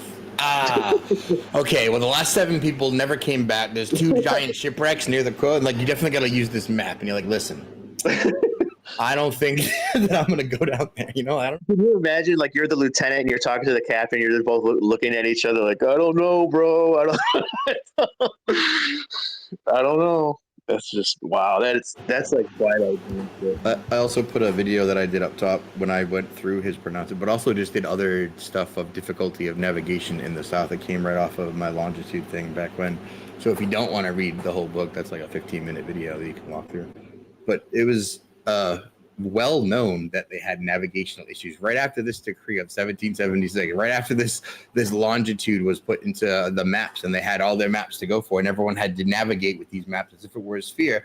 People died, got lost, wrecked their ship, never came back, couldn't find their home, were lost all over the world. Like, it was hilarious from our perspective, but for there, it was terrifying, right? They're terrifying. Also, beforehand, they would manufacture disasters at sea, right? And the pretense would be, oh, it was so bad at sailing. If only we had a unified grid system to navigate with that would unify us all. It would work so well, right? So they I literally would cause sea accidents or like send people to their deaths and then be like, look at them over there. They hit the rocks. You know, I bet if we had longitude and a grid map, we'd probably be able to handle this. But until then, we just can't sail. And they were pushing that a bit. This is why, and I'm just realizing this now too. I didn't realize it at the time years ago, but in order to achieve a certain rank, like in the Navy, you have to be able to, like, you can do it like on a map and then you do the magnetic declination, but you eventually, to achieve a certain rank, you have to learn how to navigate with just the stars, because that's probably because that would be the only way you would be able to get back home. That would be the only way. If you started looking at the map and then you were lost at sea in the southern hemisphere, that would be objectively the only way you would have a chance at getting back. But in the Army, when you navigate using the stars, they make you do trig corrections off longitude, latitude. You're doing cosine, latitude to get difference degrees per east-west. So like, that is always based on the graticule. So we're coming back to latitude, longitude. What the people did before when they navigated from the stars was literally look at the stars, figure out where they were, and then figure out what time it was, and then they could get it from there, right? So they knew equinox, they knew where the sun was. That's all they needed. And if they got really ballsy, they could be like, all right, time Jupiter's moon, you see that eclipse? All right, now we got our own personal chronometer. It's tied to the equinox. We can get down to a half a mile accuracy. Exactly. Yep. Exactly. That's crazy, man. Shane, can I ask you, are you suggesting that because of this like mandated map system that it caused like a ton of shipwrecks and lives lost? Yes. So, do you know like Globies, they tend to do this thing like, oh, you're pushing misinformation and we the use virtue information signal. to keep people alive. It's kind of like a projection then, if what you're saying is true. They would have to be aware of it, though, I guess, to subconsciously project it onto us. But I feel what you're saying. Yeah, I mean, there's unconscious projection, but it's just kind of ironic, right? Where it's like, oh, we literally use the globe to, do flights and all that. If we don't account for curvature, all these flights will go down or whatever. Not to get too off topic, but I'm just starting to think a lot of this stuff is just satanic inversion. Not to make it like, you're right, 100%. It's just whoa, okay. This too much for swallow. surely, this decree is talking about the fact that it's 360 degrees around one side, and then 360 degrees. Why would creating a grid with latitude and longitude, just to say, well, they're going to crash. This is that doesn't make any sense. It's just like saying, we all measure in kilometers. Oh, well, someone crashed their car, so kilometers is at fault there. That doesn't make any sense. No, dude, he's saying that there's specific examples that sailors have written down, the ones, especially the ones that obviously survived, where they're in the southern hemisphere and they're like weeks at sea, like hundreds of miles off. How do you explain that? Like whether you're I'm still waiting on which year that was, because I know that Sacred's brought up the map where sometimes the magnetic south can sometimes move around.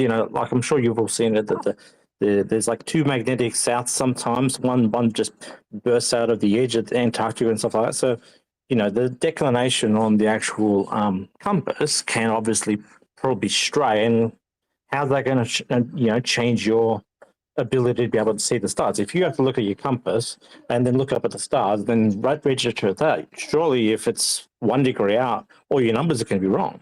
So I don't know.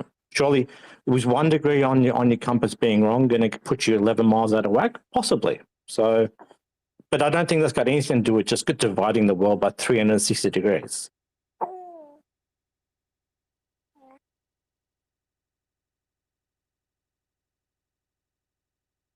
Did you know you can divide anything by 360 and it doesn't make it a sphere?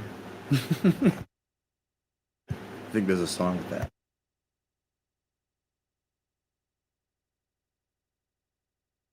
Also, magnetic declination map is up there now in the jumbo.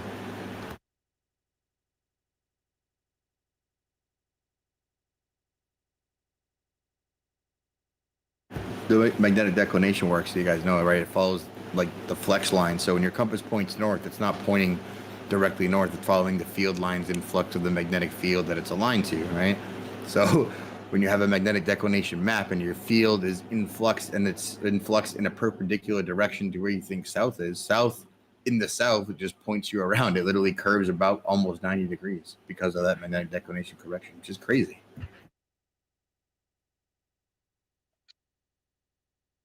Yeah, it only works when you're going, like, it only, at least in theory, I'm not an expert on it, so I apologize if I'm being ignorant here, but it would work. You would take true north on the map if you're in the boat, and then you would calculate the magnetic declination with your compass, and then that would be your difference. But like you said, it's all completely out of whack in the south.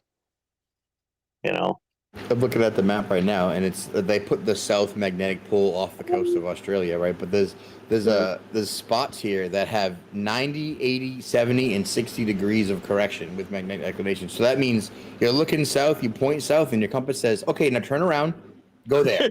Oh my god, dude! So I found this you did like 4 screenshots of 4 pages or something like that.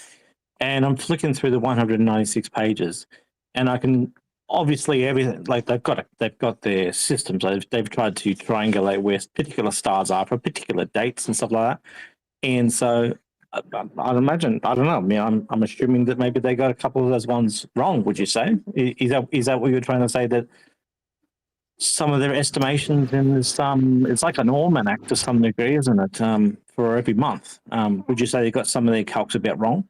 No, I'm not saying that the declination or even say the vertical deflections, which is based off of geodetic surveying, when you're taking measurements like that off the vertical and you have a plumb, you do a vertical deflection, you put those deflection differences in an almanac. Those almanacs get used for celestial navigation corrections back to the same place when you're navigating, right? That's why geodesic surveying relies so heavily on the stars.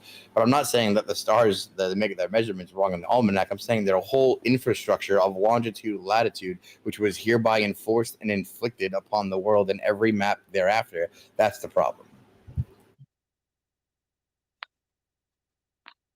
Yeah, well, that's that 360 degrees I was talking about before. Look, I mean, if that's just a basis, you just start with a measurement, and you start with a measuring item. Like I said before, you know, Americans use miles, we use kilometers, and they've obviously gone out there and set where how much longitude the entire world would have and how much latitude the entire world would have. And I don't know. This is I don't really know why these boats crashed in this particular. Were they referring to this particular almanac specifically, or that's the thing? I mean, I'm guessing this is happening all in different multiple years, and they'd have to update this one. Well, they didn't crash in the almanac, right? The almanac's just the decree for the longitude. The book that we were talking about is different. It's in the same year, but it's his pronouncement, right? And then the longitude and latitude is a spherical system. There's no way to apply that to a flat plane, right, without distortion. You can't have longitude, latitude on flat Earth. So, right. Yeah, which is why I suggested the delta and gamma system. Right. I still got to see a visual of that one to figure out what you mean. You might be right. You might have solved flat Earth for us, man. But we got to figure out what you mean. Can you imagine a globe Earth as solving flat Earth? Thanks, Walter. What, you never heard of Thanks, Walter, guys? Dude, Walter, Ruhif, I mean... Look, I mean, this is the thing. When you open up a street map, right? And you know the numbers on the top all go 1 to 20 or whatever, and the numbers down the left go A to, like, let's say A to L or something like that. That's just a straight grid. Every square is exactly like a 1 inch square. That's the system that a flat Earth really should be using. It shouldn't use rings. It should just use, like, every square on the map should all be like 1 inch deep or 1 centimeter deep, and then all the ones on the horizontal should all be 1 inch deep, or 1 inch wide or 1 centimeter wide. That's the way it should work. I mean, that should work, right? But then you got to tie it back to a coordinate system. So, like, if we had just a map of nothing, we could do grid lines of 1 inch squares, sure. In actuality, the Mercator map as a equal distance projection actually does preserve directions like that, because you can dead reckon. That is the map that you can get on, take a ruler, draw a direction, and then dead reckon that direction. People try to do that on the azimuth equidistant projection. That's absolutely wrong. That's the wrong. As soon as you put a ruler on that map, you're using it wrong. The direction is a revolving cylinder around the central cylindrical axes, right? That's what direction preserving is. And that's how the directions match reality, or in your case, you can say that's how the directions match the globe. So if you're taking that projection and you're using it with a ruler, then the directions are no longer preserved. They are corrupted, right? So that's not how that works. I forgot what I was saying though. Oh, grid lines, yeah. So the Mercator map was a longitude, latitude. It's a spherical graticule, but it's spread out in equidistant 1 inch squares so that you can use it to navigate with dead reckoning that way. So like we could make that. We can say the Mercator map works, but it's just tied to the stars. Everything on our world is tied to the stars, man. Like cosmography was all there was, because people understood you can't separate the land from the stars. When they would map new stars, they would find new land, always in that order, never the reverse. Never did they find and map new land and like, oh, look, now we have new stars. They only had land because they could map the stars. And when the first map ever, it was a star map on a cave wall, dude. They'll tell you that on Wikipedia. Then they'll give you a bunch of fake Greeks who knew about longitude and invented everything we needed that's sat for 2,000 years, but don't worry about that. I'd be interested to see about the cave map. That sounds cool, but the fake Greek comment. Agreed.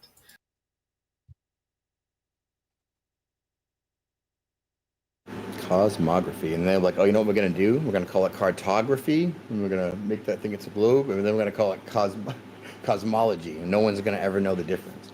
Right. God, I love spheres. It's gotta be a sphere. That's the joke I always make. If they never told us, like, if we never knew, if we only knew cosmography as itself, we would never be confused about the maps, right? All maps are linked to the stars. Now, every time we have a discussion, I have to fight so hard to be like, no, it's based on the stars. Everybody knew this 100 years ago. Everybody knew it, right? But even in the globe model, the maps don't make, like, they'll tell you, like, when you buy, like, you go to the store and buy a basic globe, right? And then they'll project it out onto a flat map. They'll tell you, like, on the Discovery Channel or whatever, well, Africa's way bigger than it's saying on this map. So they don't even know what they don't have a map, a quote unquote map. Yeah, apparently during the World War II, when they started flying over places, they were using the Mercator, and they were like, guys, this is not what the thing says this country will look like. It's way bigger, right? So they had to go correct it, and everyone was freaking out, like, oh, has maps been lying to us our whole life? Yeah, kind of.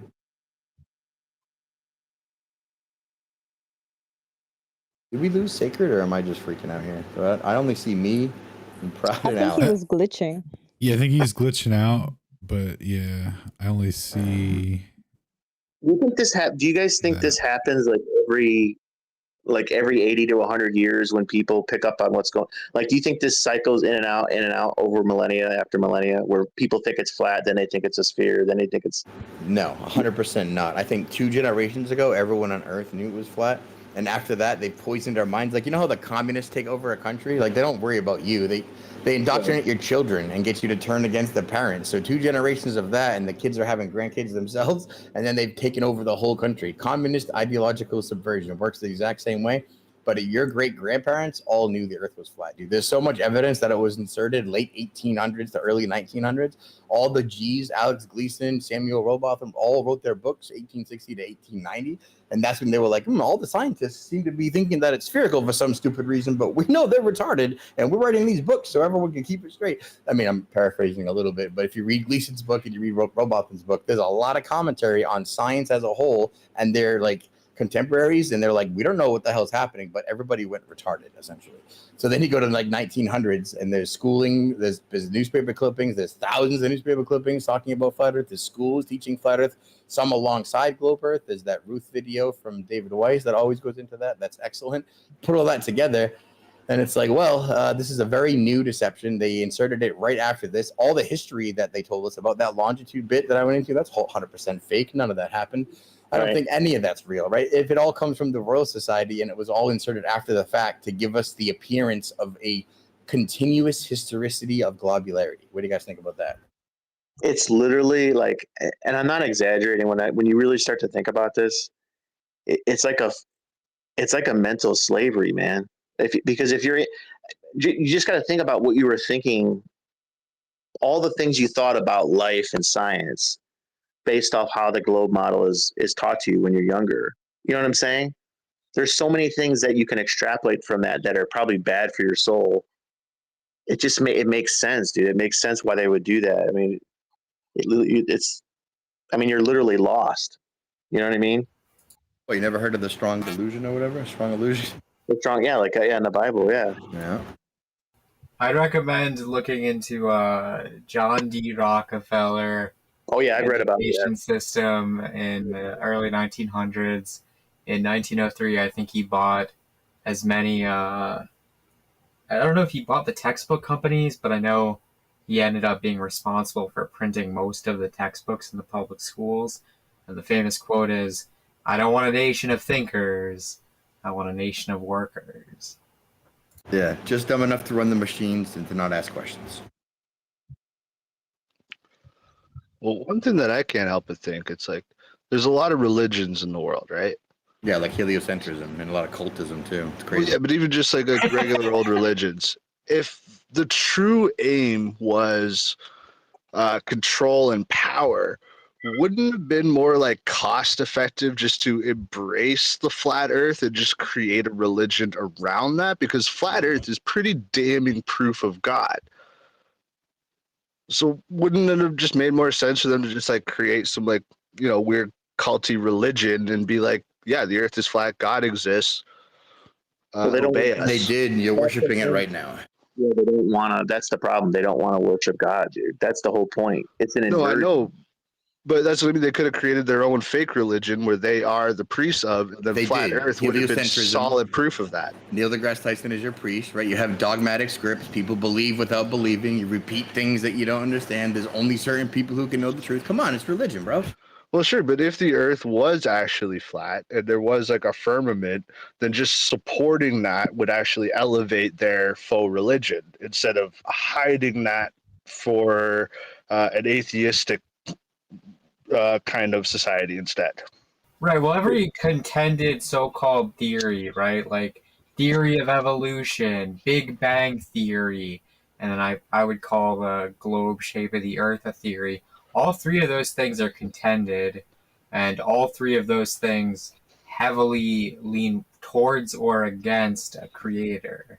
Right. Mm-hmm. But what I mean is that due to the fact that there are other religions on Earth, there's clearly not a like like God's not like that active in a sense. So it'd be very easy for them just to have created their own religion and then not have to spend trillions of dollars a year faking a globe Earth. Just embrace the flat Earth just under their auspices. Well, they did create a new religion. It's called scientism, and they're getting. I mean, NASA alone gets 66 million a day. That's more than some U.S. states. So did you not know that every culture all over the world, Navajo, Indian, Romans, like Inca, Indian, all of them flat Earth cosmology. The only one that isn't is NASA, and that's the religion that you guys practice. Yeah, but that's what I mean. It would have been a lot easier and cheaper for them just to embrace the flat Earth, right? Instead of like creating an atheistic one, you can create a false religion, which would have had the same effect.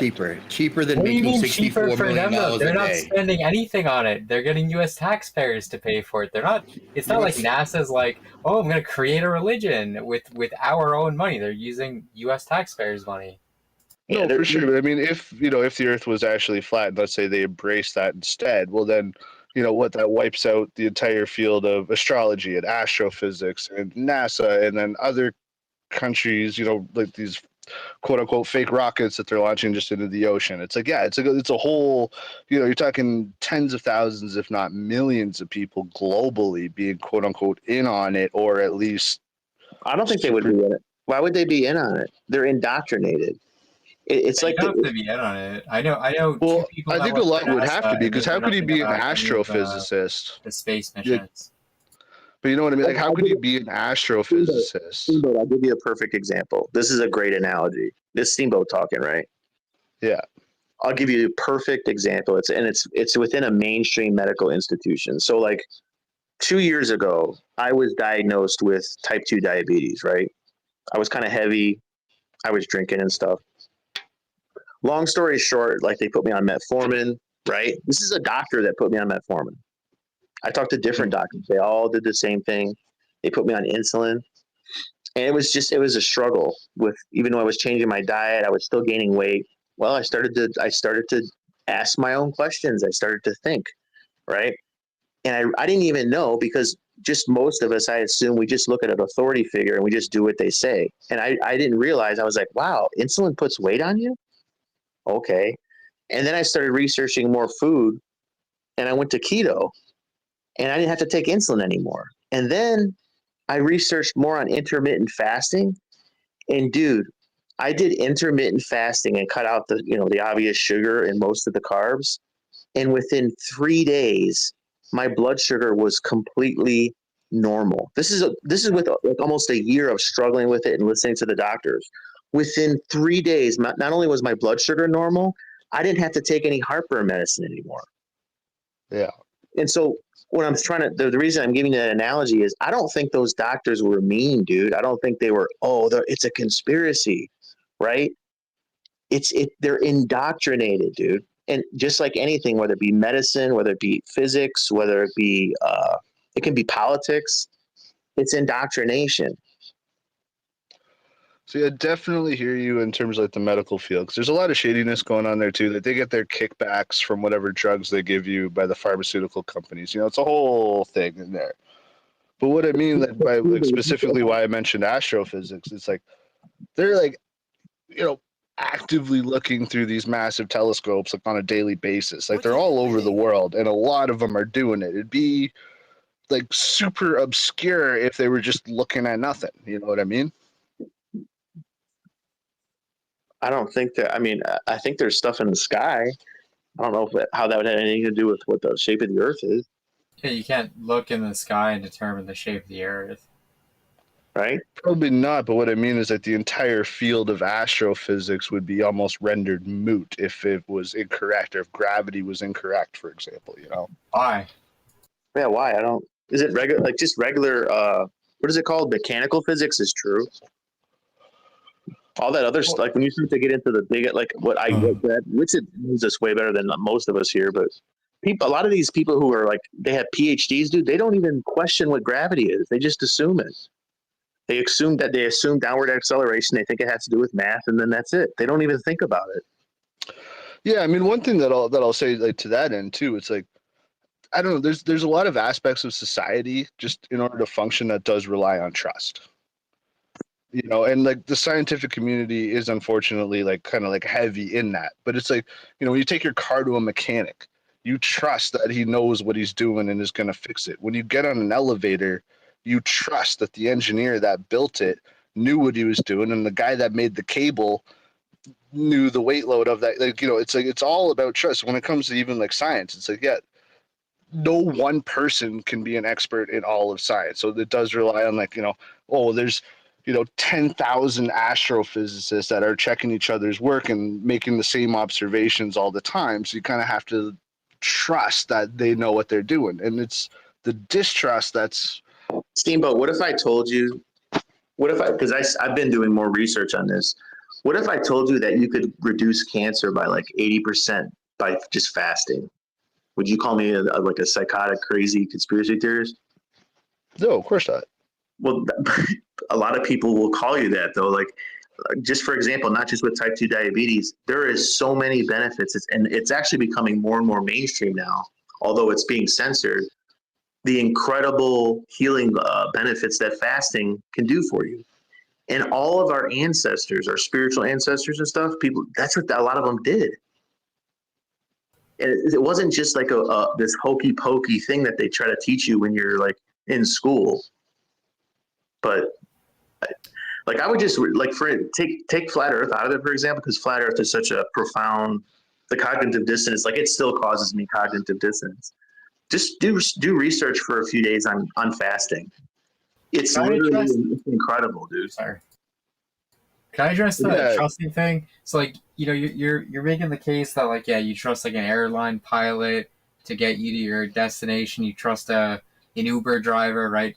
But you know, what we're talking about is trusting NASA, and what NASA's produced over the past 80 years, excuse my language, is fuck all. So there's no reason to trust NASA. They're useless, and we just give them virtually infinite money. So if you rule NASA out as a corporation or a government entity, I mean, why would we trust them? What has NASA done for the improvement of humanity? And also, what would we need to trust them with? What are they doing that makes us more safe? Can you mute your mic, Steamboat? Oh, sorry. Yeah, I got a new thing. I'm holding it too close. That's my whole point. Think about a war, dude. Like think about like the Iraq War, right? Millions of people were literally in on. They all. A lot of people thought they were fighting like a noble war, and what the Pentagon was telling us was true, right? Oh, we find out years later when more information comes out, a lot of that stuff was just complete bullshit, dude. And really, it was just a war for Israel. Yeah, like I mean, no doubt. Like, but that's also on a completely different scale. Like even when it comes to NASA, right? It's like, okay, let's say you don't trust NASA. What about the tens of thousands of astronomers and astrophysicists around the world that are unaffiliated with NASA? Well, what about private space agencies that exist? What about other countries' space agencies? If the U.S. was trying to cover up a flat Earth, what incentive does China or Russia have to corroborate that? They're all The fact that they were about to lie to. It's where you get your money. But we have the best conversations with professionals. They don't gaslight us. They don't lie. They don't do bullshit like all the, not you guys maybe, but most people do, right? So these people give us the real answers. We talked to Professor Parks, our resident astronomer who's not affiliated with NASA, but who corroborates NASA's work via exoplanet detections. And we talked to him specifically and how he detects exoplanets. And wouldn't you know it, he gets data from NASA. He looks at the sky. He determines an intermittent blink. You can call it a transit. You can call it a blink or a dash in illumination. The luminosity fluctuates. They then make wild guesses about what that fluctuation means. And they corroborate what NASA's wild guesses without doing any sort of experimentation, corroboration, confirmation of any sort. They look in the sky in the same place and say, yep, it twinkled. And they give their stamp and boom, an exoplanet is discovered. And that's literally the process from the Professor PhD Parks himself. So when you say, oh, you guys should what about all the other people? And it's like, dude, he loves doing his job. He thinks he's making, observations of stellar phenomenon. But when you have an exoplanet named in a unique series of letters and numbers that means nothing and is indistinguishable from nothing, and all you did to detect it was the transit method of a star that blinked once, right? That's bullshit, man. That's looking at the sky and guessing. But Right, also what does that's that like even that's also do? kind of like a narrow field, because when it comes to like global astronomy, it's like you have observatories all over the world that do their own independent research. It's not No, all they NASA. don't. It's like NASA has the James Webb and Hubble. So if you're doing any work with that, then yes, it's coming through NASA. No, so you have people who practice stellar spectroscopy akin to terrestrial spectroscopy, right? When you can look at gases and gauge what it is, the chemical composition. However, when applied to, say, celestial spectroscopy, and you're looking through an atmosphere of hydrogen, helium, argon, all that gases, and you're determining that tiny speck of light through all the gases in the atmosphere through your spectrometer is actually telling you that even though you're looking through all that light and all those gases, that thing is actually comprised of all those very same gases. Wouldn't you believe it? And that stellar spectroscopy can never be confirmed. Terrestrial spectroscopy can always be confirmed. So when you say they have other agencies, and it's like, sure, if you have 11 agencies doing stellar spectroscopy to the degree that I just mentioned, how helpful is that to anyone? Well, I mean, the stellar spectroscopy it doesn't need to be done through NASA, for example. I mean, that's just light emission, so you can actually make those calculations like yourself at home. I'm not saying that they're going to be accurate, because yeah, like you said, it's like, okay, there could be reflected through Earth's atmosphere, yada yada yada. That's true. But again, it's like, you still have, I don't know exactly how many, but like observatories all over the world. You have like independent projects like SETI that's like detecting signals from quasars or whatever the fuck. It's like, I don't know, are they all just making that shit up? Well, That if you seems like a bit of a stretch. Let's take an example. Have you heard of LIGO, dude, right? They supposedly detect gravitational waves. You know how they detect those said gravitational waves? Well, first, they build a perfectly flat and linear interferometer so they can pretend to detect these. Then they base this interferometer against the differential preferential speed of light on an east to west axis, well known if you're familiar with GPS and satellites. And then they take this data and they run it through a non-neural network through integrative layers, and they manufacture data according to this noise. They call their data noise, and they run it through a neural network of an AI integrated thing to look for a specialized type of data. They do this iterative process many times on the noise until lo and behold, they detect the gravitational wave exactly where they were looking for it. And the math and the data and the people that work at LIGO don't take any of it seriously because of the fake detections. The first time they made a detection of a gravitational wave was through a pseudo insertion of fake data from the leader at LIGO themselves, as planned. And then the next time they released it to the public and they were like, yeah, it's definitely real this time, guys. So when you're saying they have all these things like LIGO, and if you've never looked into any of these things like LIGO, then you name things like CERN or SETI or any of the satellite systems, man, you got to look into any of the things to what you're claiming proves your position, and then you'll find that in the details, the devil lies, and actually really just solidifies our position.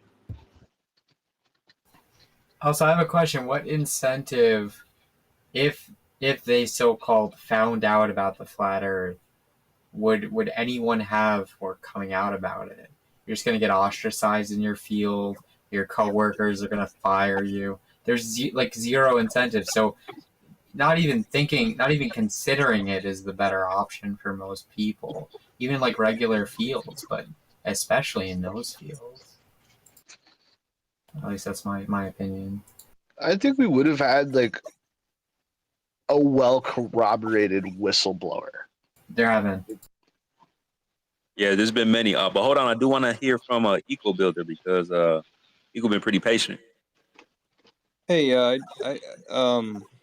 what y'all are talking about, people are just yes men to where their money comes from. So you're saying like all these facilities set up and everything. Okay, well, it takes money to run these things, and who are they reporting to? So there's that. And then the reason why I asked for a mic is because we all go through our lives and we hit walls, or there's outliers. And one of these outliers for me was when I was catching a flight to go up to my grandmother's funeral like 20 years ago, 15 years ago, or something like that. And the lady that was right next to me was very talkative. You could tell she was a introvert, right? Or extrovert. And she told me that she had kids that were about my age that were finding their way. And she herself was a lady that would go and visit people who got diabetes because of Hershey's chocolate. And she would go, like give her sympathy to them and give them some sort of a scholarship or something like that. And I just said, well, have you gone on YouTube? There's tons of videos up for reversing diabetes on YouTube. And she's just like dumbfounded by the idea. People are just yes men. Thanks. There's that meme. It's like, oh, new study finds that scientists find the results of the people who pay them. Hey. I guess, but that's kind of what I'm asking, right? It's like, at the end of the day, there is people, all over the world kind of independently, like verifying certain observations. It's like, I get it. It's like, yeah, you're yes men, like, especially if you work for NASA. It's like, you're not going to go against the grain. It's like, if you were a NASA astrophysicist and like something you did prove the Earth was flat, if I was in that position, I'd probably keep my mouth shut too, because you're just going to get knocked off. I think there's a dynamic too where if the more esoteric the knowledge is, right? Like the more esoteric it gets, the less and less the common person is going to not just question it, but even be able to have any influence or even it enter their mind, So if you can have something like, you'll have more whistleblowers, for example, on a thing like the Iraq War, and then you'll have even maybe less whistleblowers on a thing like type 2 diabetes. And then you're even going to have even like to an astronomical scale, way less whistleblowers on something that's esoteric like physics and gravity and things like that. I don't know if that makes sense, but there have been though, just like they were talking about earlier, Hervé Rabone, one of the seamen that partakes in the yacht races in the South, came out and released 2 series on how the things that he would predict would happen on the globe just doesn't work. I think we dropped it in the chat already. Then there was a NASA employee. What was her name? Was it the Stars in Space girl who actually misspoke, or different NASA employee? Was it the sex party one? No, not her. The one in Sheepdog's thread. How about the story of peak oil? It sounds believable. You believe it all the way until wells become producing again. Yeah, fossil fuels is a whole other thing. There was the Polish astronaut who said it was flat. There was the Russian astronaut who came out. Can you mute your mic, please, Steamboat? Yeah. There's the woman who I think it was right before the 69 moon landing, she was talking about how their mission simulations are so real that when you're in the command center, they can't tell if it's real or fake. That's how good NASA is, and that's what their like specialty is, because they need to do these simulations as if they're real every time. So the idea that you couldn't compartmentalize it is ridiculous, because that's what NASA specializes in. They specialize in creating simulations so real so that their employees themselves can't tell the difference. I mean, if you don't believe me, you can look into this yourself. I'm not going to. No, I actually do. One of my favorite NASA briefings is the Curiosity rover, and like the head of the project can't answer a single fucking question about it. I don't know if you guys have seen that. It's hilarious. Steamboat, look what it's like. Take climate change, for example. They say some of the most absurd, ridiculous shit, and these are people that, like, I think they're good people. Like, they're trying to do research. Like, they're probably thinking in their mind when they go, like, man, I'm really gonna, try to solve this global warming. And we know it's bullshit, dude. Like, it's completely made up. But there's a huge, massive industry for it. There's all kinds of research institutions that go into it, and they say that Florida's going to be underwater in like 7 years. It's crazy. Knowing that there are like certain conspiracies that are real, does that mean that everyone that's associated with it have to be in on it? Nope. That would depend on the conspiracy. No, the answer is no to that question.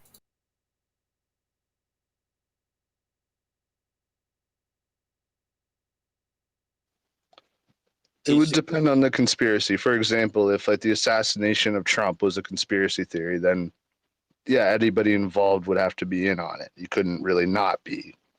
All right, and I'm out. Yeah, his question was, with all the conspiracy theories that are true, with every conspiracy theory, does there have to be everyone in on it? You can go along with a conspiracy theory and not know you're going along with it. There's plenty of doctors that recommended smoking Lucky Strikes. The preferred cigarette that doctors smoke is Lucky Strikes, right? Like, are they in on it? Or do they know? No, they've read the studies, and the studies were cooked by the big tobacco companies. And you have tons of examples of people going along with something, and they're not.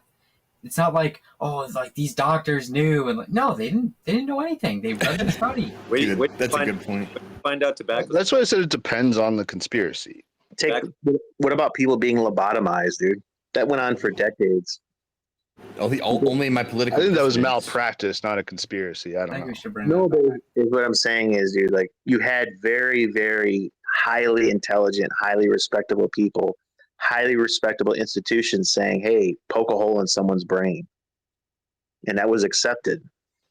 Well, depending on your metric, it definitely worked. It did something. Well, can you name a conspiracy theory where all of them have to be in on it for it to be true? Like, what's the claim otherwise? Well, I would say, okay, let's say a big one, like something like 9/11, for example, right? So in order to pull off that conspiracy, like who's involved? Okay, it's the people in charge, it's the people on the planes, it's the people setting the detonators. So it's like every aspect of that conspiracy has to, you're an active member. You would not need that many people in 9/11 to have a conspiracy, dude. All you would need is you'd have to have an interest with an intelligence agency that radicalizes a few religious fundamentalists, right? And you are in communication with a few people in another intelligence agency, and you just allow it to happen. And then after you allow that to happen, it gives you all the political capital to invade another country. We're not talking. It doesn't take that many people to do that all. No, I'm not saying it takes a lot of people. I'm saying anybody that would have been involved in it would have been in on it. How many people? It could only be 10 people, but all those 10 people are in on it. Yeah, of course. So how many people do you think, for example, let's take 9/11. How many people do you think need to be in on it? I would say minimum 100. Yeah, there's something like 50 to 100, right? Yeah. But all of them are in on it. I don't think there was anybody involved in that conspiracy that wasn't in on it. You know what I mean? Like there's just no job for them if they weren't. No, I'll give you. So you just said 50 to 100. Well, guess how big? How big do you think La Cosa Nostra, when it was at its height in the 60s? How big do you think that gang was? I have no idea. I don't know much about mafia. It was probably in the thousands, dude. What was the guy's name that took the insurance policy out on World Trade Center before? Lucky Larry Silverstein. Yeah, is that Zionist dude? Yeah. Did that mean everybody that he do business with was in on that? No, but then they weren't part of the conspiracy though in that sense. Well, All the people that he told not to come in that morning, were they in on it? They caught word. I think you guys are like confusing who's in on it and who's affected by it. It's like, yeah, you can manipulate people, but I'm saying how many like there's certain conspiracies where everybody involved in the conspiracy, anybody who had a job in carrying out said conspiracy would have had to be in on it. I mean, I think that's a given. But what's your point, though? Are you saying that I don't understand are you saying conspiracies don't happen? Like, I don't. Yo. No, of course not. Like, of course they happen. I'm not making any point. My point was saying like you're just changing the argument. That's all. No, I'm actually not. I'm not even making an argument. Conspiracies happen. A lot of the time, people are manipulated into carrying out conspiracies behind their knowledge. All I'm saying is sometimes there's conspiracies where everybody who's involved is in on it. That's all. And of course, that's a given. Like, of course, conspiracies. So how many people? So like a lot of people will say, "Oh, that's a ridiculous conspiracy because so many people will have to be on it." Let's take like a normie conspiracy. Yes, conspiracy that a lot of people will accept, right? A normie boomer will say, "Oh man, like our CIA, they're trying to kill Iranian scientists because they're trying to build a nuclear bomb," right? How many people do you think would have to be in on it to infiltrate Iranian intelligence and kill some of their scientists? Probably hundreds, right? No, I mean probably not. Like a small team, like one dude giving the order, and then like SEAL Team 6, like six dudes, and then. You don't think that comes from the Pentagon though, dude, and they know about it? And I mean, like, For sure, but even then, the Pentagon is completely compartmentalized, right? It's like, how many people do you really need to include in a briefing like that? That's our whole point. Dude, it's not. No, I know. That's what I'm actually Yes. agreeing with you guys. I'm not disagreeing in any sense of the word. I'm Right, saying but like you there are pointed out an probably exception to a rule. dude. Sacred asked a question was that do all true conspiracies require You guys, everyone to be in on it? And he's yeah. The answer drunk. to that is no. You're No, not but gonna. the answer to that is no. I never Why? said that. Why they are you would have asking had to him all be in on it. questions? And like you're like, oh, but you're incoherent. Guys, he's drunk. He's drunk. I never disagreed with any of you guys. I agree. A lot of conspiracies do not need everybody to be in He started on it. off disagreeing with us, and then changed No, I his didn't. position mid argument, and then was like, Literally did not do that. Quick, it's on tape. And then was like, oh, you know what? That was my question anyway. And then repeated his original stance after just agreeing with us about the compartmentalization stuff. This is so retarded, man. Can you go do something else, please, for the benefit of everyone else? Like you don't have the ability to actually listen back to it. I never disagreed with you once. You're being detrimental to our your. Can you go away? Listen back. I never disagreed with you. Wait, so is this guy a flat earther? Does he think the Earth is not a spinning Dave, ball? no, don't.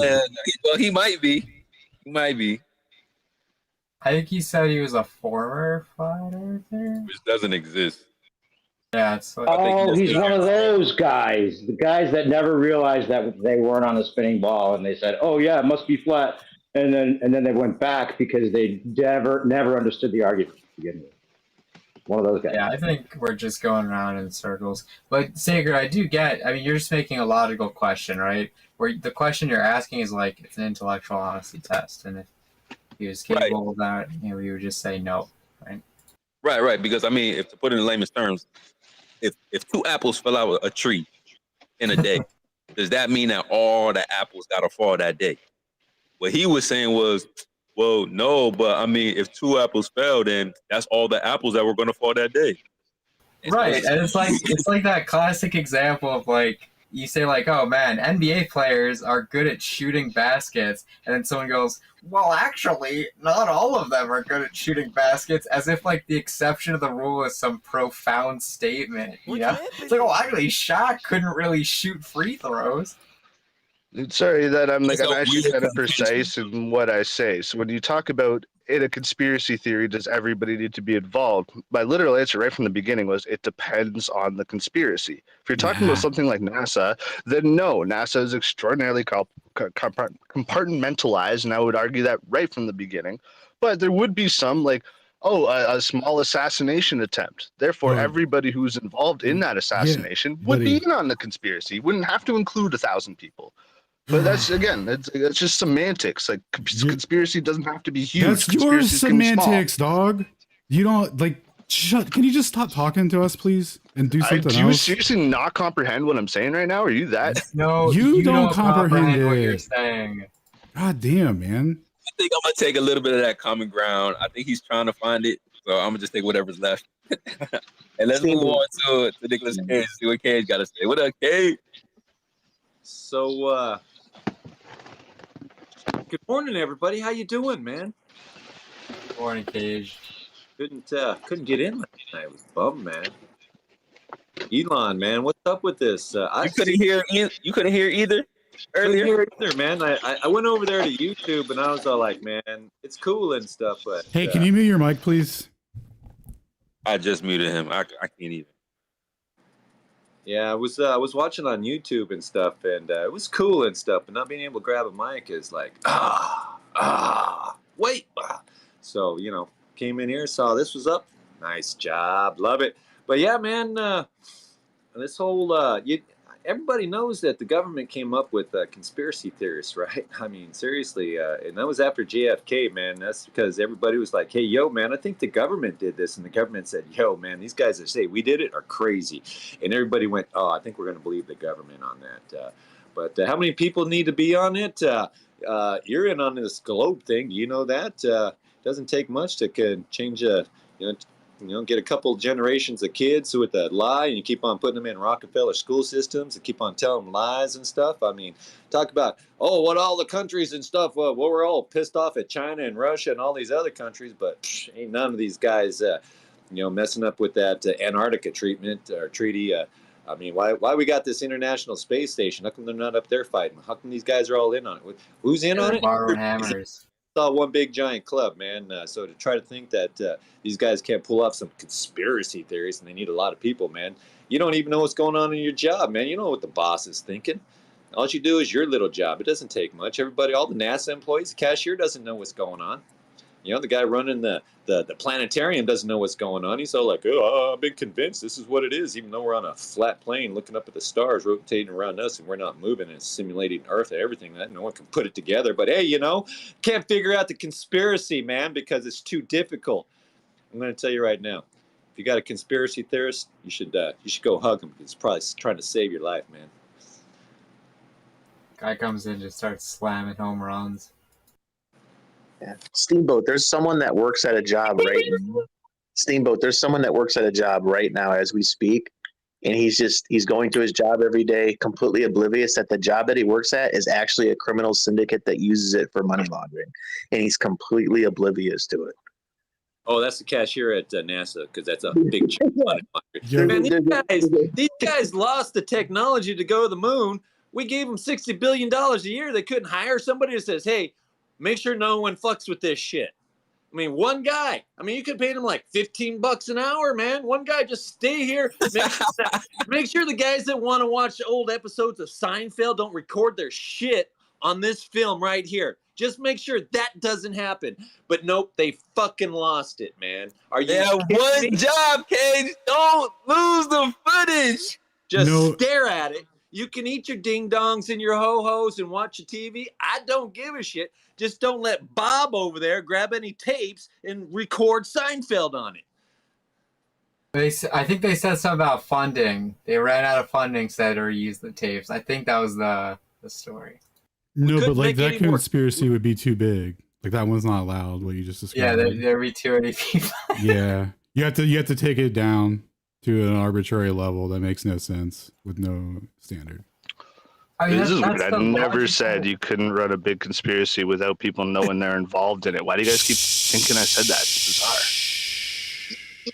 You keep on acting like Steamboat, you're on this globe conspiracy. Did you know that?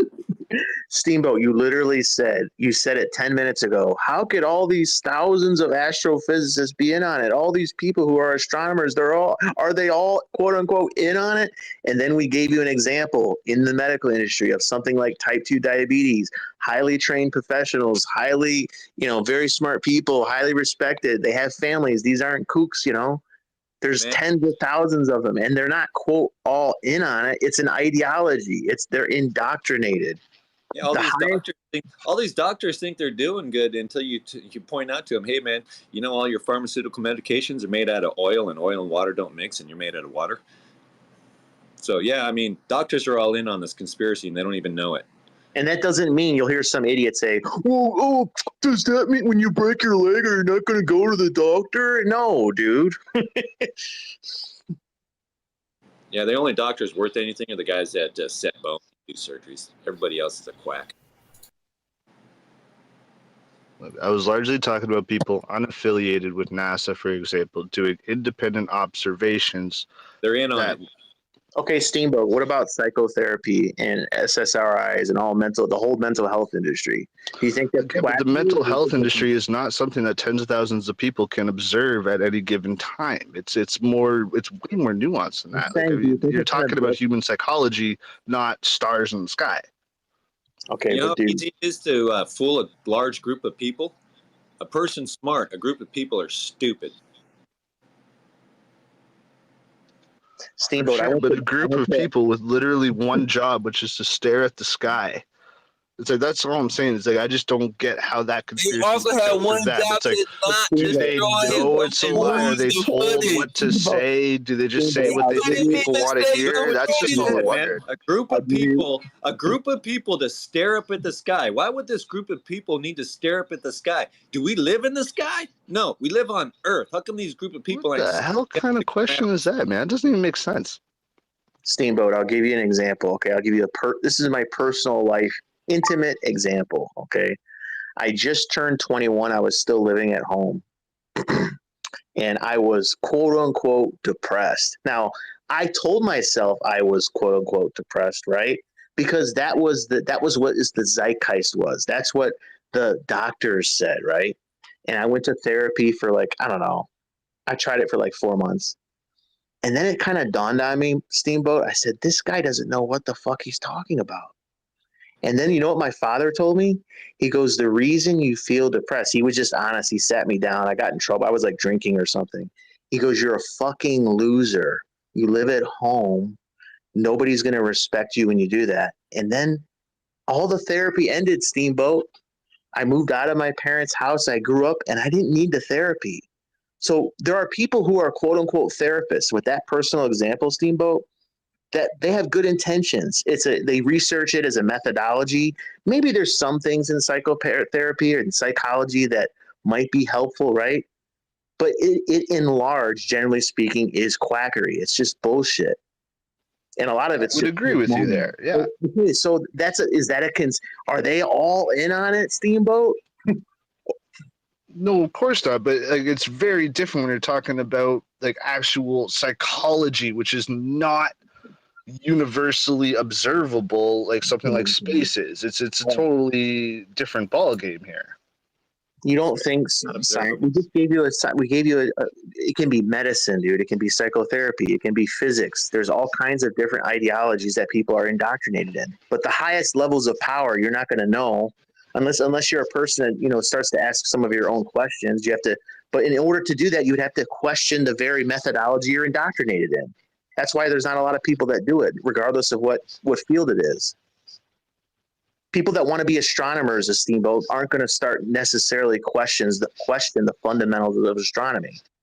That's not how most human beings think.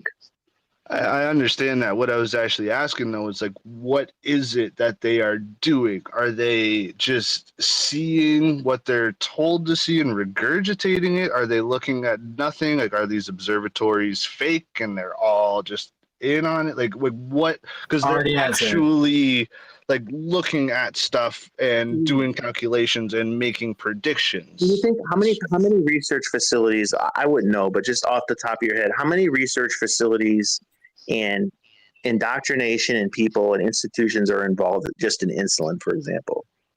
How many? That's just how. To answer his question though, like what they're doing is they're observing everything as if we were in a geocentric position, right? And then they're invoking abstract concepts to explain that observation away. Yeah, it's just now. If that was the case, how would it be consistent? What's consistent, dude? Like, what? Give me a specific example. So like predictions based off of gravity, for example, right? So the theory of gravity it's changed. I think people are more knowledgeable. It's changed like 5 times, dude. There's no universal methodology that's agreed upon with downward acceleration.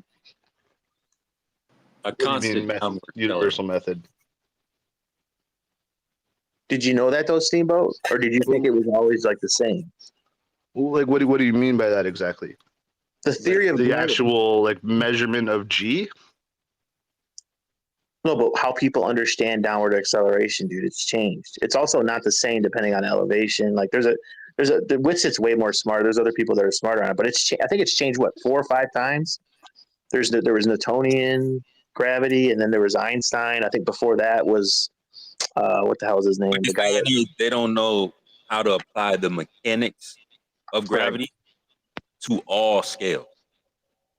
Like there's certain mechanics like this that'll apply on this scale. There's other mechanics that apply on this scale. We can't find it over here, so we're just gonna ignore it. So that we're looking for one theory, one concept to apply everywhere. Or else you would agree that it doesn't work, right? Well, I mean, 9.8 meters per second is a constant.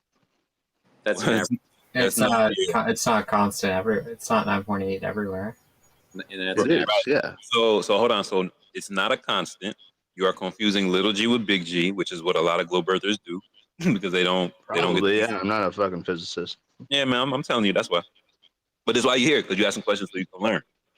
So 9.8 meters per second squared is an agreed upon average. And that's just a downward acceleration. What we're talking about is the mechanics behind it. So when you say, hey, gravity, you say they can calculate or make predictions with gravity. The first step is which gravity? Because no matter which one you choose, they don't apply to all scales, which is a problem. What do you mean by which gravity? Exactly. That's what I'm saying. You didn't know that there was different theories? Yeah, Steamboat. There's a thing in like there is nothing consistent in science, man. There's a thing called in philosophy of science called fallibilism, and basically in layman's terms, it means that a lot of theories that we've known in the past have always been wrong, and so you have to hold skepticism with the current theory. There's no like, oh, this is, we have it figured out, guys. This is it. That's not how science is, dude, at all.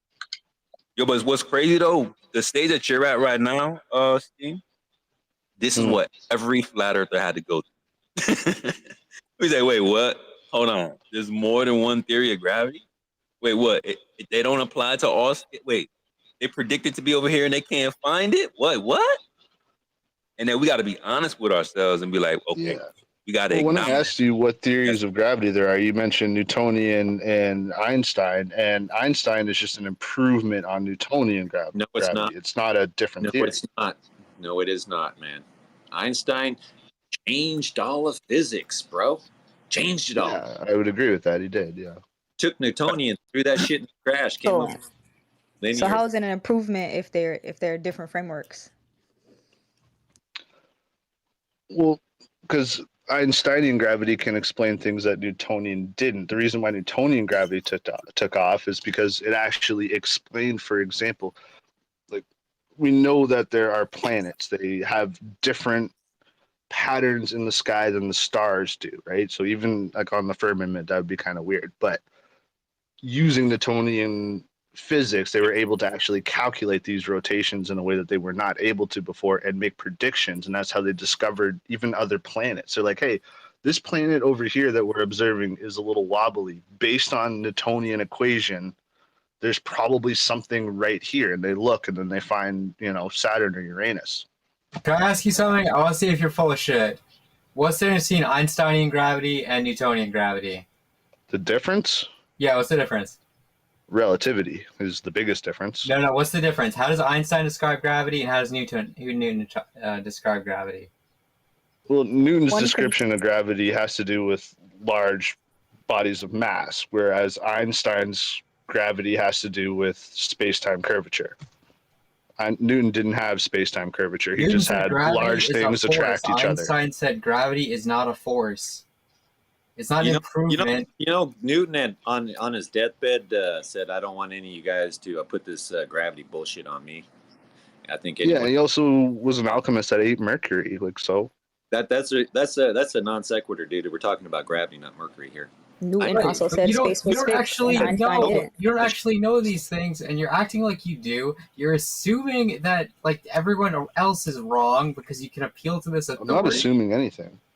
These are facts, bro. Newton said, don't pin this shit on me, man. If you think gravity okay, but the thing is, it doesn't matter what he said. It's like, does his math work? The answer is yes. But I think gravity the same thing. Said. I think gravity should be more attributed to electromagnetic. But that's like, it's like if Darwin said that evolution is bunk. It's like, well, it's still been 160 years of other evidence corroborating it, so it doesn't matter. So wait, real quick. Remember, Steve, when you said they use Einstein because Newton, this is what you said, Newton couldn't explain everything. You know what that really means? What? That means that Newton's theory of gravity failed at a specific scale. Yeah, it was incomplete. Yeah, it failed. It's not wrong, it's incomplete. It doesn't describe motion, it doesn't describe relativity, but it describes large masses and gravity of mass. Like that equation is correct. Hold on. What do you consider the universe? Just real quick. The universe? Hold on. I'm asking Steam a question. Steam, what do you consider the universe? Like, it's not a trick question. Just like all things, or small things. Like, what do you consider the universe? You gotta unmute. Somebody was about to interrupt.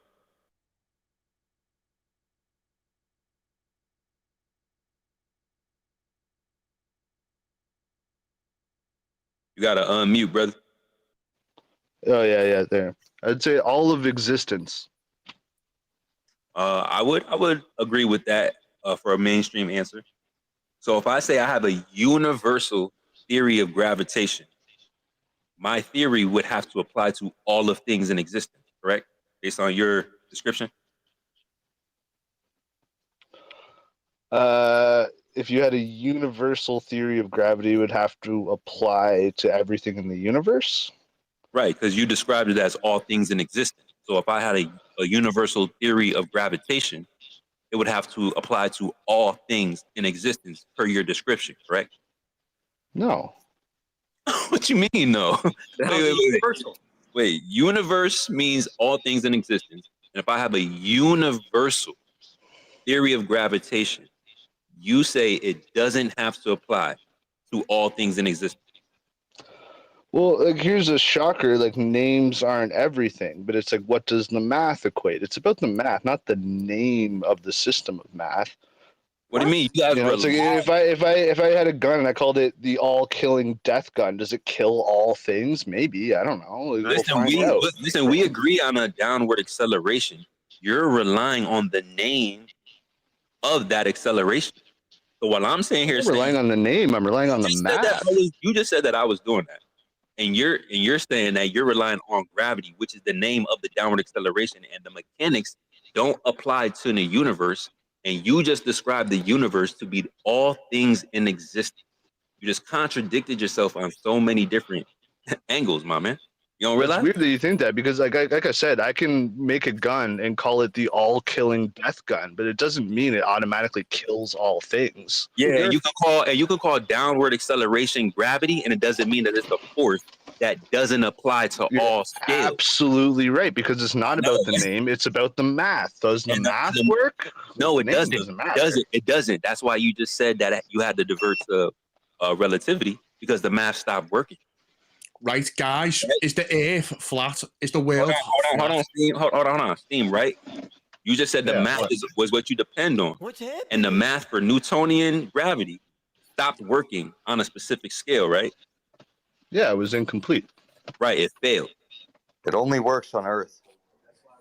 I mean, it depends on how you're defining failure. It succeeds on large body physics. No, it doesn't. It only works on Earth. And it doesn't really work on Earth. That's how we knew that retrograde motions of the planets were wrong.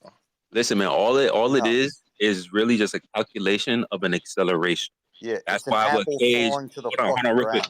Hold on, I'm let you jump in. That's what gravity. It's acceleration towards mass. On Earth. Hold on. What Newton had in his calculations were all based on just accelerations. What we're talking about is what's causing that acceleration. Yeah, but what about the school shooting in Newtown? Talking about that. Oh, we're not talking about that. Please don't interrupt, because you sound like you're trolling. We're My talking bad, about the mechanics. Talking about the mechanics behind that downward acceleration. So if Newton said this is universal, and you're saying names don't matter, then you got to let go of gravity, because that's what you're relying on, a name of an acceleration. And that acceleration doesn't apply to all scales, or the mechanics behind it doesn't apply to all scales. Of course it does. It's totally scalable to all large body physics in the universe. Yeah, but everything in the universe does not apply to that, but all large bodies, yes. You can apply Newton's laws to every planet orbiting every star in existence. It works. His math works for that. His math doesn't work when you bring in certain speeds and velocities and get into the realm of relativity. No, it's not the realm of relativity. It's when That's you the go past the scale. solar system. When you go past the solar system, it stops working mathematically. And then when you go to a quantum scale, you can't find any gravity on a quantum scale either. You never heard of the three-body problem, Steamboat? Yeah, I've heard of the three-body problem. I'm not a physicist. Don't ask me to solve it. No, that's fine, but that's literal proof that Newtonian mechanics failed. Virgins, you lost all Newtonian virgins. mechanics is Virgins. it's not a And failure. it kind of agreed that the reason why relativity is because Newtonian doesn't measure up on all scales.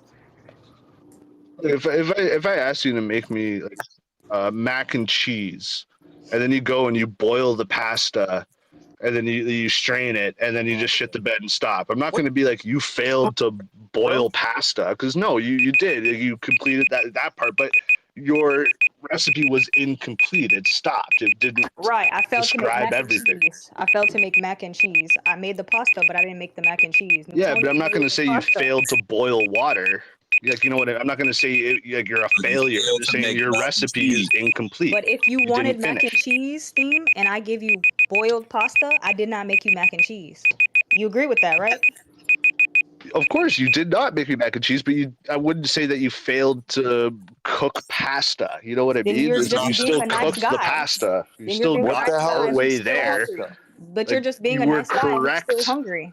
You were correct up until a certain point. It's not a failure if you're correct up until a certain point. You didn't fail to cook pasta. You failed to make mac and cheese. Yeah, well, Third, mac and cheese you is the didn't fail to describe. Hold on, because this is getting like incoherent, bro. Mac you're and still cheese hungry. is the goal. You're you still was hungry. mac and cheese is the goal, not making pasta. So you say, hey, this is caused by mac and cheese. And then you can only boil pasta. Oh, you didn't make mac and cheese, bro. You only boil pasta. We acknowledge the pasta, but you didn't get the mac and cheese. There is no mechanics behind it. Okay, let's move on from this because this sounds crazy. I think someone else wanted to jump in. But bro, this all I'm saying is the mechanics don't work. The three-body problem is a perfect example. Thank you, Crowd, for Let's bringing let this up. Crockpot jump in, but I don't know where the other guy went. I wanted to see what he had up his sleeve besides insults and ad homs. See if he's in the listeners. Send him a mic. Testing 1 2. Hey, well, my question would be, like, wouldn't Newtonian physics only apply to this realm of Earth? Because, like, Newton only technically tested upon this realm of Earth to get that I believe, like 9.8 meters per second or whatever for gravity. So Define realm. Like, you just mean like this frame of reference, Earth? yeah, Earth as a planet. I mean, I guess realm wouldn't. If you're Well, speaking scientifically. just to make sure that you're assuming a planet, right? And the 9.8 meters per second square could be an agreed upon average, right? But that doesn't mean we're on a planet.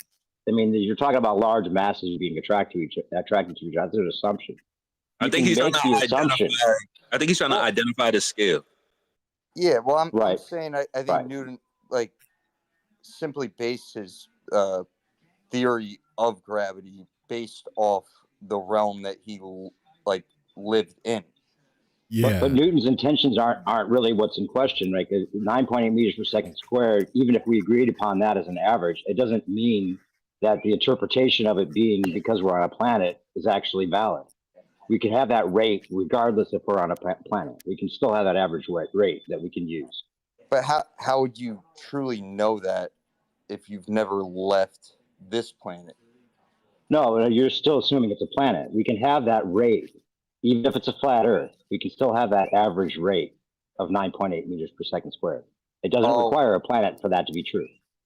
Oh, all right. Oh, so you're going more flat Earth.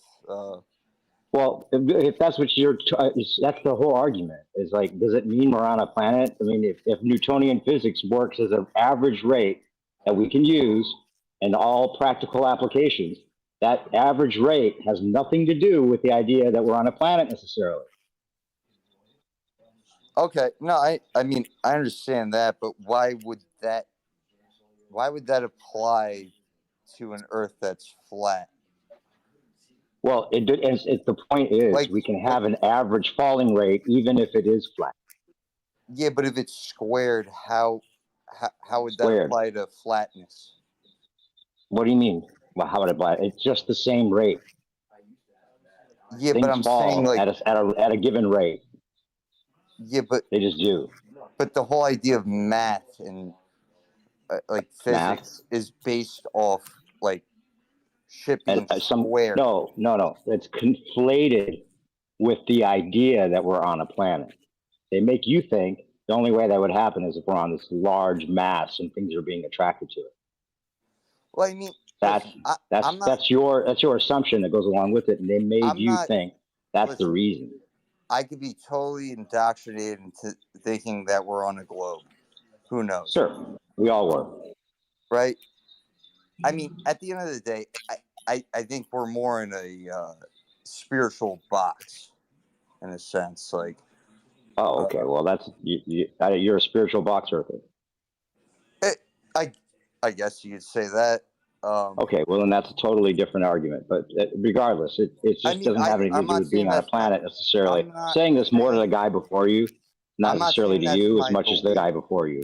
But I'm not saying that's my belief. But I'm saying I would more so think we would live in a square, essentially, based off mathematics, than a flat surface. Okay, so that's a totally different subject and a topic change and everything else about how you think it's a square for some reason. But I mean, does it really matter the extension of it? It's either stationary and level, which is what we all experience, or it's this ball that's flying through space, and somehow that has something to do with the gravity of Newtonian physics.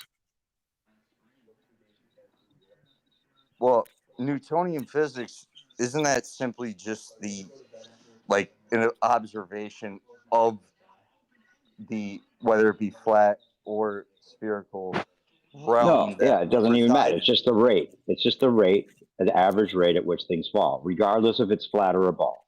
Let's just get that straight to the guy that was talking before you. In the atmosphere that we live in. Right. If we had a different environment, then things may change. Those physics. Yes. Or acceleration may change. Exactly. So that's what I'm saying. Like before, you guys were saying Newtonian physics being universal. There's no way it could be universal because it was observed from one point of view, being the point of view of the realm we currently reside. I agree. Testing 1, 2. Sorry, that is why incomplete. Newtonian physics is based on. Alan, we can hear you. Hear you. Just to make sure Alan knows I can hear Alan. Can everybody else hear Alan? Oh, it was working. Yeah, it wasn't lighting up on my end. I wasn't sure if it was coming through. Yeah, I just want to say, correct that misconception. The 9.8 meters per second is not necessarily the result of Newton's experiment. The 9.8 meters per second comes from his mathematics adding to the mass of the Earth, which is why it works for the moon, which is smaller. You could predict how fast objects are going to fall on the moon. It's going to be different than 9.8 meters per second. You could use Newtonian physics to predict how heavy you would be on gravity or on Jupiter because of its mass and its extreme gravity. It's like it's applicable to every mass. Before the new guy butts in, somebody's got to respond to that. Hold on. Let him finish.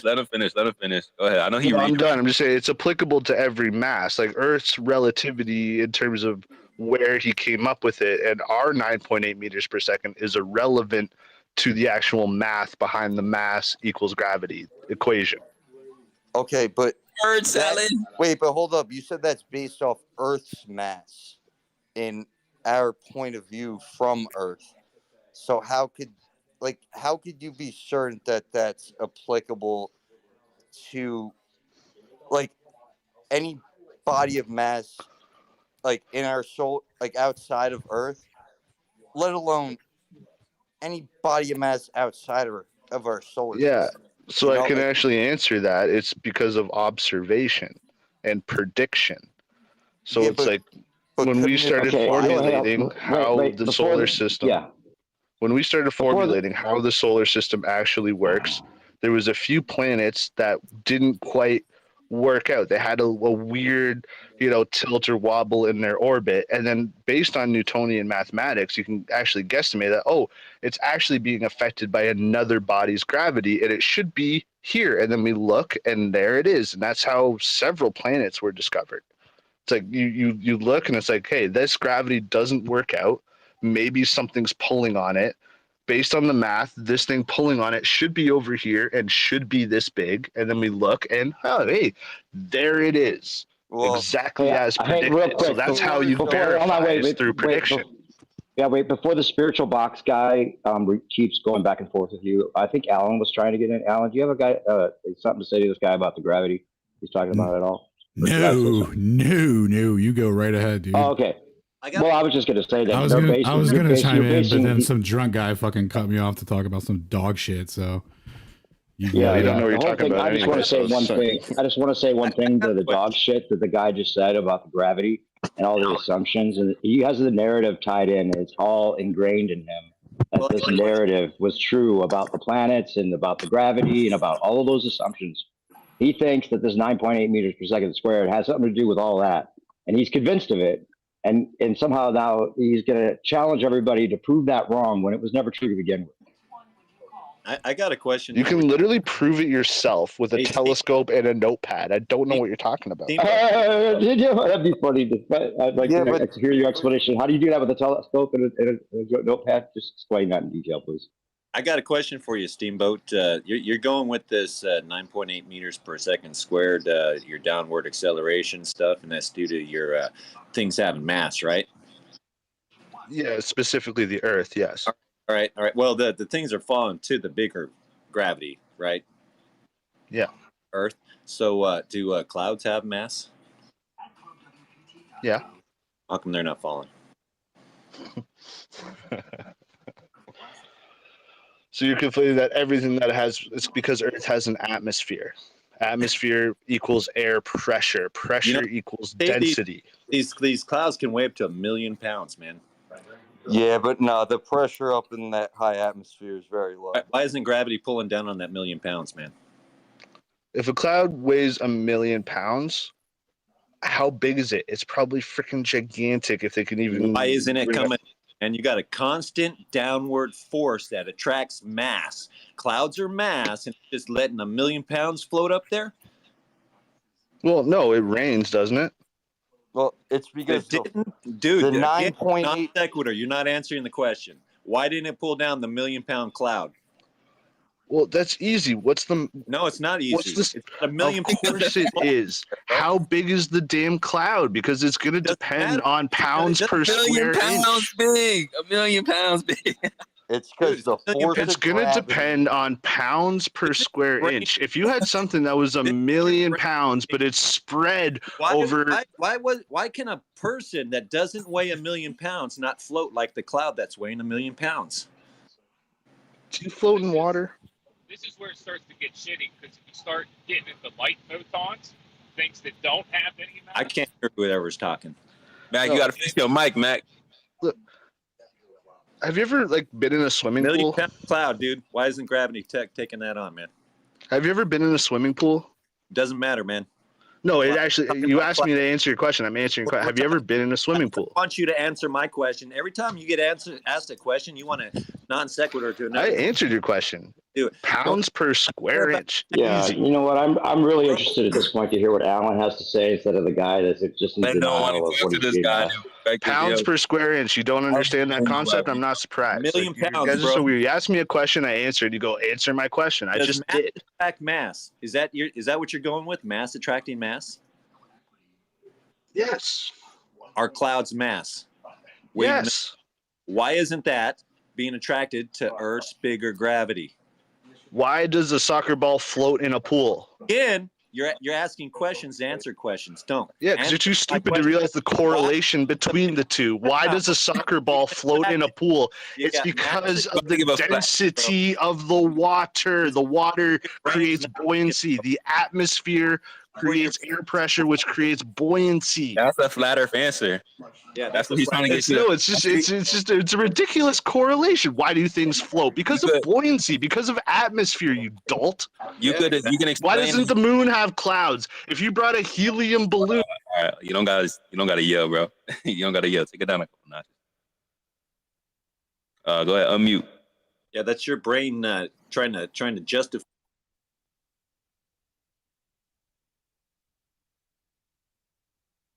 Double snipe. Yeah, that's your brain trying to justify the stupidity of your own model, man. It's a 1 million pound cloud, and you're trying to say that some dude weighing 200 pounds is going to fall, but this 1 million pound cloud won't. You weigh 200 pounds. Do you float in a pool? Yeah. Again, stop interrupting me, bro. I don't know. No, you're just talking nonsense. No, you should try thinking about what you're saying, bro. You say Do you float in a pool? Hey, bro. Again, you think you're going to overtalk me? It's not. You should. No, but why is that an invalid question? I will get my point out. I'll talk over. Hey, let him finish. He's gonna give you the mic back. He's not even making a point, bro. You gotta let him. You gotta make it. Go ahead, mute up, and then he's gonna finish. He's gonna pass you the mic back. Yeah, exactly, man. You got 1 million pounds up there. You got a guy that can jump out of an airplane. He falls down. How come the 1 million pound cloud doesn't? Tag in. You got a constant downward force. Why isn't it grabbing the cloud? Let me ask you something. What's his pounds per square inch versus the cloud? Hold on, you got to answer his question directly, and then you can expand on whatever you want to expand on. Answer his question directly. Density, obviously. He is a lot more dense than a fucking cloud. 1 million pounds, bro. Welcome to Flat Earth. But like, what are you basing this on? 1 million pounds? How big is the cloud? Like, what are you gonna have 1 million pound cloud be the size of a person? Of course not. That's ridiculous. What would you rather have happen to you? Would you rather have the irony? have a The ton? irony that this guy's talking about density. Tons a ton, bro. 1 million pounds is. Do you float in a pool? 1 million pounds is 1 million pounds. Hey, I answered your question, and I said pounds per square inch in density. Now you answer mine. Do you float in a pool? Depends on how I'm laying. If I'm laying flat, yes. If I go straight, no. Exactly. Yeah, you take a breath. You know, if you got a lungs full of air, you're gonna float. Why is that? Based on relative density and buoyancy, right? Everything is based on density and buoyancy, right? Your gravity's out the door. What do you mean by everything? Everything is based upon relative density and buoyancy, displacing the medium not around. Everything. I don't know what you mean by everything. Name one thing that isn't affected by density and buoyancy. Name one thing that isn't affected by density and buoyancy. Yeah. An MP3 file. Did this guy just can say a file on a computer? Yeah, an MP3 file. It's not affected by it. Dude, are you really this retarded? You said everything. No, first of all, that's still electrostatics in that file. Oh my God, this guy! Your brain just is on short circuiting right now. You said everything. I said, you know, I'm very precise with language. But no, everything doesn't have to do with scribbles on a piece of paper. You're an idiot, dude. Why isn't that computer? You don't understand how a fucking pool works, but I'm the idiot. You don't understand why you float in water, but I'm the idiot. That file's inside a computer. That computer is based upon density and buoyancy. Yeah. Okay, the computer is, and you float in water, and you don't understand why, but I'm the idiot. Okay, hold on. Let's find some common ground. Nicolas Cage and Steam, do you both agree that things move up and down due to density relative to an object's environment? Nick first, and then Steam. Yes. What about you, Steam? Yeah. Okay. And what else do you need other than density? Gravity, because you got to know which way is up. So if I have, go ahead. You want to take this over, Cage? No, you can't. You do gravity pretty well, man. You got this. You do it, bro. Okay, so Steam. So what we're trying to do is we're trying to see, okay, is gravity the cause? Which means that we got to isolate anything else that's acting upon that object. Now, flat earthers are saying we don't need gravity to explain that because we know that everything is electrostatic. Everything has some type of charge and or discharge, right? And they have a positive charge in the sky and what they say is a negative charge or quote unquote a neutral charge in the ground, which I would say more is like charges and just discharges, like I said previously. Now, if you have these charges in the sky and these discharges in the ground, right, this creates an electrostatic vector. Well, a vector anyway, right? And establishes direction. And there's a flow of this charge going from the sky to the ground. Kind of like a stream, right? Like if you're in a river, there's a stream. Now, I could swim upstream, but there's always going to be that bias wherever the stream is flowing to. And that's what's happening measurably in the sky to the ground.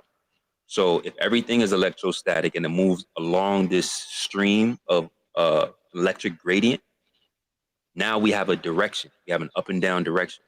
And the object, based on its density relative to its environment, is going to seek equilibrium along that vector. Therefore, we don't need any explanation of what you would call gravity. And we can apply this to all scales, which gravity can't.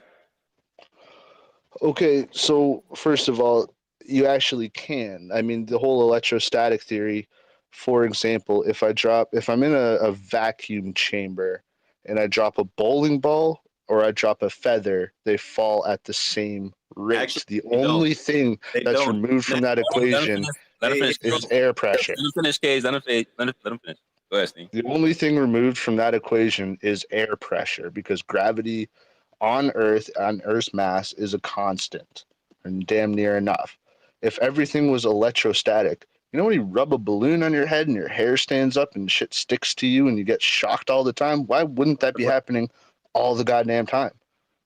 Why wouldn't, like, the second you pick up a paper clip, why wouldn't it just stick to your hand? Like, if we're all electrostatic, you know, that was sticking us to the ground. That would be so would it be like electrofluent? No, it just doesn't make sense. Like, I mean, if it was, you know what, I would actually love it if it was electromagnetism keeping us to the ground, because you know what, everybody can just build a hoverboard in the garage. All you would need is a magnet. All you would need is an electromagnet, and you adjust the charge, and you would float or sink depending on that. But that's not how the world works. Yeah, but maybe magnets aren't like the natural Earth magnets aren't synced up with our carbon-based bodies. So in that bowling ball test, man, if you slow that down, you'll notice that when he drops that, the bowling ball drops and the spine of the feather drops, but the actual feathers themselves need to be pulled down by the spine of the feather, so not everything's dropping at the same time. You can just do this yourself in a vacuum chamber at home. Like, you don't have to look at like the weird moon landing footage to source this out. Okay, hold on. I see you, Bear. I'm gonna let you jump in, and I'm gonna let Croc jump in. But let me just ask Steam 2 questions. Steam, go ahead, unmute real quick. Oh, Mac was up too. My bad. Mac first, and then Bear, and then Croc. I think Mac was waiting. We're gonna see if he got his mic fixed in a second. Steam, you there? I just gotta ask you 2 questions.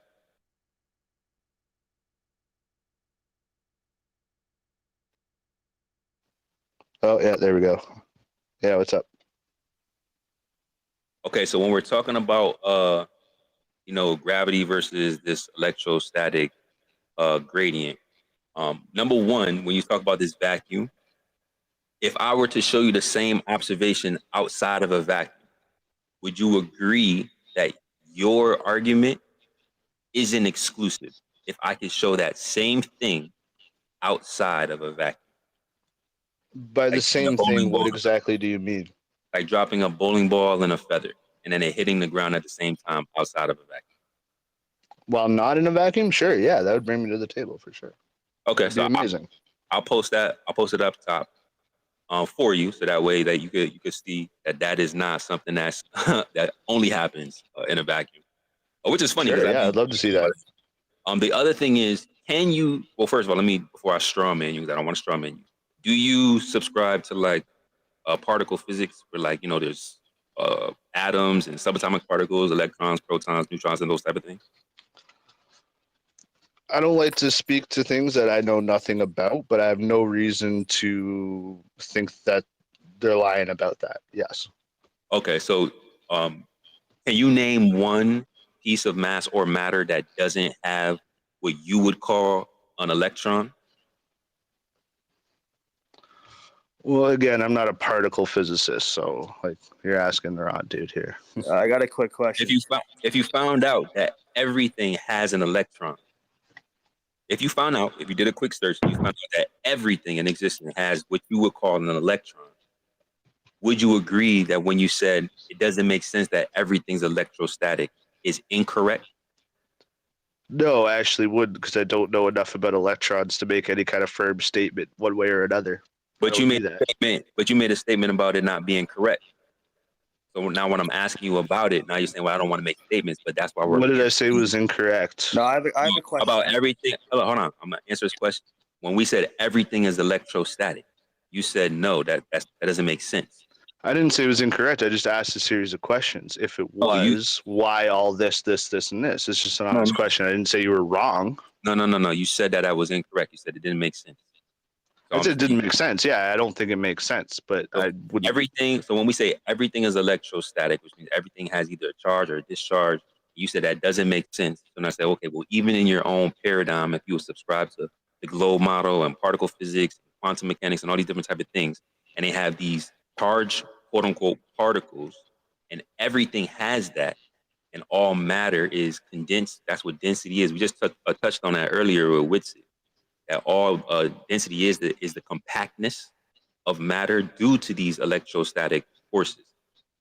Why would you think that everything isn't electrostatic if everything has a charge, even in your paradigm?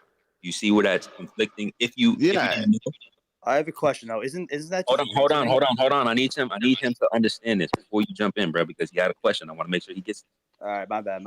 Well, I would just bring up the kind of exactly what I said before. If everything, like if it wasn't gravity and instead it was electrostatic, like I said, like electrostatic is something that you can experience, like rubbing your head on a balloon and your hair stands up. It's a very measurable thing. And so an electrostatic field strong enough to replicate the gravitational force equally across all objects would be not only observable but testable. And like I said, you'd be able to build a hoverboard in your garage with an electromagnet, but you can't. All right, steam. All right, hold on. I'm gonna do two things here, okay? First thing, I'm gonna address what you said, and then I'm gonna get you back on track to my question. I didn't say that electrostatic forces was equivalent to a gravitational pulling force. Now, they do have some models where there is, electrogravitic calculations where they are showing a different type of equivalences, but that isn't what I said. I don't want you to confuse what you believe gravity is, which is a pulling force, with me saying that the electrostatic is a pulling force that applies to all matter. That's not what I said. What I said was it was charges in the sky and discharges in the ground. There's a measurable flow of charge and energy that goes from the sky to the ground, which is a downward bias. I reference a river, like a stream. You have water in a stream of river going in a specific direction. You could swim upstream, but there's always going to be a downward bias.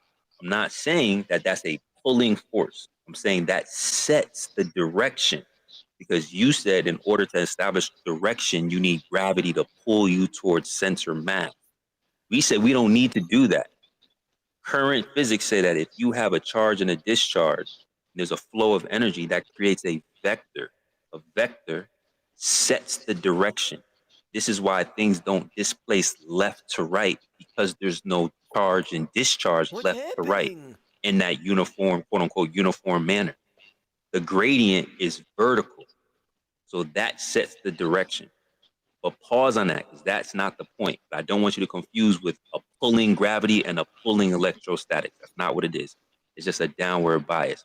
What I was asking you is, when you said electrostatics doesn't make sense when it's applied to all matter, even in your own paradigm, when you are appealing to particle physics, everything has an electron.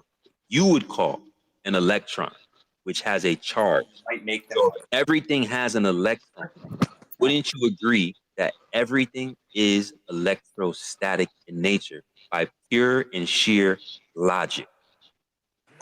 Well, I'm sorry to interrupt you, but please don't, man. I need Steam to stay on track, and that's why, next time you interrupt, bro, I'm going to have to take your mic. I need him to stay on track, because this is why he can't follow, because you keep interrupting. No, Steam, my did bad. you follow me here? It was just a quick question. I like got everything you, you're bro. saying. But I'm just talking to Steam. I need him to grasp it because he's been here for a couple weeks, and I feel like he's trying to learn this, even though he's a little bit drunk. I'm trying to That's break all this right. down. I'm sorry. Steam, did you get what I'm saying? Do you agree that if everything has a particle, subatomic particle, an electron, which has a charge in all matter, that would mean that everything is electrostatic? Do you agree with that? Honestly, I lack the information to agree with that with conviction. It's like if I took your word for everything, then sure, but I cannot say because I don't know. I try not to speak on things that I know nothing about. Okay, fair enough. So do you agree that it was a little bit incoherent to claim that electrostatics doesn't make sense and applies to all things? Well, actually, I can't even say that because you just said Not necessarily, because on the scale that it would have to be an equivalent to gravity. Like now we're talking something different. It's like when you're talking subatomic particles, yeah, no, I can't say how strong a charge of a subatomic electron is. But what I can say is if you're saying it's not gravity, it's electrostatic, then that's something that would be extraordinarily measurable and predictable. Like static electricity and electromagnetism is not a subtle force. It's very detectable, very manipulative. Like why would even just like any kind of regular magnets even kind of work the same way? If we lived in an electrostatic world, why would a compass even work? Why would it not just be spinning around? Like it's because like the forces in order to equate to gravity would be enormous. First of all, magnetism doesn't even work on your globe, which is why you have to correct for it. So I don't think you want to invoke magnetism right now. But we're talking about electrostatics, right? We're talking about the vertical. Static is like an actual visible force, right? You rub a balloon on your head, you can physically see it. When you walk on a carpet and touch something metal, you get shocked. That's static electricity. That means I got a quick question. Oh my goodness, bro. Crockpot, you can come back up in a second. It wasn't your turn. It's Mac, and then it's Trad. All right, come back up in a second, Crockpot.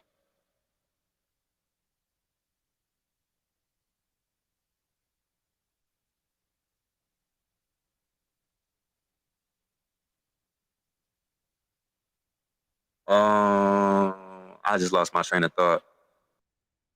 And it's not a pulling force. There's a vertical gradient, bro. It's a vertical gradient. And You're still saying it's the equivalent to gravity, though. Right, and we could manipulate. No, it's not a pulling force to center mass. That's not what's happening. That's what I'm not you're saying it's the same as gravity, but you're saying that it has the same effect. When you're saying that distinguishable from gravity. Bro, hold on, don't interrupt. When you're saying you could rub certain things together and create that charge, you're saying, hey, this is full of electrostatics. So while you're giving that example, you're also saying that yes, this mass is composed of electrostatics. Even this rubber balloon. Rubber.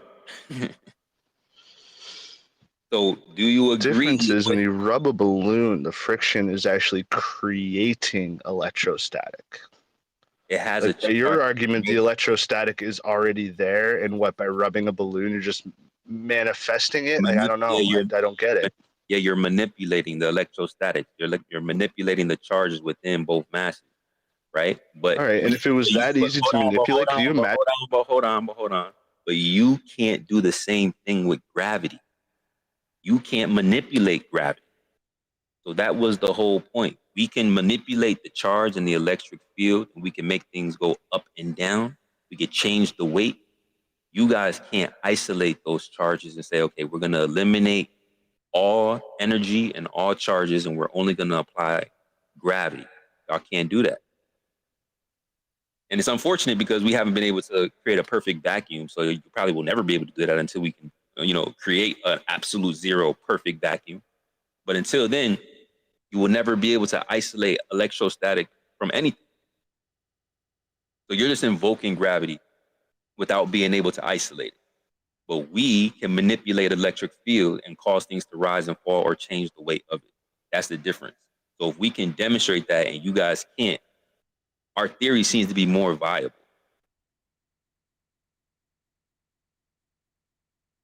I'll let you respond and then we'll go ahead and get to Max. I know he's been waiting. Go ahead, Steve.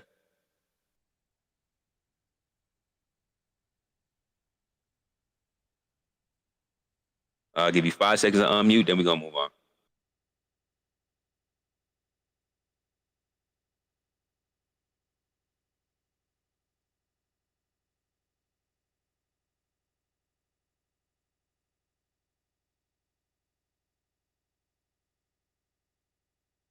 All right, go ahead, Mac, and then we'll slide over to Trad, and then back over to Cage. And if what's name want to come back up, he could request back up. I don't know where he at. All right, mic check 1, 2. You guys got me? And Mike could be a little better, bro. Yeah, I'm in the truck. Fucking. Anyway, I just wanted to say thanks. I finally got the non-Euclidean geometry when you were talking about Polaris and looking at it from the North Pole and the equator. I finally got it with the converging lines and everything. But on the mass part, I mean, with the balloon, you're kind of just reversing the polarity. If you think about it like that, maybe it'll help you. And on the mass part, if you're still stuck on mass attracting mass, look at light photons and then tell me if they have mass or not. That's it. Thanks, guys.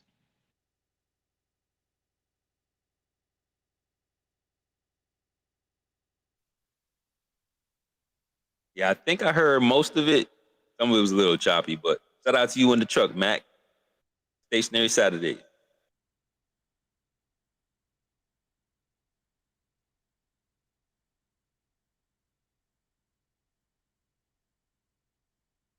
We got to get mass attracting mass out of here. They need to stop teaching that to kids, man. Ridiculous at this point. I think that I seen an article of them talking about that. But let's slide over to Trad. Trad, you there? Hello, everyone. I hope you're having a nice Saturday.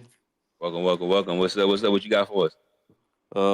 One observation that I think could be relevant to what you and Steam were talking earlier. I don't know if you guys have mentioned this, but uh, in the model that works now, right, the gravitational force pulls us down, right? Like not works, but like that's the general model, the popular model is that the gravitational force pulls us down, and the formula for that is m times g, right? Mass times the gravitational force, which is 9.8, whatever.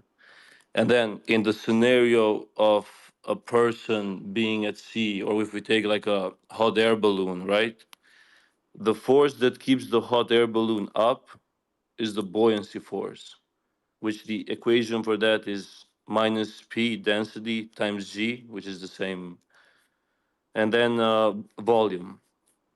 So in order for a hot air balloon to float up or down or be stationary, it needs to be on the opposite side of an equation with the gravitational force. And we know that if we have g, right, like that, then it becomes like m times g is equal to minus p times g times v. So if we have g on both sides, that means that they just cancel out, right?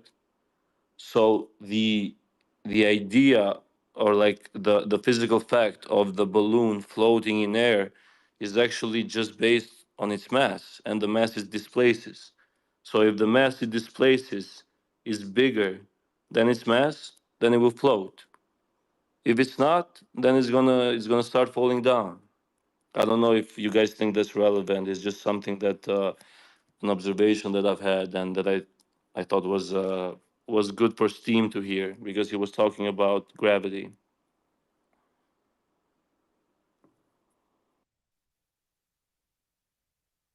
Steam, you want to reply to that at all?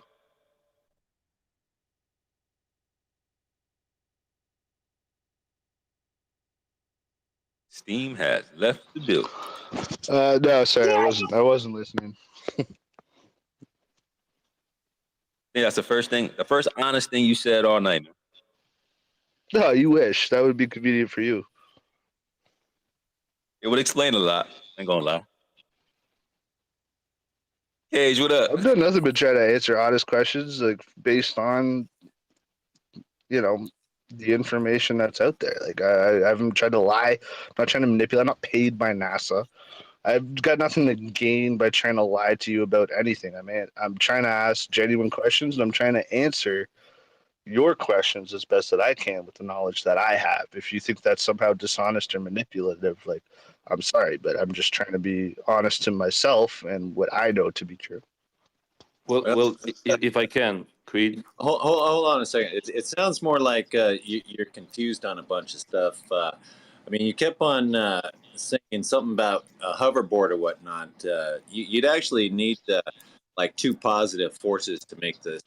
If you take magnets and you put the positive, they won't go together. You turn around, you got negative, opposite attracts. So you need the two forces on there for your hoverboard to work, which could happen if we made all of our streets with magnets in them. So we could get hoverboard technology going on if you wanted to.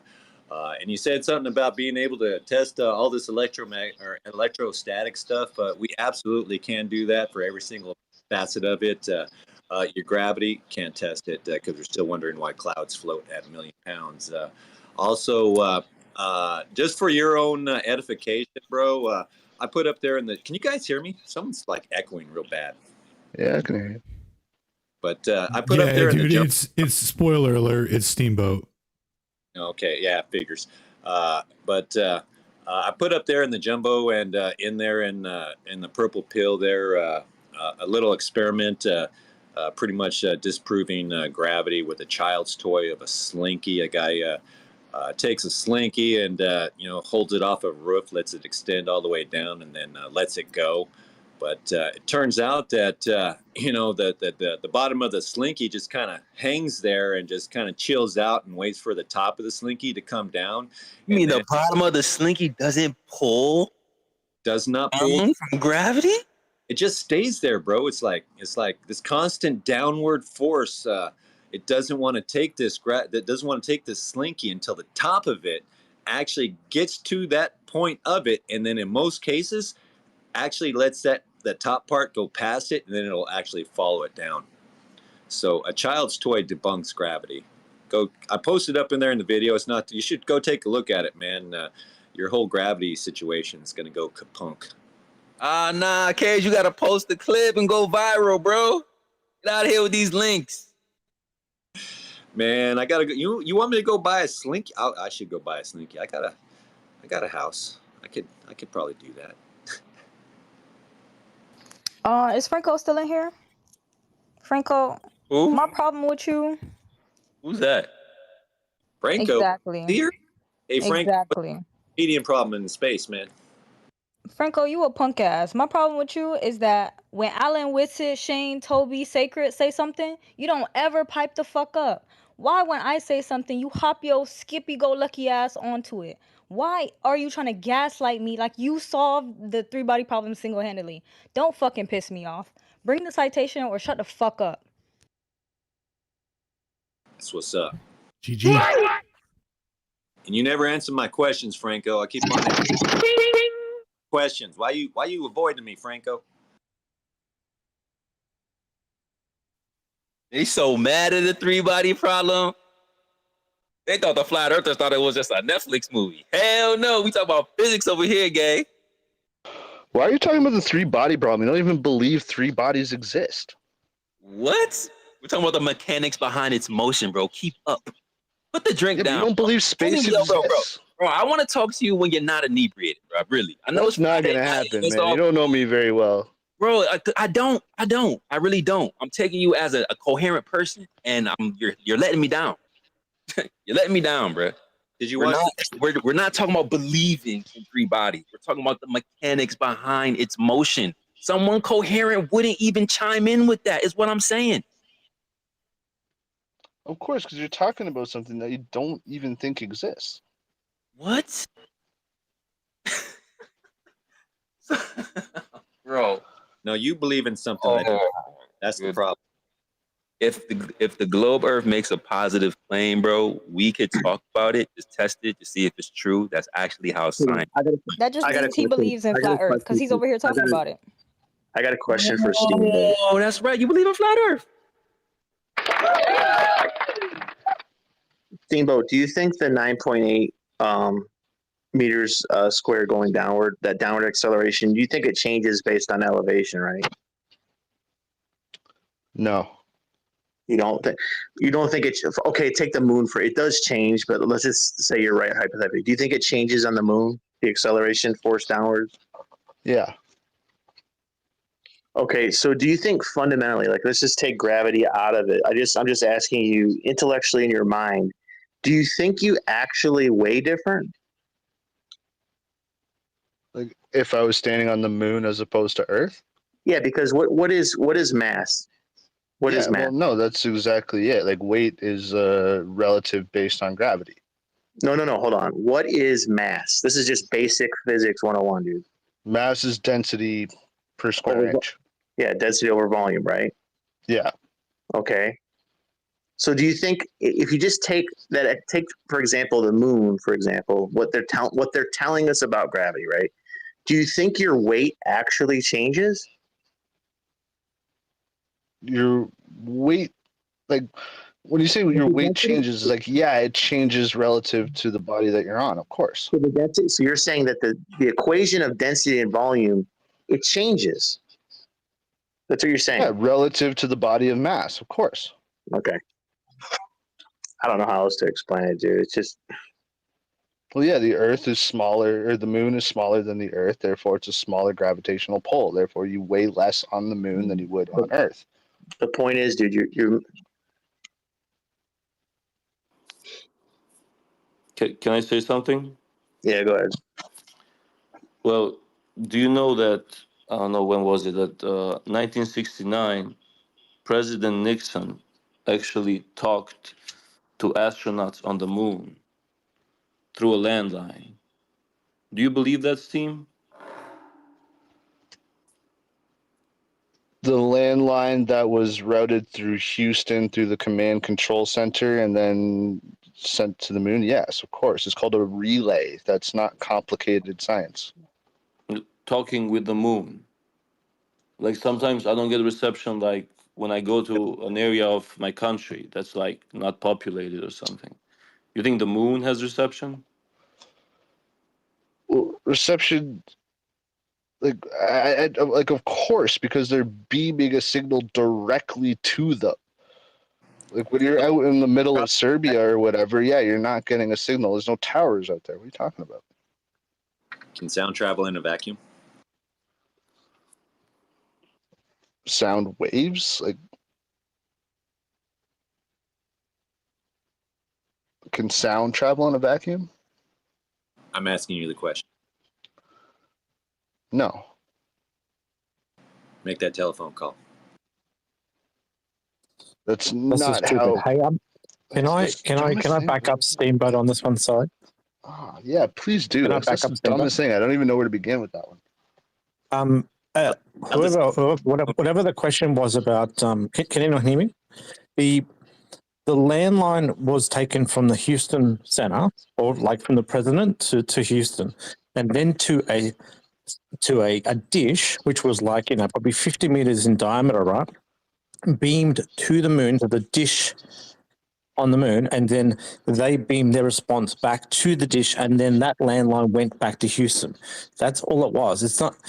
And in regards to sound through a vacuum, they were sending radio waves. Radio waves is a form of light. And like when you're talking on your cell phone, is your sound being projected? No, of course not. That's why it's the dumbest thing I've ever heard in my life. Yeah, it was the radio. It was the radio waves that pass through the vacuum, just like light passes through a vacuum. I know you don't believe in vacuums, but light passes through vacuum, and the radio waves is another form of a light wave, and that passed from the moon to the Earth. It's simple as that. It's not that hard. Can you show light passing through a vacuum? A pure vacuum, not one that we can only produce here on Earth with it. So, did you say can you show light showing through a vacuum? Those radio waves are sound waves, bro. No, radio waves. Let me ask you something then. Can you hear a radio when it's not turned on? Like, I don't get what you're saying. It's the dumbest thing I've ever heard.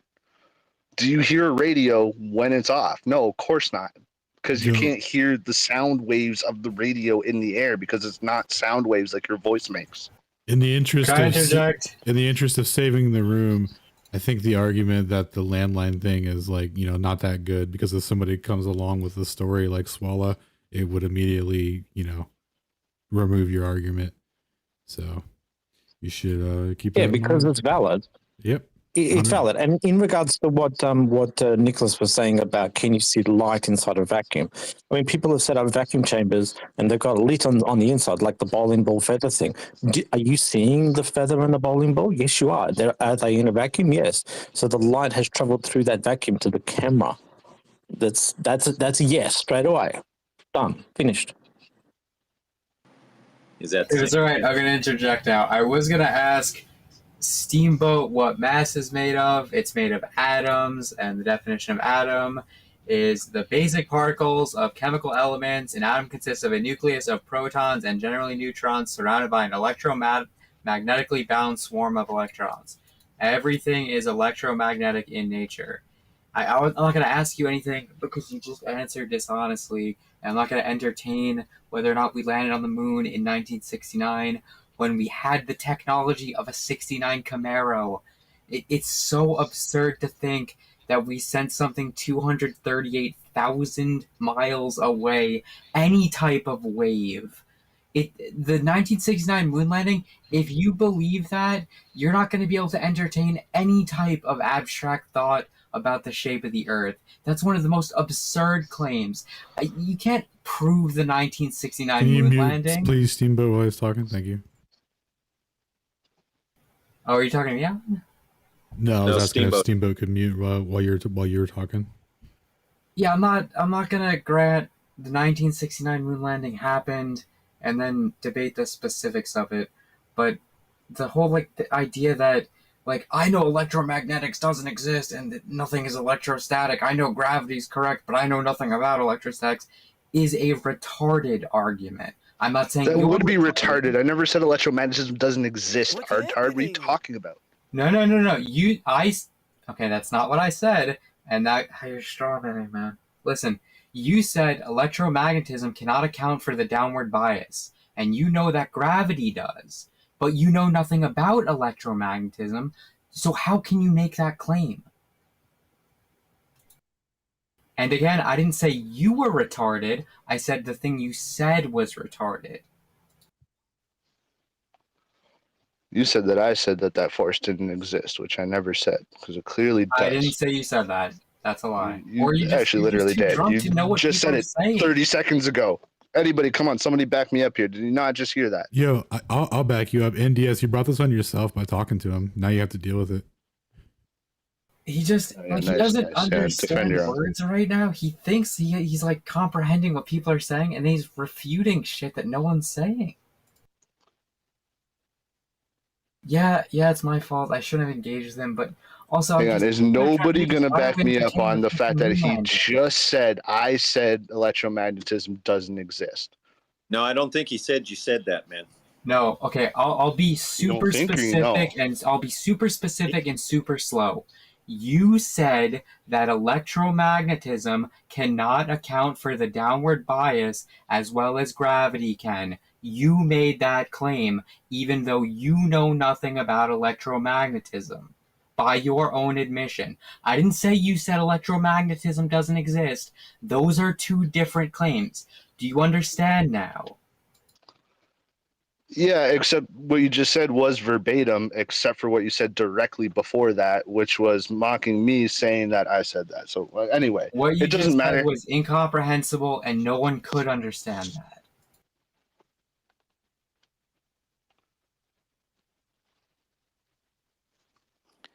Easy to play back. If I can jump in again, he said something about me being in Serbia and not having reception here. We have reception towers. If I were to live in Serbia, which I don't, but Are you actually in Serbia? No, I'm not. But I think Serbia also has reception towers, right?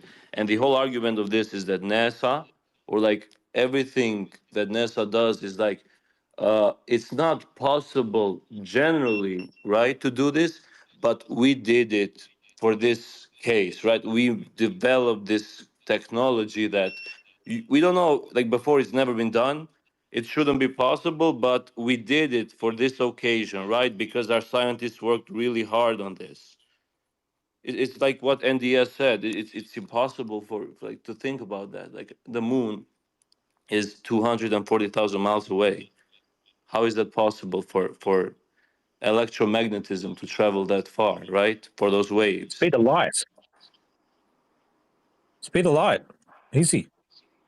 Hey, do you think if I pointed a 50-meter wide satellite, 50-meter wide dish at you while you're in the middle of Serbia, do you think we'd be able to pick up your phone call? I think we would. So I mean, if we went and got a million, like a $500,000, $50 million satellite dish, and pointed at the moon, shot radio waves which can travel the speed of light. All it needs to go is just flash straight there and flash straight back and get that X amount of seconds delay.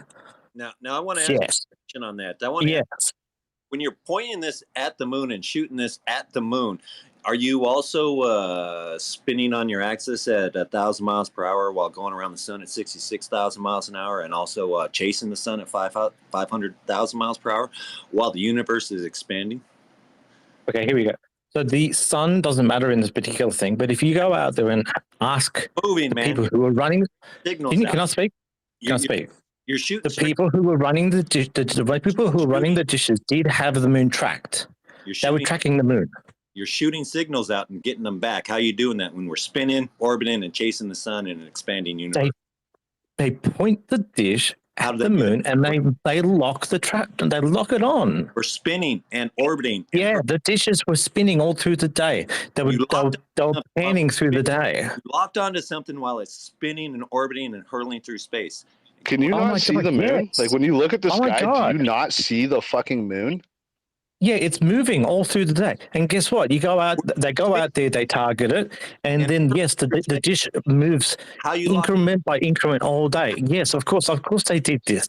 What sort of stupid question is this? It's so stupid. I know, it's ridiculous. The argument of real good engineering.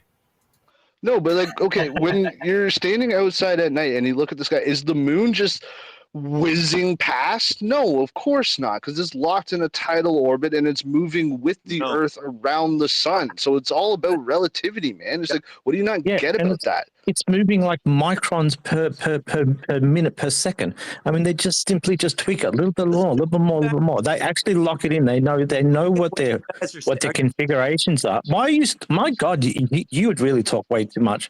I'm trying to answer this right now. They can just point it at the moon and they get their coordinates correct, and they will just pan all day long.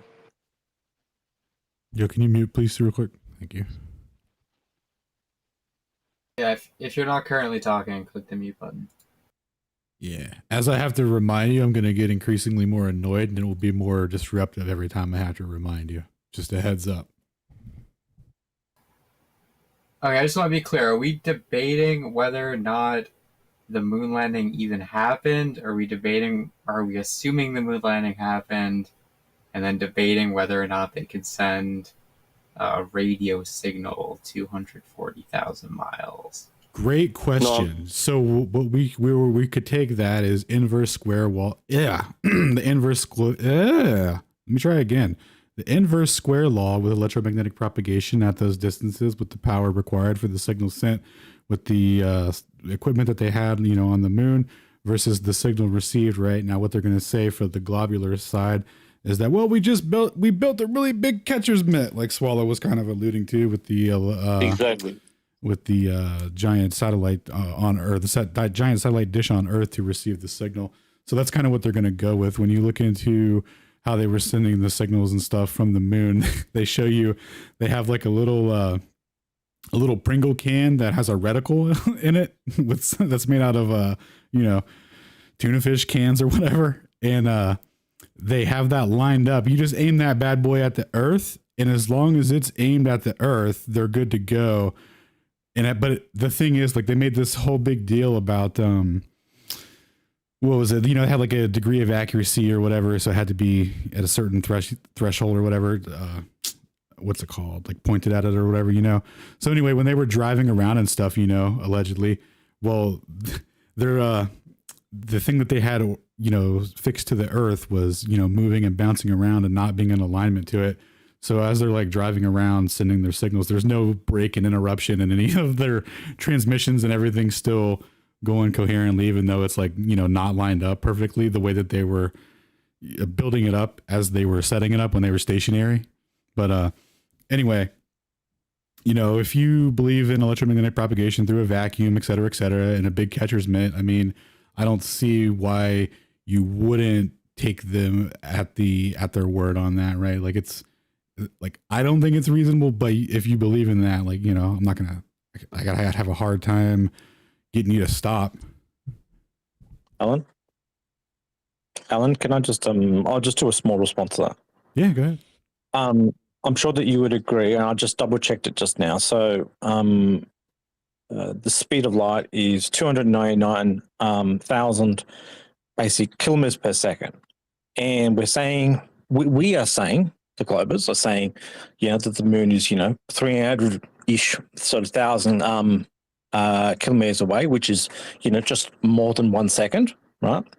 That's kind of in line somewhat with this whole 2-second delay type question, right?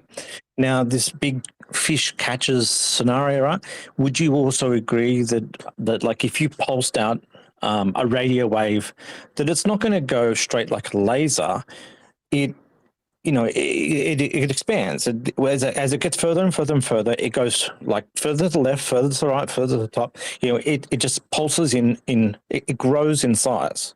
And so it's not like we're trying to hit, you know, like a dime on the moon, because we basically shoot that radio wave, and it'll hit the entire face of the moon. You know what I mean? And if they turn their dish around, they shoot theirs our way, you know, their small dish will also shoot towards us, and it may also hit the entire face of the moon too. So So when we're talking as if we're trying to shoot 20 cent, like a 1 quarter cent piece, like a small coin, when realistically radio waves permeate in size. All we need to do is just simply catch the particular radio wave. I got you. Can I jump in? You're on the 4th iteration. So the answer to your question would be signal to noise ratio, right? The point of having it aligned directly with the signal propagation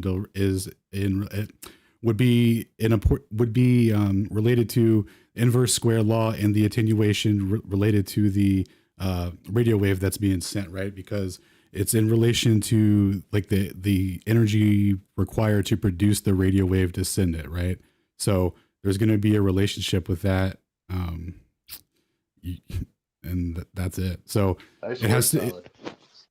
No, it literally has to be aligned with it to get the maximum amount of like readability from the signal to noise ratio. Because like he was saying, sure, it's going to attenuate out omnidirectionally, right, or whatever, but it's not going to be out at the same rate, right? That would be retarded. So obviously, well, I mean, that's why we got a 50-meter wide ditch. Yeah, dude. That's why we got a 50-meter wide dish to catch as much of it as possible. Like I said, I get that you believe in that signal to noise ratio extrapolation from that distance, right? And I'd have a hard time getting you to stop, so I'm not going to bother to try, right? But what I'm telling you, we're spinning, hurling through space and orbiting the sun. Well, that wouldn't matter because the moon was in. They say that it's spinning at the 10.5 degrees per or 10.5 miles per hour opposite the rotation of Earth, so it's always facing the same direction, and it moves along with us along the along the sun or whatever, along the path of the sun. So that wouldn't be a factor, right? Like that's not a good argument. But anyway, Thank you. That's correct. Thank you for that, Alan. But it's anyway, true. We don't need to worry about where Jupiter is. We don't need to worry about the sun is. We only need to worry about where the moon is. So but anyway, good point, and thank you for putting him down. Anyway, they make this whole big production about they got to get this Pringle can aligned just right, or their attenuation is going to be off, and their big catcher's mitt isn't going to work, right? That was the whole thing. And then they do this production where they're driving around, it's not even aligned, and it's still fine. So it's just like whatever. Like you can't have it be the most important thing, and you got to do all this stuff to set it up while simultaneously being completely irrelevant. That's all I'm saying. There's one small element that we haven't talked about in this whole thing too, is the fact that supposedly when it happened, that the dishes were swapping jobs. So they went from, I think, an LA base to a Portugal base to a base in good old Canberra, right where I am. So in Australia, we took up 8 hours of time. Portugal took up 8 hours of time, and America took up 8 hours of time. You don't hear too many people talking about that. What? Yeah, I'm sorry, I missed your point there, Swallow. Could you explain? Sorry, was I clear enough, or was it not happening? I just didn't understand what you're getting at. The 8 hours of time thing. I'll keep it very, very simple. So at one point in time, America was the one with the big dish pointing towards the moon, and then they handed the job over to people in Portugal. And then when Portugal was done, they handed the job over to people who were in Canberra. Every one of those particular locations had a big fat dish, and they all swapped jobs. So there is a story out there that the first part of the Apollo 11 landing was picked up by America, and then it came around to the point where Australia actually was the one who was receiving the particular data, which was an hour or two later, of the actual, that first steps part. Apparently Australia was the one receiving that in particular information, whereas America got some of the first parts. And this is like mutually all right. Just go look it up, man. Go look it up. We had two dishes in Australia. One in Forbes, and one down in something like hopscotch or something like that down in Canberra. Nice. All right, Have a for a look at it. second, if I You'll can find out. supersede the dishes here, because there's a simple experiment you can actually do from your backyard that proves that people landed on the moon. There are 6 lunar mirrors put there by the Apollo teams. You can look up the coordinates, they're publicly available, and you can actually set your telescope with a laser up to those coordinates and bounce your laser right back to you. It's very simple, and anybody can do it. And like I said, the coordinates are publicly available for those mirrors. Will any of you do it? No. I think the order of people who raised their hand was Doyle, then Dan Blue, then Nick, and then Trad King in order of after they spoke last. So Doyle, if you want to speak now, you can. Mic check. Mic check. 1, You sound good. 2. Okay, so I just want to back it up a little bit. There's quite a lot going on there, but I only just got one question. So when Nixon was talking to them on the moon, it was almost an instant conversation, and I'm sort of confused on why now, when they're talking to the people on the space station, I'm not too sure. It's a longer delay in the conversation now. Is that because they got their maths correct for the travel of the signal to there and back, and that's how long it should take? Because it had a phone call now they can to talking to the ones on the space station. So just a bit confused about that part. You're going a bit robotic, but you're asking why there was no delay when Nixon talked to the astronauts on the moon, but there's delay now when we talk to people on the ISS. Yep. I think that's for you, Swallow and Steamboat. Well, look, I don't really have any answers for the ISS thing. I haven't heard of that sort of thing before, so I'd have to look that up. But in terms of 1969, there was a variation between 1 to 3 seconds, I guess. So I haven't heard about this thing about the ISS. You'd have to send me an article. They have videos of they're talking to children in schools and stuff, you know, over a video call, and it's like a 7-second delay. And I'm like, what's happened to the technology? Did it get worse? Or did they just correct the maths of the signal travel between of that distance between the signal on Earth and the signal on the IS? But yet Nixon almost instant phone call, you know. Yeah, just Well, that I don't part know. just I don't doesn't know make anything about sense the in time. my maths. I don't know anything about the time, but I can tell you one thing that would have been different between the two, right?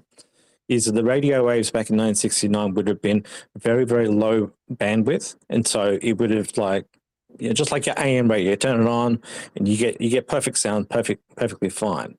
Whereas the ones they're doing these days where they're webcamming things straight into like classrooms and stuff, you know, they're doing video relays, which are obviously a much, much higher bandwidth.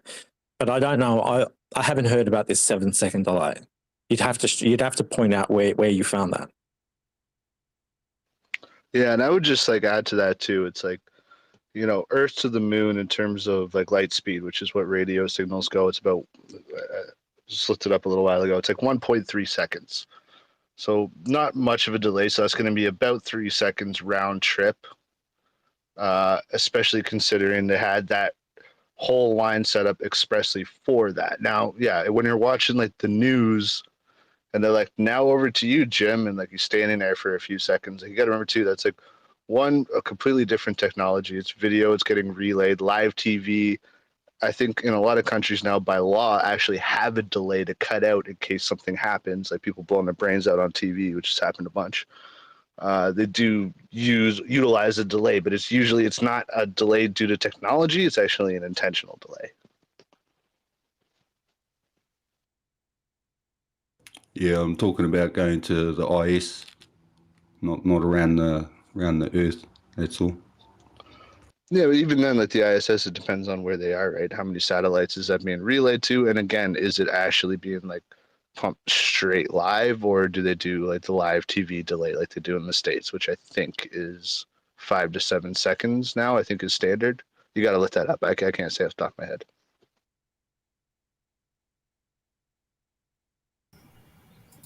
Yeah, I would say it's comparable to when you watching someone you know, do the news.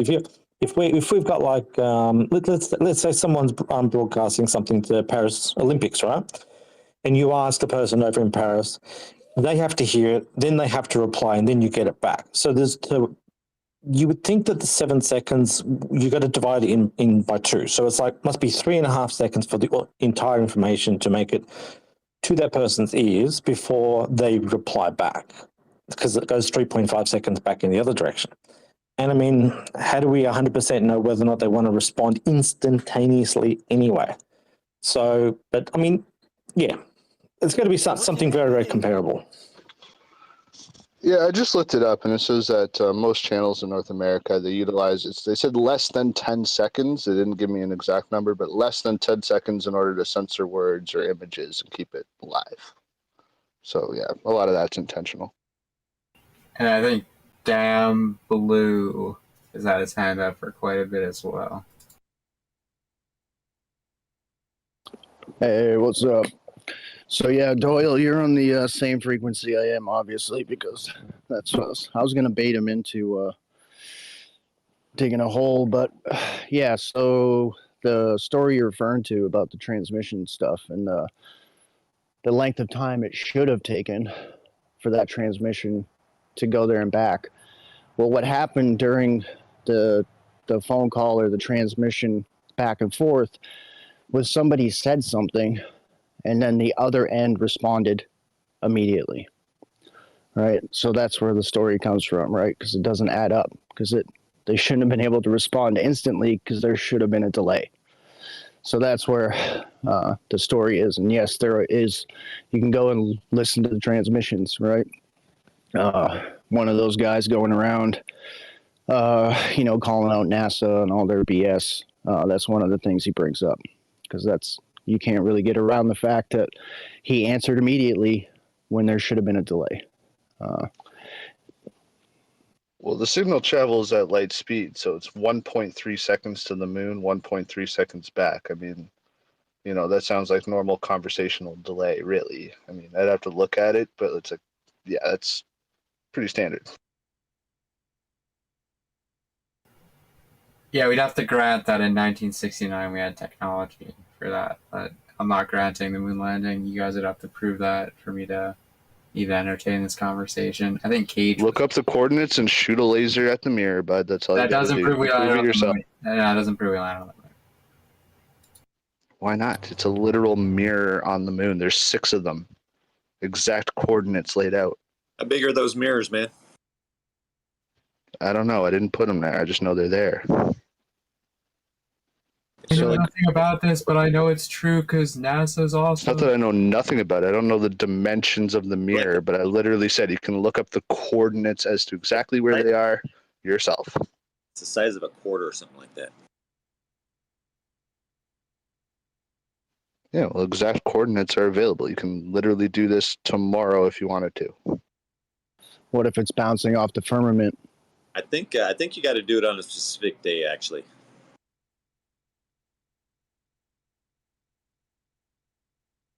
Did you say bouncing off the firmament? D3, you have your hand up.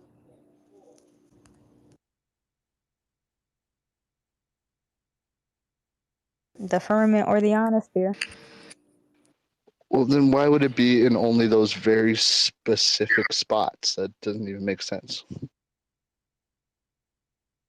You may think it's in a specific spot, but if you're pointing your laser in a direction it bounces back, how do you know that you hit a little tiny mirror on the moon? Oh, I'm sorry. Is the moon in the exact same spot in the sky all the time? No, of course not. So you could easily corroborate that by shooting it at different times in the moon's orbit. Like, it's easy. What does corroborate mean? What does what mean?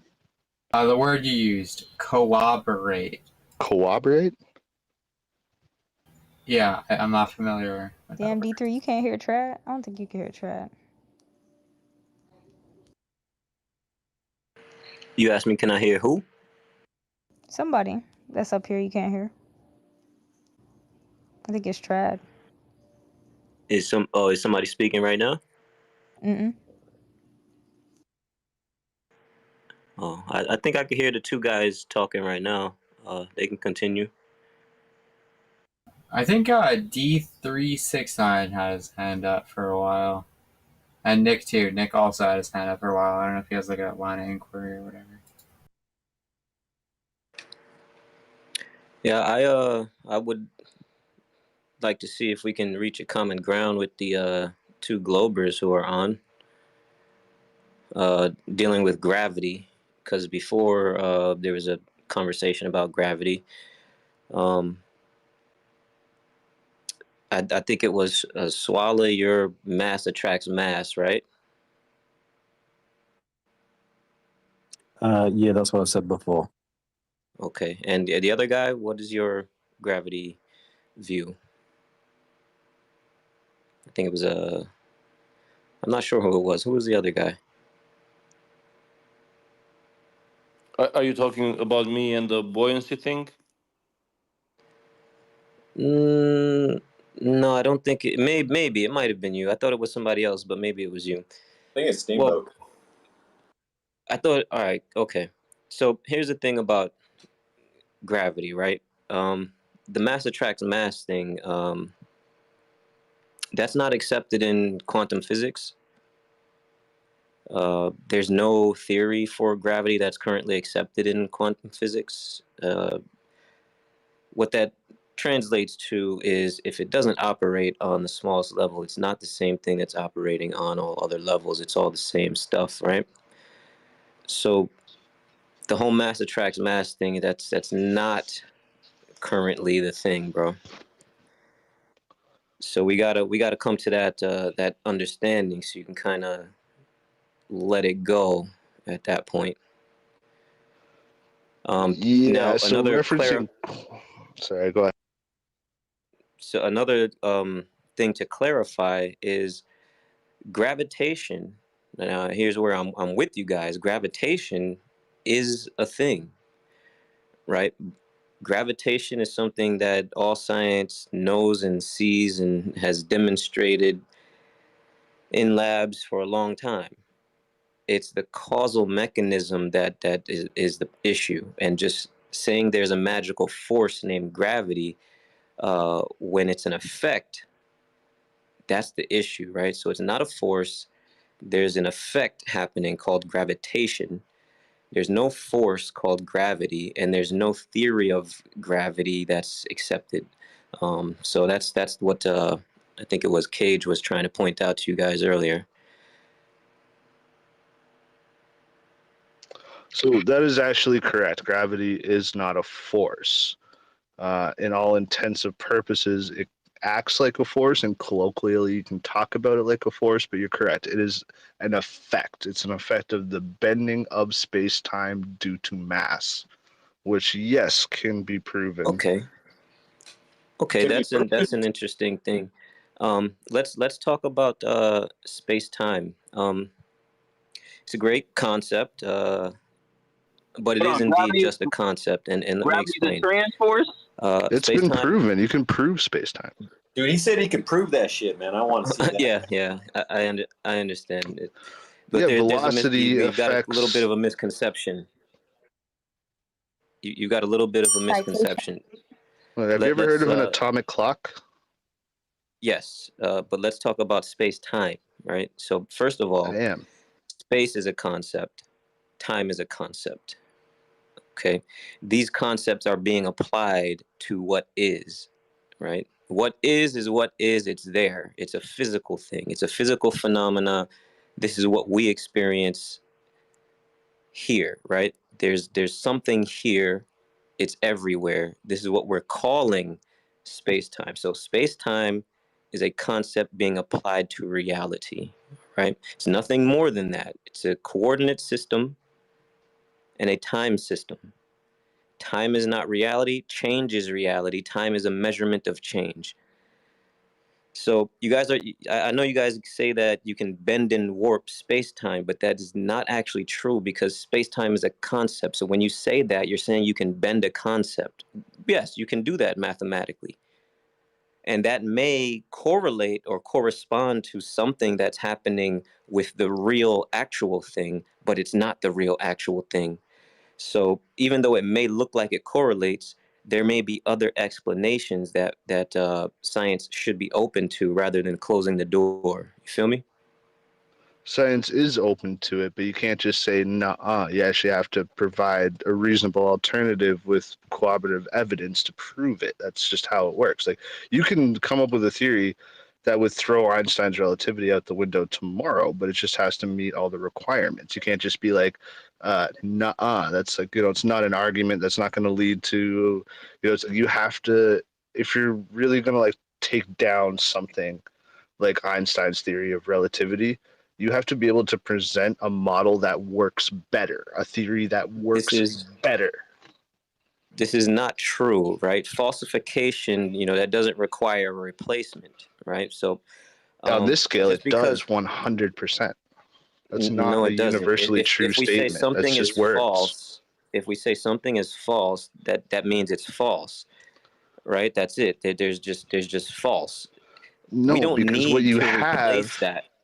Here's the thing, We don't because need what to you replace have your with theory. look, here's what you're mistaken on, and I'll just say this: it's like when it comes to Einsteinian, like there's a lot of predictions that can be made with it that are true. So for the way that it's used and the way we use it, it's extraordinarily accurate and one of the most confirmed scientific theories to ever exist.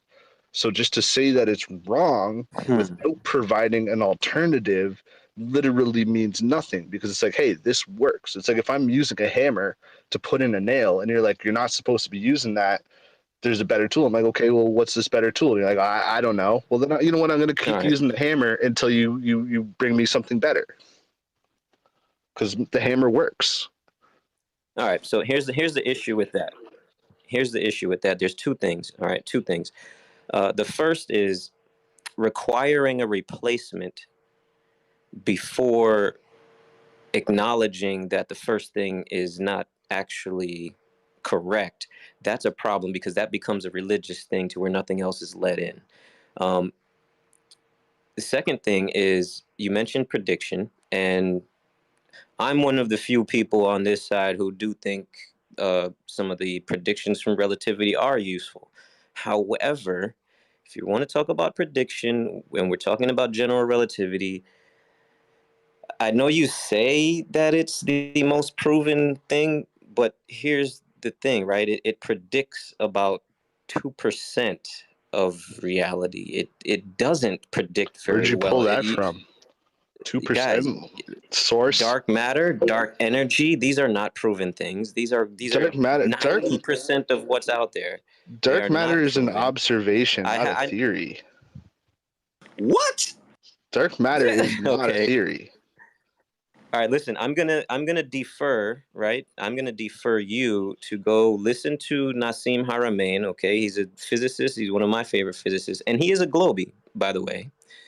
And there are Well, many if he's other a physicist, scientists. I'd hope so. Yeah, and there are many other scientists and physicists who disagree with general relativity, especially in terms of cosmologically. So I want you to go check him out and let him break it down for you about how that's wrong and how with the theories that we have today, they only predict a certain, I think it was a 5% of the mass of the proton, where his new theory, which is being shunned, by the way, even though his paper has 50,000 downloads, it is not accepted in the mainstream science. But he proves that his theory, which does work and actually recovers relativity in a different way, predicts 100% of the mass of the proton, whereas the current theories do not. They don't even come close. So again, to say that it's the number one and it's the best and all of that when it only predicts about 2%, 2.5% of reality is just not getting, it sounds good, but it's not there, bro. Why do you only believe the scientists that say things that you like? Like, why believe this guy on his claim and not believe any other scientist ever? It's like he's right and everybody else is wrong. Why? Because he's saying something that you like? No, you got to understand that he's not the only one who said that. See, that's another problem. Like, for some odd reason, a lot of people think that if it's not mainstream, and it's not accepted science, then there's no point in talking about it. There are thousands, and there always have been thousands of other scientists who have disagreed with general relativity, bro. No, of course there is, but I mean, I'm always going Nikola to question Nikola one guy Tesla, that says he has the system to overthrow everything and that he's got the right idea based on only his word alone. It's like mathematical it's proofs not and his word scientific alone. proofs. If that was actually true, if Einstein's relativity only predicted what you said 2% and like his theory predicted 100%, like they would jump on That's that of the like mass of the starving proton. hyenas. Are you kidding me? Like that's not how anything No, works. no, they wouldn't. You don't understand how the science approval system works, brother. And this is another thing. Like, we have a CERN physicist who comes in here, and he would say the same thing. Oh, if there was a different model and it was better, we would accept it with open arms. But that's not the case, Of brother. course, look at what happened with People, string theory. String theory was the new best thing. Every physicist in town was edging to get on string theory. But look, it didn't pan out. It wasn't provable. There's no experiments to prove string theory, and it died out. It was huge in the 80s and 90s and 2000s. String theory was the next Einstein's relativity. That was going to be the grand unifying theory. But you know what? It didn't pan out, and people started losing jobs, and now they're not hiring string theorists anymore because that's how it works. Like that's just how it works. If there's something promising, no, people jump on it. no, they don't. Please. No, they don't. First of all, some things that are promising never even make it through. Let me chime in. Whether it's actually real or not. Go ahead. So we all heard him say that this is the number one and explains very well and stuff. I posted in the purple pill and posted up there in the jumbo. But it's 51 seconds. I needed your time here. Check this out, man. Wait, is this the guy that doesn't know how pools work? This is a fundamental thing in the universe. I'm saying gravity might not exist as a fundamental thing in the universe. Wow. Man, let's keep that between us. Yeah. Don't everybody else. You didn't hear that? You didn't hear that? Because I don't want to turn on the internet. You know there's no such thing as gravity now. You know that, right? Jan 11 told me. There's no such thing as gravity. So I would say there is such a thing as gravity. It's just if we imagine quantum interactions, like threads sewn between quantum interactions, out of those threads, like embroidery, from a macroscopic distance, it might look like there's a black hole event horizon, for instance, out in space-time. But if I look very closely, I realize, oh, it's just sewn together quantum entangled threads. Janet, you're saying nothing is real. Yeah. Is love real? Reality isn't overrated, but realism is. Janet, you're saying gravity might... Dude, they're giving up on gravity, man. So your whole thing that we're going with this downward force, man, they're trying to get rid of that shit. So there ain't no such thing as gravity. Well, like I said, now you believe a scientist when they're saying something that you like? No, I never believed any Oh, of it. whoa. Let's not resort to personal attacks. That wasn't a personal attack. That was an observation. This is your own words coming back to haunt you, dude. You said all the scientists don't believe in this stuff. You literally said there's only one guy, and this one guy, now there's two guys here. Now, how much does it take to be more than that? They're giving up on it, man. They're trying to get away from this stuff. I just find it funny. The only time you reference science is when it's some contrarian that says something that you like. That's all. Okay, that's not true at all. Everyone in here, especially all the speakers in here. Can you hear me, D3? Am I on mute? Is everyone on mute? Y'all tell D3 to drop down. I don't think he can hear me. Yo, back? D3, can you hear Sacred? No, I couldn't. Yeah, Sacred, I couldn't hear you, bro. Yeah, drop down. He'll bring you back up. Alrighty. Hopefully Proud is still tapped in with us. So just real quick, it's not about us believing when things is convenient, right? It's like you're making a claim that this thing works. What we're doing is we're using what's called a hostile witness. We're saying, well, hey, look, even in your own paradigm, says this over here, which contradicts your statement. So that doesn't mean that we believe it. It's because we're showing, even in your own perspective, your own globe model, your own gravitational framework, it doesn't work. It contradicts each other. Doesn't that contradict your whole theory of like hive mind physicists that are all just being paid out? Why would there be any contrarians then? Does that make sense though?